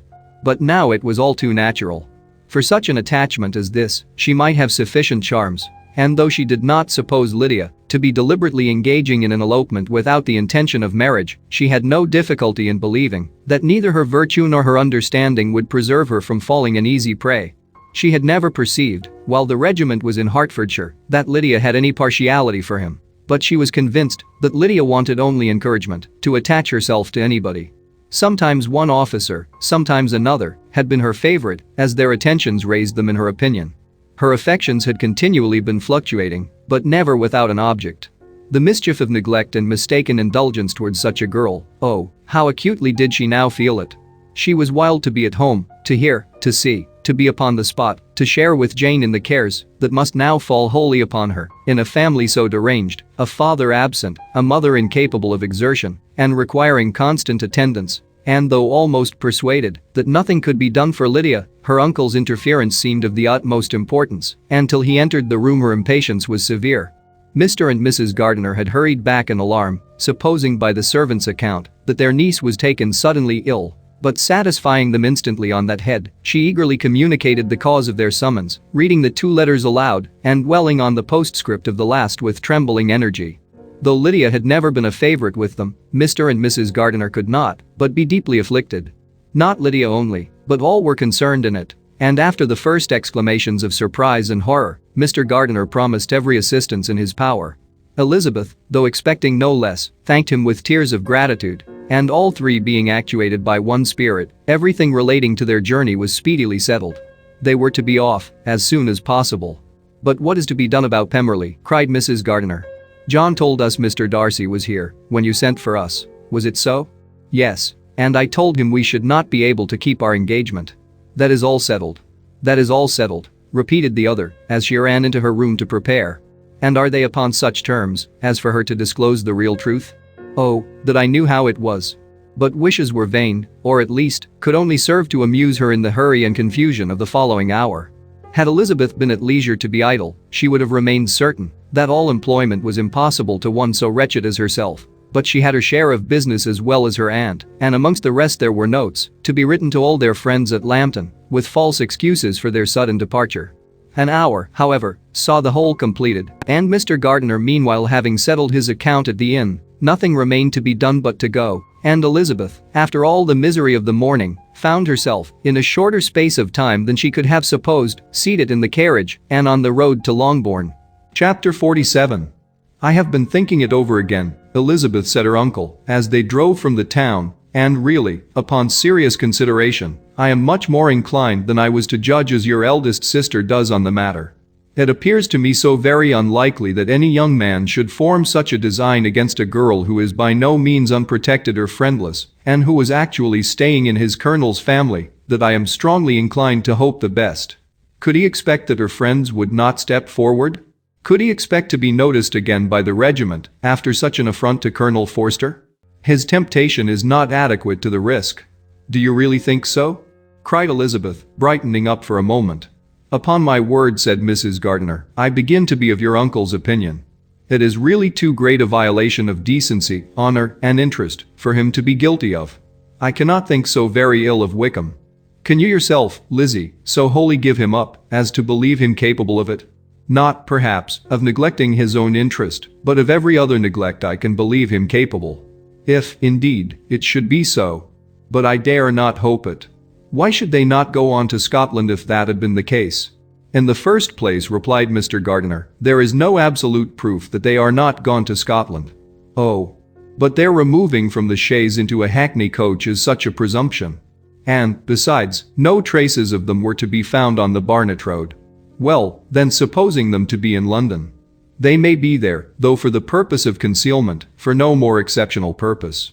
It is not likely that money should be very abundant on either side, and it might strike them that they could be more economically, though less expeditiously, married in London than in Scotland. But why all this secrecy? Why any fear of detection? Why must their marriage be private? Oh, no, this is not likely. His most particular friend, you see by Jane's account, was persuaded of his never intending to marry her. Wickham will never marry a woman without some money. He cannot afford it.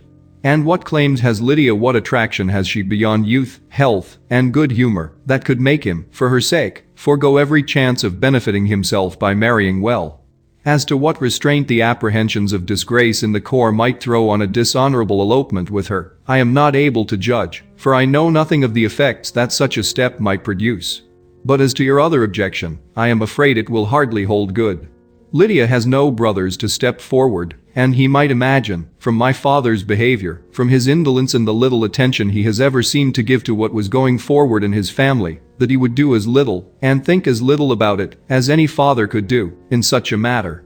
But can you think that Lydia is so lost to everything but love of him as to consent to live with him on any terms other than marriage? It does seem, and it is most shocking indeed, replied Elizabeth, with tears in her eyes, that a sister's sense of decency and virtue in such a point should admit of doubt. But, really, I know not what to say. Perhaps I am not doing her justice. But she is very young, she has never been taught to think on serious subjects, and for the last half-year, nay, for a 12 she has been given up to nothing but amusement and vanity. She has been allowed to dispose of her time in the most idle and frivolous manner, and to adopt any opinions that came in her way.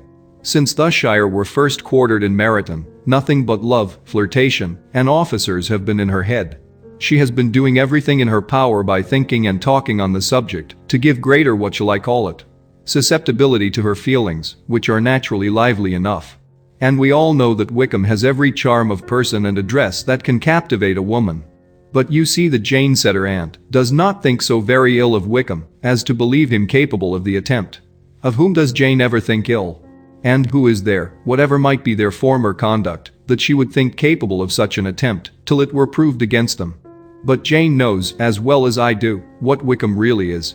We both know that he has been profligate in every sense of the word, that he has neither integrity nor honor, that he is as false and deceitful as he is insinuating. And do you really know all this? cried Mrs. Gardiner, whose curiosity as to the mode of her intelligence was all alive. "I do indeed," replied Elizabeth, coloring. "I told you, the other day, of his infamous behavior to Mr. Darcy, and you yourself, when last at Longbourn, heard in what manner he spoke of the man who had behaved with such forbearance and liberality towards him. And there are other circumstances which I am not at liberty, which it is not worth while to relate, but his lies about the whole Pemberley family are endless. From what he said of Miss Darcy I was thoroughly prepared to see a proud, reserved, disagreeable girl. Yet he knew to the contrary himself. He must know that she was as amiable and unpretending as we have found her. But does Lydia know nothing of this? Can she be ignorant of what you and Jane seem so well to understand? Oh, yes, that is the worst of all. Till I was in Kent, and saw so much both of Mr. Darcy and his relation Colonel Fitzwilliam, I was ignorant of the truth myself. And when I returned home, the Shire was to leave Meryton in a week or fortnight's time. As that was the case, neither Jane, to whom I related the whole, nor I, thought it necessary to make our knowledge public, for of what use could it apparently be to any one, that the good opinion which all the neighborhood had of him should then be overthrown. And even when it was settled that Lydia should go with Mrs. Forster, the necessity of opening her eyes to his character never occurred to me. That she could be in any danger from the deception never entered my head. That such a consequence as this could ensue, you may easily believe, was far enough from my thoughts. When they all removed to Brighton, therefore, you had no reason, I suppose, to believe them fond of each other. Not the slightest. I can remember no symptom of affection on either side, and had anything of the kind been perceptible, you must be aware that ours is not a family on which it could be thrown away. When first he entered the corps, she was ready enough to admire him, but so we all were.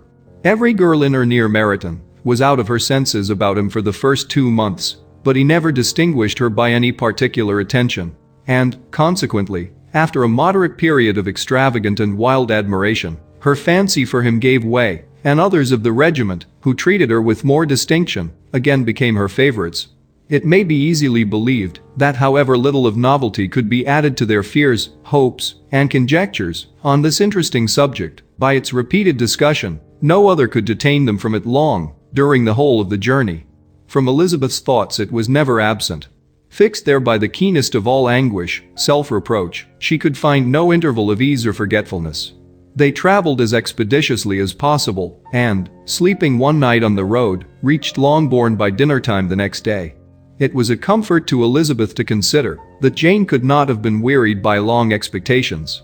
The little Gardiners, attracted by the sight of a chaise, were standing on the steps of the house as they entered the paddock, and, when the carriage drove up to the door, the joyful surprise that lighted up their faces and displayed itself over their whole bodies in a variety of capers and frisks was the first pleasing earnest of their welcome. Elizabeth jumped out and, after giving each of them a hasty kiss, hurried into the vestibule, where Jane, who came running down from her mother's apartment, immediately met her. Elizabeth, as she affectionately embraced her, whilst tears filled the eyes of both, lost not a moment in asking whether anything had been heard of the fugitives. "Not yet," replied Jane. "But now that my dear uncle is come, I hope everything will be well. Is my father in town?" "Yes, he went on Tuesday, as I wrote you word." "And have you heard from him often?" "We have heard only twice. He wrote me a few lines on Wednesday to say that he had arrived in safety, and to give me his directions, which I particularly begged him to do.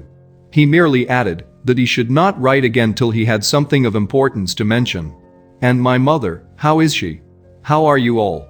"My mother is tolerably well, I trust, though her spirits are greatly shaken. She is upstairs, and will have great satisfaction in seeing you all. She does not yet leave her dressing room. Mary and Kitty, thank heaven, are quite well. But you, how are you?" cried Elizabeth. "You look pale. How much you must have gone through." Her sister, however, assured her of her being perfectly well, and their conversation, which had been passing while Mr. and Mrs. Gardiner were engaged with their children, was now put an end to by the approach of the whole party. Jane ran to her uncle and aunt, and welcomed and thanked them both, with alternate smiles and tears.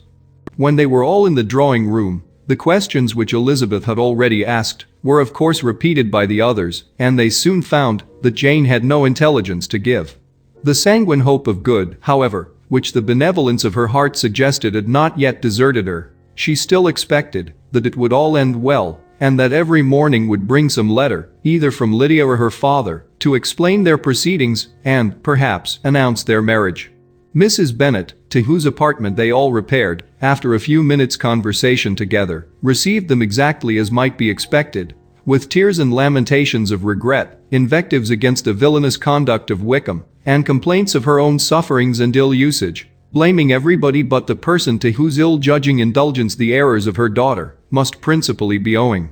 "If I had been able," said she, "to carry my point in going to Brighton, with all my family, this would not have happened. But poor dear Lydia had nobody to take care of her.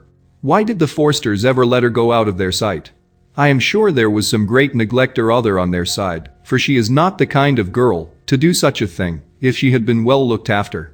I always thought they were very unfit to have the charge of her, but I was overruled, as I always am. Poor dear child. And now here's Mr. Bennet gone away, and I know he will fight Wickham, wherever he meets him, and then he will be killed, and what is to become of us all? The Collinses will turn us out before he is cold in his grave, and if you are not kind to us, brother, I do not know what we shall do." They all exclaimed against such terrific ideas, and Mr. Gardiner, after general assurances of his affection for her and all her family, told her that he meant to be in London the very next day, and would assist Mr. Bennet in every endeavor for recovering Lydia. "Do not give way to useless alarm," added he. "Though it is right to be prepared for the worst, there is no occasion to look on it as certain. It is not quite a week since they left Brighton. In a few days more we may gain some news of them, and till we know that they are not married and have no design of marrying, do not let us give the matter over as lost. As soon as I get to town I shall go to my brother and make him come home with me to Gracechurch Street, and then we may consult together as to what is to be done." "Oh, my dear brother," replied Mrs. Bennet, "that is exactly what I could most wish for. And now do, when you get to town, find them out, wherever they may be, and if they are not married already, make them marry. And as for wedding clothes, do not let them wait for that, but tell Lydia she shall have as much money as she chooses to buy them, after they are married. And, above all, keep Mr. Bennet from fighting. Tell him what a dreadful state I am in, that I am frighted out of my wits, and have such tremblings, such flutterings, all over me, such spasms in my side and pains in my head, and such beatings at heart, that I can get no rest by night nor by day. And tell my dear Lydia not to give any directions about her clothes till she has seen me, for she does not know which are the best warehouses. Oh, brother, how kind you are. I know you will contrive it all." But Mr. Gardiner, though he assured her again of his earnest endeavors in the cause, could not avoid recommending moderation to her, as well in her hopes as her fear, and after talking with her in this manner till dinner was on the table, they all left her to vent all her feelings on the housekeeper, who attended in the absence of her daughters. Though her brother and sister were persuaded that there was no real occasion for such a seclusion from the family, they did not attempt to oppose it, for they knew that she had not prudence enough to hold her tongue before the servants, while they waited at table, and judged it better that one only of the household, and the one whom they could most trust, should comprehend all her fears and solicitude on the subject. In the dining room they were soon joined by Mary and Kitty, who had been too busily engaged in their separate apartments to make their appearance before. One came from her books, and the other from her toilette. The faces of both, however, were tolerably calm, and no change was visible in either, except that the loss of her favorite sister, or the anger which she had herself incurred in this business, had given more of fretfulness than usual to the accents of Kitty. As for Mary, she was mistress enough of herself to whisper to Elizabeth, with a countenance of grave reflection, soon after they were seated at table, "This is a most unfortunate affair, and will probably be much talked of. But we must stem the tide of malice, and pour into the wounded bosoms of each other the balm of sisterly consolation." Then, perceiving in Elizabeth no inclination of replying, she added, "Unhappy as the event must be for Lydia, we may draw from it this useful lesson. That loss of virtue in a female is irretrievable, that one false step involves her in endless ruin, that a reputation is no less brittle than it is beautiful, and that she cannot be too much guarded in her behavior towards the undeserving of the other sex." Elizabeth lifted up her eyes in amazement, but was too much oppressed to make any reply. Mary, however, continued to console herself with such kind of moral extractions from the evil before them. In the afternoon, the two elder Miss Bennets were able to be for half an hour by themselves, and Elizabeth instantly availed herself of the opportunity of making many inquiries, which Jane was equally eager to satisfy. After joining in general lamentations over the dreadful sequel of this event, which Elizabeth considered as all but certain, and Miss Bennet could not assert to be wholly impossible, the former continued the subject by saying, "But tell me all and everything about it which I have not already heard. Give me further particulars. What did Colonel Forster say? Had they no apprehension of anything before the elopement took place? They must have seen them together forever." Colonel Forster did own that he had often suspected some partiality, especially on Lydia's side, but nothing to give him any alarm. "I am so grieved for him. His behavior was attentive and kind to the utmost. He was coming to us, in order to assure us of his concern, before he had any idea of their not being gone to Scotland. When that apprehension first got abroad, it hastened his journey. And was Denny convinced that Wickham would not marry? Did he know of their intending to go off? Had Colonel Forster seen Denny himself? Yes, but, when questioned by him, Denny denied knowing anything of their plans, and would not give his real opinion about it. He did not repeat his persuasion of their not marrying, and from that, I am inclined to hope, he might have been misunderstood before. And till Colonel Forster came himself, not one of you entertained a doubt, I suppose, of their being really married? How was it possible that such an idea should enter our brains? I felt a little uneasy, a little fearful of my sister's happiness with him in marriage, because I knew that his conduct had not been always quite right. My father and mother knew nothing of that, they only felt how imprudent a match it must be. Kitty then owned, with a very natural triumph on knowing more than the rest of us, that in Lydia's last letter, she had prepared her for such a step. She had known, it seems, of their being in love with each other, many weeks. But not before they went to Brighton?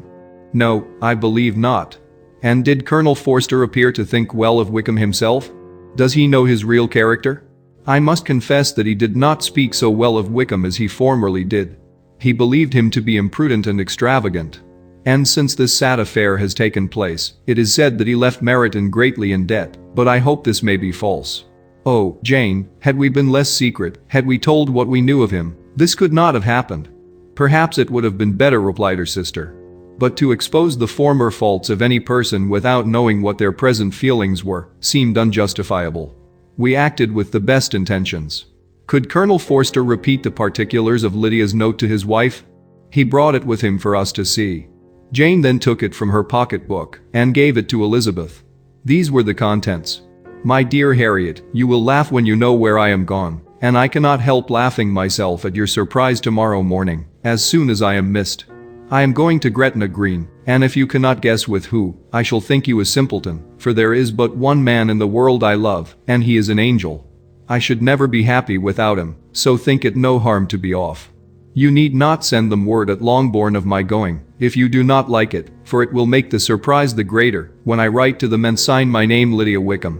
What a good joke it will be. I can hardly write for laughing. Pray make my excuses to Pratt for not keeping my engagement, and dancing with him tonight. Tell him I hope he will excuse me when he knows all, and tell him I will dance with him at the next ball we meet, with great pleasure. I shall send for my clothes when I get to Longbourn, but I wish you would tell Sally to mend a great slit in my worked muslin gown before they are packed up. Goodbye. Give my love to Colonel Forster. I hope you will drink to our good journey. Your affectionate friend, Lydia Bennet.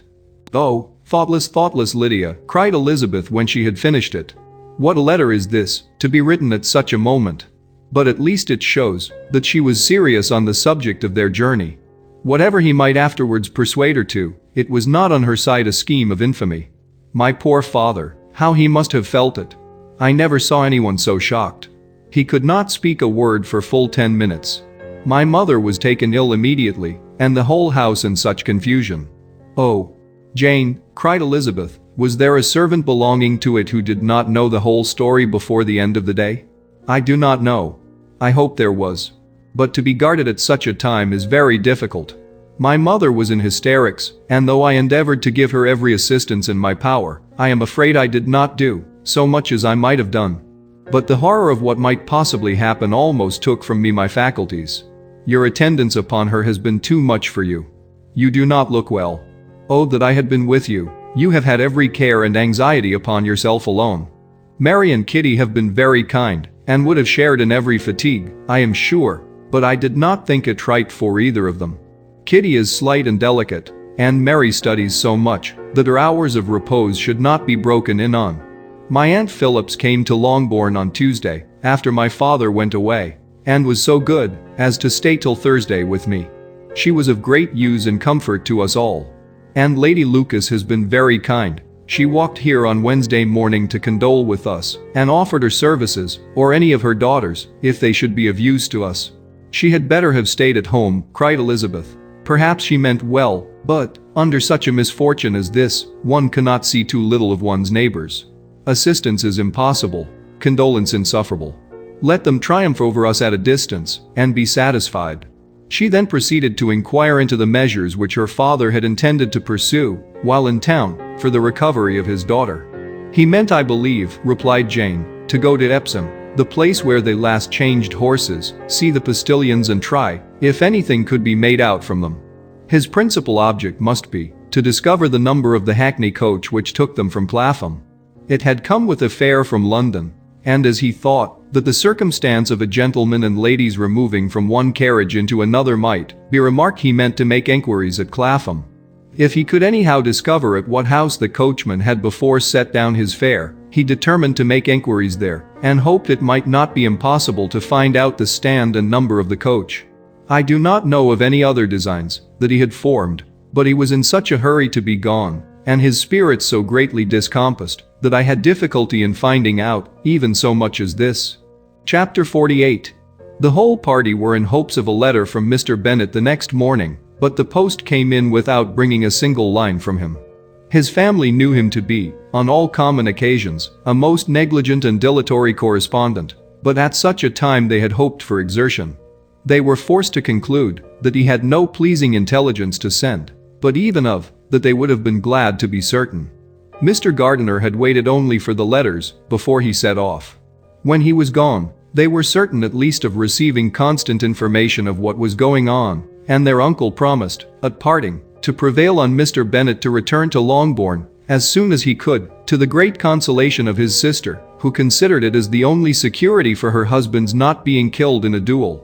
Mrs. Gardiner and the children were to remain in Hertfordshire a few days longer, as the former thought her presence might be serviceable to her nieces. She shared in their attendance on Mrs. Bennet, and was a great comfort to them in their hours of freedom. Their other aunt also visited them frequently, and always, as she said, with the design of cheering and heartening them up, though, as she never came without reporting some fresh instance of Wickham's extravagance or irregularity, she seldom went away without leaving them more dispirited than she found them. All Meryton seemed striving to blacken the man who, but 3 months before, had been almost an angel of light. He was declared to be in debt to every tradesman in the place, and his intrigues, all honored with the title of seduction, had been extended into every tradesman's family. Everybody declared that he was the wickedest young man in the world, and everybody began to find out that they had always distrusted the appearance of his goodness. Elizabeth, though she did not credit above half of what was said, believed enough to make her former assurance of her sister's ruin more certain, and even Jane, who believed still less of it, became almost hopeless, more especially as the time was now come when, if they had gone to Scotland, which she had never before entirely despaired of, they must in all probability have gained some news of them. Mr. Gardiner left Longbourn on Sunday. On Tuesday his wife received a letter from him. It told them that, on his arrival, he had immediately found out his brother, and persuaded him to come to Gracechurch Street, that Mr. Bennet had been to Epsom and Clapham before his arrival, but without gaining any satisfactory information, and that he was now determined to inquire of all the principal hotels in town, as Mr. Bennet thought it possible they might have gone to one of them, on their first coming to London, before they procured lodgings.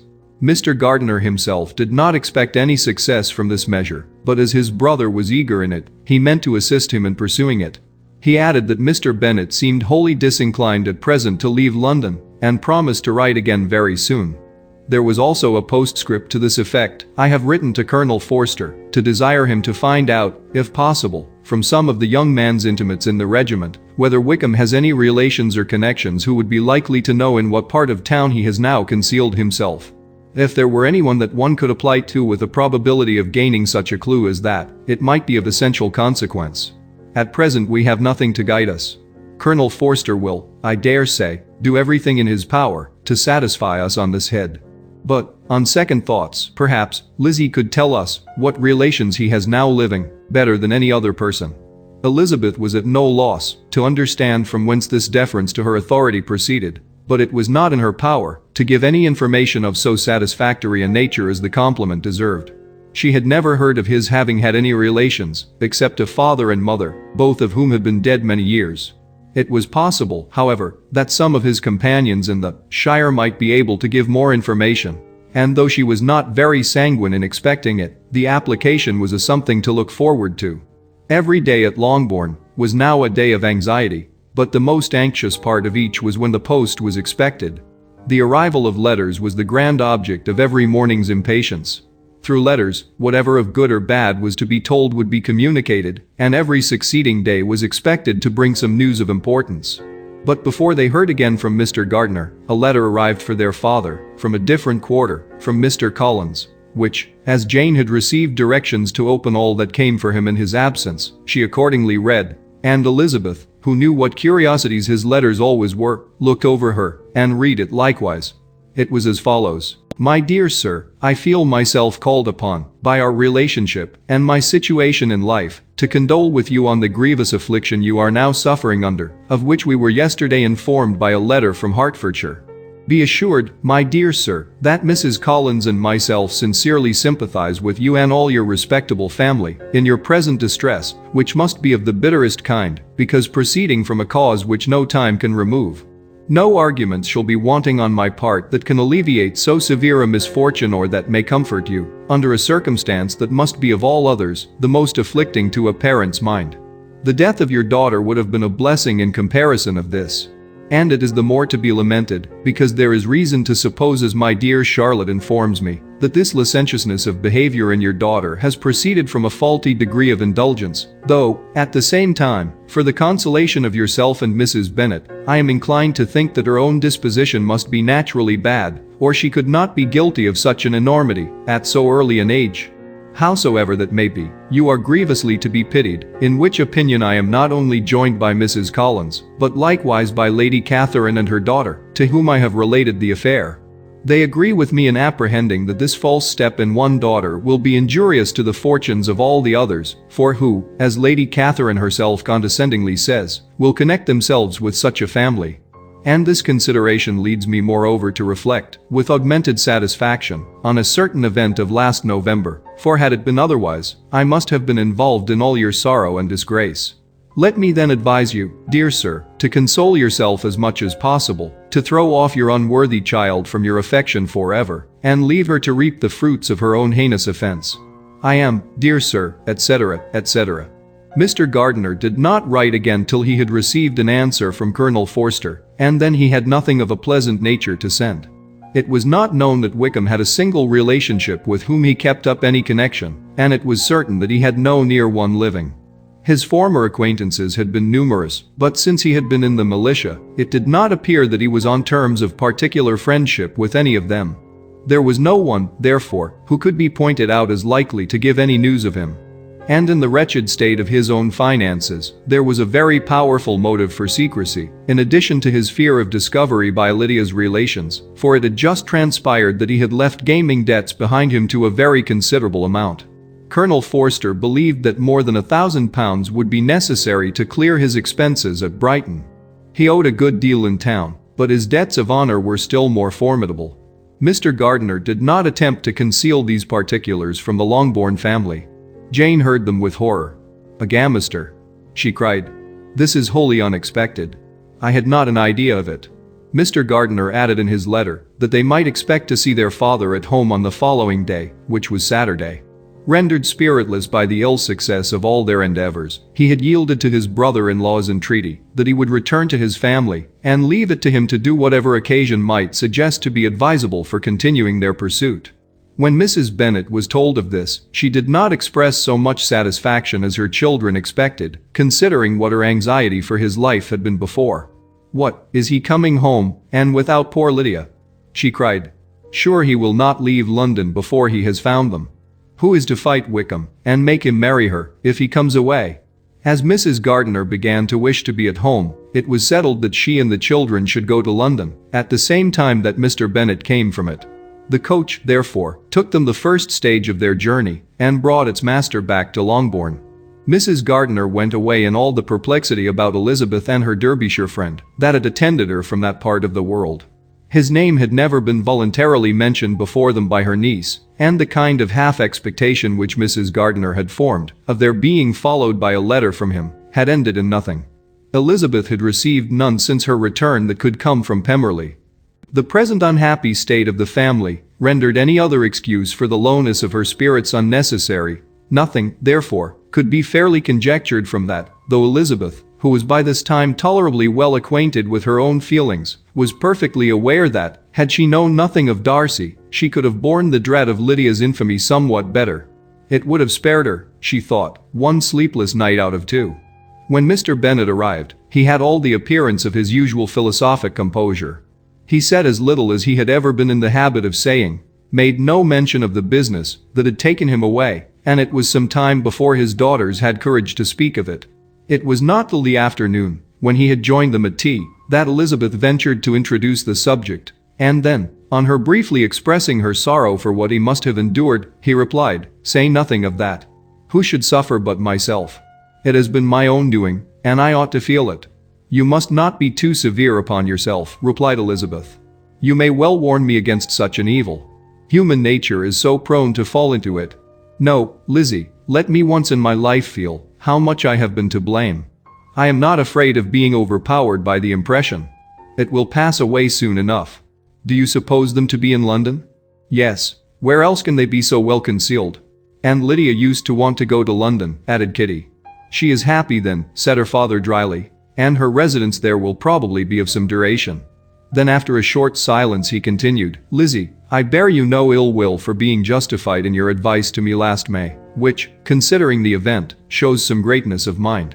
They were interrupted by Miss Bennet, who came to fetch her mother's tea. "This is a parade," he cried, "which does one good. It gives such an elegance to misfortune. Another day I will do the same. I will sit in my library, in my nightcap and powdering gown, and give as much trouble as I can. Or, perhaps, I may defer it till Kitty runs away." "I am not going to run away, Papa," said Kitty fretfully. "If I should ever go to Brighton, I would behave better than Lydia." "You go to Brighton? I would not trust you so near it as Eastbourne for £50. No, Kitty, I have at last learned to be cautious, and you will feel the effects of it. No officer is ever to enter into my house again, nor even to pass through the village. Balls will be absolutely prohibited, unless you stand up with one of your sisters. And you are never to stir out of doors till you can prove that you have spent 10 minutes of every day in a rational manner."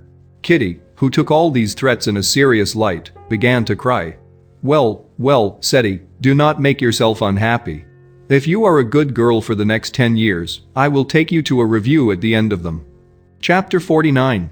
2 days after Mr. Bennet's return, as Jane and Elizabeth were walking together in the shrubbery behind the house, they saw the housekeeper coming towards them, and, concluding that she came to call them to their mother, went forward to meet her. But, instead of the expected summons, when they approached her, she said to Miss Bennet, "I beg your pardon, madam, for interrupting you, but I was in hopes you might have got some good news from town, so I took the liberty of coming to ask."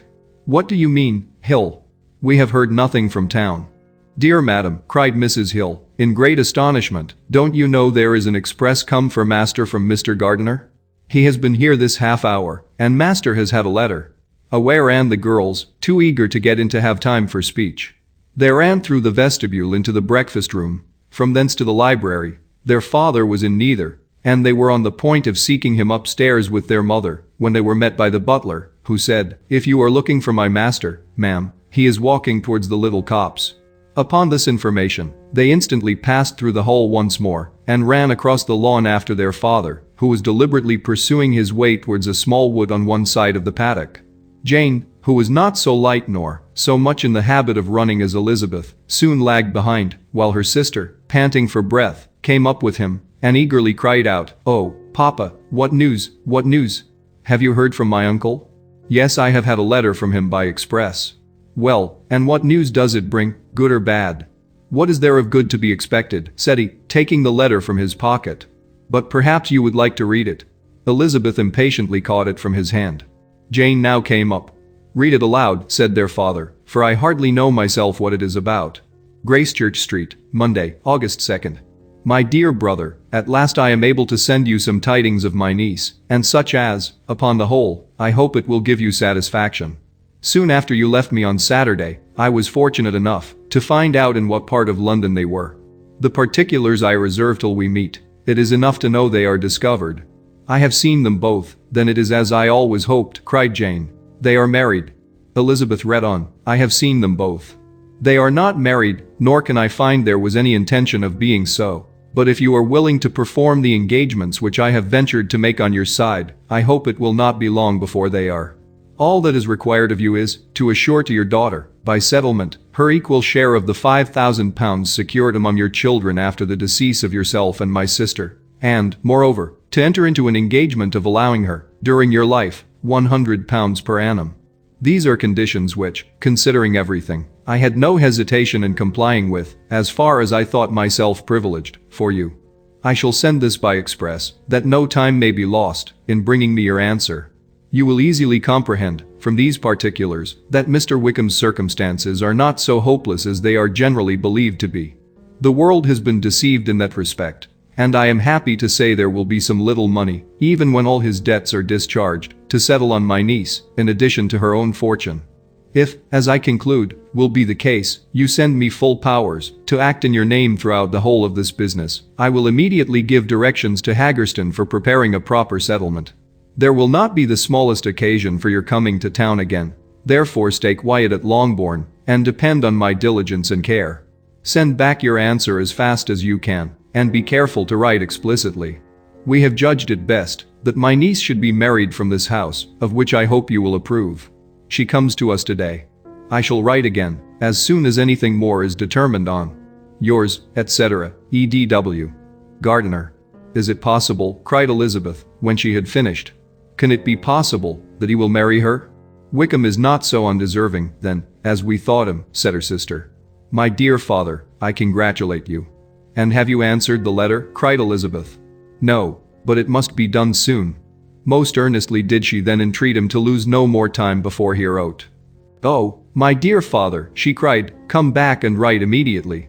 Consider how important every moment is in such a case. Let me write for you, said Jane, if you dislike the trouble yourself. I dislike it very much, he replied, but it must be done. And so saying, he turned back with them, and walked towards the house. And may I ask, said Elizabeth, but the terms, I suppose, must be complied with. Complied with? I am only ashamed of his asking so little. And they must marry. Yet he is such a man. Yes, yes, they must marry. There is nothing else to be done. But there are two things that I want very much to know. One is, how much money your uncle has laid down to bring it about, and the other, how am I ever to pay him? Money. My uncle, cried Jane, what do you mean, sir? I mean, that no man in his senses would marry Lydia on so slight a temptation as 100 a year during my life, and 50 after I am gone. That is very true, said Elizabeth, though it had not occurred to me before. His debts to be discharged, and something still to remain. Oh, it must be my uncle's doings. Generous, good man, I am afraid he has distressed himself. A small sum could not do all this. No, said her father, Wickham's a fool, if he takes her with a farthing less than £10,000. I should be sorry to think so ill of him, in the very beginning of our relationship. £10,000. Heaven forbid. How is half such a sum to be repaid? Mr. Bennet made no answer, and each of them, deep in thought, continued silent till they reached the house. Their father then went on to the library to write, and the girls walked into the breakfast room. And they are really to be married, cried Elizabeth, as soon as they were by themselves. How strange this is. And for this, we are to be thankful. That they should marry, small as is their chance of happiness, and wretched as is his character, we are forced to rejoice. Oh, Lydia. I comfort myself with thinking, replied Jane, that he certainly would not marry Lydia, if he had not a real regard for her. Though our kind uncle has done something towards clearing him, I cannot believe that £10,000, or anything like it, has been advanced. He has children of his own, and may have more. How could he spare half £10,000? If he were ever able to learn what Wickham's debts have been, said Elizabeth, and how much is settled on his side on our sister, we shall exactly know what Mr. Gardiner has done for them, because Wickham has not sixpence of his own. The kindness of my uncle and aunt can never be requited. Their taking her home, and affording her their personal protection and countenance, is such a sacrifice to her advantage as years of gratitude cannot enough acknowledge. By this time she is actually with them. If such goodness does not make her miserable now, she will never deserve to be happy. What a meeting for her, when she first sees my aunt. We must endeavor to forget all that has passed on either side, said Jane. I hope and trust they will yet be happy. His consenting to marry her is a proof, I will believe, that he has come to a right way of thinking. Their mutual affection will steady them, and I flatter myself they will settle so quietly, and live in so rational a manner, as may in time make their past imprudence forgotten.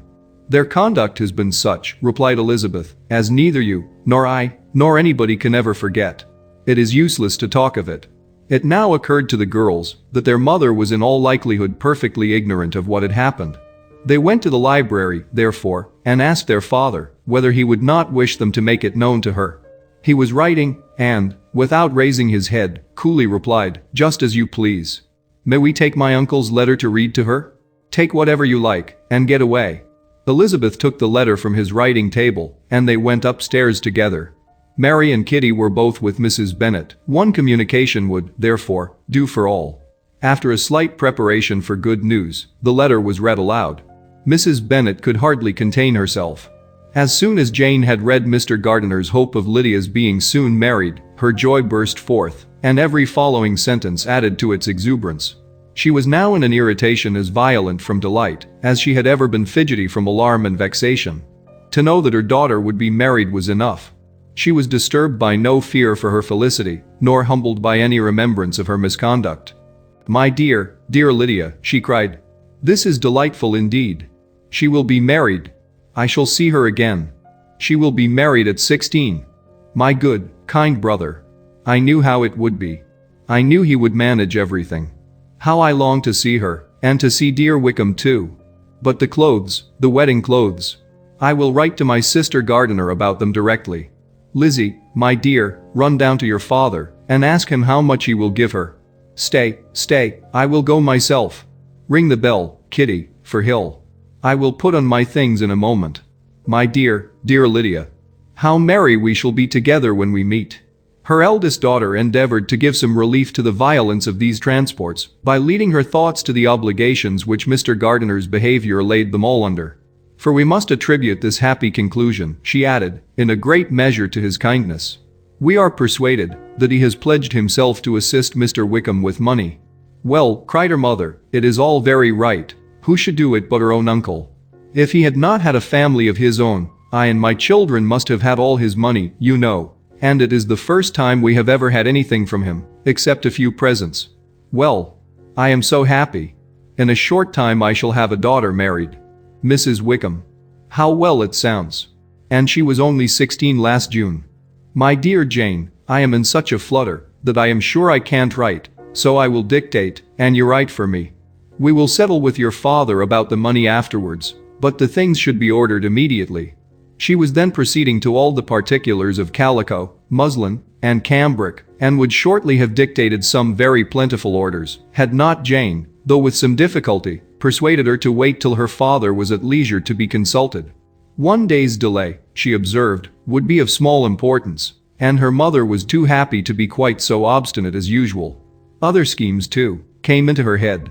I will go to Meryton, said she, as soon as I am dressed, and tell the good news to my sister Phillips. And as I come back, I can call on Lady Lucas and Mrs. Long. Kitty, run down and order the carriage. An airing would do me a great deal of good, I am sure. Girls, can I do anything for you in Meryton? Oh, here comes Hill. My dear Hill, have you heard the good news? Miss Lydia is going to be married, and you shall all have a bowl of punch to make merry at her wedding. Mrs. Hill began instantly to express her joy. Elizabeth received her congratulations amongst the rest, and then, sick of this folly, took refuge in her own room, that she might think with freedom. Poor Lydia's situation must, at best, be bad enough, but that it was no worse, she had need to be thankful. She felt it so, and though In looking forward, neither rational happiness nor worldly prosperity could be justly expected for her sister. In looking back to what they had feared, only 2 hours ago, she felt all the advantages of what they had gained. Chapter 50. Mr. Bennet had very often wished before this period of his life that, instead of spending his whole income, he had laid by an annual sum for the better provision of his children, and of his wife, if she survived him. He now wished it more than ever. Had he done his duty in that respect, Lydia need not have been indebted to her uncle for whatever of honor or credit could now be purchased for her. The satisfaction of prevailing on one of the most worthless young men in Great Britain to be her husband might then have rested in its proper place. He was seriously concerned that a cause of so little advantage to anyone should be forwarded at the sole expense of his brother-in-law, and he was determined, if possible, to find out the extent of his assistance and to discharge the obligation as soon as he could. When first Mr. Bennet had married, economy was held to be perfectly useless, for, of course, they were to have a son. The son was to join in cutting off the entail as soon as he should be of age, and the widow and younger children would by that means be provided for. 5 daughters successively entered the world, but yet the son was to come, and Mrs. Bennet, for many years after Lydia's birth, had been certain that he would. This event had at last been despaired of, but it was then too late to be saving. Mrs. Bennet had no turn for economy, and her husband's love of independence had alone prevented their exceeding their income. £5,000 was settled by marriage articles on Mrs. Bennet and the children. But in what proportions it should be divided amongst the latter depended on the will of the parents. This was one point, with regard to Lydia, at least, which was now to be settled, and Mr. Bennet could have no hesitation in acceding to the proposal before him. In terms of grateful acknowledgement for the kindness of his brother, though expressed most concisely, he then delivered on paper his perfect approbation of all that was done, and his willingness to fulfill the engagements that had been made for him. He had never before supposed that, could Wickham be prevailed on to marry his daughter, it would be done with so little inconvenience to himself as by the present arrangement. He would scarcely be £10 a year the loser by the hundred that was to be paid them, for, what with her board and pocket allowance, and the continual presents in money which passed to her through her mother's hands, Lydia's expenses had been very little within that sum. That it would be done with such trifling exertion on his side too, was another very welcome surprise, for his wish at present was to have as little trouble in the business as possible. When the first transports of rage which had produced his activity in seeking her were over, he naturally returned to all his former indolence. His letter was soon dispatched, for, though dilatory in undertaking business, he was quick in its execution. He begged to know further particulars of what he was indebted to his brother, but was too angry with Lydia to send any message to her. The good news spread quickly through the house, and with proportionate speed through the neighborhood. It was borne in the latter with decent philosophy. To be sure, it would have been more for the advantage of conversation had Miss Lydia Bennet come upon the town, or, as the happiest alternative, been secluded from the world, in some distant farmhouse. But there was much to be talked of in marrying her, and the good-natured wishes for her well-doing which had proceeded before from all the spiteful old ladies in Meryton lost but a little of their spirit in this change of circumstances, because with such an husband her misery was considered certain. It was a fortnight since Mrs. Bennet had been downstairs, but on this happy day she again took her seat at the head of her table, and in spirits oppressively high. No sentiment of shame gave a damp to her triumph. The marriage of a daughter, which had been the first object of her wishes since Jane was 16, was now on the point of accomplishment, and her thoughts and her words ran wholly on those attendants of elegant nuptials, fine muslins, new carriages, and servants. She was busily searching through the neighborhood for a proper situation for her daughter, and, without knowing or considering what their income might be, rejected many as deficient in size and importance. Hay Park might do, said she, if the Gouldings could quit it, or the great house at Stoke, if the drawing-room were larger, but Ashworth is too far off. I could not bear to have her 10 miles from me, and as for Pulvis Lodge, the attics are dreadful. Her husband allowed her to talk on without interruption, while the servants remained. But when they had withdrawn, he said to her, "Mrs. Bennet, before you take any or all of these houses for your son and daughter, let us come to a right understanding. Into one house in this neighborhood they shall never have admittance. I will not encourage the impudence of either by receiving them at Longbourn." A long dispute followed this declaration, but Mr. Bennet was firm. It soon led to another, and Mrs. Bennet found, with amazement and horror, that her husband would not advance a guinea to buy clothes for his daughter. He protested that she should receive from him no mark of affection whatever on the occasion. Mrs. Bennet could hardly comprehend it. That his anger could be carried to such a point of inconceivable resentment as to refuse his daughter a privilege without which her marriage would scarcely seem valid, exceeded all she could believe possible. She was more alive to the disgrace which her want of new clothes must reflect on her daughter's nuptials than to any sense of shame at her eloping and living with Wickham a fortnight before they took place. Elizabeth was now most heartily sorry that she had, from the distress of the moment, been led to make Mr. Darcy acquainted with their fears for her sister, for since her marriage would so shortly give the proper termination to the elopement, they might hope to conceal its unfavorable beginning from all those who were not immediately on the spot. She had no fear of its spreading farther through his means. There were few people on whose secrecy she would have more confidently depended, but, at the same time, there was no one whose knowledge of a sister's frailty would have mortified her so much, not, however, from any fear of disadvantage from it individually to herself, for, at any rate, there seemed a gulf impassable between them. Had Lydia's marriage been concluded on the most honorable terms, it was not to be supposed that Mr. Darcy would connect himself with a family where, to every other objection, would now be added an alliance and relationship of the nearest kind with a man whom he so justly scorned. From such a connection she could not wonder that he would shrink. The wish of procuring her regard, which she had assured herself of his feeling in Derbyshire, could not in rational expectation survive such a blow as this. She was humbled, she was grieved, she repented, though she hardly knew of what. She became jealous of his esteem, when she could no longer hope to be benefited by it. She wanted to hear of him, when there seemed the least chance of gaining intelligence. She was convinced that she could have been happy with him, when it was no longer likely they should meet. What a triumph for him, as she often thought, could he know that the proposals which she had proudly spurned only 4 months ago, would now have been most gladly and gratefully received. He was as generous, she doubted not, as the most generous of his sex, but while he was mortal, there must be a triumph. She began now to comprehend that he was exactly the man who, in disposition and talents, would most suit her. His understanding and temper, though unlike her own, would have answered all her wishes. It was an union that must have been to the advantage of both. By her ease and liveliness, his mind might have been softened, his manners improved, and from his judgment, information, and knowledge of the world, she must have received benefit of greater importance.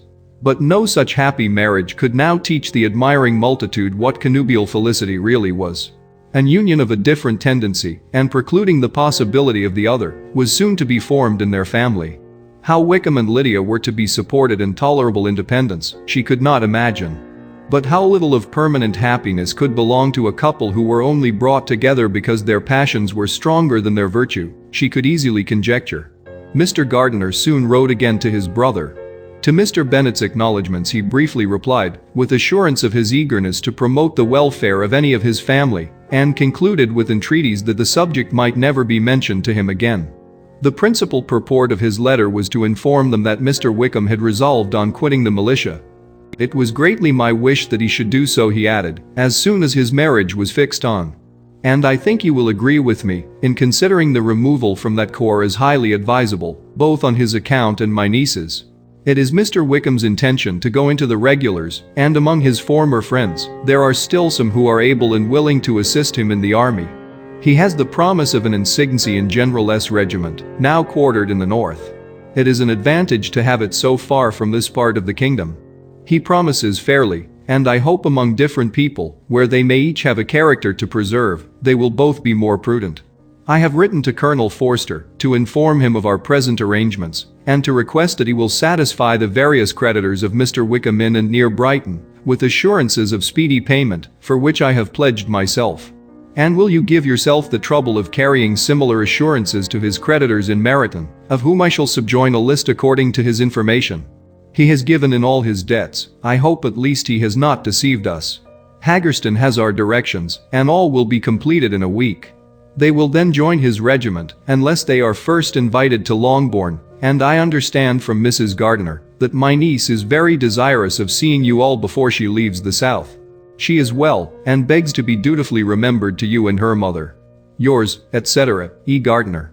Mr. Bennet and his daughters saw all the advantages of Wickham's removal from the Shire as clearly as Mr. Gardiner could do. But Mrs. Bennet was not so well pleased with it. Lydia's being settled in the north, just when she had expected most pleasure and pride in her company, for she had by no means given up her plan of their residing in Hertfordshire, was a severe disappointment, and, besides, it was such a pity that Lydia should be taken from a regiment where she was acquainted with everybody, and had so many favourites. "She is so fond of Mrs. Forster," said she, "it will be quite shocking to send her away. And there are several of the young men, too, that she likes very much. The officers may not be so pleasant in General S. regiment." His daughter's request, for such it might be considered, of being admitted into her family again before she set off for the north, received at first an absolute negative. But Jane and Elizabeth, who agreed in wishing, for the sake of their sister's feelings and consequence, that she should be noticed on her marriage by her parents, urged him so earnestly yet so rationally and so mildly, to receive her and her husband at Longbourn, as soon as they were married, that he was prevailed on to think as they thought, and act as they wished. And their mother had the satisfaction of knowing that she would be able to show her married daughter in the neighborhood, before she was banished to the north. When Mr. Bennet wrote again to his brother, therefore, he sent his permission for them to come, and it was settled that as soon as the ceremony was over, they should proceed to Longbourn. Elizabeth was surprised, however, that Wickham should consent to such a scheme, and had she consulted only her own inclination, any meeting with him would have been the last object of her wishes. Chapter 51. Their sister's wedding day arrived, and Jane and Elizabeth felt for her probably more than she felt for herself. The carriage was sent to meet them at, and they were to return in it by dinner time. Their arrival was dreaded by the elder Miss Bennets, and Jane more especially, who gave Lydia the feelings which would have attended herself, had she been the culprit, and was wretched in the thought of what her sister must endure. They came. The family were assembled in the breakfast room to receive them. Smiles decked the face of Mrs. Bennet as the carriage drove up to the door. Her husband looked impenetrably grave, her daughters, alarmed, anxious, uneasy. Lydia's voice was heard in the vestibule. The door was thrown open, and she ran into the room. Her mother stepped forwards, embraced her, and welcomed her with rapture, gave her hand, with an affectionate smile, to Wickham, who followed his lady, and wished them both joy with an alacrity which shewed no doubt of their happiness. Their reception from Mr. Bennet, to whom they then turned, was not quite so cordial. His countenance rather gained in austerity, and he scarcely opened his lips. The easy assurance of the young couple, indeed, was enough to provoke him. Elizabeth was disgusted, and even Miss Bennet was shocked. Lydia was Lydia still, untamed, unabashed, wild, noisy, and fearless. She turned from sister to sister, demanding their congratulations, and when at length they all sat down, looked eagerly round the room, took notice of some little alteration in it, and observed, with a laugh, that it was a great while since she had been there. Wickham was not at all more distressed than herself, but his manners were always so pleasing, that had his character and his marriage been exactly what they ought, his smiles and his easy address, while he claimed their relationship, would have delighted them all. Elizabeth had not before believed him quite equal to such assurance, but she sat down, resolving within herself to draw no limits in future to the impudence of an impudent man. She blushed, and Jane blushed, but the cheeks of the two who caused their confusion suffered no variation of color. There was no want of discourse. The bride and her mother could neither of them talk fast enough, and Wickham, who happened to sit near Elizabeth, began inquiring after his acquaintance in that neighborhood, with a good-humored ease which she felt very unable to equal in her replies. They seemed each of them to have the happiest memories in the world. Nothing of the past was recollected with pain, and Lydia led voluntarily to subjects which her sisters would not have alluded to for the world. "Only think of its being 3 months," she cried, "since I went away. It seems but a fortnight, I declare, and yet there have been things enough happened in the time. Good gracious, when I went away, I am sure I had no more idea of being married till I came back again, though I thought it would be very good fun if I was." Her father lifted up his eyes. Jane was distressed. Elizabeth looked expressively at Lydia, but she, who never heard nor saw anything, of which she chose to be insensible, gaily continued, "Oh, Mama, do the people hereabouts know I am married today? I was afraid they might not. And we overtook William Goulding in his curricle, so I was determined he should know it, and so I let down the side glass next to him, and took off my glove, and let my hand just rest upon the window frame, so that he might see the ring, And then I bowed and smiled like anything. Elizabeth could bear it no longer.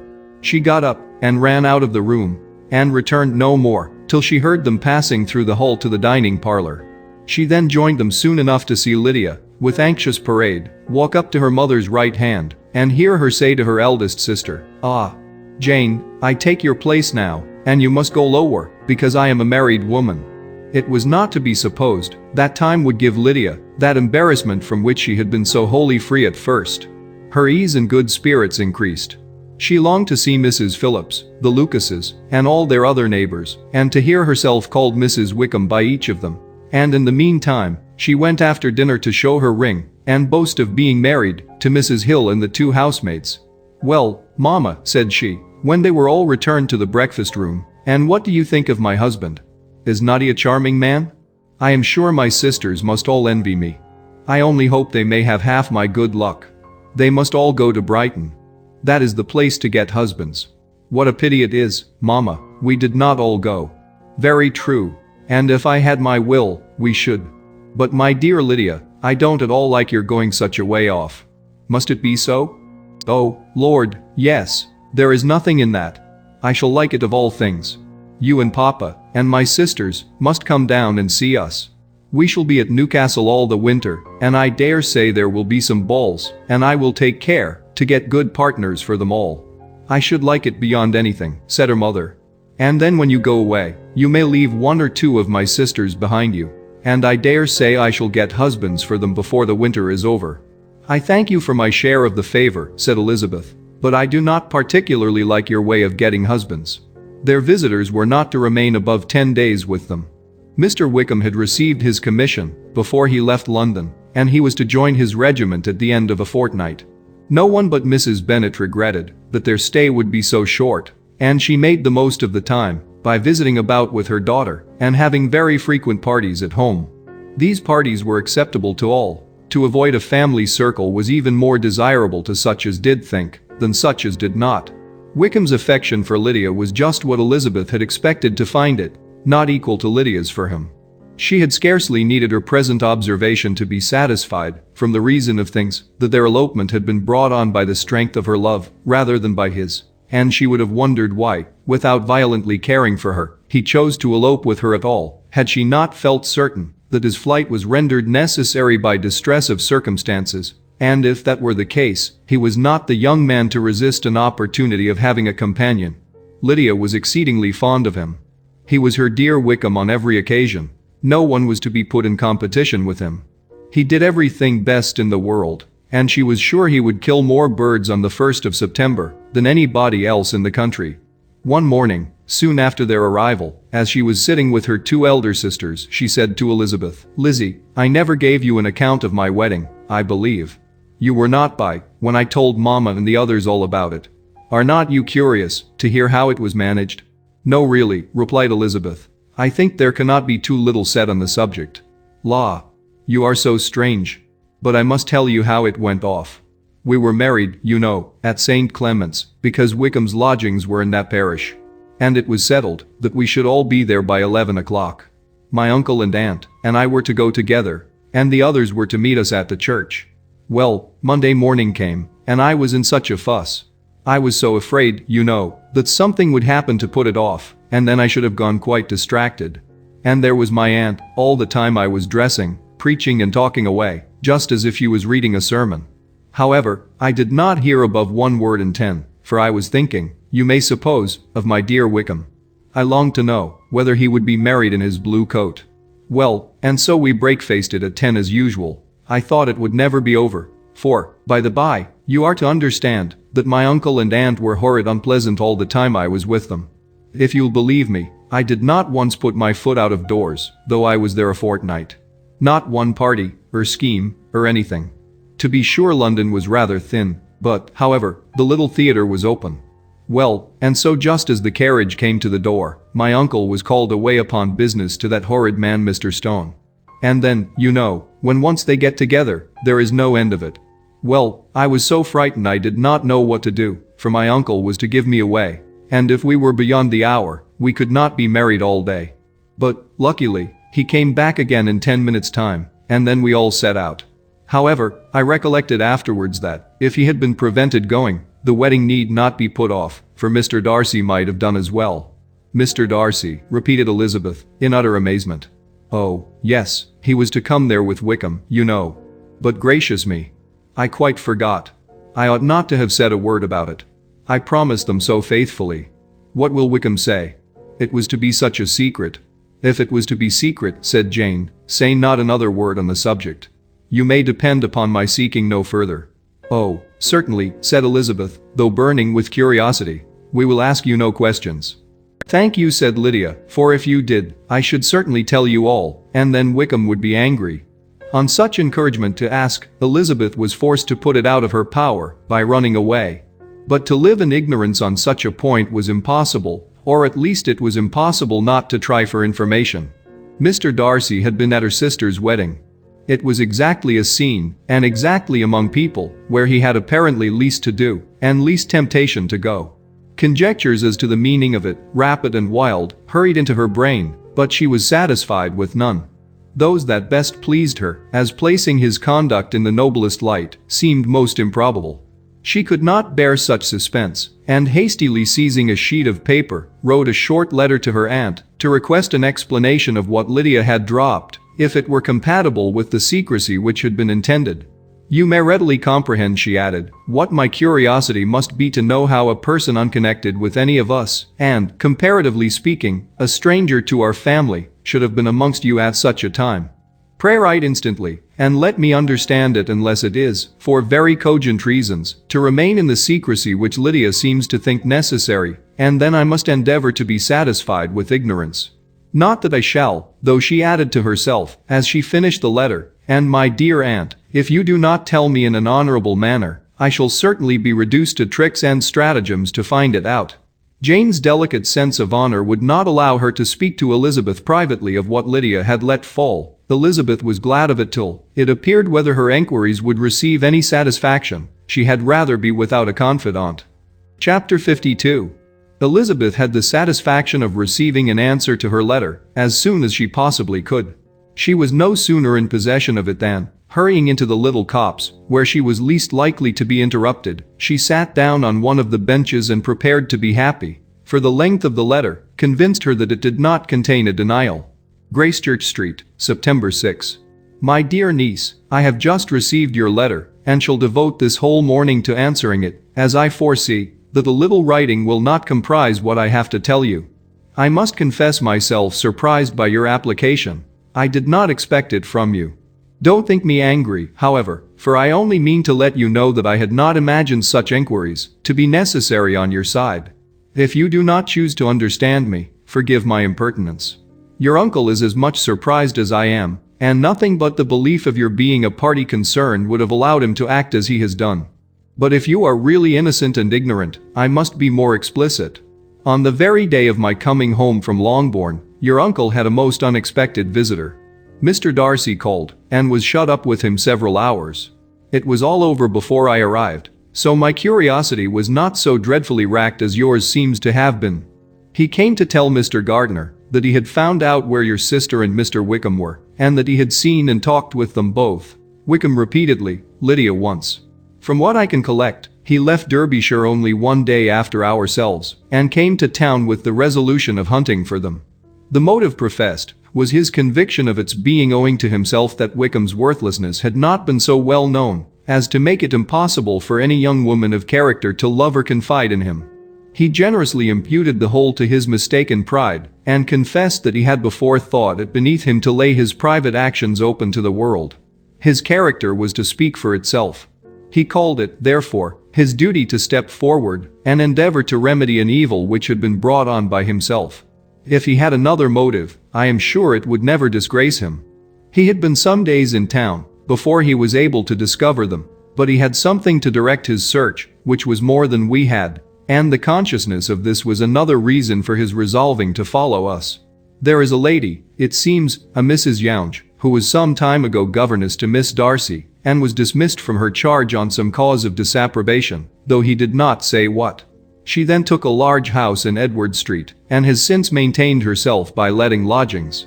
This Mrs. Younge was, he knew, intimately acquainted with Wickham, and he went to her for intelligence of him as soon as he got to town. But it was 2 or 3 days before he could get from her what he wanted. She would not betray her trust, I suppose, without bribery and corruption, for she really did know where her friend was to be found. Wickham indeed had gone to her on their first arrival in London, and had she been able to receive them into her house, they would have taken up their abode with her. At length, however, our kind friend procured the wished-for direction. They were in Street. He saw Wickham, and afterwards insisted on seeing Lydia. His first object with her, he acknowledged, had been to persuade her to quit her present disgraceful situation and return to her friends as soon as they could be prevailed on to receive her, offering his assistance as far as it would go. But he found Lydia absolutely resolved on remaining where she was. She cared for none of her friends. She wanted no help of his. She would not hear of leaving Wickham. She was sure they should be married some time or other, and it did not much signify when. Since such were her feelings, it only remained, he thought, to secure and expedite a marriage, which, in his very first conversation with Wickham, he easily learned, had never been his design. He confessed himself obliged to leave the regiment on account of some debts of honor, which were very pressing, and scrupled not to lay all the ill consequences of Lydia's flight on her own folly alone. He meant to resign his commission immediately, and as to his future situation, he could conjecture very little about it. He must go somewhere, but he did not know where, and he knew he should have nothing to live on. Mr. Darcy asked him why he had not married your sister at once. Though Mr. Bennet was not imagined to be very rich, he would have been able to do something for him, and his situation must have been benefited by marriage. But he found, in reply to this question, that Wickham still cherished a hope of more effectually making his fortune by marriage in some other country. Under such circumstances, however, he was not likely to be proof against a temptation of immediate relief. They met several times, for there was much to be discussed. Wickham of course wanted more than he could get, but at length was reduced to be reasonable. Everything being settled between them, Mr. Darcy's next step was to make your uncle acquainted with it, and he first called in Gracechurch Street the evening before I came home. But Mr. Gardiner could not be seen, and Mr. Darcy found, on further enquiry, that your father was still with him, but would quit town the next morning. He did not judge your father to be a person whom he could so properly consult as your uncle, and therefore readily postponed seeing him till after the departure of the former. He did not leave his name, and till the next day it was only known that a gentleman had called on business. On Saturday he came again. Your father was gone, your uncle at home, and, as I said before, they had a great deal of talk together. They met again on Sunday, and then I saw him too. It was not all settled before Monday. As soon as it was, the express was sent off to Longbourn. But our visitor was very obstinate. I fancy, Lizzie, that obstinacy is the real defect of his character, after all. He has been accused of many faults at different times, but this is the true one. Nothing was to be done that he did not do himself, though I am sure, and I do not speak it to be thanked, therefore say nothing about it, your uncle would most readily have settled the whole.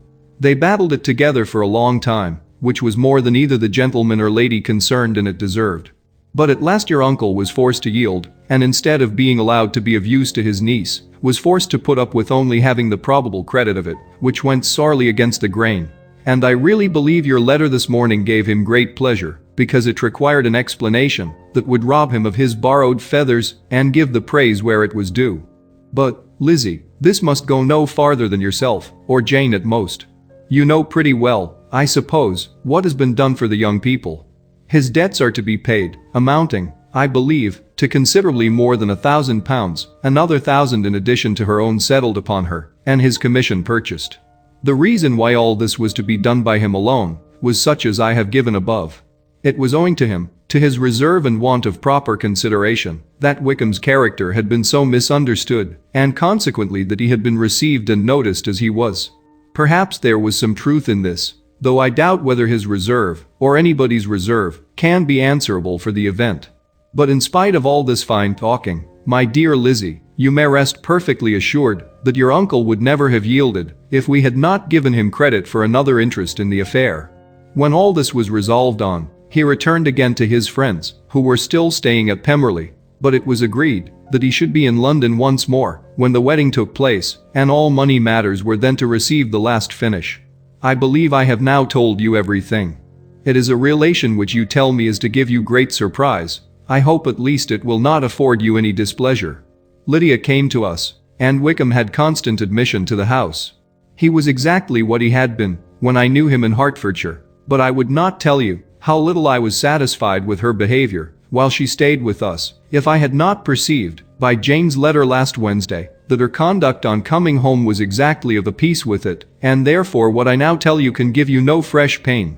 I talked to her repeatedly in the most serious manner, representing to her all the wickedness of what she had done, and all the unhappiness she had brought on her family. If she heard me, it was by good luck, for I am sure she did not listen. I was sometimes quite provoked, but then I recollected my dear Elizabeth and Jane, and for their sakes had patience with her. Mr. Darcy was punctual in his return, and as Lydia informed you, attended the wedding. He dined with us the next day, and was to leave town again on Wednesday or Thursday. Will you be very angry with me, my dear Lizzie, if I take this opportunity of saying, what I was never bold enough to say before, how much I like him? His behavior to us has, in every respect, been as pleasing as when we were in Derbyshire. His understanding and opinions all please me. He wants nothing but a little more liveliness, and that, if he marry prudently, his wife may teach him. I thought him very sly. He hardly ever mentioned your name. But slyness seems the fashion. Pray forgive me if I have been very presuming, or at least, do not punish me so far as to exclude me from I shall never be quite happy till I have been all round the park. A low phaeton, with a nice little pair of ponies, would be the very thing. But I must write no more. The children have been wanting me this half hour. Yours, very sincerely, M. Gardiner. The contents of this letter threw Elizabeth into a flutter of spirits, in which it was difficult to determine whether pleasure or pain bore the greatest share.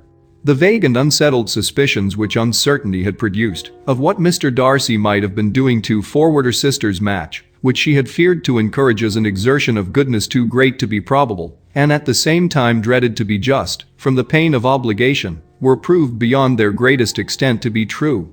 He had followed them purposely to town. He had taken on himself all the trouble and mortification attendant on such a research, in which supplication had been necessary to a woman whom he must abominate and despise, and where he was reduced to frequently meet, reason with, persuade, and finally bribe, the man whom he always most wished to avoid, and whose very name it was punishment to him to pronounce.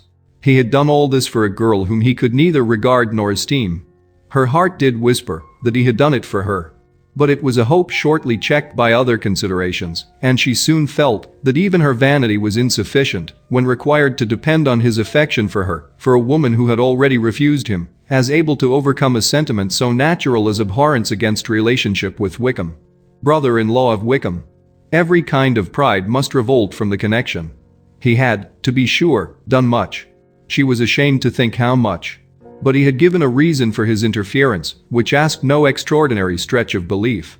It was reasonable that he should feel he had been wrong. He had liberality, and he had the means of exercising it, and though she would not place herself as his principal inducement, she could, perhaps, believe that remaining partiality for her might assist his endeavors in a cause where her peace of mind must be materially concerned. It was painful, exceedingly painful, to know that they were under obligations to a person who could never receive a return. They owed the restoration of Lydia, her character, everything, to him. Oh, how heartily did she grieve over every ungracious sensation she had ever encouraged, every saucy speech she had ever directed towards him. For herself she was humbled, but she was proud of him. Proud that in a cause of compassion and honor, he had been able to get the better of himself. She read over her aunt's commendation of him again and again. It was hardly enough, but it pleased her.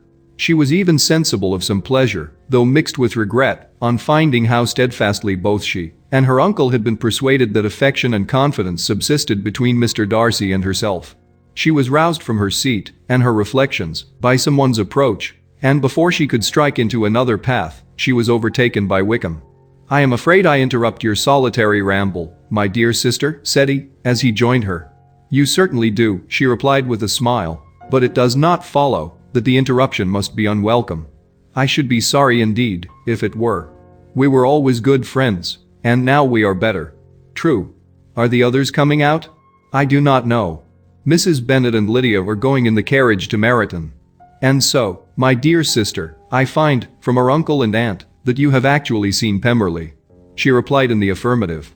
"I almost envy you the pleasure, and yet I believe it would be too much for me, or else I could take it in my way to Newcastle." "And you saw the old housekeeper, I suppose?" "Poor Reynolds, she was always very fond of me. But of course she did not mention my name to you." "Yes, she did." "And what did she say?"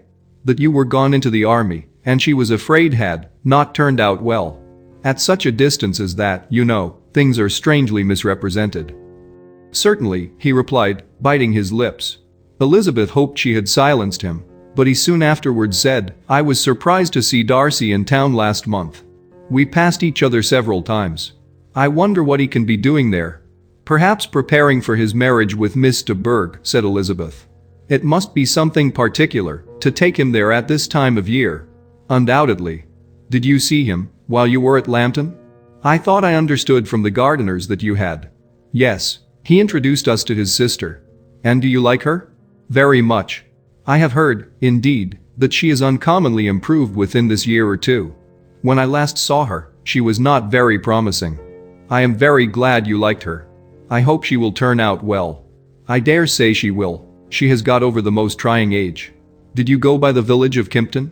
"I do not recollect that we did. I mention it because it is the living which I ought to have had. A most delightful place, excellent parsonage house.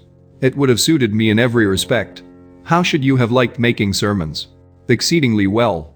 I should have considered it as part of my duty, and the exertion would soon have been nothing. One ought not to repine, but, to be sure, it would have been such a thing for me.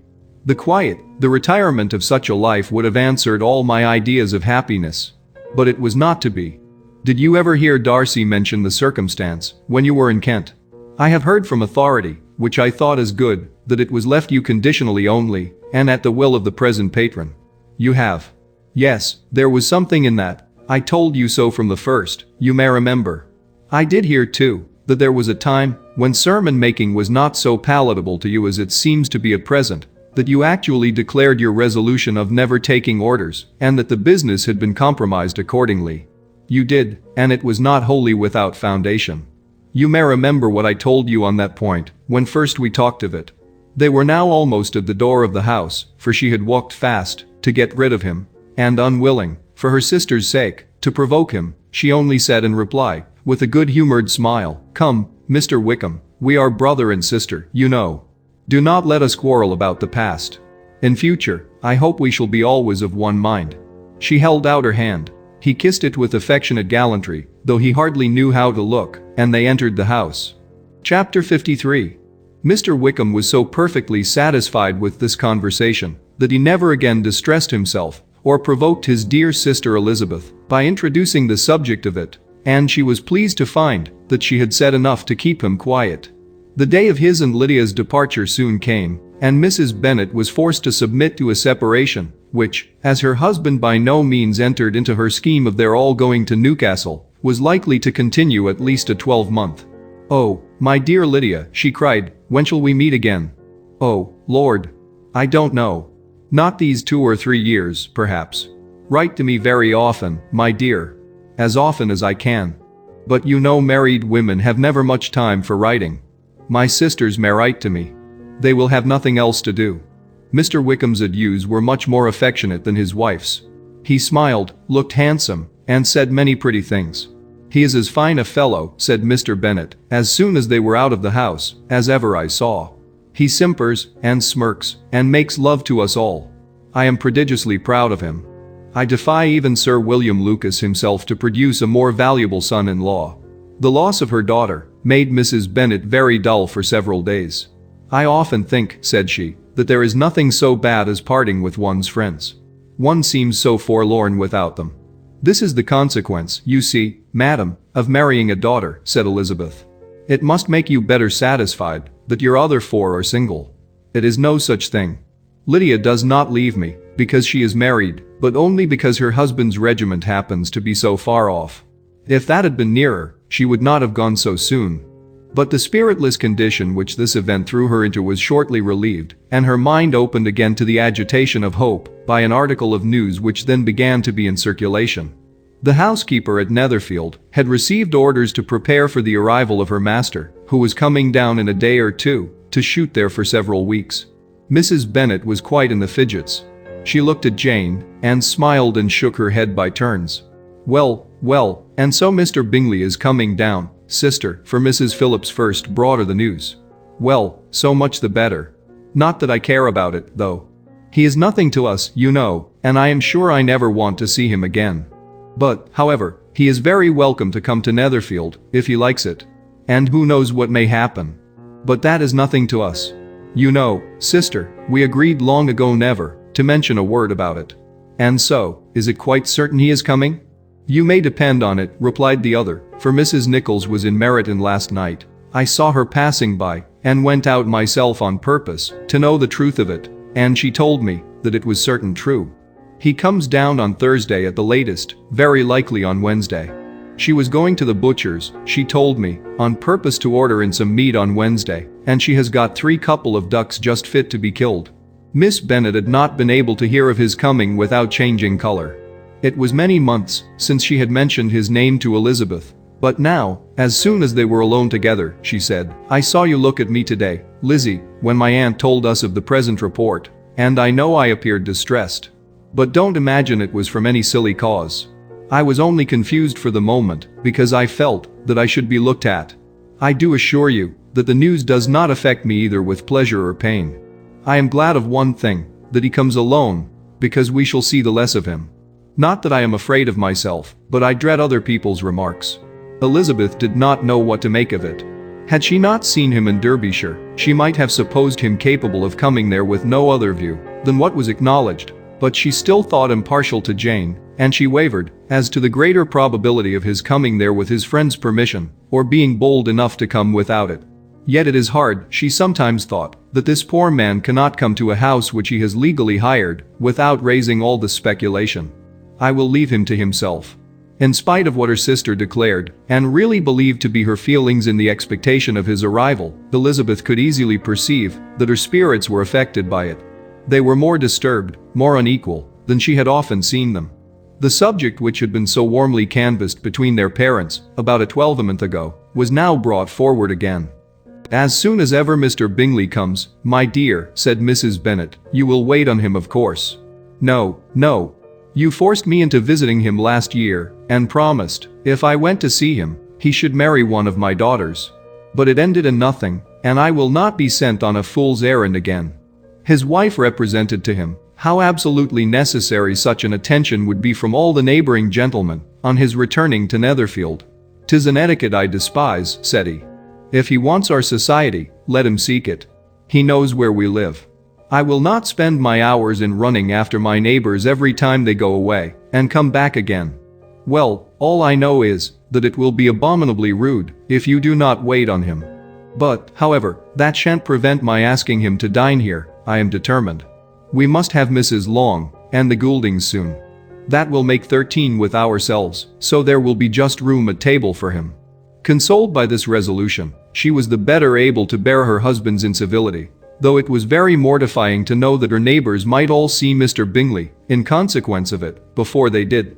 As the day of his arrival drew near, I begin to be sorry that he comes at all, said Jane to her sister. It would be nothing. I could see him with perfect indifference, but I can hardly bear to hear it thus perpetually talked of. My mother means well, but she does not know, no one can know, how much I suffer from what she says. Happy shall I be when his stay at Netherfield is over. I wish I could say anything to comfort you, replied Elizabeth, but it is wholly out of my power. You must feel it, and the usual satisfaction of preaching patience to a sufferer is denied me, because you have always so much. Mr. Bingley arrived. Mrs. Bennet, through the assistance of servants, contrived to have the earliest tidings of it, that the period of anxiety and fretfulness on her side might be as long as it could. She counted the days that must intervene before their invitation could be sent, hopeless of seeing him before. But on the 3rd morning after his arrival in Hertfordshire, she saw him, from her dressing-room window, enter the paddock and ride towards the house. Her daughters were eagerly called to partake of her joy. Jane resolutely kept her place at the table, but Elizabeth, to satisfy her mother, went to the window. She looked, she saw Mr. Darcy with him, and sat down again by her sister. "There is a gentleman with him, Mama," said Kitty. "Who can it be?" "Some acquaintance or other, my dear, I suppose. I am sure I do not know." "La," replied Kitty, "it looks just like that man that used to be with him before. Mr. What's his name? That tall proud man. Good gracious. Mr. Darcy, and so it does, I vow. Well, any friend of Mr. Bingley's will always be welcome here, to be sure, but else I must say that I hate the very sight of him." Jane looked at Elizabeth with surprise and concern. She knew but little of their meeting in Derbyshire, and therefore felt for the awkwardness which must attend her sister in seeing him almost for the first time after receiving his explanatory letter. Both sisters were uncomfortable enough. Each felt for the other, and of course for themselves, and their mother talked on of her dislike of Mr. Darcy and her resolution to be civil to him only as Mr. Bingley's friend, without being heard by either of them. But Elizabeth had sources of uneasiness which could not be suspected by Jane, to whom she had never yet had courage to shew Mrs. Gardiner's letter, or to relate her own change of sentiment towards him. To Jane, he could be only a man whose proposal she had refused, and whose merit she had undervalued, but to her own more extensive information, he was the person to whom the whole family were indebted for the first of benefits, and whom she regarded herself with an interest, if not quite so tender, at least as reasonable, and just as what Jane felt for Bingley. Her astonishment at his coming to Netherfield, to Longbourn, and voluntarily seeking her again, was almost equal to what she had known on first witnessing his altered behavior in Derbyshire. The color which had been driven from her face returned for half a minute with an additional glow, and a smile of delight added luster to her eyes, as she thought for that space of time that his affection and wishes must still be unshaken. But she would not be secure. "Let me first see how he behaves," said she. "It will then be early enough for expectation." She sat intently at work, striving to be composed, and without daring to lift up her eyes, till anxious curiosity carried them to the face of her sister as the servant was approaching the door. Jane looked a little paler than usual, but more sedate than Elizabeth had expected. On the gentleman's appearing, her color increased, yet she received them with tolerable ease, and with a propriety of behavior equally free from any symptom of resentment or any unnecessary complaisance. Elizabeth said as little to either as civility would allow, and sat down again to her work, with an eagerness which it did not often command. She had ventured only one glance at Darcy. He looked serious, as usual, and, she thought, more as he had been used to look in Hertfordshire, than as she had seen him at Pemberley. But, perhaps he could not in her mother's presence be what he was before her uncle and aunt. It was a painful, but not an improbable, conjecture. Bingley, she had likewise seen for an instant, and in that short period saw him looking both pleased and embarrassed. He was received by Mrs. Bennet with a degree of civility which made her two daughters ashamed, especially when contrasted with the cold and ceremonious politeness of her curtsy and address to his friend. Elizabeth, particularly, who knew that her mother owed to the latter the preservation of her favorite daughter from irremediable infamy, was hurt and distressed to a most painful degree by a distinction so ill applied. Darcy, after inquiring of her how Mr. and Mrs. Gardiner did, a question which she could not answer without confusion, said scarcely anything. He was not seated by her. Perhaps that was the reason of his silence, but it had not been so in Derbyshire. There he had talked to her friends, when he could not to herself. But now several minutes elapsed without bringing the sound of his voice, and when occasionally, unable to resist the impulse of curiosity, she raised her eyes to his face, she as often found him looking at Jane as at herself, and frequently on no object but the ground.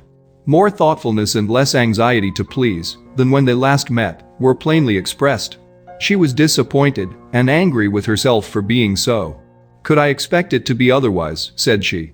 "Yet why did he come?" She was in no humor for conversation with anyone but himself, and to him, she had hardly courage to speak. She inquired after his sister, but could do no more. "It is a long time, Mr. Bingley, since you went away," said Mrs. Bennet. He readily agreed to it. "I began to be afraid you would never come back again. People did say you meant to quit the place entirely at Michaelmas, but, however, I hope it is not true. A great many changes have happened in the neighborhood since you went away. Miss Lucas is married and settled. And one of my own daughters. I suppose you have heard of it. Indeed, you must have seen it in the papers. It was in the Times and the Courier, I know, though it was not put in as it ought to be. It was only said, lately, George Wickham Esquire to Miss Lydia Bennet, without there being a syllable said of her father, or the place where she lived, or anything. It was my brother Gardiner's drawing up too, and I wonder how he came to make such an awkward business of it. Did you see it? Bingley replied that he did, and made his congratulations. Elizabeth dared not lift up her eyes. How Mr. Darcy looked, therefore, she could not tell. It is a delightful thing, to be sure, to have a daughter well married, continued her mother, but at the same time, Mr. Bingley, it is very hard to have her taken such away from me. They are gone down to Newcastle, a place quite northward, it seems, and there they are to stay I do not know how long. His regiment is there, for I suppose you have heard of his leaving the shire, and of his being gone into the regulars. Thank heaven, he has some friends, though perhaps not so many as he deserves. Elizabeth, who knew this to be levelled at Mr. Darcy, was in such misery of shame that she could hardly keep her seat. It drew from her, however, the exertion of speaking, which nothing else had so effectually done before, and she asked Bingley whether he meant to make any stay in the country at present. A few weeks, he believed. When you have killed all your own birds, Mr. Bingley, said her mother, I beg you will come here and shoot as many as you please on Mr. Bennet's manor. I am sure he will be vastly happy to oblige you, and will save all the best of the coveys for you. Elizabeth's misery increased at such officious attention. Were the same fair prospect to arise at present as had flattered them a year ago, everything, she was persuaded, would be hastening to the same vexatious conclusion. At that instant, she felt that years of happiness could not make Jane or herself amends for moments of such painful confusion. The first wish of my heart, said she to herself, is never more to be in company with either of them. Their society can afford no pleasure that will atone for such wretchedness as this. Let me never see either one or the other again. Yet the misery, for which years of happiness were to offer no compensation, received soon afterwards material relief from observing how much the beauty of her sister rekindled the admiration of her former lover. When first he came in, he had spoken to her but little, but every 5 minutes seemed to be giving her more of his attention. He found her as handsome as she had been last year, as good-natured, and as unaffected, though not quite so chatty. Jane was anxious that no difference should be perceived in her at all, and was really persuaded that she talked as much as ever. But her mind was so busily engaged that she did not always know when she was silent. When the gentlemen rose to go away, Mrs. Bennet was mindful of her intended civility, and they were invited and engaged to dine at Longbourn in a few days' time. You are quite a visit in my debt, Mr. Bingley, she added, for when you went to town last winter, you promised to take a family dinner with us as soon as you returned. I have not forgot, you see, and I assure you, I was very much disappointed that you did not come back and keep your engagement. Bingley looked a little silly at this reflection and said something of his concern at having been prevented by business. They then went away. Mrs. Bennet had been strongly inclined to ask them to stay and dine there that day, but, though she always kept a very good table, she did not think anything less than 2 courses could be good enough for a man on whom she had such anxious designs, or satisfy the appetite and pride of one who had 10,000 a year. Chapter 54. As soon as they were gone, Elizabeth walked out to recover her spirits, or in other words, to dwell without interruption on those subjects that must deaden them more. Mr. Darcy's behavior astonished and vexed her.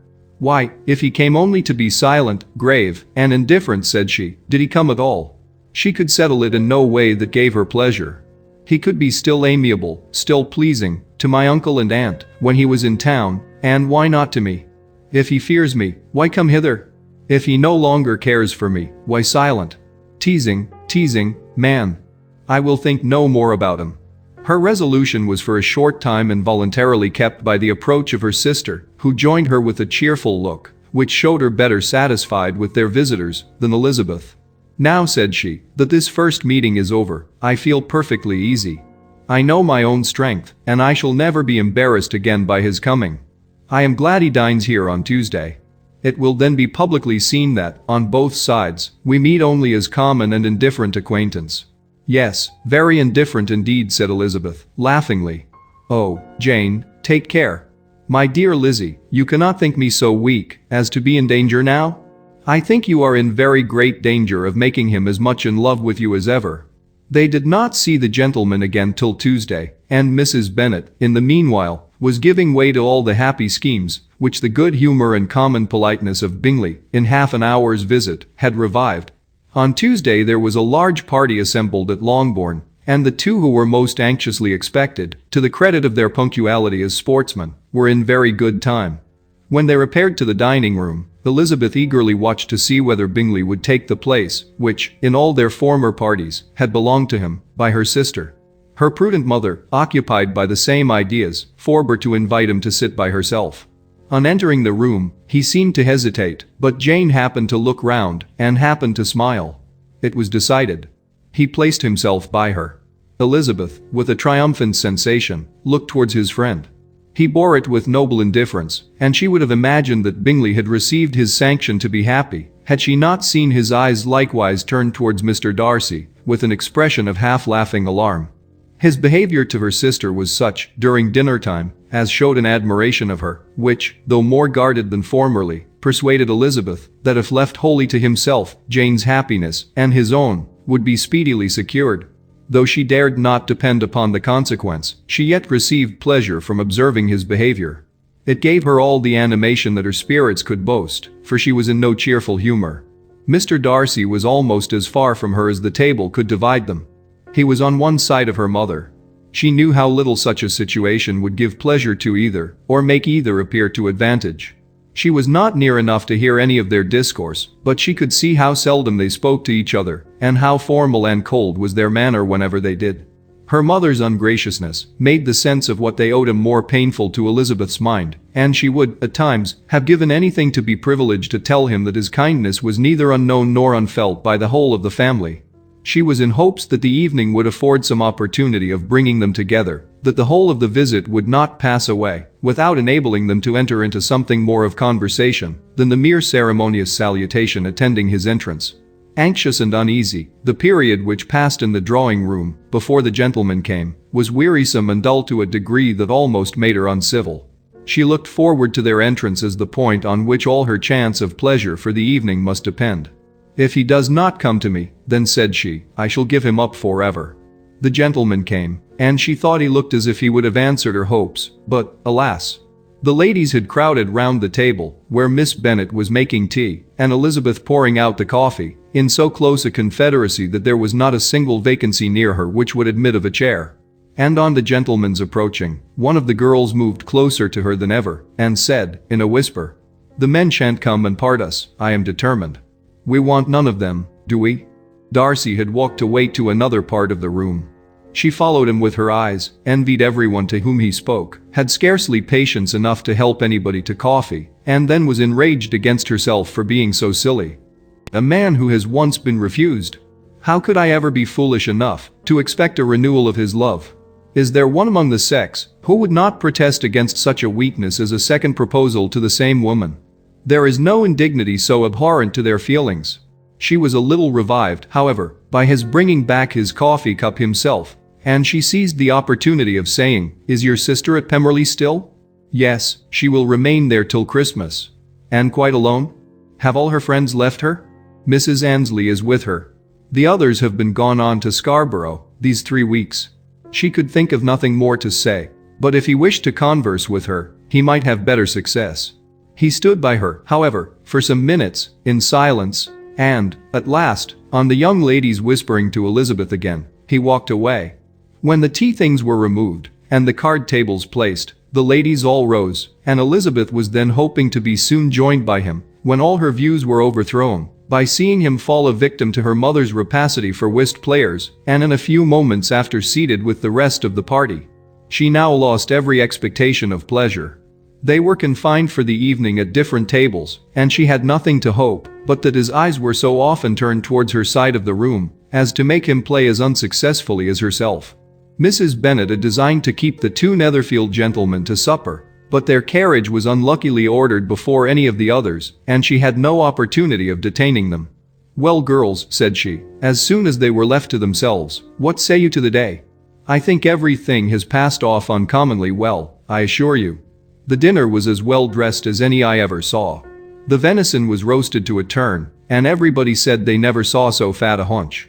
The soup was 50 times better than what we had at the Lucases last week, and even Mr. Darcy acknowledged that the partridges were remarkably well done. And I suppose he has 2 or 3 French cooks at least. And, my dear Jane, I never saw you look in greater beauty. Mrs. Long said so too, for I asked her whether you did not. And what do you think she said besides? Ah, Mrs. Bennet, we shall have her at Netherfield at last. She did indeed. I do think Mrs. Long is as good a creature as ever lived, and her nieces are very pretty behaved girls, and not at all handsome. I like them prodigiously. Mrs. Bennet, in short, was in very great spirits. She had seen enough of Bingley's behavior to Jane to be convinced that she would get him at last, and her expectations of advantage to her family, when in a happy humor, were so far beyond reason that she was quite disappointed at not seeing him there again the next day to make his proposals. "It has been a very agreeable day," said Miss Bennet to Elizabeth. "The party seemed so well selected, so suitable one with the other. I hope we may often meet again." Elizabeth smiled. "Lizzie, you must not do so. You must not suspect me. It mortifies me. I assure you that I have now learned to enjoy his conversation as an agreeable and sensible young man, without having a wish beyond it. I am perfectly satisfied, from what his manners now are, that he never had any design of engaging my affection. It is only that he is blessed with greater sweetness of address, and a stronger desire of generally pleasing, than any other man." "You are very cruel," said her sister. "You will not let me smile, and are provoking me to it every moment. How hard it is in some cases to be believed, and how impossible in others. But why should you wish to persuade me that I feel more than I acknowledge? That is a question which I hardly know how to answer. We all love to instruct, though we can teach only what is not worth knowing. Forgive me, and if you persist in indifference, do not make me your confidant." Chapter 55. A few days after this visit, Mr. Bingley called again, and alone. His friend had left him that morning for London, but was to return home in 10 days' time. He sat with them above an hour, and was in remarkably good spirits. Mrs. Bennet invited him to dine with them, but, with many expressions of concern, he confessed himself engaged elsewhere. "Next time you call," said she, "I hope we shall be more lucky. He should be particularly happy at any time, etc., etc." And if she would give him leave, would take an early opportunity of waiting on them. "Can you come tomorrow?" Yes, he had no engagement at all for tomorrow, and her invitation was accepted with alacrity. He came, and in such very good time that the ladies were none of them dressed. In ran Mrs. Bennet to her daughter's room, in her dressing gown, and with her hair half finished, crying out, "My dear Jane, make haste and hurry down. He is come, Mr. Bingley is come. He is, indeed. Make haste, make haste. Here, Sarah, come to Miss Bennet this moment, and help her on with her gown. Never mind Miss Lizzie's hair. We will be down, as soon as we can," said Jane. "But I dare say Kitty is forwarder than either of us, for she went upstairs half an hour ago." "Oh, hang Kitty, what is she to do with it? Come, be quick, be quick. Where is your sash, my dear?" But when her mother was gone, Jane would not be prevailed on to go down without one of her sisters. The same anxiety to get them by themselves was visible again in the evening. After tea, Mr. Bennet retired to the library, as was his custom, and Mary went upstairs to her instrument. 2 obstacles of the 5 being thus removed, Mrs. Bennet sat looking and winking at Elizabeth and Catherine for a considerable time, without making any impression on them. Elizabeth would not observe her, and when at last Kitty did, she very innocently said, "What is the matter, Mamma? What do you keep winking at me for? What am I to do?" "Nothing, child, nothing. I did not wink at you." She then sat still 5 minutes longer, but unable to waste such a precious occasion, she suddenly got up, and saying to Kitty, "Come here, my love, I want to speak to you," took her out of the room. Jane instantly gave a look at Elizabeth which spoke her distress at such premeditation, and her entreaty that she would not give in to it. In a few minutes, Mrs. Bennet half opened the door and called out, "Lizzie, my dear, I want to speak with you." Elizabeth was forced to go. "We may as well leave them by themselves, you know," said her mother, as soon as she was in the hall. "Kitty and I are going upstairs to sit in my dressing room." Elizabeth made no attempt to reason with her mother, but remained quietly in the hall till she and Kitty were out of sight, then returned into the drawing room. Mrs. Bennet's schemes for this day were ineffectual. Bingley was everything that was charming, except the professed lover of her daughter. His ease and cheerfulness rendered him a most agreeable addition to their evening party, and he bore with the ill-judged officiousness of the mother, and heard all her silly remarks with a forbearance and command of countenance particularly grateful to the daughter. He scarcely needed an invitation to stay supper, and before he went away, an engagement was formed, chiefly through his own and Mrs. Bennet's means, for his coming next morning to shoot with her husband. After this day, Jane said no more of her indifference. Not a word passed between the sisters concerning Bingley, but Elizabeth went to bed in the happy belief that all must speedily be concluded, unless Mr. Darcy returned within the stated time. Seriously, however, she felt tolerably persuaded that all this must have taken place with that gentleman's concurrence. Bingley was punctual to his appointment, and he and Mr. Bennet spent the morning together, as had been agreed on. The latter was much more agreeable than his companion expected. There was nothing of presumption or folly in Bingley that could provoke his ridicule or disgust him into silence, and he was more communicative and less eccentric than the other had ever seen him. Bingley of course returned with him to dinner, and in the evening Mrs. Bennet's invention was again at work to get everybody away from him and her daughter. Elizabeth, who had a letter to write, went into the breakfast room for that purpose soon after tea, for as the others were all going to sit down to cards, she could not be wanted to counteract her mother's schemes. But on returning to the drawing room, when her letter was finished, she saw, to her infinite surprise, there was reason to fear that her mother had been too ingenious for her. On opening the door, she perceived her sister and Bingley standing together over the hearth, as if engaged in earnest conversation, and had this led to no suspicion, the faces of both, as they hastily turned round and moved away from each other, would have told it all. Their situation was awkward enough, but hers she thought was still worse. Not a syllable was uttered by either, and Elizabeth was on the point of going away again, when Bingley, who as well as the other had sat down, suddenly rose, and whispering a few words to her sister, ran out of the room. Jane could have no reserves from Elizabeth, where confidence would give pleasure, and instantly embracing her, acknowledged, with the liveliest emotion, that she was the happiest creature in the world. "'Tis too much," she added, "by far too much. I do not deserve it. Oh, why is not everybody as happy?" Elizabeth's congratulations were given with a sincerity, a warmth, a delight, which words could but poorly express. Every sentence of kindness was a fresh source of happiness to Jane. But she would not allow herself to stay with her sister, or say half that remained to be said for the present. "I must go instantly to my mother," she cried. "I would not on any account trifle with her affectionate solicitude, or allow her to hear it from anyone but myself. He has gone to my father already. Oh, Lizzie, to know that what I have to relate will give such pleasure to all my dear family, how shall I bear so much happiness?" She then hastened away to her mother, who had purposely broken up the card party and was sitting upstairs with Kitty. Elizabeth, who was left by herself, now smiled at the rapidity and ease with which an affair was finally settled that had given them so many previous months of suspense and vexation. "And this," said she, "is the end of all his friend's anxious circumspection, of all his sister's falsehood and contrivance, the happiest, wisest, most reasonable end." In a few minutes she was joined by Bingley, whose conference with her father had been short and to the purpose. "Where is your sister?" said he hastily, as he opened the door. "With my mother upstairs. She will be down in a moment, I dare say." He then shut the door, and, coming up to her, claimed the good wishes and affection of a sister. Elizabeth honestly and heartily expressed her delight in the prospect of their relationship. They shook hands with great cordiality, and then, till her sister came down, she had to listen to all he had to say of his own happiness and of Jane's perfections, and in spite of his being a lover, Elizabeth really believed all his expectations of felicity to be rationally founded, because they had for basis the excellent understanding and super-excellent disposition of Jane, and a general similarity of feeling and taste between her and himself.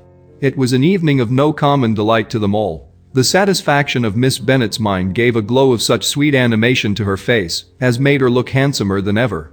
Kitty simpered and smiled, and hoped her turn was coming soon. Mrs. Bennet could not give her consent, or speak her approbation in terms warm enough to satisfy her feelings, though she talked to Bingley of nothing else for half an hour, and when Mr. Bennet joined them at supper, his voice and manner plainly showed how really happy he was. Not a word, however, passed his lips in allusion to it, till their visitor took his leave for the night, but as soon as he was gone, he turned to his daughter, and said, "Jane, I congratulate you. You will be a very happy woman." Jane went to him instantly, kissed him, and thanked him for his goodness. "You are a good girl," he replied, "and I have great pleasure in thinking you will be so happily settled. I have not a doubt of your doing very well together. Your tempers are by no means unlike. You are each of you so complying that nothing will ever be resolved on, so easy that every servant will cheat you, and so generous that you will always exceed your income. I hope not so. Imprudence or thoughtlessness in money matters would be unpardonable in me. Exceed their income? My dear Mr. Bennet," cried his wife, "what are you talking of? Why, he has 4,000 or 5,000 a year, and very likely more." Then addressing her daughter, "Oh, my dear, dear Jane, I am so happy. I am sure I shan't get a wink of sleep all night. I knew how it would be. I always said it must be so, at last. I was sure you could not be so beautiful for nothing. I remember, as soon as ever I saw him, when he first came into Hertfordshire last year, I thought how likely it was that you should come together. Oh, he is the handsomest young man that ever was seen." Wickham, Lydia, were all forgotten. Jane was beyond competition her favorite child. At that moment, she cared for no other. Her younger sisters soon began to make interest with her for objects of happiness which she might in future be able to dispense. Mary petitioned for the use of the library at Netherfield, and Kitty begged very hard for a few balls there every winter. Bingley, from this time, was of course a daily visitor at Longbourn, coming frequently before breakfast, and always remaining till after supper, unless when some barbarous neighbor, who could not be enough detested, had given him an invitation to dinner which he thought himself obliged to accept. Elizabeth had now but little time for conversation with her sister, for while he was present, Jane had no attention to bestow on anyone else, but she found herself considerably useful to both of them in those hours of separation that must sometimes occur. In the absence of Jane, he always attached himself to Elizabeth for the pleasure of talking of her, and when Bingley was gone, Jane constantly sought the same means of relief. "He has made me so happy," said she, one evening, "by telling me that he was totally ignorant of my being in town last spring. I had not believed it possible." "I suspected as much," replied Elizabeth. "But how did he account for it? It must have been his sister's doing. They were certainly no friends to his acquaintance with me, which I cannot wonder at, since he might have chosen so much more advantageously in many respects. But when they see, as I trust they will, that their brother is happy with me, they will learn to be contented, and we shall be on good terms again, though we can never be what we once were to each other." "That is the most unforgiving speech," said Elizabeth, "that I ever heard you utter. Good girl. It would vex me, indeed, to see you again the dupe of Miss Bingley's pretended regard. Would you believe it, Lizzie, that when he went to town last November, he really loved me, and nothing but a persuasion of my being indifferent would have prevented his coming down again. He made a little mistake to be sure, but it is to the credit of his modesty." This naturally introduced a panegyric from Jane on his diffidence and the little value he put on his own good qualities. Elizabeth was pleased to find that he had not betrayed the interference of his friend, for, though Jane had the most generous and forgiving heart in the world, she knew it was a circumstance which must prejudice her against him. "I am certainly the most fortunate creature that ever existed," cried Jane. "Oh, Lizzie, why am I thus singled from my family, and blessed above them all? If I could but see you as happy. If there were but such another man for you. If you were to give me 40 such men, I never could be so happy as you. Till I have your disposition, your goodness, I never can have your happiness. No, no, let me shift for myself, and, perhaps, if I have very good luck, I may meet with another Mr. Collins in time." The situation of affairs in the Longbourn family could not be long a secret. Mrs. Bennet was privileged to whisper it to Mrs. Phillips, and she ventured, without any permission, to do the same by all her neighbors in Meryton. The Bennets were speedily pronounced to be the luckiest family in the world, though only a few weeks before, when Lydia had first run away, they had been generally proved to be marked out for misfortune. Chapter 56. One morning, about a week after Bingley's engagement with Jane had been formed, as he and the females of the family were sitting together in the dining room, their attention was suddenly drawn to the window by the sound of a carriage, and they perceived a chaise and four driving up the lawn. It was too early in the morning for visitors, and besides, the equipage did not answer to that of any of their neighbors. The horses were post, and neither the carriage nor the livery of the servant who preceded it were familiar to them. As it was certain, however, that somebody was coming, Bingley instantly prevailed on Miss Bennet to avoid the confinement of such an intrusion and walk away with him into the shrubbery. They both set off, and the conjectures of the remaining three continued, though with little satisfaction, till the door was thrown open and their visitor entered. It was Lady Catherine de Bourgh. They were of course all intending to be surprised, but their astonishment was beyond their expectation, and on the part of Mrs. Bennet and Kitty, though she was perfectly unknown to them, even inferior to what Elizabeth felt. She entered the room with an air more than usually ungracious, made no other reply to Elizabeth's salutation than a slight inclination of the head, and sat down without saying a word. Elizabeth had mentioned her name to her mother on her ladyship's entrance, though no request of introduction had been made. Mrs. Bennet, all amazement, though flattered by having a guest of such high importance, received her with the utmost politeness. After sitting for a moment in silence, she said very stiffly to Elizabeth, "I hope you are well, Miss Bennet. That lady, I suppose, is your mother?" Elizabeth replied very concisely that she was. "And that I suppose is one of your sisters?" "Yes, madam," said Mrs. Bennet, delighted to speak to Lady Catherine. "She is my youngest girl but one. My youngest of all is lately married, and my eldest is somewhere about the grounds, walking with a young man who, I believe, will soon become a part of the family." "You have a very small park here," returned Lady Catherine after a short silence. "It is nothing in comparison of Rosings, my lady, I dare say, but I assure you it is much larger than Sir William Lucas's. This must be a most inconvenient sitting room for the evening. In summer, the windows are full west." Mrs. Bennet assured her that they never sat there after dinner, and then added, "May I take the liberty of asking your ladyship whether you left Mr. and Mrs. Collins well?" "Yes, very well. I saw them the night before last." Elizabeth now expected that she would produce a letter for her from Charlotte, as it seemed the only probable motive for her calling. But no letter appeared, and she was completely puzzled. Mrs. Bennet, with great civility, begged her ladyship to take some refreshment, but Lady Catherine very resolutely, and not very politely, declined eating anything, and then, rising up, said to Elizabeth, "Miss Bennet, there seemed to be a prettyish kind of a little wilderness on one side of your lawn. I should be glad to take a turn in it, if you will favor me with your company." "Go, my dear," cried her mother, "and show her ladyship about the different walks. I think she will be pleased with the hermitage." Elizabeth obeyed, and running into her own room for her parasol, attended her noble guest downstairs. As they passed through the hall, Lady Catherine opened the doors into the dining parlor and drawing room, and pronouncing them, after a short survey, to be decent-looking rooms, walked on. Her carriage remained at the door, and Elizabeth saw that her waiting woman was in it. They proceeded in silence along the gravel walk that led to the copse. Elizabeth was determined to make no effort for conversation with a woman who was now more than usually insolent and disagreeable. "How could I ever think her like her nephew?" said she, as she looked in her face.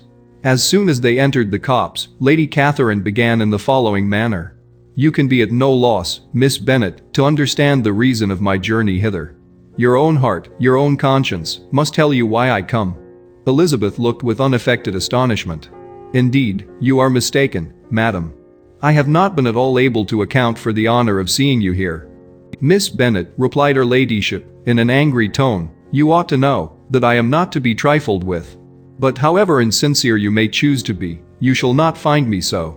My character has ever been celebrated for its sincerity and frankness, and in a cause of such moment as this, I shall certainly not depart from it. A report of a most alarming nature reached me 2 days ago. I was told that not only your sister was on the point of being most advantageously married, but that you, that Miss Elizabeth Bennet, would, in all likelihood, be soon afterwards united to my nephew, my own nephew, Mr. Darcy. Though I know it must be a scandalous falsehood, though I would not injure him so much as to suppose the truth of it possible, I instantly resolved on setting off for this place, that I might make my sentiments known to you." "If you believed it impossible to be true," said Elizabeth, coloring with astonishment and disdain, "I wonder you took the trouble of coming so far. What could your ladyship propose by it? At once to insist upon having such a report universally contradicted."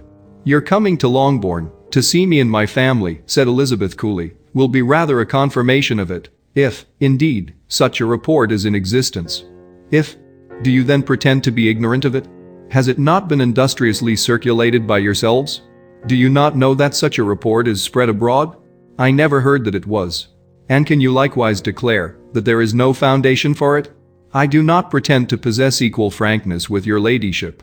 You may ask questions which I shall not choose to answer. This is not to be borne. Miss Bennet, I insist on being satisfied. Has my nephew, made you an offer of marriage? Your ladyship has declared it to be impossible. It ought to be so, it must be so, while he retains the use of his reason. But your arts and allurements may, in a moment of infatuation, have made him forget what he owes to himself and to all his family. You may have drawn him in. If I have, I shall be the last person to confess it. Miss Bennet, do you know who I am? I have not been accustomed to such language as this. I am almost the nearest relation he has in the world, and am entitled to know all his dearest concerns. But you are not entitled to know mine, nor will such behavior as this ever induce me to be explicit. Let me be rightly understood. This match, to which you have the presumption to aspire, can never take place. No, never. Mr. Darcy is engaged to my daughter. Now what have you to say? Only this, that if he is so, you can have no reason to suppose he will make an offer to me. Lady Catherine hesitated for a moment, and then replied, the engagement between them is of a peculiar kind. From their infancy, they have been intended for each other. It was the favorite wish of his mother, as well as of hers. While in their cradles, we planned the union, and now, at the moment when the wishes of both sisters would be accomplished in their marriage, to be prevented by a young woman of inferior birth, of no importance in the world, and wholly unallied to the family. Do you pay no regard to the wishes of his friends? To his tacit engagement with Miss de Bourgh? Are you lost to every feeling of propriety and delicacy? Have you not heard me say that from his earliest hours he was destined for his cousin? Yes, and I had heard it before. But what is that to me? If there is no other objection to my marrying your nephew, I shall certainly not be kept from it by knowing that his mother and aunt wished him to marry Miss de Bourgh. You both did as much as you could in planning the marriage. Its completion depended on others. If Mr. Darcy is neither by honor nor inclination confined to his cousin, why is not he to make another choice? And if I am that choice, why may not I accept him? Because honor, decorum, prudence, nay, interest, forbid it. Yes, Miss Bennet, interest, for do not expect to be noticed by his family or friends, if you willfully act against the inclinations of all. You will be censured, slighted, and despised by everyone connected with him. Your alliance will be a disgrace. Your name will never even be mentioned by any of us. These are heavy misfortunes, replied Elizabeth. But the wife of Mr. Darcy must have such extraordinary sources of happiness necessarily attached to her situation, that she could, upon the whole, have no cause to repine. Obstinate, headstrong girl. I am ashamed of you. Is this your gratitude for my attentions to you last spring? Is nothing due to me on that score? Let us sit down. You are to understand, Miss Bennet, that I came here with the determined resolution of carrying my purpose, nor will I be dissuaded from it. I have not been used to submit to any person's whims. I have not been in the habit of brooking disappointment. That will make your ladyship's situation at present more pitiable, but it will have no effect on me. I will not be interrupted. Hear me in silence. My daughter and my nephew are formed for each other. They are descended, on the maternal side, from the same noble line, and, on the father's, from respectable, honorable, and ancient though untitled families. Their fortune on both sides is splendid. They are destined for each other by the voice of every member of their respective houses, and what is to divide them? The upstart pretensions of a young woman without family, connections, or fortune. Is this to be endured? But it must not, shall not be. If you were sensible of your own good, you would not wish to quit the sphere in which you have been brought up. In marrying your nephew, I should not consider myself as quitting that sphere. He is a gentleman, I am a gentleman's daughter, so far we are equal. True. You are a gentleman's daughter. But who is your mother? Who are your uncles and aunts? Do not imagine me ignorant of their condition. Whatever my connections may be, said Elizabeth, if your nephew does not object to them, they can be nothing to you. Tell me once for all, are you engaged to him? Though Elizabeth would not, for the mere purpose of obliging Lady Catherine, have answered this question, she could not but say, after a moment's deliberation, I am not. Lady Catherine seemed pleased. And will you promise me never to enter into such an engagement? I will make no promise of the kind. Miss Bennet, I am shocked and astonished. I expected to find a more reasonable young woman. But do not deceive yourself into a belief that I will ever recede. I shall not go away till you have given me the assurance I require. And I certainly never shall give it. I am not to be intimidated into anything so wholly unreasonable. Your ladyship wants Mr. Darcy to marry your daughter, but would my giving you the wished-for promise make their marriage at all more probable? Supposing him to be attached to me, would my refusing to accept his hand make him wish to bestow it on his cousin?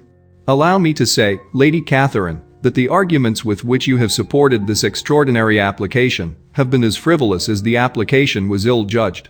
You have widely mistaken my character if you think I can be worked on by such persuasions as these. How far your nephew might approve of your interference in his affairs, I cannot tell, but you have certainly no right to concern yourself in mine. I must beg, therefore, to be importuned no farther on the subject. Not so hasty, if you please. I have by no means done. To all the objections I have already urged, I have still another to add. I am no stranger to the particulars of your youngest sister's infamous elopement. I know it all, that the young man's marrying her was a patched-up business, at the expense of your father and uncles. And is such a girl to be my nephew's sister? Is her husband, who is the son of his late father's steward, to be his brother? Heaven and earth! Of what are you thinking? Are the shades of Pemberley to be thus polluted? You can now have nothing further to say, she resentfully answered. You have insulted me in every possible method. I must beg to return to the house. And she rose as she spoke. Lady Catherine rose also, and they turned back. Her ladyship was highly incensed. You have no regard, then, for the honor and credit of my nephew. Unfeeling, selfish girl. Do you not consider that a connection with you must disgrace him in the eyes of everybody? Lady Catherine, I have nothing further to say. You know my sentiments. You are then resolved to have him? I have said no such thing. I am only resolved to act in that manner, which will, in my own opinion, constitute my happiness, without reference to you, or to any person so wholly unconnected with me. It is well. You refuse, then, to oblige me. You refuse to obey the claims of duty, honor, and gratitude. You are determined to ruin him in the opinion of all his friends, and make him the contempt of the world. Neither duty, nor honor, nor gratitude, replied Elizabeth, have any possible claim on me, in the present instance. No principle of either would be violated by my marriage with Mr. Darcy.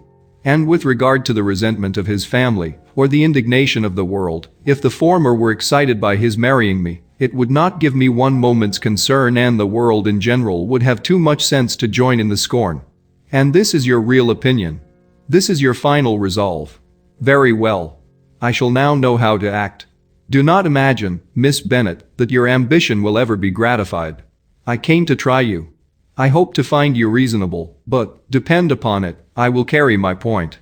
In this manner Lady Catherine talked on, till they were at the door of the carriage, when, turning hastily round, she added, I take no leave of you, Miss Bennet. I send no compliments to your mother. You deserve no such attention. I am most seriously displeased. Elizabeth made no answer, and without attempting to persuade her ladyship to return into the house, walked quietly into it herself. She heard the carriage drive away as she proceeded upstairs. Her mother impatiently met her at the door of the dressing-room, to ask why Lady Catherine would not come in again and rest herself. She did not choose it, said her daughter, she would go. She is a very fine-looking woman, and her calling here was prodigiously civil, for she only came, I suppose, to tell us the Collinses were well. She is on her road somewhere, I dare say, and so, passing through Meryton, thought she might as well call on you. I suppose she had nothing particular to say to you, Lizzie? Elizabeth was forced to give into a little falsehood here, for to acknowledge the substance of their conversation was impossible. Chapter 57. The discomposure of spirits which this extraordinary visit threw Elizabeth into could not be easily overcome, nor could she, for many hours, learn to think of it less than incessantly. Lady Catherine, it appeared, had actually taken the trouble of this journey from Rosings, for the sole purpose of breaking off her supposed engagement with Mr. Darcy. It was a rational scheme, to be sure, but from what the report of their engagement could originate, Elizabeth was at a loss to imagine, till she recollected, that his being the intimate friend of Bingley, and her being the sister of Jane, was enough, at a time when the expectation of one wedding made everybody eager for another, to supply the idea. She had not herself forgotten to feel that the marriage of her sister must bring them more frequently together. And her neighbors at Lucas Lodge, therefore, for through their communication with the Collinses, the report, she concluded, had reached Lady Catherine, had only set that down as almost certain and immediate, which she had looked forward to as possible at some future time. In revolving Lady Catherine's expressions, however, she could not help feeling some uneasiness as to the possible consequence of her persisting in this interference. From what she had said of her resolution to prevent their marriage, it occurred to Elizabeth that she must meditate an application to her nephew, and how he might take a similar representation of the evils attached to a connection with her, she dared not pronounce. She knew not the exact degree of his affection for his aunt, or his dependence on her judgment, but it was natural to suppose that he thought much higher of her ladyship than she could do. And it was certain that, in enumerating the miseries of a marriage with one whose immediate connections were so unequal to his own, his aunt would address him on his weakest side. With his notions of dignity, he would probably feel that the arguments, which to Elizabeth had appeared weak and ridiculous, contained much good sense and solid reasoning. If he had been wavering before as to what he should do, which had often seemed likely, the advice and entreaty of so near a relation might settle every doubt and determine him at once to be as happy as dignity unblemished could make him. In that case he would return no more. Lady Catherine might see him in her way through town, and his engagement to Bingley of coming again to Netherfield must give way. If, therefore, an excuse for not keeping his promise should come to his friend within a few days, she added, I shall know how to understand it. I shall then give over every expectation, every wish of his constancy. If he is satisfied with only regretting me, when he might have obtained my affections in hand, I shall soon cease to regret him at all. The surprise of the rest of the family, on hearing who their visitor had been, was very great, but they obligingly satisfied it with the same kind of supposition which had appeased Mrs. Bennet's curiosity, and Elizabeth was spared from much teasing on the subject. The next morning, as she was going downstairs, she was met by her father, who came out of his library with a letter in his hand. Lizzie, said he, I was going to look for you. Come into my room. She followed him thither, and her curiosity to know what he had to tell her was heightened by the supposition of its being in some manner connected with the letter he held. It suddenly struck her that it might be from Lady Catherine, and she anticipated with dismay all the consequent explanations. She followed her father to the fireplace, and they both sat down. He then said, I have received a letter this morning that has astonished me exceedingly. As it principally concerns yourself, you ought to know its contents. I did not know before that I had 2 daughters on the brink of matrimony. Let me congratulate you on a very important conquest. The color now rushed into Elizabeth's cheeks in the instantaneous conviction of its being a letter from the nephew, instead of the aunt, and she was undetermined whether most to be pleased that he explained himself at all, or offended that his letter was not rather addressed to herself, when her father continued, You look conscious. Young ladies have great penetration in such matters as these, but I think I may defy even your sagacity to discover the name of your admirer. This letter is from Mr. Collins. From Mr. Collins, and what can he have to say? Something very much to the purpose, of course. He begins with congratulations on the approaching nuptials of my eldest daughter, of which, it seems, he has been told by some of the good-natured, gossiping Lucases. I shall not sport with your impatience by reading what he says on that point. What relates to yourself is as follows. Having thus offered you the sincere congratulations of Mrs. Collins and myself on this happy event, let me now add a short hint on the subject of another, of which we have been advertised by the same authority. Your daughter Elizabeth, it is presumed, will not long bear the name of Bennet, after her elder sister has resigned it, and the chosen partner of her fate may be reasonably looked up to as one of the most illustrious personages in this land. Can you possibly guess, Lizzie, who is meant by this? This young gentleman is blessed, in a peculiar way, with everything the heart of mortal can most desire: splendid property, noble kindred, and extensive patronage. Yet in spite of all these temptations, let me warn my cousin Elizabeth and yourself of what evils you may incur by a precipitate closure with this gentleman's proposals, which, of course, you will be inclined to take immediate advantage of. Have you any idea, Lizzie, who this gentleman is? But now it comes out. My motive for cautioning you is as follows. We have reason to imagine that his aunt, Lady Catherine de Bourgh, does not look on the match with a friendly eye. Mr. Darcy, you see, is the man. Now, Lizzie, I think I have surprised you. Could he, or the Lucases, have pitched on any man within the circle of our acquaintance, whose name would have given the lie more effectually to what they related? Mr. Darcy, who never looks at any woman but to see a blemish, and who probably never looked at you in his life. It is admirable. Elizabeth tried to join in her father's pleasantry, but could only force one most reluctant smile. Never had his wit been directed in a manner so little agreeable to her. "Are you not diverted?" "Oh, yes." Pray read on. After mentioning the likelihood of this marriage to her ladyship last night, she immediately, with her usual condescension, expressed what she felt on the occasion, when it became apparent that on the score of some family objections on the part of my cousin, she would never give her consent to what she termed so disgraceful a match. I thought it my duty to give the speediest intelligence of this to my cousin, that she and her noble admirer may be aware of what they are about, and not run hastily into a marriage which has not been properly sanctioned. Mr. Collins moreover adds, "I am truly rejoiced that my cousin Lydia's sad business has been so well hushed up, and am only concerned that their living together before the marriage took place should be so generally known. I must not, however, neglect the duties of my station, or refrain from declaring my amazement at hearing that you received the young couple into your house as soon as they were married. It was an encouragement of vice, and had I been the rector of Longbourn, I should very strenuously have opposed it. You ought certainly to forgive them, as a Christian, but never to admit them in your sight, or allow their names to be mentioned in your hearing. That is his notion of Christian forgiveness. The rest of his letter is only about his dear Charlotte's situation, and his expectation of a young olive branch. But, Lizzie, you look as if you did not enjoy it. You are not going to be Miss Sish, I hope, and pretend to be affronted at an idle report. For what do we live, but to make sport for our neighbors, and laugh at them in our turn?" "Oh," cried Elizabeth, "I am excessively diverted.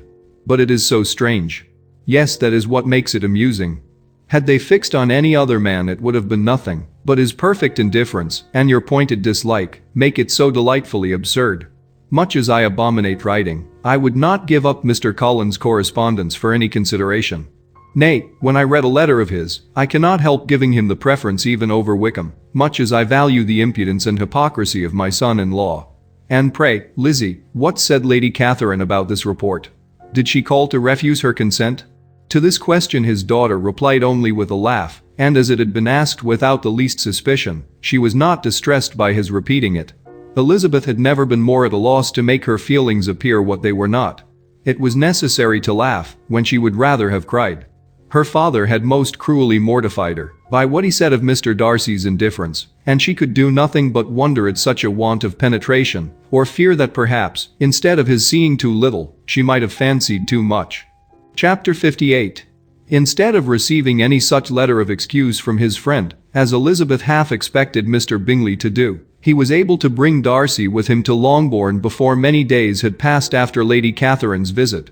The gentleman arrived early, and, before Mrs. Bennet had time to tell him of their having seen his aunt, of which her daughter sat in momentary dread, Bingley, who wanted to be alone with Jane, proposed their all walking out. It was agreed to. Mrs. Bennet was not in the habit of walking. Mary could never spare time, but the remaining five set off together. Bingley and Jane, however, soon allowed the others to outstrip them. They lagged behind, while Elizabeth, Kitty, and Darcy were to entertain each other. Very little was said by either. Kitty was too much afraid of him to talk. Elizabeth was secretly forming a desperate resolution, and perhaps he might be doing the same. They walked towards the Lucases, because Kitty wished to call upon Maria, and as Elizabeth saw no occasion for making it a general concern, when Kitty left them, she went boldly on with him alone. Now was the moment for her resolution to be executed, and, while her courage was high, she immediately said, "Mr. Darcy, I am a very selfish creature, and, for the sake of giving relief to my own feelings, care not how much I may be wounding yours. I can no longer help thanking you for your unexampled kindness to my poor sister. Ever since I have known it, I have been most anxious to acknowledge to you how gratefully I feel it. Were it known to the rest of my family, I should not have merely my own gratitude to express." "I am sorry, exceedingly sorry," replied Darcy, in a tone of surprise and emotion, "that you have ever been informed of what may, in a mistaken light, have given you uneasiness. I did not think Mrs. Gardiner was so little to be trusted. You must not blame my aunt. Lydia's thoughtlessness first betrayed to me that you had been concerned in the matter, and, of course, I could not rest till I knew the particulars. Let me thank you again and again, in the name of all my family, for that generous compassion which induced you to take so much trouble and bear so many mortifications for the sake of discovering them." "If you will thank me," he replied, "let it be for yourself alone. that the wish of giving happiness to you might add force to the other inducements which led me on, I shall not attempt to deny. But your family owe me nothing. Much as I respect them, I believe I thought only of you." Elizabeth was too much embarrassed to say a word. After a short pause, her companion added, "You are too generous to trifle with me. If your feelings are still what they were last April, tell me so at once. My affections and wishes are unchanged, but one word from you will silence me on this subject forever." Elizabeth, feeling all the more than common awkwardness and anxiety of his situation, now forced herself to speak, and immediately, though not very fluently, gave him to understand that her sentiments had undergone so material a change since the period to which he alluded as to make her receive with gratitude and pleasure his present assurances. The happiness which this reply produced was such as he had probably never felt before, and he expressed himself on the occasion as sensibly and as warmly as a man violently in love can be supposed to do. Had Elizabeth been able to encounter his eye, she might have seen how well the expression of heartfelt delight diffused over his face became him. But, though she could not look, she could listen, and he told her of feelings which, in proving of what importance she was to him, made his affection every moment more valuable. They walked on, without knowing in what direction. There was too much to be thought, and felt, and said, for attention to any other objects. She soon learnt that they were indebted for their present good understanding to the efforts of his aunt, who did call on him in her return through London, and their later journey to Longbourn, its motive, and the substance of her conversation with Elizabeth, dwelling emphatically on every expression of the latter which, in her ladyship's apprehension, peculiarly denoted her perverseness and assurance, in the belief that such a relation must assist her endeavors to obtain that promise from her nephew which she had refused to give. But, unluckily for her ladyship, its effect had been exactly contrariwise. "It taught me to hope," said he, "as I had scarcely ever allowed myself to hope before. I knew enough of your disposition to be certain that, had you been absolutely, irrevocably decided against me, you would have acknowledged it to Lady Catherine, frankly and openly." Elizabeth colored and laughed as she replied, "Yes, you know enough of my frankness to believe me capable of that. After abusing you so abominably to your face, I could have no scruple in abusing you to all your relations. What did you say of me that I did not deserve? For, though your accusations were ill-founded, formed on mistaken premises, my behavior to you at the time had merited the severest reproof. It was unpardonable. I cannot think of it without abhorrence. We will not quarrel for the greater share of blame annexed to that evening," said Elizabeth. "The conduct of neither, if strictly examined, will be irreproachable, but since then, we have both, I hope, improved in civility. I cannot be so easily reconciled to myself. The recollection of what I then said, of my conduct, my manners, my expressions during the whole of it, is now, and has been many months, inexpressibly painful to me. Your reproof, so well applied, I shall never forget, had you behaved in a more gentlemanlike manner. Those were your words. You know not, you can scarcely conceive, how they have tortured me, though it was some time, I confess, before I was reasonable enough to allow their justice. I was certainly very far from expecting them to make so strong an impression. I had not the smallest idea of their being ever felt in such a way. I can easily believe it. You thought me then devoid of every proper feeling, I am sure you did. The turn of your countenance I shall never forget, as you said, that I could not have addressed you in any possible way that would induce you to accept me. Oh, do not repeat what I then said. These recollections will not do at all. I assure you that I have long been most heartily ashamed of it." Darcy mentioned his letter. "Did it," said he, "did it soon make you think better of me? Did you, on reading it, give any credit to its contents?" She explained what its effect on her had been, and how gradually all her former prejudices had been removed. "I knew," said he, "that what I wrote must give you pain, but it was necessary. I hope you have destroyed the letter.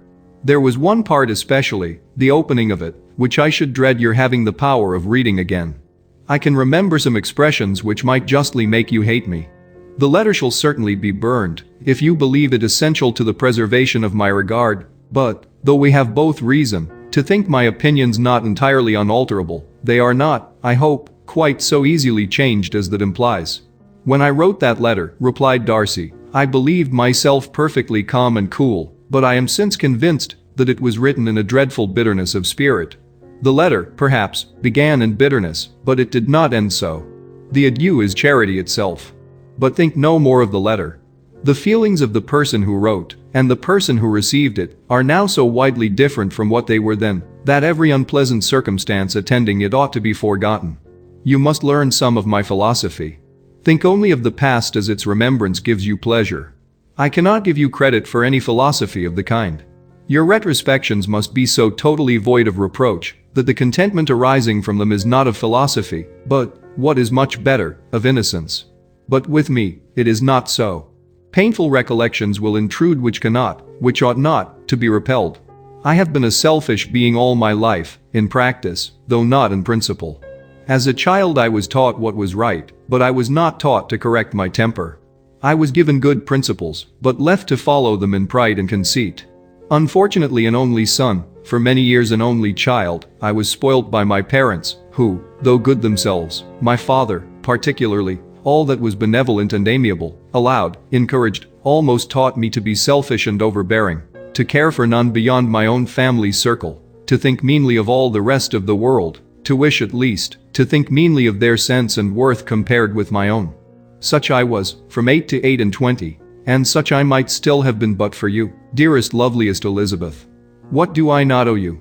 You taught me a lesson, hard indeed at first, but most advantageous. By you, I was properly humbled. I came to you without a doubt of my reception. You showed me how insufficient were all my pretensions to please a woman worthy of being pleased. Had you then persuaded yourself that I should? Indeed I had. What will you think of my vanity? I believed you to be wishing, expecting my addresses. My manners must have been in fault, but not intentionally, I assure you. I never meant to deceive you, but my spirits might often lead me wrong. How you must have hated me after that evening. Hate you. I was angry perhaps at first, but my anger soon began to take a proper direction.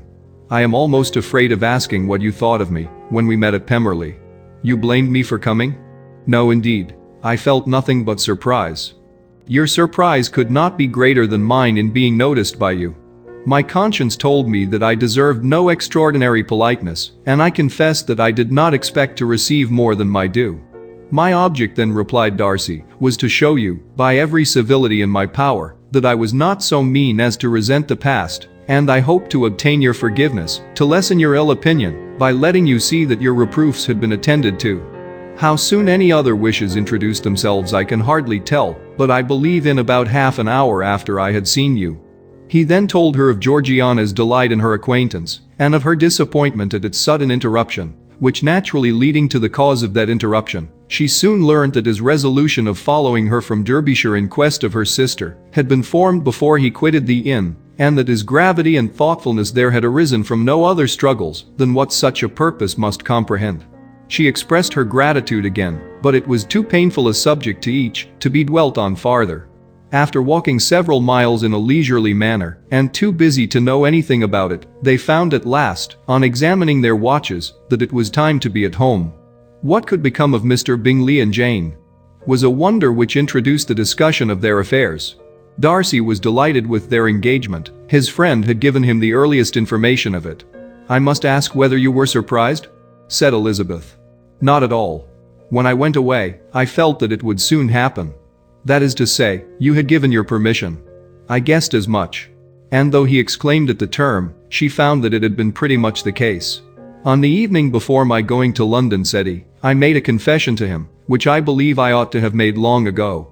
I told him of all that had occurred to make my former interference in his affairs absurd and impertinent. His surprise was great. He had never had the slightest suspicion. I told him, moreover, that I believed myself mistaken in supposing, as I had done, that your sister was indifferent to him, and as I could easily perceive that his attachment to her was unabated, I felt no doubt of their happiness together. Elizabeth could not help smiling at his easy manner of directing his friend. Did you speak from your own observation, said she, when you told him that my sister loved him, or merely from my information last spring? From the former. I had narrowly observed her during the 2 visits which I had lately made here, and I was convinced of her affection. And your assurance of it, I suppose, carried immediate conviction to him. It did. Bingley is most unaffectedly modest. His diffidence had prevented his depending on his own judgment in so anxious a case, but his reliance on mine made everything easy. I was obliged to confess one thing, which for a time, and not unjustly, offended him. I could not allow myself to conceal that your sister had been in town 3 months last winter, that I had known it and purposely kept it from him. He was angry. But his anger, I am persuaded, lasted no longer than he remained in any doubt of your sister's sentiments. He has heartily forgiven me now. Elizabeth longed to observe that Mr. Bingley had been a most delightful friend, so easily guided that his worth was invaluable, but she checked herself. She remembered that he had yet to learn to be laughed at, and it was rather too early to begin. In anticipating the happiness of Bingley, which of course was to be inferior only to his own, he continued the conversation till they reached the house. In the hall they parted. Chapter 59. My dear Lizzie, where can you have been walking to? Was a question which Elizabeth received from Jane as soon as she entered their room, and from all the others when they sat down to table. She had only to say in reply that they had wandered about till she was beyond her own knowledge.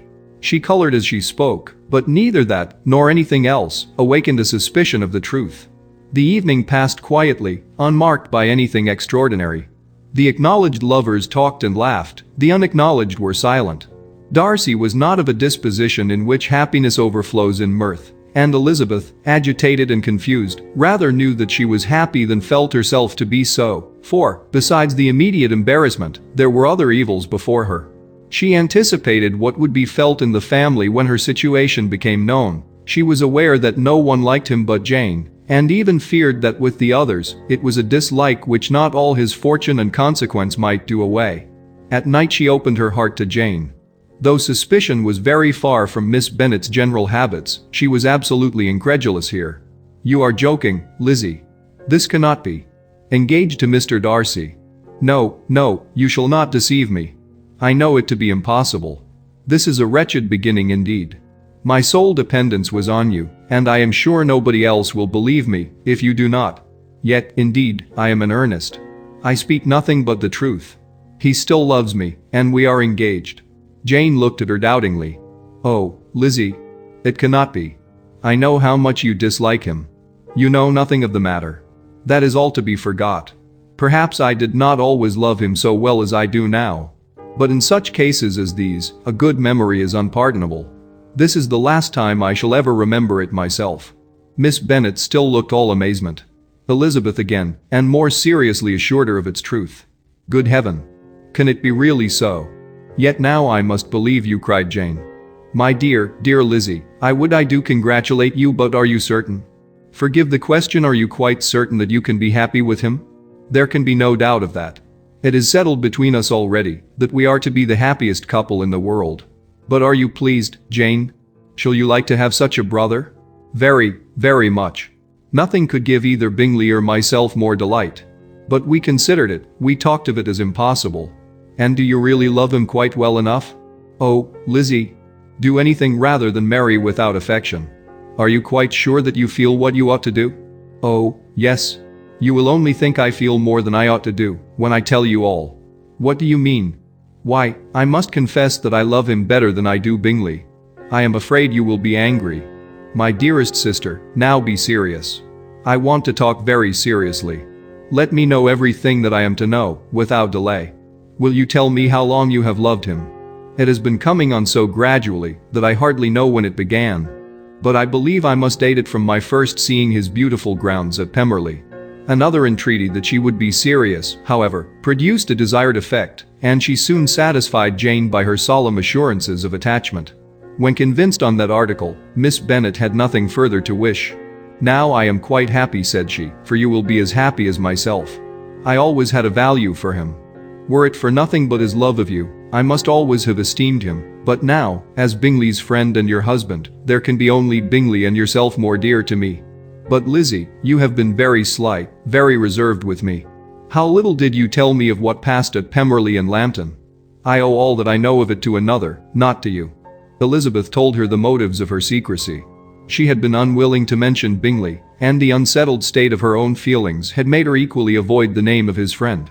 But now she would no longer conceal from her his share in Lydia's marriage. All was acknowledged, and half the night spent in conversation. Good gracious! Cried Mrs. Bennet as she stood at a window the next morning, if that disagreeable Mr. Darcy is not coming here again with our dear Bingley. What can he mean by being so tiresome as to be always coming here? I had no notion but he would go a-shooting, or something or other, and not disturb us with his company. What shall we do with him? Lizzie, you must walk out with him again, that he may not be in Bingley's way." Elizabeth could hardly help laughing at so convenient a proposal, yet was really vexed that her mother should be always giving him such an epithet. As soon as they entered, Bingley looked at her so expressively, and shook hands with such warmth, as left no doubt of his good information, and he soon afterwards said aloud, "Mrs. Bennet, have you no more lanes hereabouts in which Lizzie may lose her way again today?" "I advise Mr. Darcy, and Lizzie, and Kitty," said Mrs. Bennet, "to walk to Oakham Mount this morning. It is a nice long walk, and Mr. Darcy has never seen the view." "It may do very well for the others," replied Mr. Bingley, "but I am sure it will be too much for Kitty." "Won't it, Kitty?" Kitty owned that she had rather stay at home. Darcy professed a great curiosity to see the view from the mount, and Elizabeth silently consented.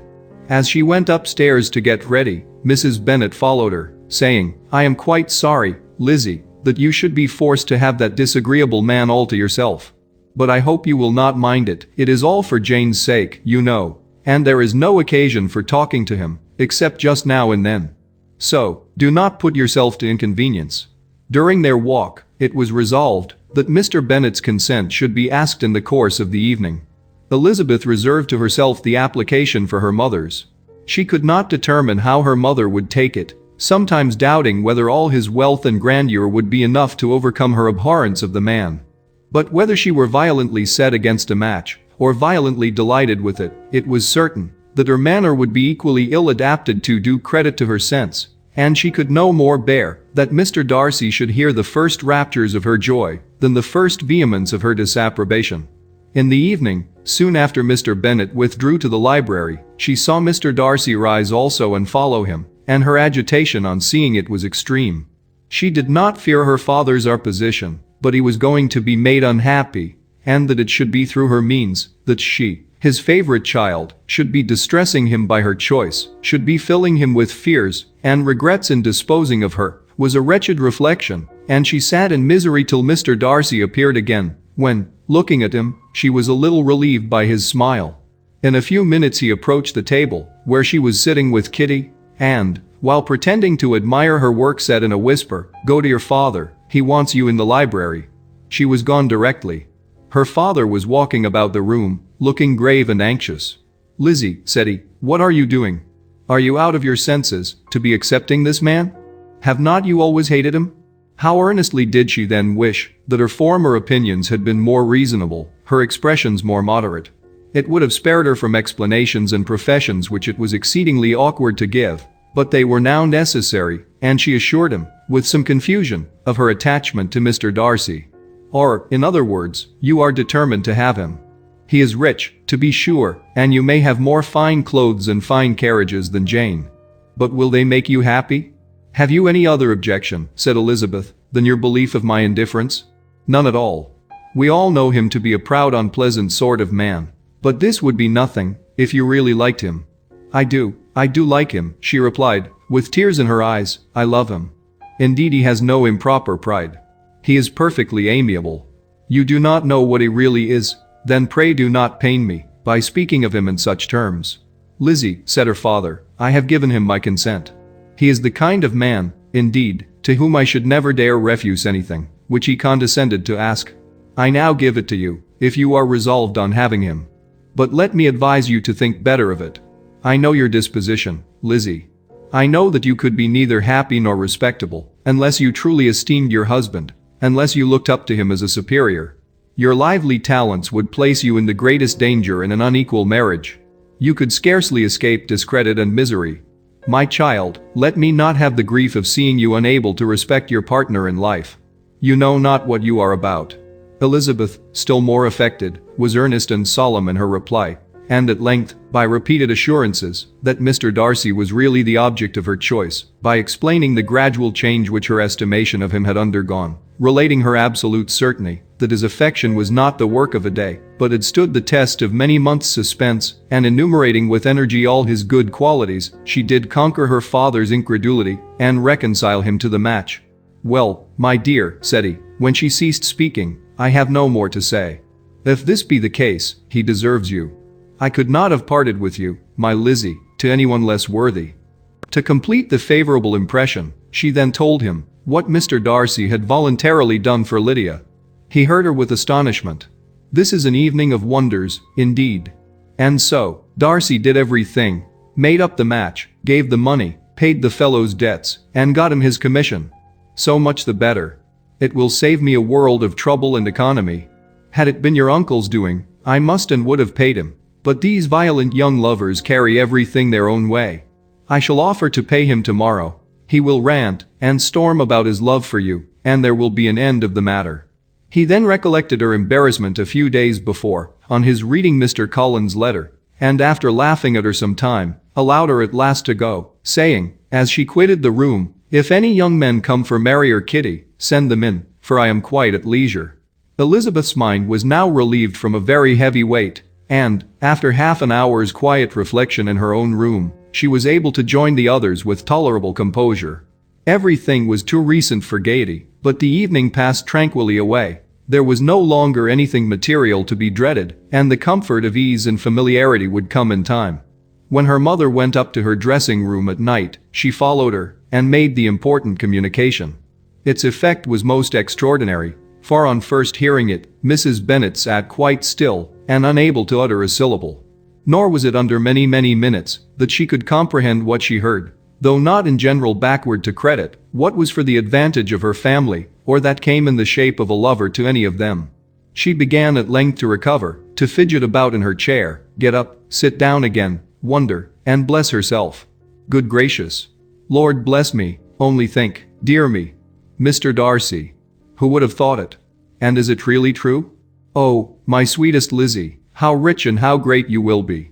What pin money, what jewels, what carriages you will have. Jane's is nothing to it, nothing at all. I am so pleased, so happy.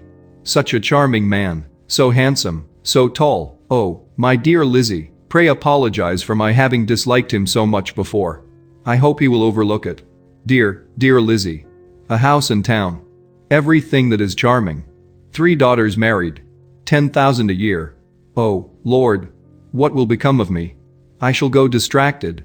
This was enough to prove that her approbation need not be doubted, and Elizabeth, rejoicing that such an effusion was heard only by herself, soon went away. But before she had been 3 minutes in her own room, her mother followed her.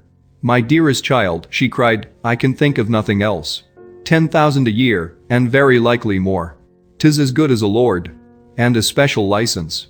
You must and shall be married by a special license. But my dearest love, tell me what dish Mr. Darcy is particularly fond of, that I may have it tomorrow. This was a sad omen of what her mother's behavior to the gentleman himself might be, and Elizabeth found that, though in the certain possession of his warmest affection, and secure of her relations' consent, there was still something to be wished for.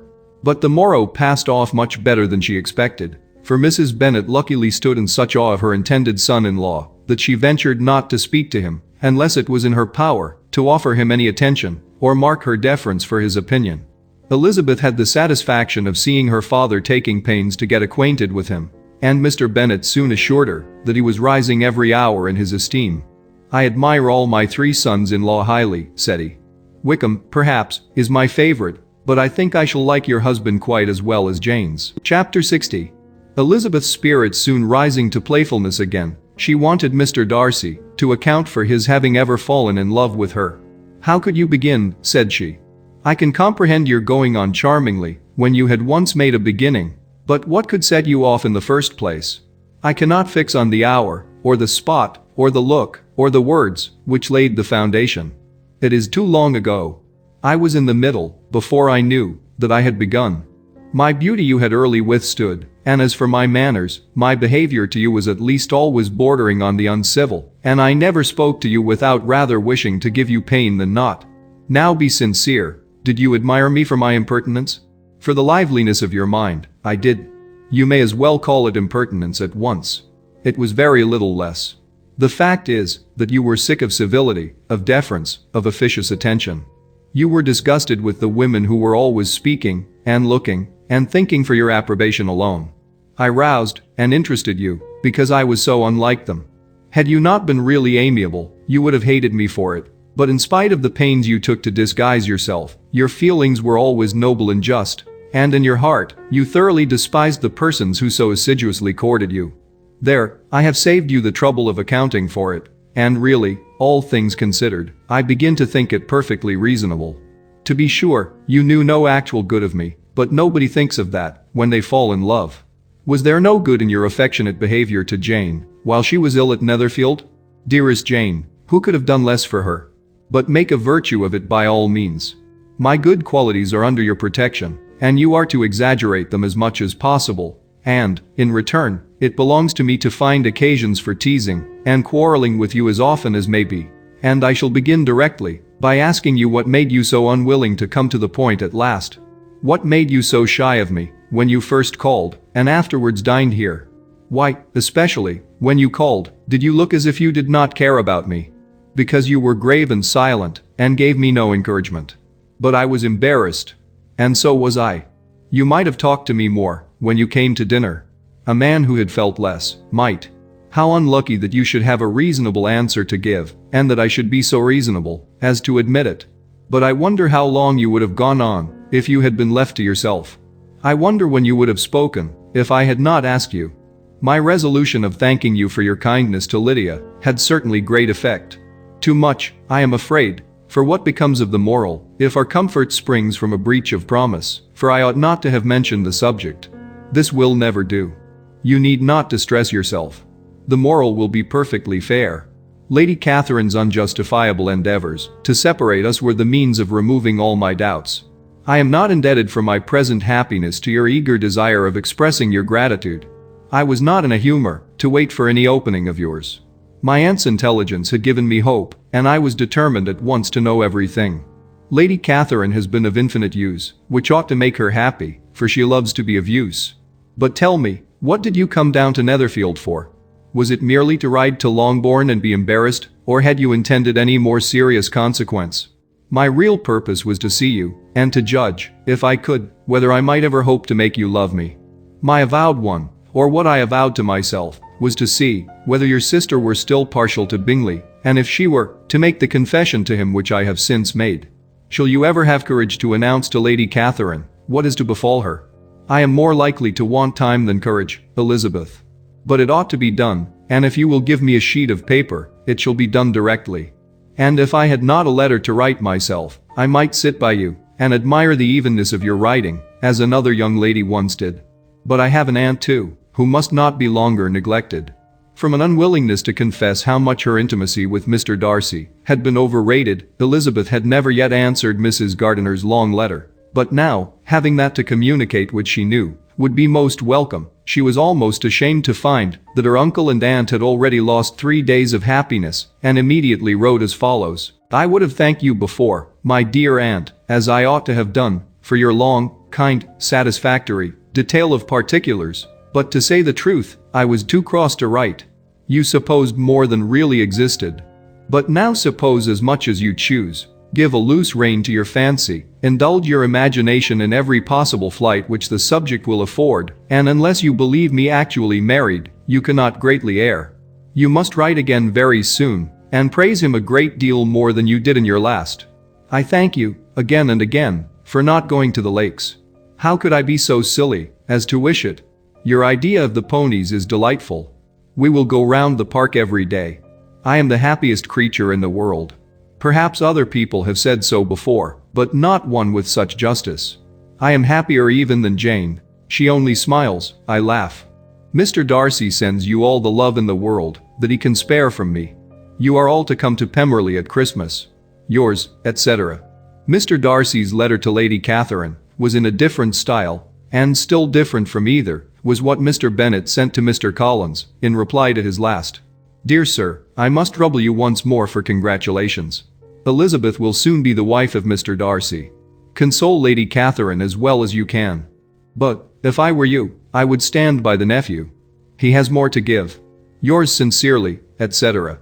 Miss Bingley's congratulations to her brother on his approaching marriage were all that was affectionate and insincere. She wrote even to Jane on the occasion to express her delight and repeat all her former professions of regard. Jane was not deceived, but she was affected, and though feeling no reliance on her, could not help writing her a much kinder answer than she knew was deserved. The joy which Miss Darcy expressed on receiving similar information was as sincere as her brother's in sending it. 4 sides of paper were insufficient to contain all her delight and all her earnest desire of being loved by her sister. Before any answer could arrive from Mr. Collins, or any congratulations to Elizabeth from his wife, the Longbourn family heard that the Collinses were come themselves to Lucas Lodge. The reason of this sudden removal was soon evident. Lady Catherine had been rendered so exceedingly angry by the contents of her nephew's letter that Charlotte, really rejoicing in the match, was anxious to get away till the storm was blown over.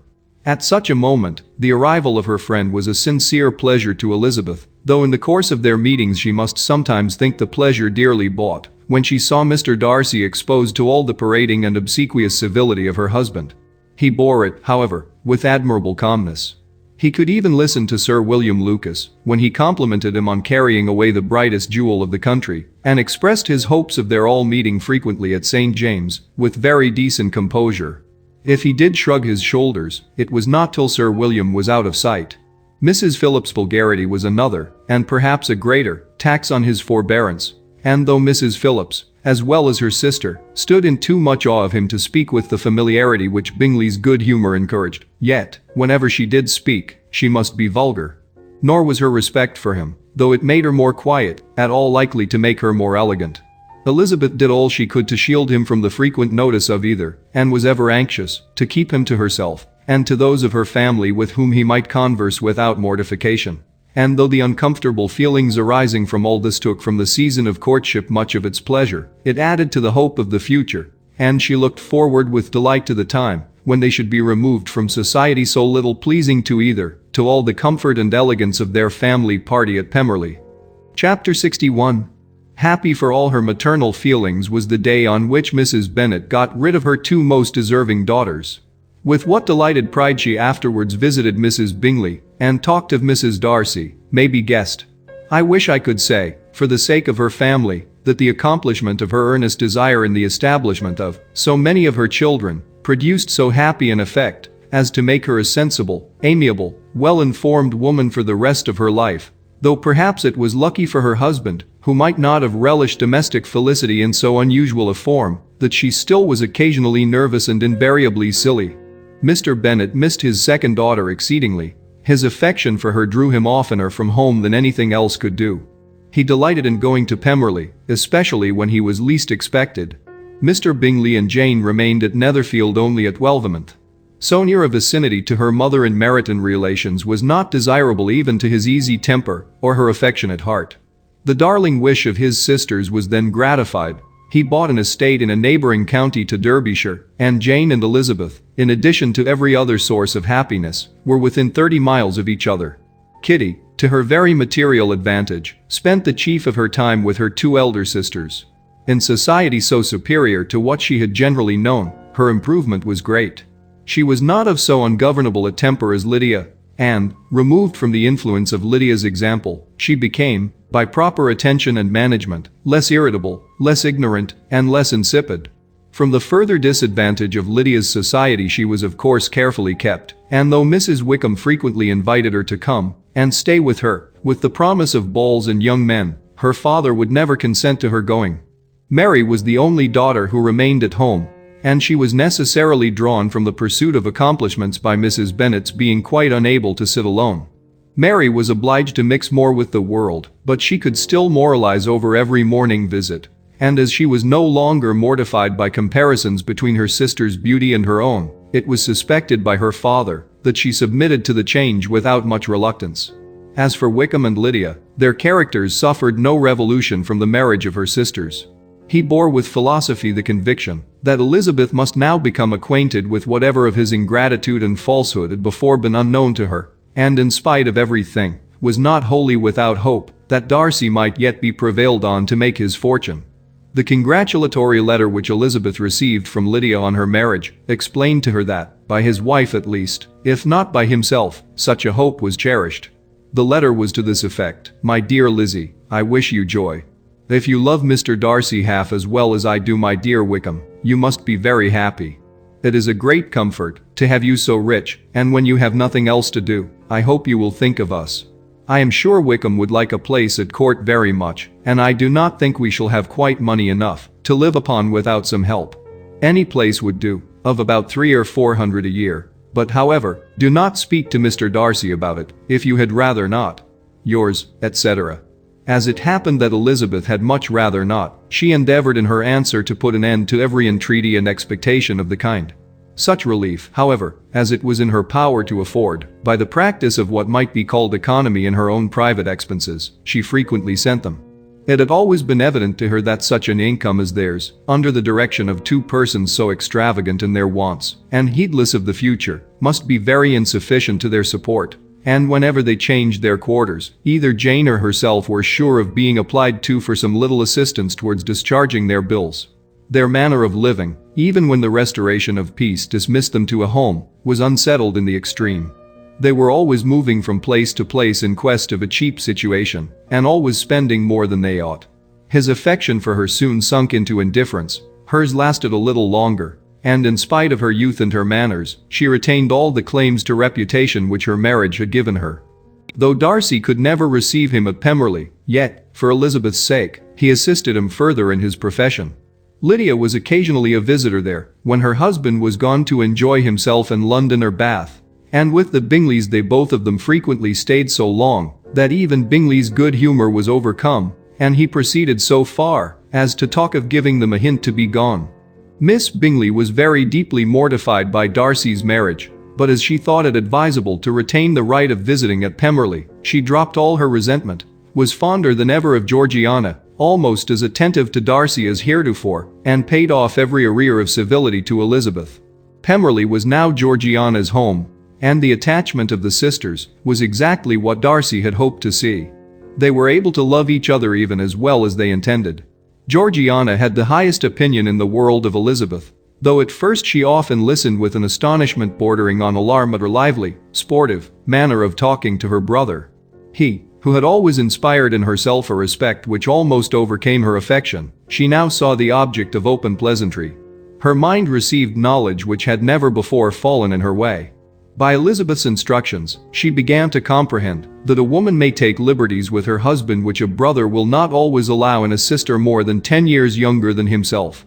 Lady Catherine was extremely indignant on the marriage of her nephew, and as she gave way to all the genuine frankness of her character in her reply to the letter which announced its arrangement, she sent him language so very abusive, especially of Elizabeth, that for some time all intercourse was at an end.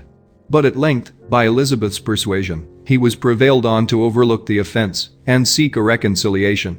And, after a little further resistance on the part of his aunt, her resentment gave way, either to her affection for him, or her curiosity to see how his wife conducted herself, and she condescended to wait on them at Pemberley, in spite of that pollution which its woods had received, not merely from the presence of such a mistress, but the visits of her uncle and aunt from the city.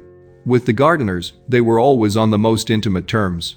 Darcy, as well as Elizabeth, really loved them, and they were both ever sensible of the warmest gratitude towards the persons who, by bringing her into Derbyshire, had been the means of uniting them.